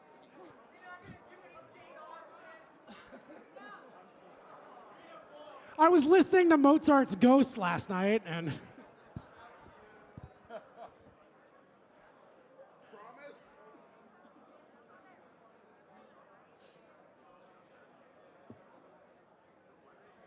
Art and literature question 17. In the movie Black Hat from 2015, what is the name of the NSA software that was used to retrieve data from the Chinese nuclear power plant? A. Black Widow. B. Black Hat. C. Black Hole. D. Black Ice. Or E. Black Bird. This is fun. I like doing this. Wait, where the fuck is Stuxnet? That's a different shitty movie.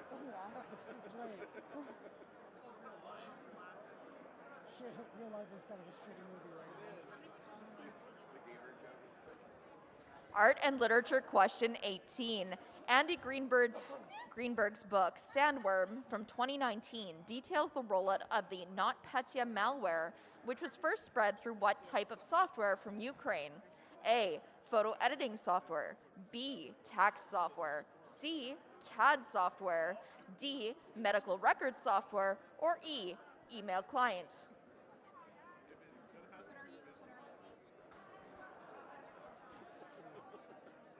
So many fucking NPCs. Barely loaded.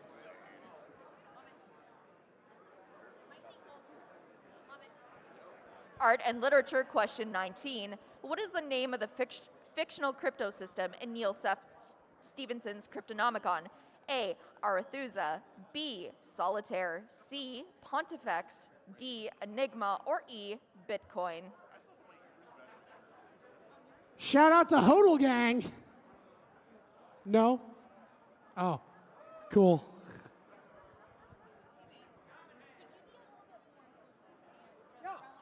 Yeah, you know what? I hear you. I hear you. Maybe I'm being too ageist. I got you, fam. I got you. Art and literature question 20. I got you, fam. Shout out to Gen Alpha. In the season 4, episode 11 of SpongeBob SquarePants, what is the password SpongeBob uses to access Plankton's computer? A. Gary.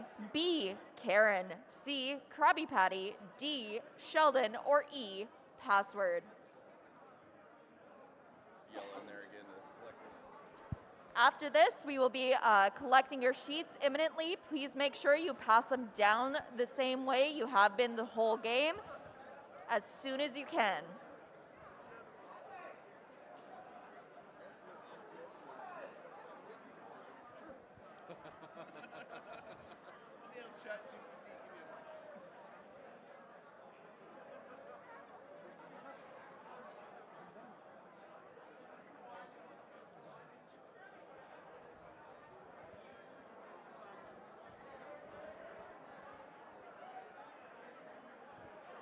All right, get those answer sheets wound up and passed to the aisles.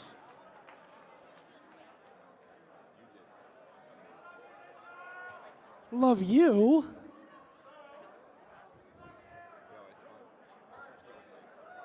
All right, let's go. There's one right there. Pass them in.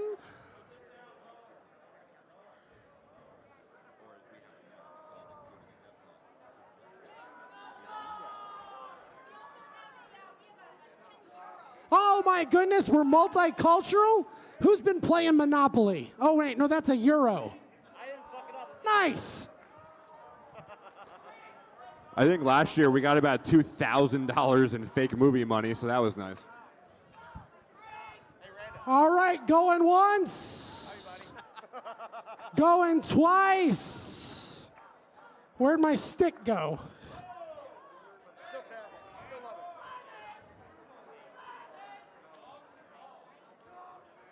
This period is over.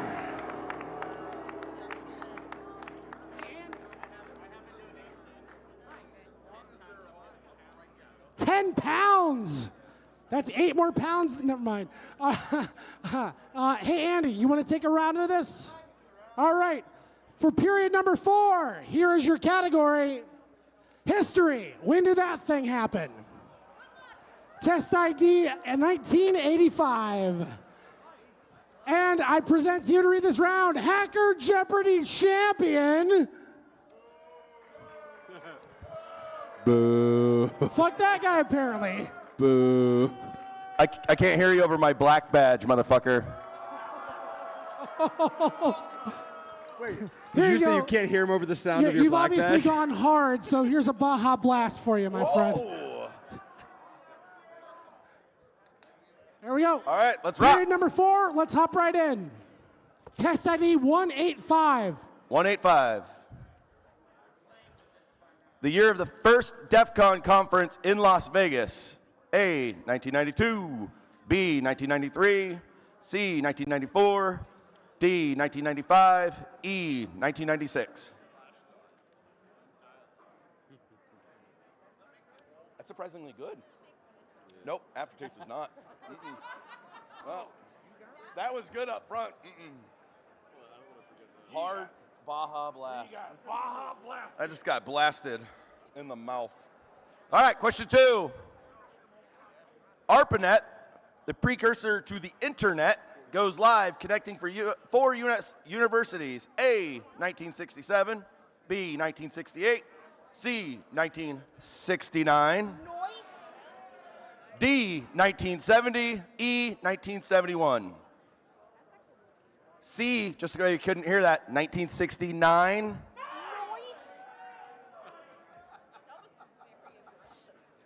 Question 3. Oh, I'm sorry, hang on. I can't count to 10 without taking my shoes off, so. I failed out of bomb school.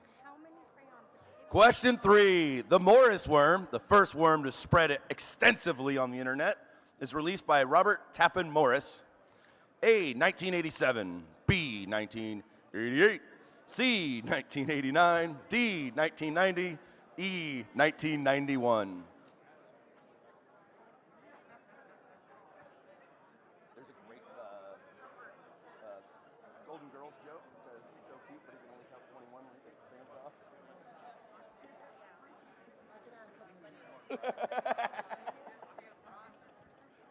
I agree, Carl. We do need more bribes. Question 4. We've Hold also on, got I a got boxer this one. bribes. The stupid motherfucking, excuse me, hold on. That stupid motherfucking Computer Fraud and Abuse Act is signed into law by Ronald motherfucking Reagan. Is it A, 84, B, 85, C, 86? Fuck that guy!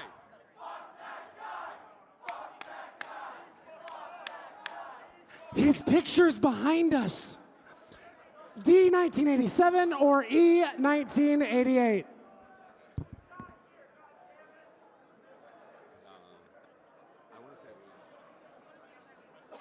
There's some strong feelings in this crowd. Yeah, fuck that law. Fuck everything. Question 5.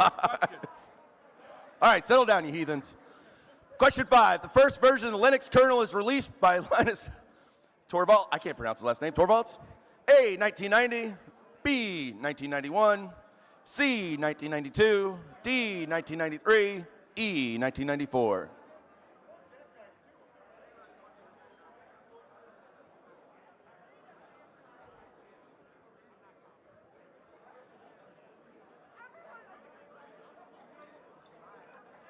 Oh, no, I'm good, man.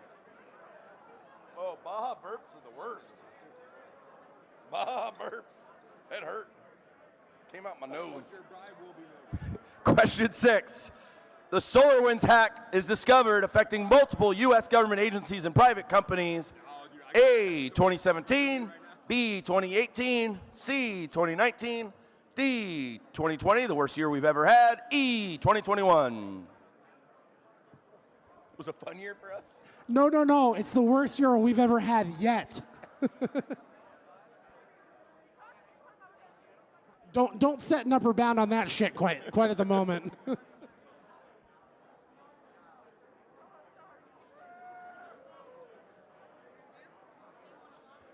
Question 7. Edward the fucking asshole Snowden leaks classified NSA documents to journalists revealing the extent of U.S. government surveillance programs. Oh, I'm sorry, he's like a hacktivist. He was a SharePoint administrator. Settle the fuck down. A, 2013, B, 2014, C, 2015, D, 2016, E, 2017.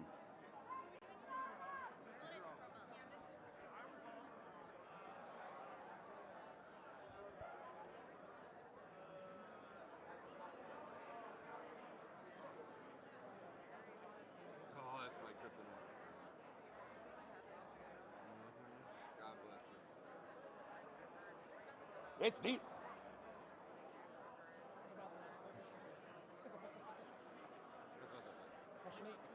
Question 8. The first version of the Tor browser is released A, 2002, B, 2005, C, 2008, D, 2011, E, 2014.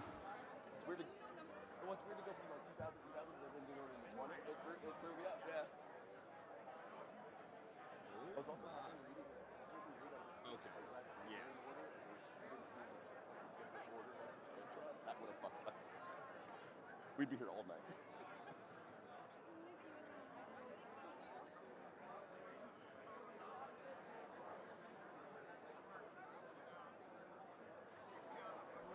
Question 9. The configure worm, which infected millions of computers worldwide, is first detected A, 2002, B, 2004, C, 2006, D, 2008, E, 2010. There's really nothing to say on this. Like,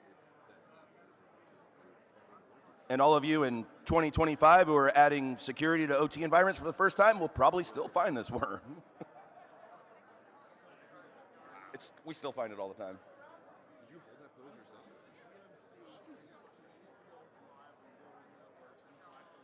yourself? Question 10. The Heartbleed vulnerability is introduced into the Open SSL cryptography library. A, 2010. Is introduced.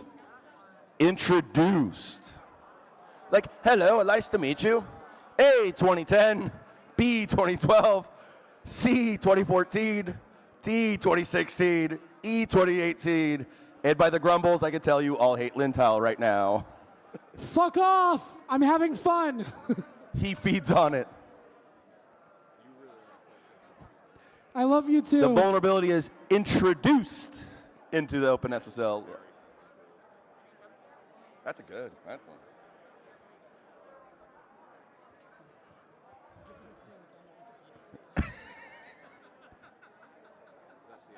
Fair.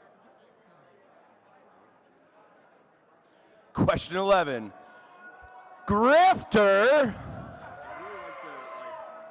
If you don't know Grifter, he's the hacker in the black shirt and black hat. Maybe, anyway. Grifter finds a cockroach in his milkshake at the Smash Burger across the street from DerbyCon.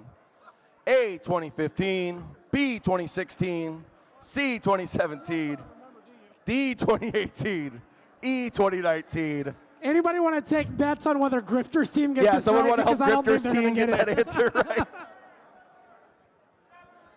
Trevor, forget. Goodbye, Hacker Roach. For those of you that were at GurCon and heard me sing that live, I'm not reprising it, but there's video. The only thing more classic than Trevor Forget is Smashburger saying, please stop. Please stop.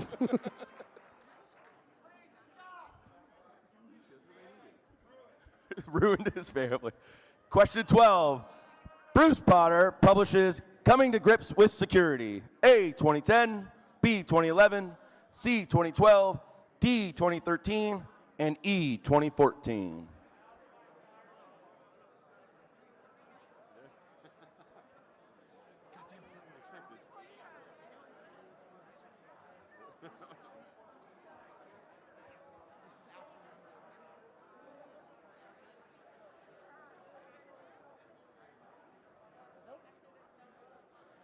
Question 13. Metasploit is acquired by Rapid7. A, 2003, B, 2005, C, 2007, D, 2009, E, 2011.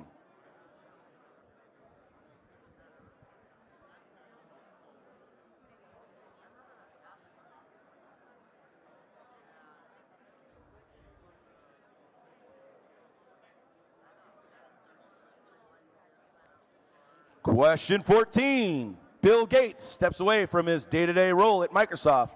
A, 2006, B, 2008, C, 2010, D, 2012, E, 2014.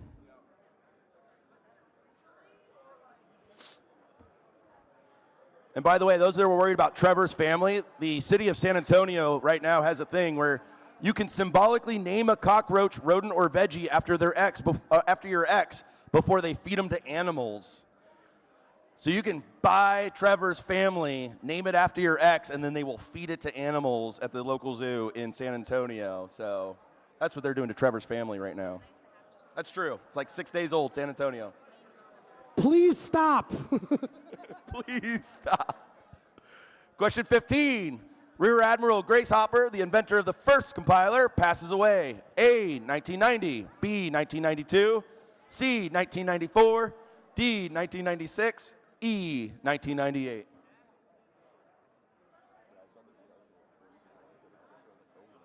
Shout out to Grace Hopper's posse. Pound Town.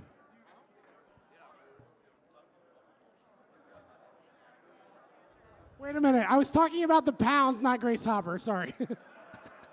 If you are a history nerd and you love like the history, you do need to check out the NSA the fucking museum. I can't pronounce that long word, cryptography, whatever the hell it is. That museum is absolutely fantastic. Go check it out while you're in the area. It's a short, like, Shout out 30-minute to trip. Jeff Mann, who's got stuff in there. Am I right?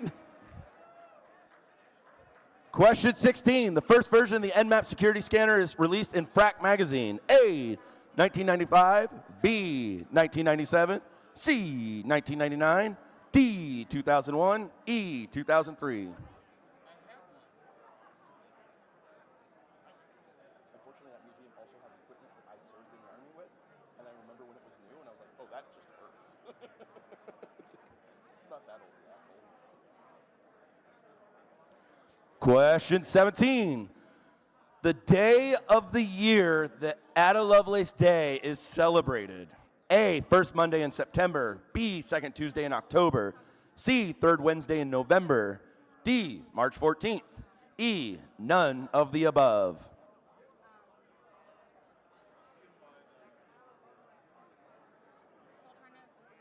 This is so gross. Flavor's not bad. Yeah.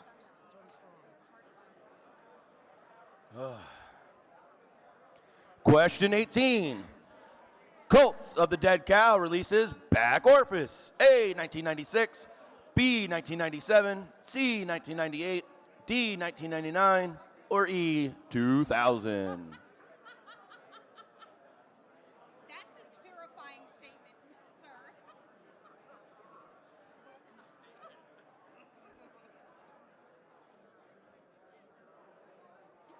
Question 19. Kevin Mitnick is arrested by the FBI. What? Oh, which time? I'm sorry. The time that's relevant to these fucking years. A, 1993. B, 1994. C, 1995. D, 1996. E, 1997. The time that is represented by one of the answers.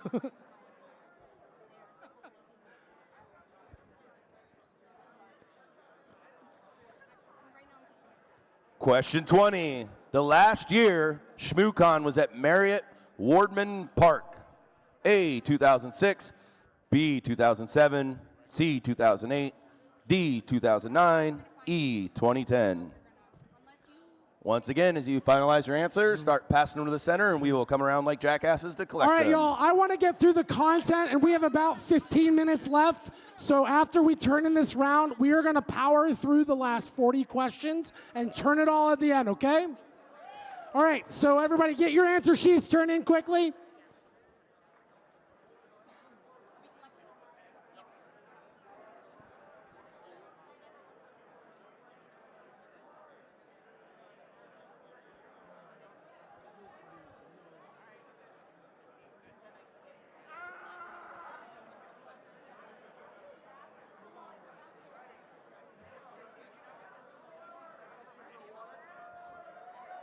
there's none, or there's just sprites right now, I think. Go, take as many as you want. All right, get those answer sheets finalized and in, please. If you are still feeling parched, we have some cans of Sprite at the front. Please take them. I do not want to carry them home. All right, anybody going once? Going twice. All right, quickly with the gong.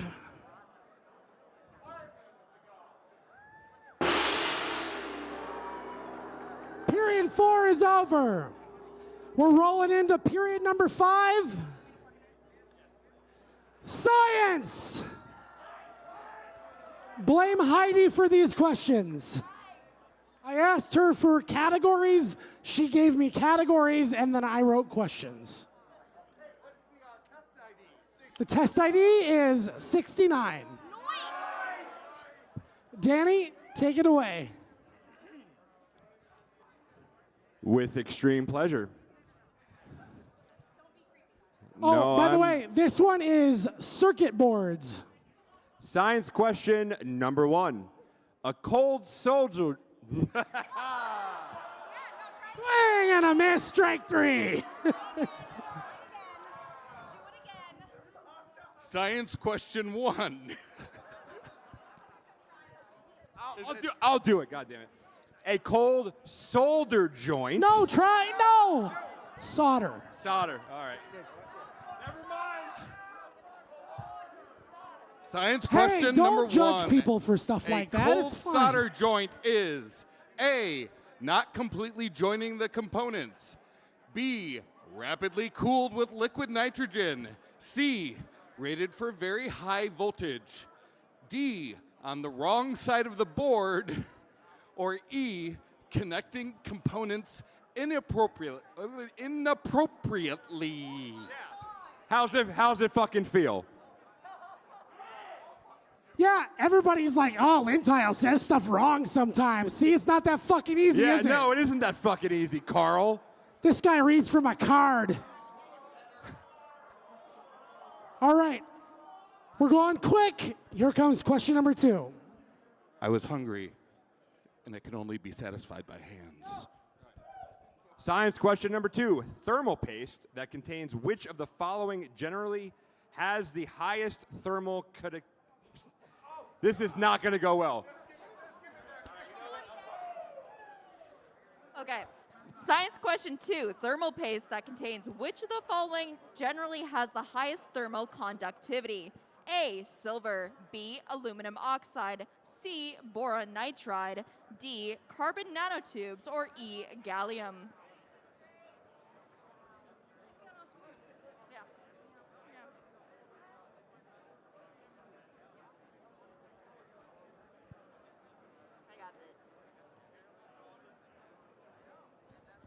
Question 3.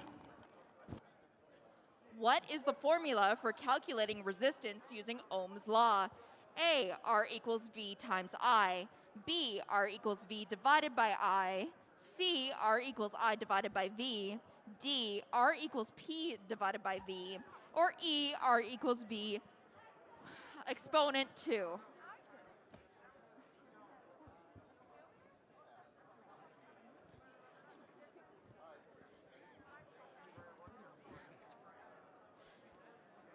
Well, I really want to know if anyone knows what any of these stand for.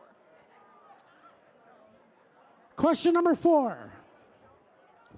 What does the color banding on a resistor represent? A, voltage rating.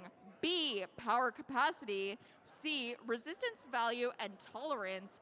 D, age of manufacture. Or E, temperature rating. I know all these questions. I feel so smart.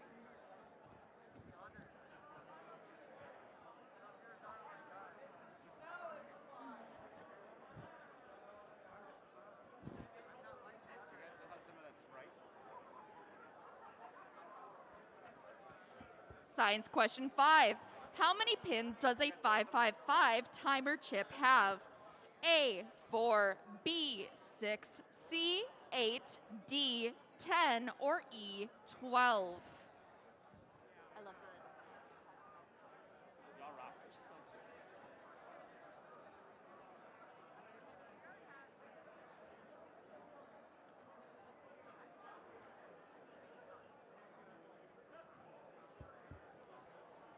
Science question 6. At what temperature does water boil at sea level on the Kelvin scale? A, 100, B, 273.15, C, 373.15, D, 473.15, or E, 32.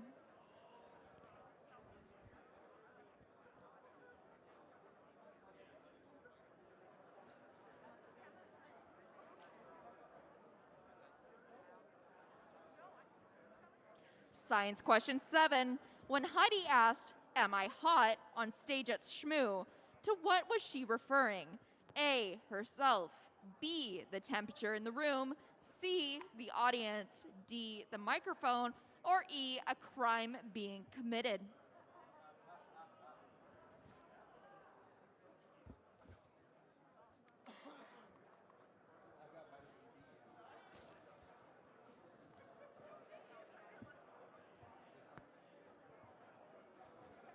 Question 8. At what approximate temperature does 60/40 tin lead solder melt? A, 190 C, B, 200 C, C, 210 Celsius, D, 220 Celsius, or E, 230 Celsius.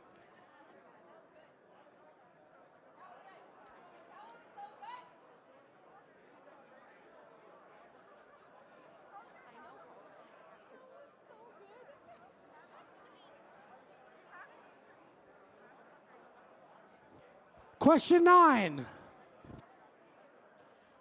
Hey, disaster recovery people. What is the auto ignition temperature of diesel fuel? A, 210 C, B, 310 C, C, 410 C, D, 510 C, or E, 610 C. I'm Canadian and I'm reading the questions. Learn fractions, bitch.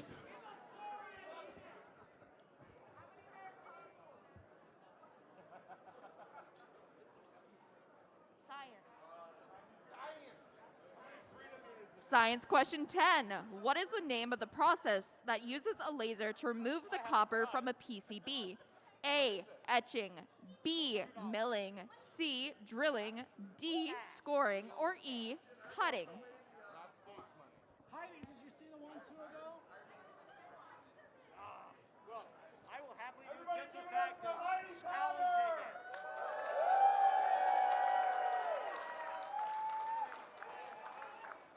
It's about more people actually doing the donations to charity for me. And I will take another shot at Lord with you. You take it with me. The Lord with me. You take a shot at the Lord with me. Fine.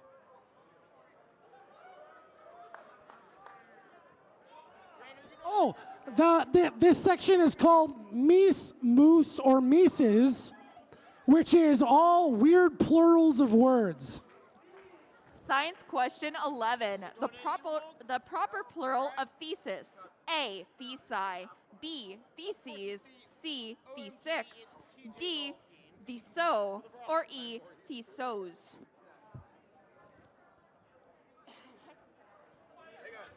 Let's get random to pronounce all of these. Hold on, Danny. I want you to read this round. Here you go, bud. Before we do that, can I make my bribe? Oh, sure. By all means. And I want random to drink with me. You, Oh, yeah, sure. you Oh. dickhead. What are you bribing with? If you have a drink in your hand right now, raise it up to ShmooCon. $400 We'll find a way to be together again. EFF!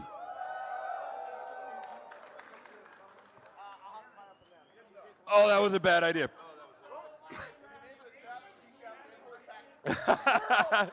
Science question number 11. The proper plural of thesis. Oh, you did. Science question number 12. The proper plural of alumna. A, alumnus. A, you fucking dick. Alumnus. That's what I said. B, alumnae. C, Nay. alumni. D, alumno. E, alumnex. It is surprisingly loud. No, that's a low fucking bar. Don't clap for that. It is surprisingly loud.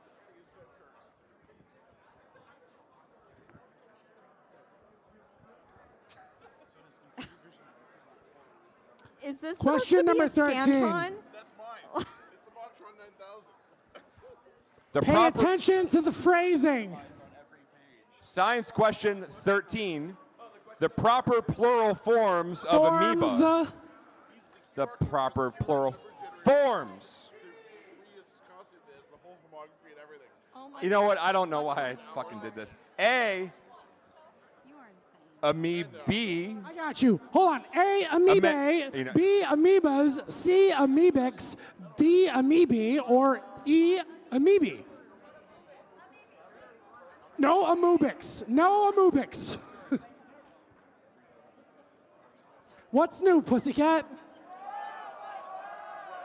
Question number 14. The proper plural of attorney general. A, attorney generals. Heidi, you want it? Attorney generals, general attorneys, general's attorney, attorneys general, attorney general. So I think I know what the right answer is. Do you? Question number 15. I can't say any of these words. Please, yes. What's the first word? Coccyx. The proper plural forms of coccyx.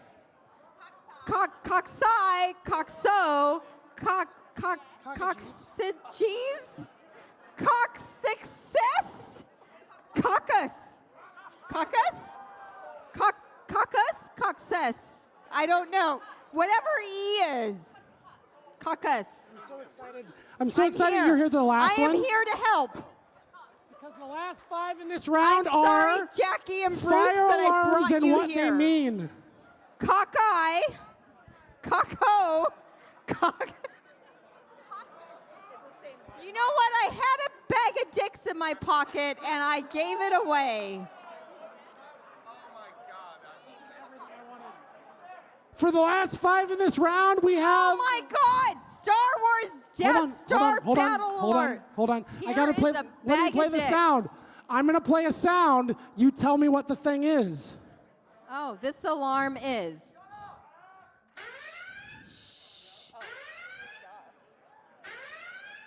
It is A, Star Wars Death Star Battle Alert. B, Stargate SG-1 incoming wormhole. C, Star Trek Red Alert. D, Reboot. Red Boot? What the fuck? Reboot incoming game. Or E, none of the above. Would anybody like a bag of dicks? Tim, this is for you. Because I love you. Question number 17. Here comes the alarm. Because fire alarms matter, Heidi. Fire alarms matter. What should you do in a fire alarm? You should exit the building. No. This alarm is A, City of San Francisco seismic alert. B, Tower Bridge raise alert. C, Star Trek black alert. D, Battlestar Galactica action stations. Or E, none of the above. And I don't fucking know the answer, so I hope you do. Bruce, do you know the answer? Jackie doesn't know the answer. Question number 18. Oh, do I have to read this one too? Here comes this alarm. Did we do this one already? Oh no. This sounds like my children in the middle of the night. This alarm is A, Star Trek Red Alert. B, Stargate SG-1 incoming wormhole. C, Star Wars Battle Alarm. D, Submarine Emergency Action Message. You all are fucking lucky I can read this late at night. Or E, none of the above. Everyone has way more respect for you than well, at least up here. Mother. Would you please elaborate on that? My child is calling me out on the statement I just made. So sorry. Yes, but this is at it. Question 19. Oh, I know this one. This alarm is A, EBS emergency alert, B, Android emergency alert, C, Apple emergency alert, alert. That's like Malort. Malort! There is not Malort on this table, is there? Oh, fuck, I just fucked myself. D, Pokemon emergency, or E, no, thank you. Or E, none of the above. You can give that to Bruce. He's over there, give it to him. Okay, E, none of the above. Or Jackie, come on out here and drink some Malort for me. Jackie's never had Malort. And question number 20, the last alarm. Here it comes.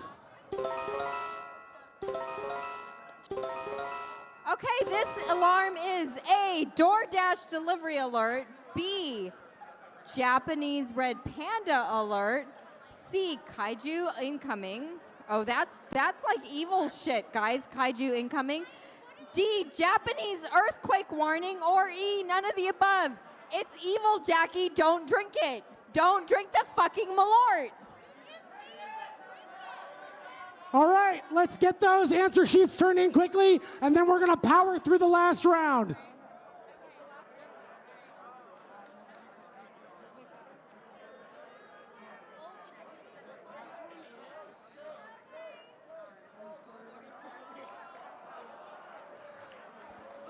I give the people what they want.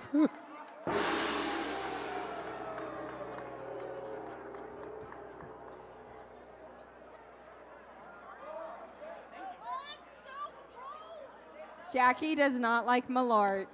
Surprise.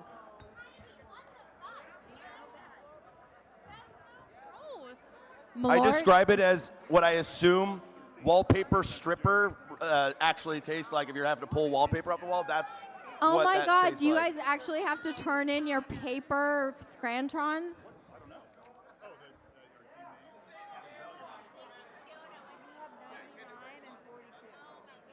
I'll take those. Hey, I Mom, don't know what I'm supposed you to do with fucked it them, but up. I'll take them. What number do they don't have 13. Am I supposed to take these? Lovely, lovely lentile people. All right. Put that in Wait. the box over there. Wait. Lentile. We'll tell you what to do in a second. Hold on. Okay, sure. Yeah, thank you.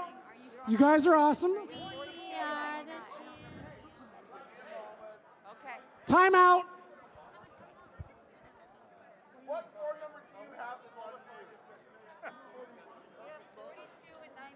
You can be a CISSP 42? and be smarter than yourself. This is a proven fact. Does everybody have a 42 left? Is everybody good with a 42? Do you have a test number 42 left? All right, we're sticking with 42, which makes me very happy. No, wait, one moment. Just kidding. Hang on. Bruce Potter, do you want to join us? Because I feel like this next I would love category Bruce is to help read. category, because I can speak, is yours. Bruce, please come help read. Yeah, we got to get on 42. 42. We're sticking with 42. So I Blue, feel like 42. I'm hijacking you, Aaron, and I'm sorry. But I feel like, Aaron, can I just hijack this for a second? Because I feel like Bruce has taught classes for CISP, but doesn't have a CISP. Yeah. So I feel like Bruce should read the questions. Sure. You know, Bruce has taught a number of CISP classes, but he doesn't have any certifications. Because he's doing it right. Confirm. 42. All right, test. I don't know what's happening. Hold on. Does everybody have a 42? Does anybody not have a 42? What's your hand up for? Because I said I'm not. You don't know. Fuck it. We're using 42. 42. Fuck what the screen says. Use sheet 42. Oh, fuck off. 42. If you're confused, it's not my fault now. 42. Question number 1 coming in live. All right.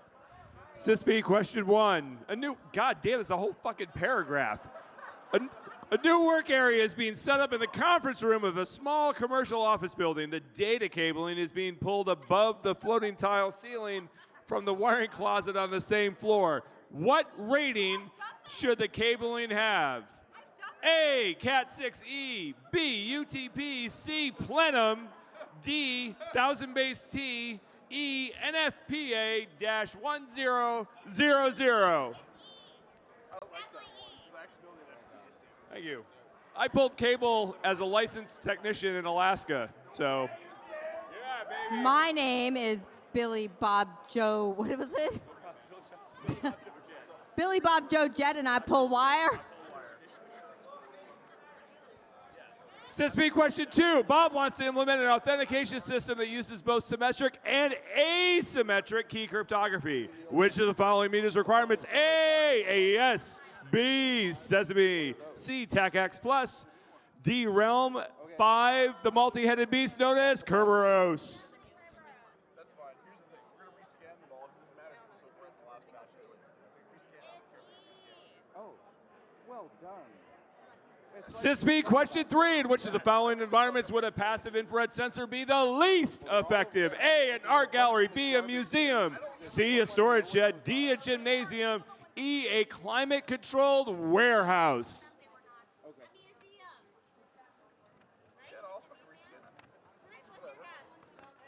If you're preparing for SysB and you're super technical, the best advice I can give you, I read on Reddit in a group, said I failed it like 2 or 3 times, and I finally started answering like I thought my manager would answer, and I passed it for the first time. So a little bit of advice for you. I just ate a fucking zipper. What is this shit?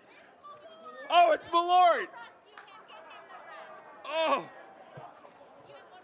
Sorry. Not sorry. SysB question 4. War and Peace Part 6. SMC Semiconductor has just completed a thorough review of its facilities and operations by a third party to assess its compliance with a particular industry standard. I think that was an Alanis Morissette song. SMC has been declared to be in complete compliance, and it's recognized by the third party as such. What is this recognition called? A, qualified, B, certification, C, acknowledged, D, registered, or E, accreditation? Hallelujah.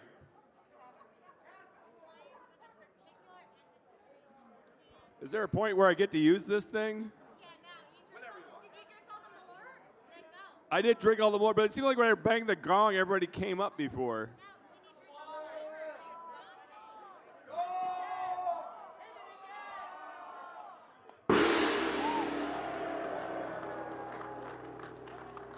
SysB question 5, reporting to which of the following C-level entities is most likely to result in an information security as being viewed as an enterprise function? A, CEO. It's not E. Jesus Christ. A, CEO. B, CIO. C, CMO. D, CFO. E, COO. My job title is E. It's not E. Man, that put everybody, they're all quiet now. Listen to Heidi at your own peril. Is that on TSA compliant? Like, do you fly with that thing? CSB question 6, the Triad of Information Security Systems. We're going to start over on that one because I don't want to fuck this up. Don't fuck it up. SysB question 6, the Triad of Information System Security are confidentiality, integrity, and availability. Which access control model provides the best protection for confidentiality? A, Clark Wilson, B, Biba, C, Bell LaPadula, D, non-interference, or E, Mark Watney, who may science the shit out of this question. Poop potato, poop potato.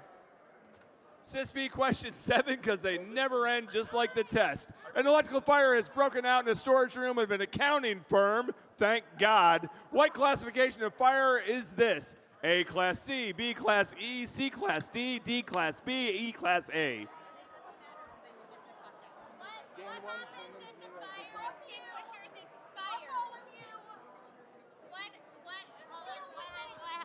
What happens if the fire extinguisher is expired, Bruce? What then? Still use This it. is my favorite thing that's ever happened, by the way. SysB question infinity. What accounting firm wants to use an information security framework that is based on financial reporting and disclosure objectives? Which of the following will meet their needs? A. Sarbanes-Oxley. B. COSO. E. Wait. C. ISACA. D. COBIT. Or E. To give a fuck. TOGAF, baby. I had to pass that exam. Did you? Yeah. I'm actually a qualified architect. Oh, there's more? Oh, goody. Let's just go with this. SysB question number 9. A government agency yet to be disclosed has implemented an access control system that regulates access based on that agency's security clearance system. Need to know, secret, and top secret with Val Kilmer. Which of the following of access control systems is called? A. Mandatory access control, aka MAC. B. Role-based access control, aka RBAC. C. Pane-based access control. I was going to say some really inappropriate shit. D. Discretionary access control, aka DAC. Or E. Content-dependent access control, aka Lintile CDAP. Got it. This is great. This is exactly what I expected to do tonight. 6B question 10. Jack is an asshole and is suspected of electronically embezzling several $1,000s from his company. Good job, Jack. Let's hear it for Jack. Embezzlement, baby! Embezzlement! He has access to the company bank accounts and he knows how to set up electronic transfers for other accounts. He also has shared that he is having financial problems. Uh-oh, Jack, quit butting on the ponies. These are the details best described by which of the following? A. Circumstantial evidence. B. Chain of custody. C. Mens rea. No, it's actually how your kidneys get rid of nitrous waste. Yeah, urea, mens rea. Yeah. Any nerds that talk about like nitrogenous waste, it's like ammonia, and yeah, thank you. There's a few people clapping. Yeah. D, criminal intent, or E, motive, opportunity, and means. Also, if you're a nitrogenous waste nerd, let's talk later.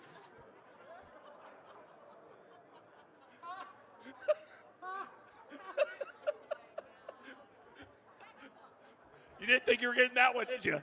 Nope. What are the 3 ways that organisms get rid of nitrogenous waste? Anyone? Pooping, not at all. Ammonia, urea, and uric acid. That's all you need to know. There we go. Okay, we've done the... Anyway, SysB question 11. It's not on the SysB. Individual networks on the internet are connected with other networks using routing protocols. Which of the following protocols builds an accurate routing table by building a topology database of the network? A. Distance vector routing protocol. B.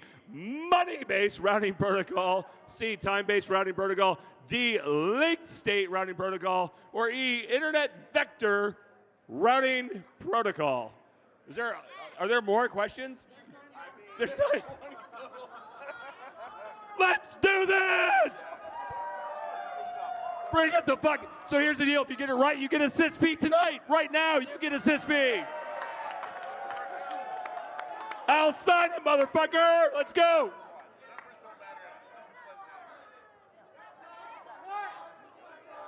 Oh, there were 2 question 11s.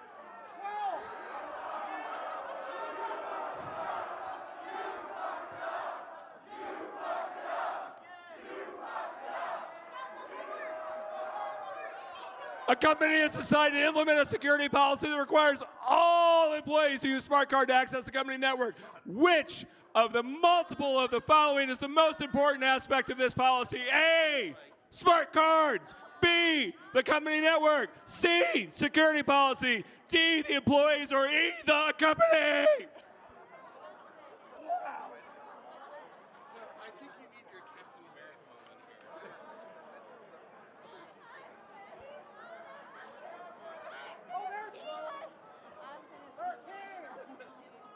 Question 13.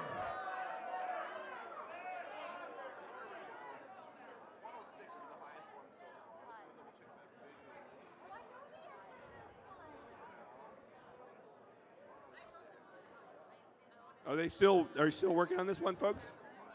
No, I can't keep going.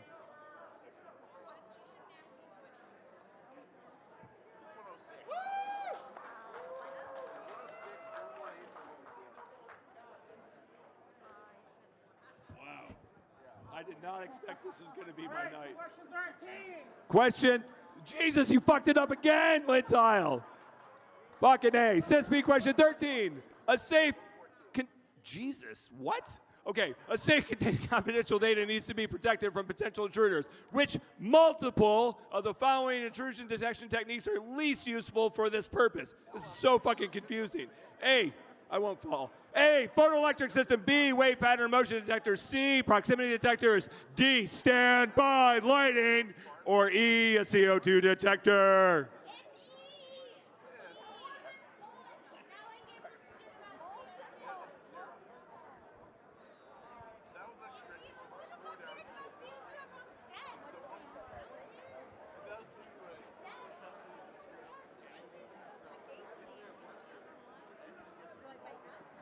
By not telling them.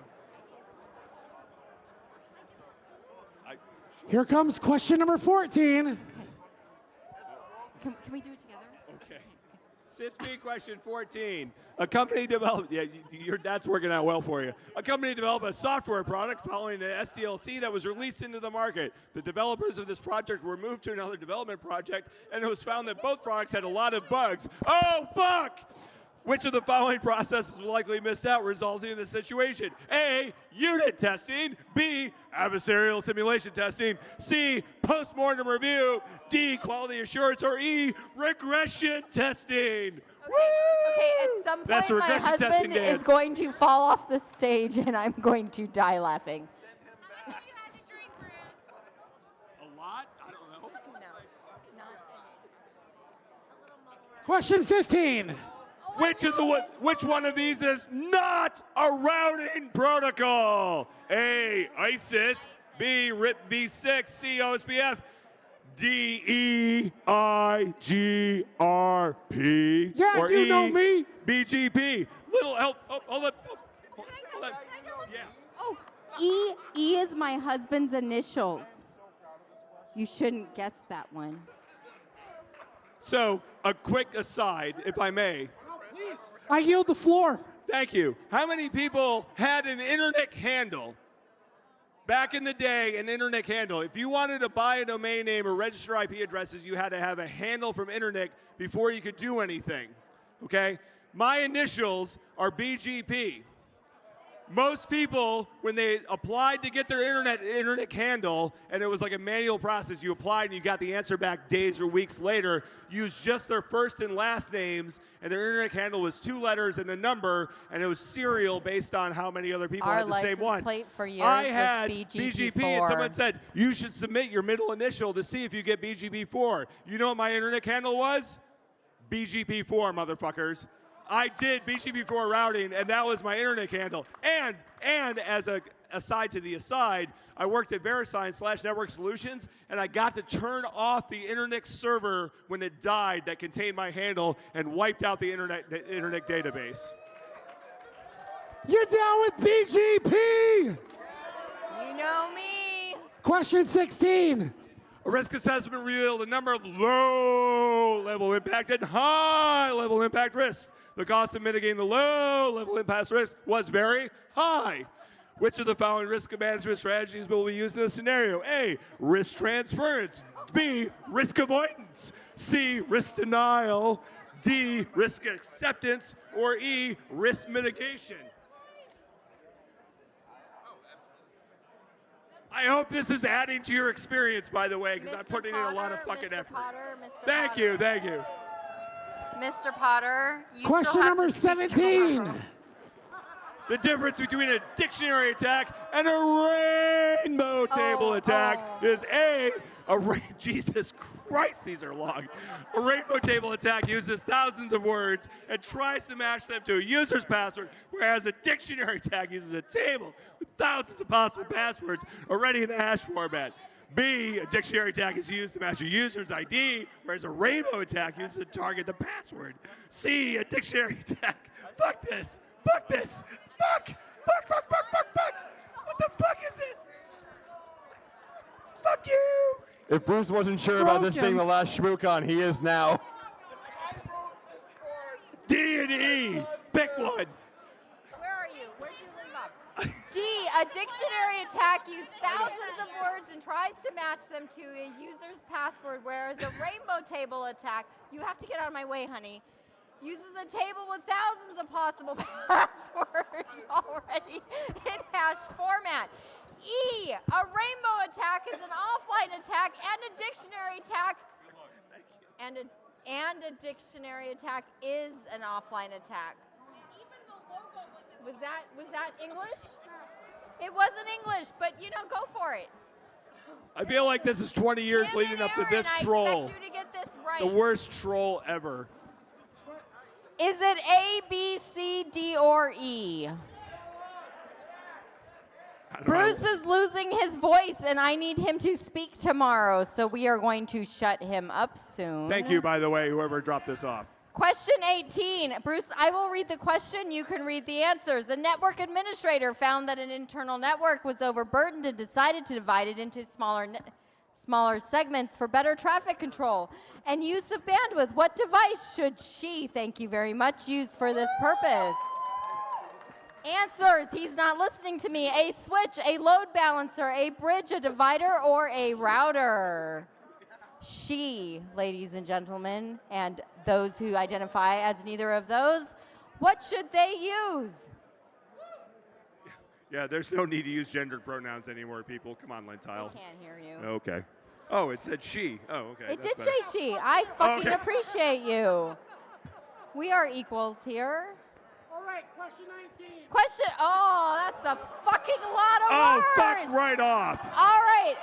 I will read the question. Bruce will read the answers. A retailer, we will fucking not refer to them as any of the major retailers as of late, decided to create an online shopping website.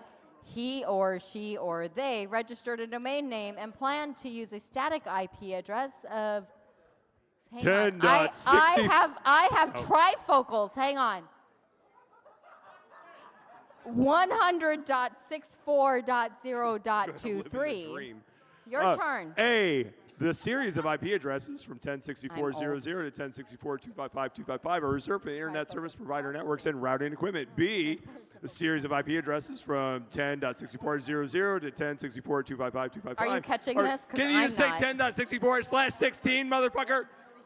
10064/16 are reserved for private addresses and may not be used on the internet. C, this is fine, this is fine, this is fine, This is as long as the fine. router, as long as the retailer ensures that the static IP addresses have been uniquely assigned to the internet service provider.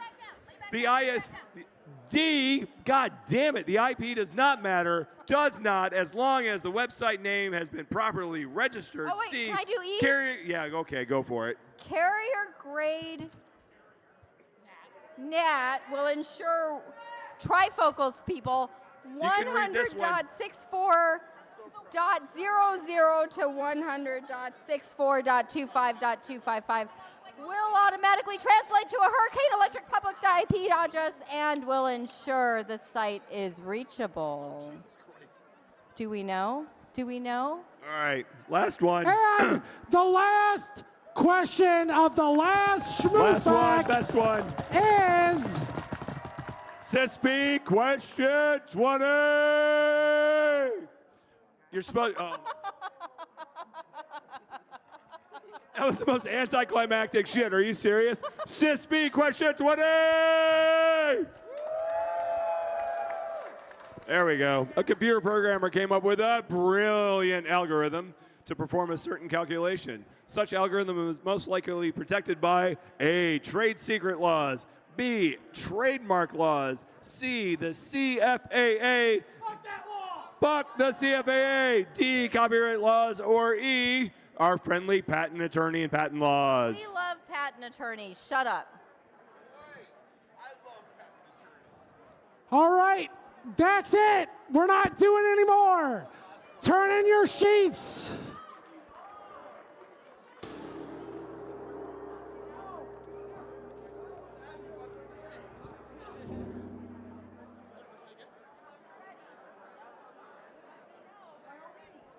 I hereby close ShmooFAQ.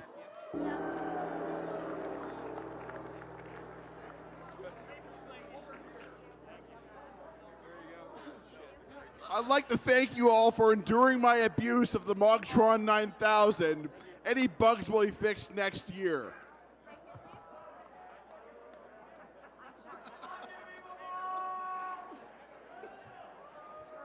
You have no idea how much alcohol was involved in the writing of this program.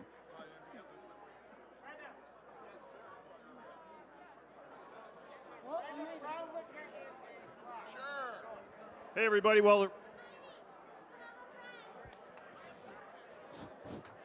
dead mic.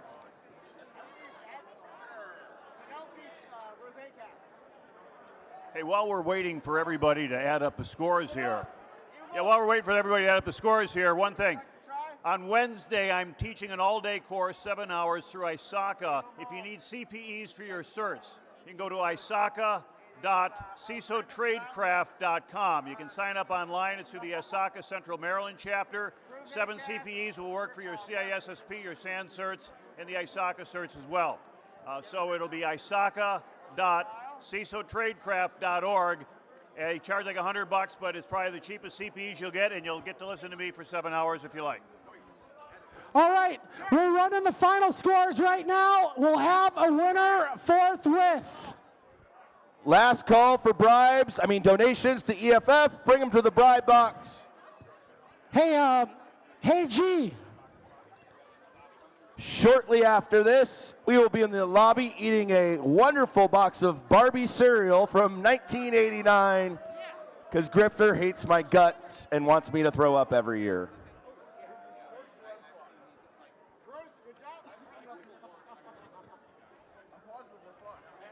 All right, we're scanning in the final sheets now, and we'll have a winner in a couple moments. Did anybody lose their librarian glasses?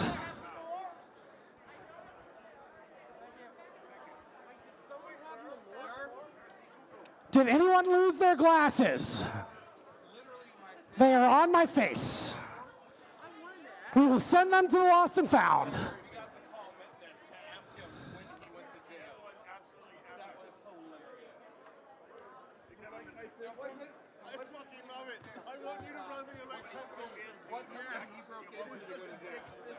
Oh my God! You can't.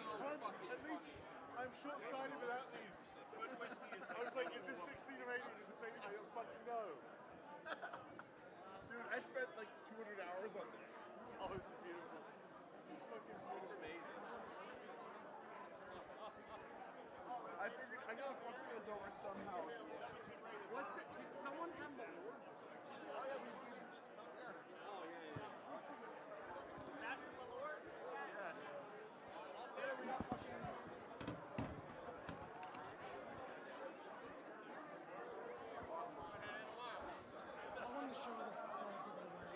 What? Where do you even get something like this made? There's a website. Of course, Stack. That's an amazing belt, dude. That's beautiful.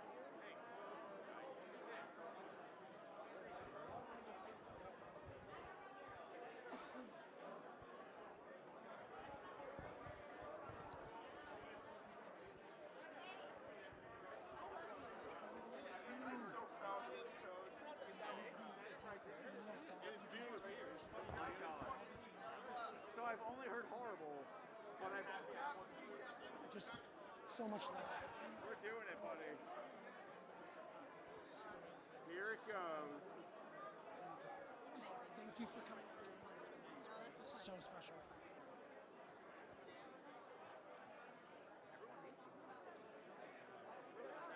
No, I've really only heard people be like, I had the skill career did rock. Right. It'll take me about 5 minutes to finish the process. Yeah.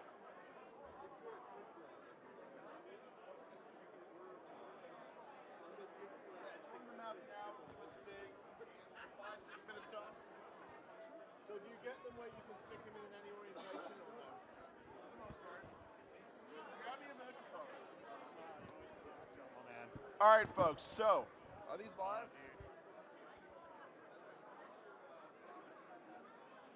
All right. Is this mic hot?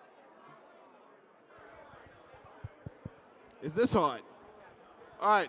So, folks, this will take about 6 minutes for the final processing. Please stick around. I'm doing the final processing of the scores right now. We will know a winner very fucking shortly. So sit around, drink some booze, have some Malort. I'm sorry for how shitty this was, but wait about 6 minutes. Also, we'd like to thank you for your choice in Scantron providers. We appreciate we don't have a choice in people, but, you know, thank you for choosing us.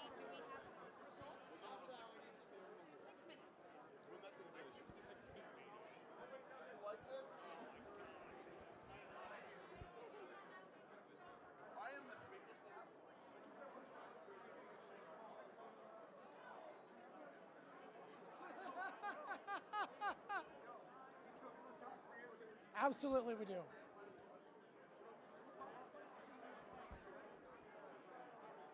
I'll be the guy.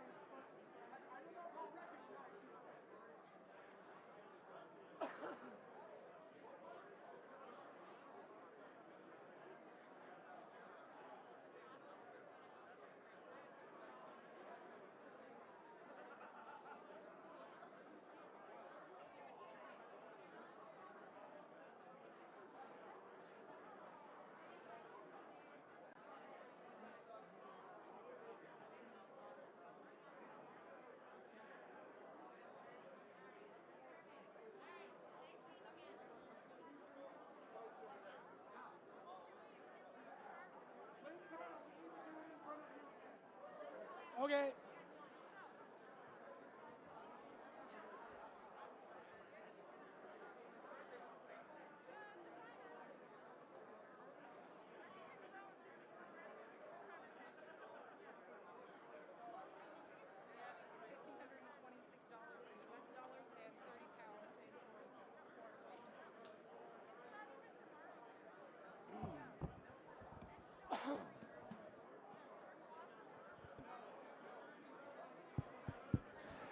Hey everybody, while we are finalizing the scores, I am proud and thankful to announce the ShmooFAQ audience tonight has raised $1,526.30 for the EFF!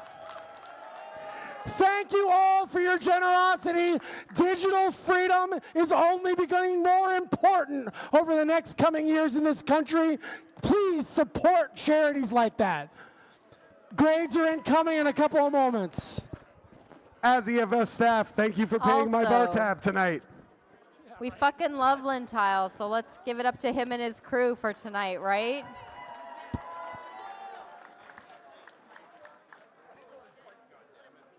It's still processing. All right. A couple minutes away. Yeah, we're a couple minutes. It's going through though. It's chunking. We're done. We're processed. We have an answer. The grades have been locked in. We are one SQL query away. Here we come. Here's your winner. Second place. Third place. All right. We're going to start with third place.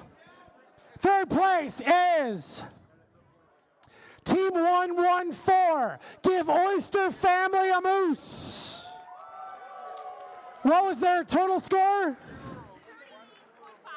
Oh, yeah, sure.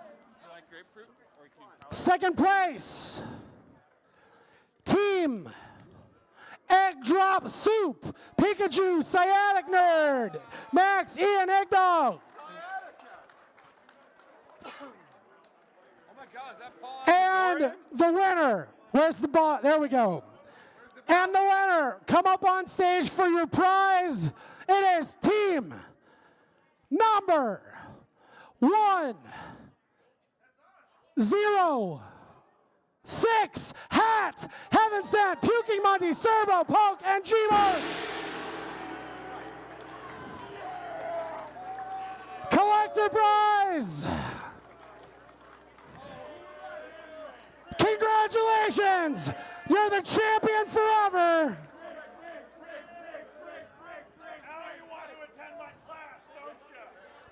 That's it, everybody. I've been Lynn Tile. This has been ShmooFAQ. I love you. Have a good night.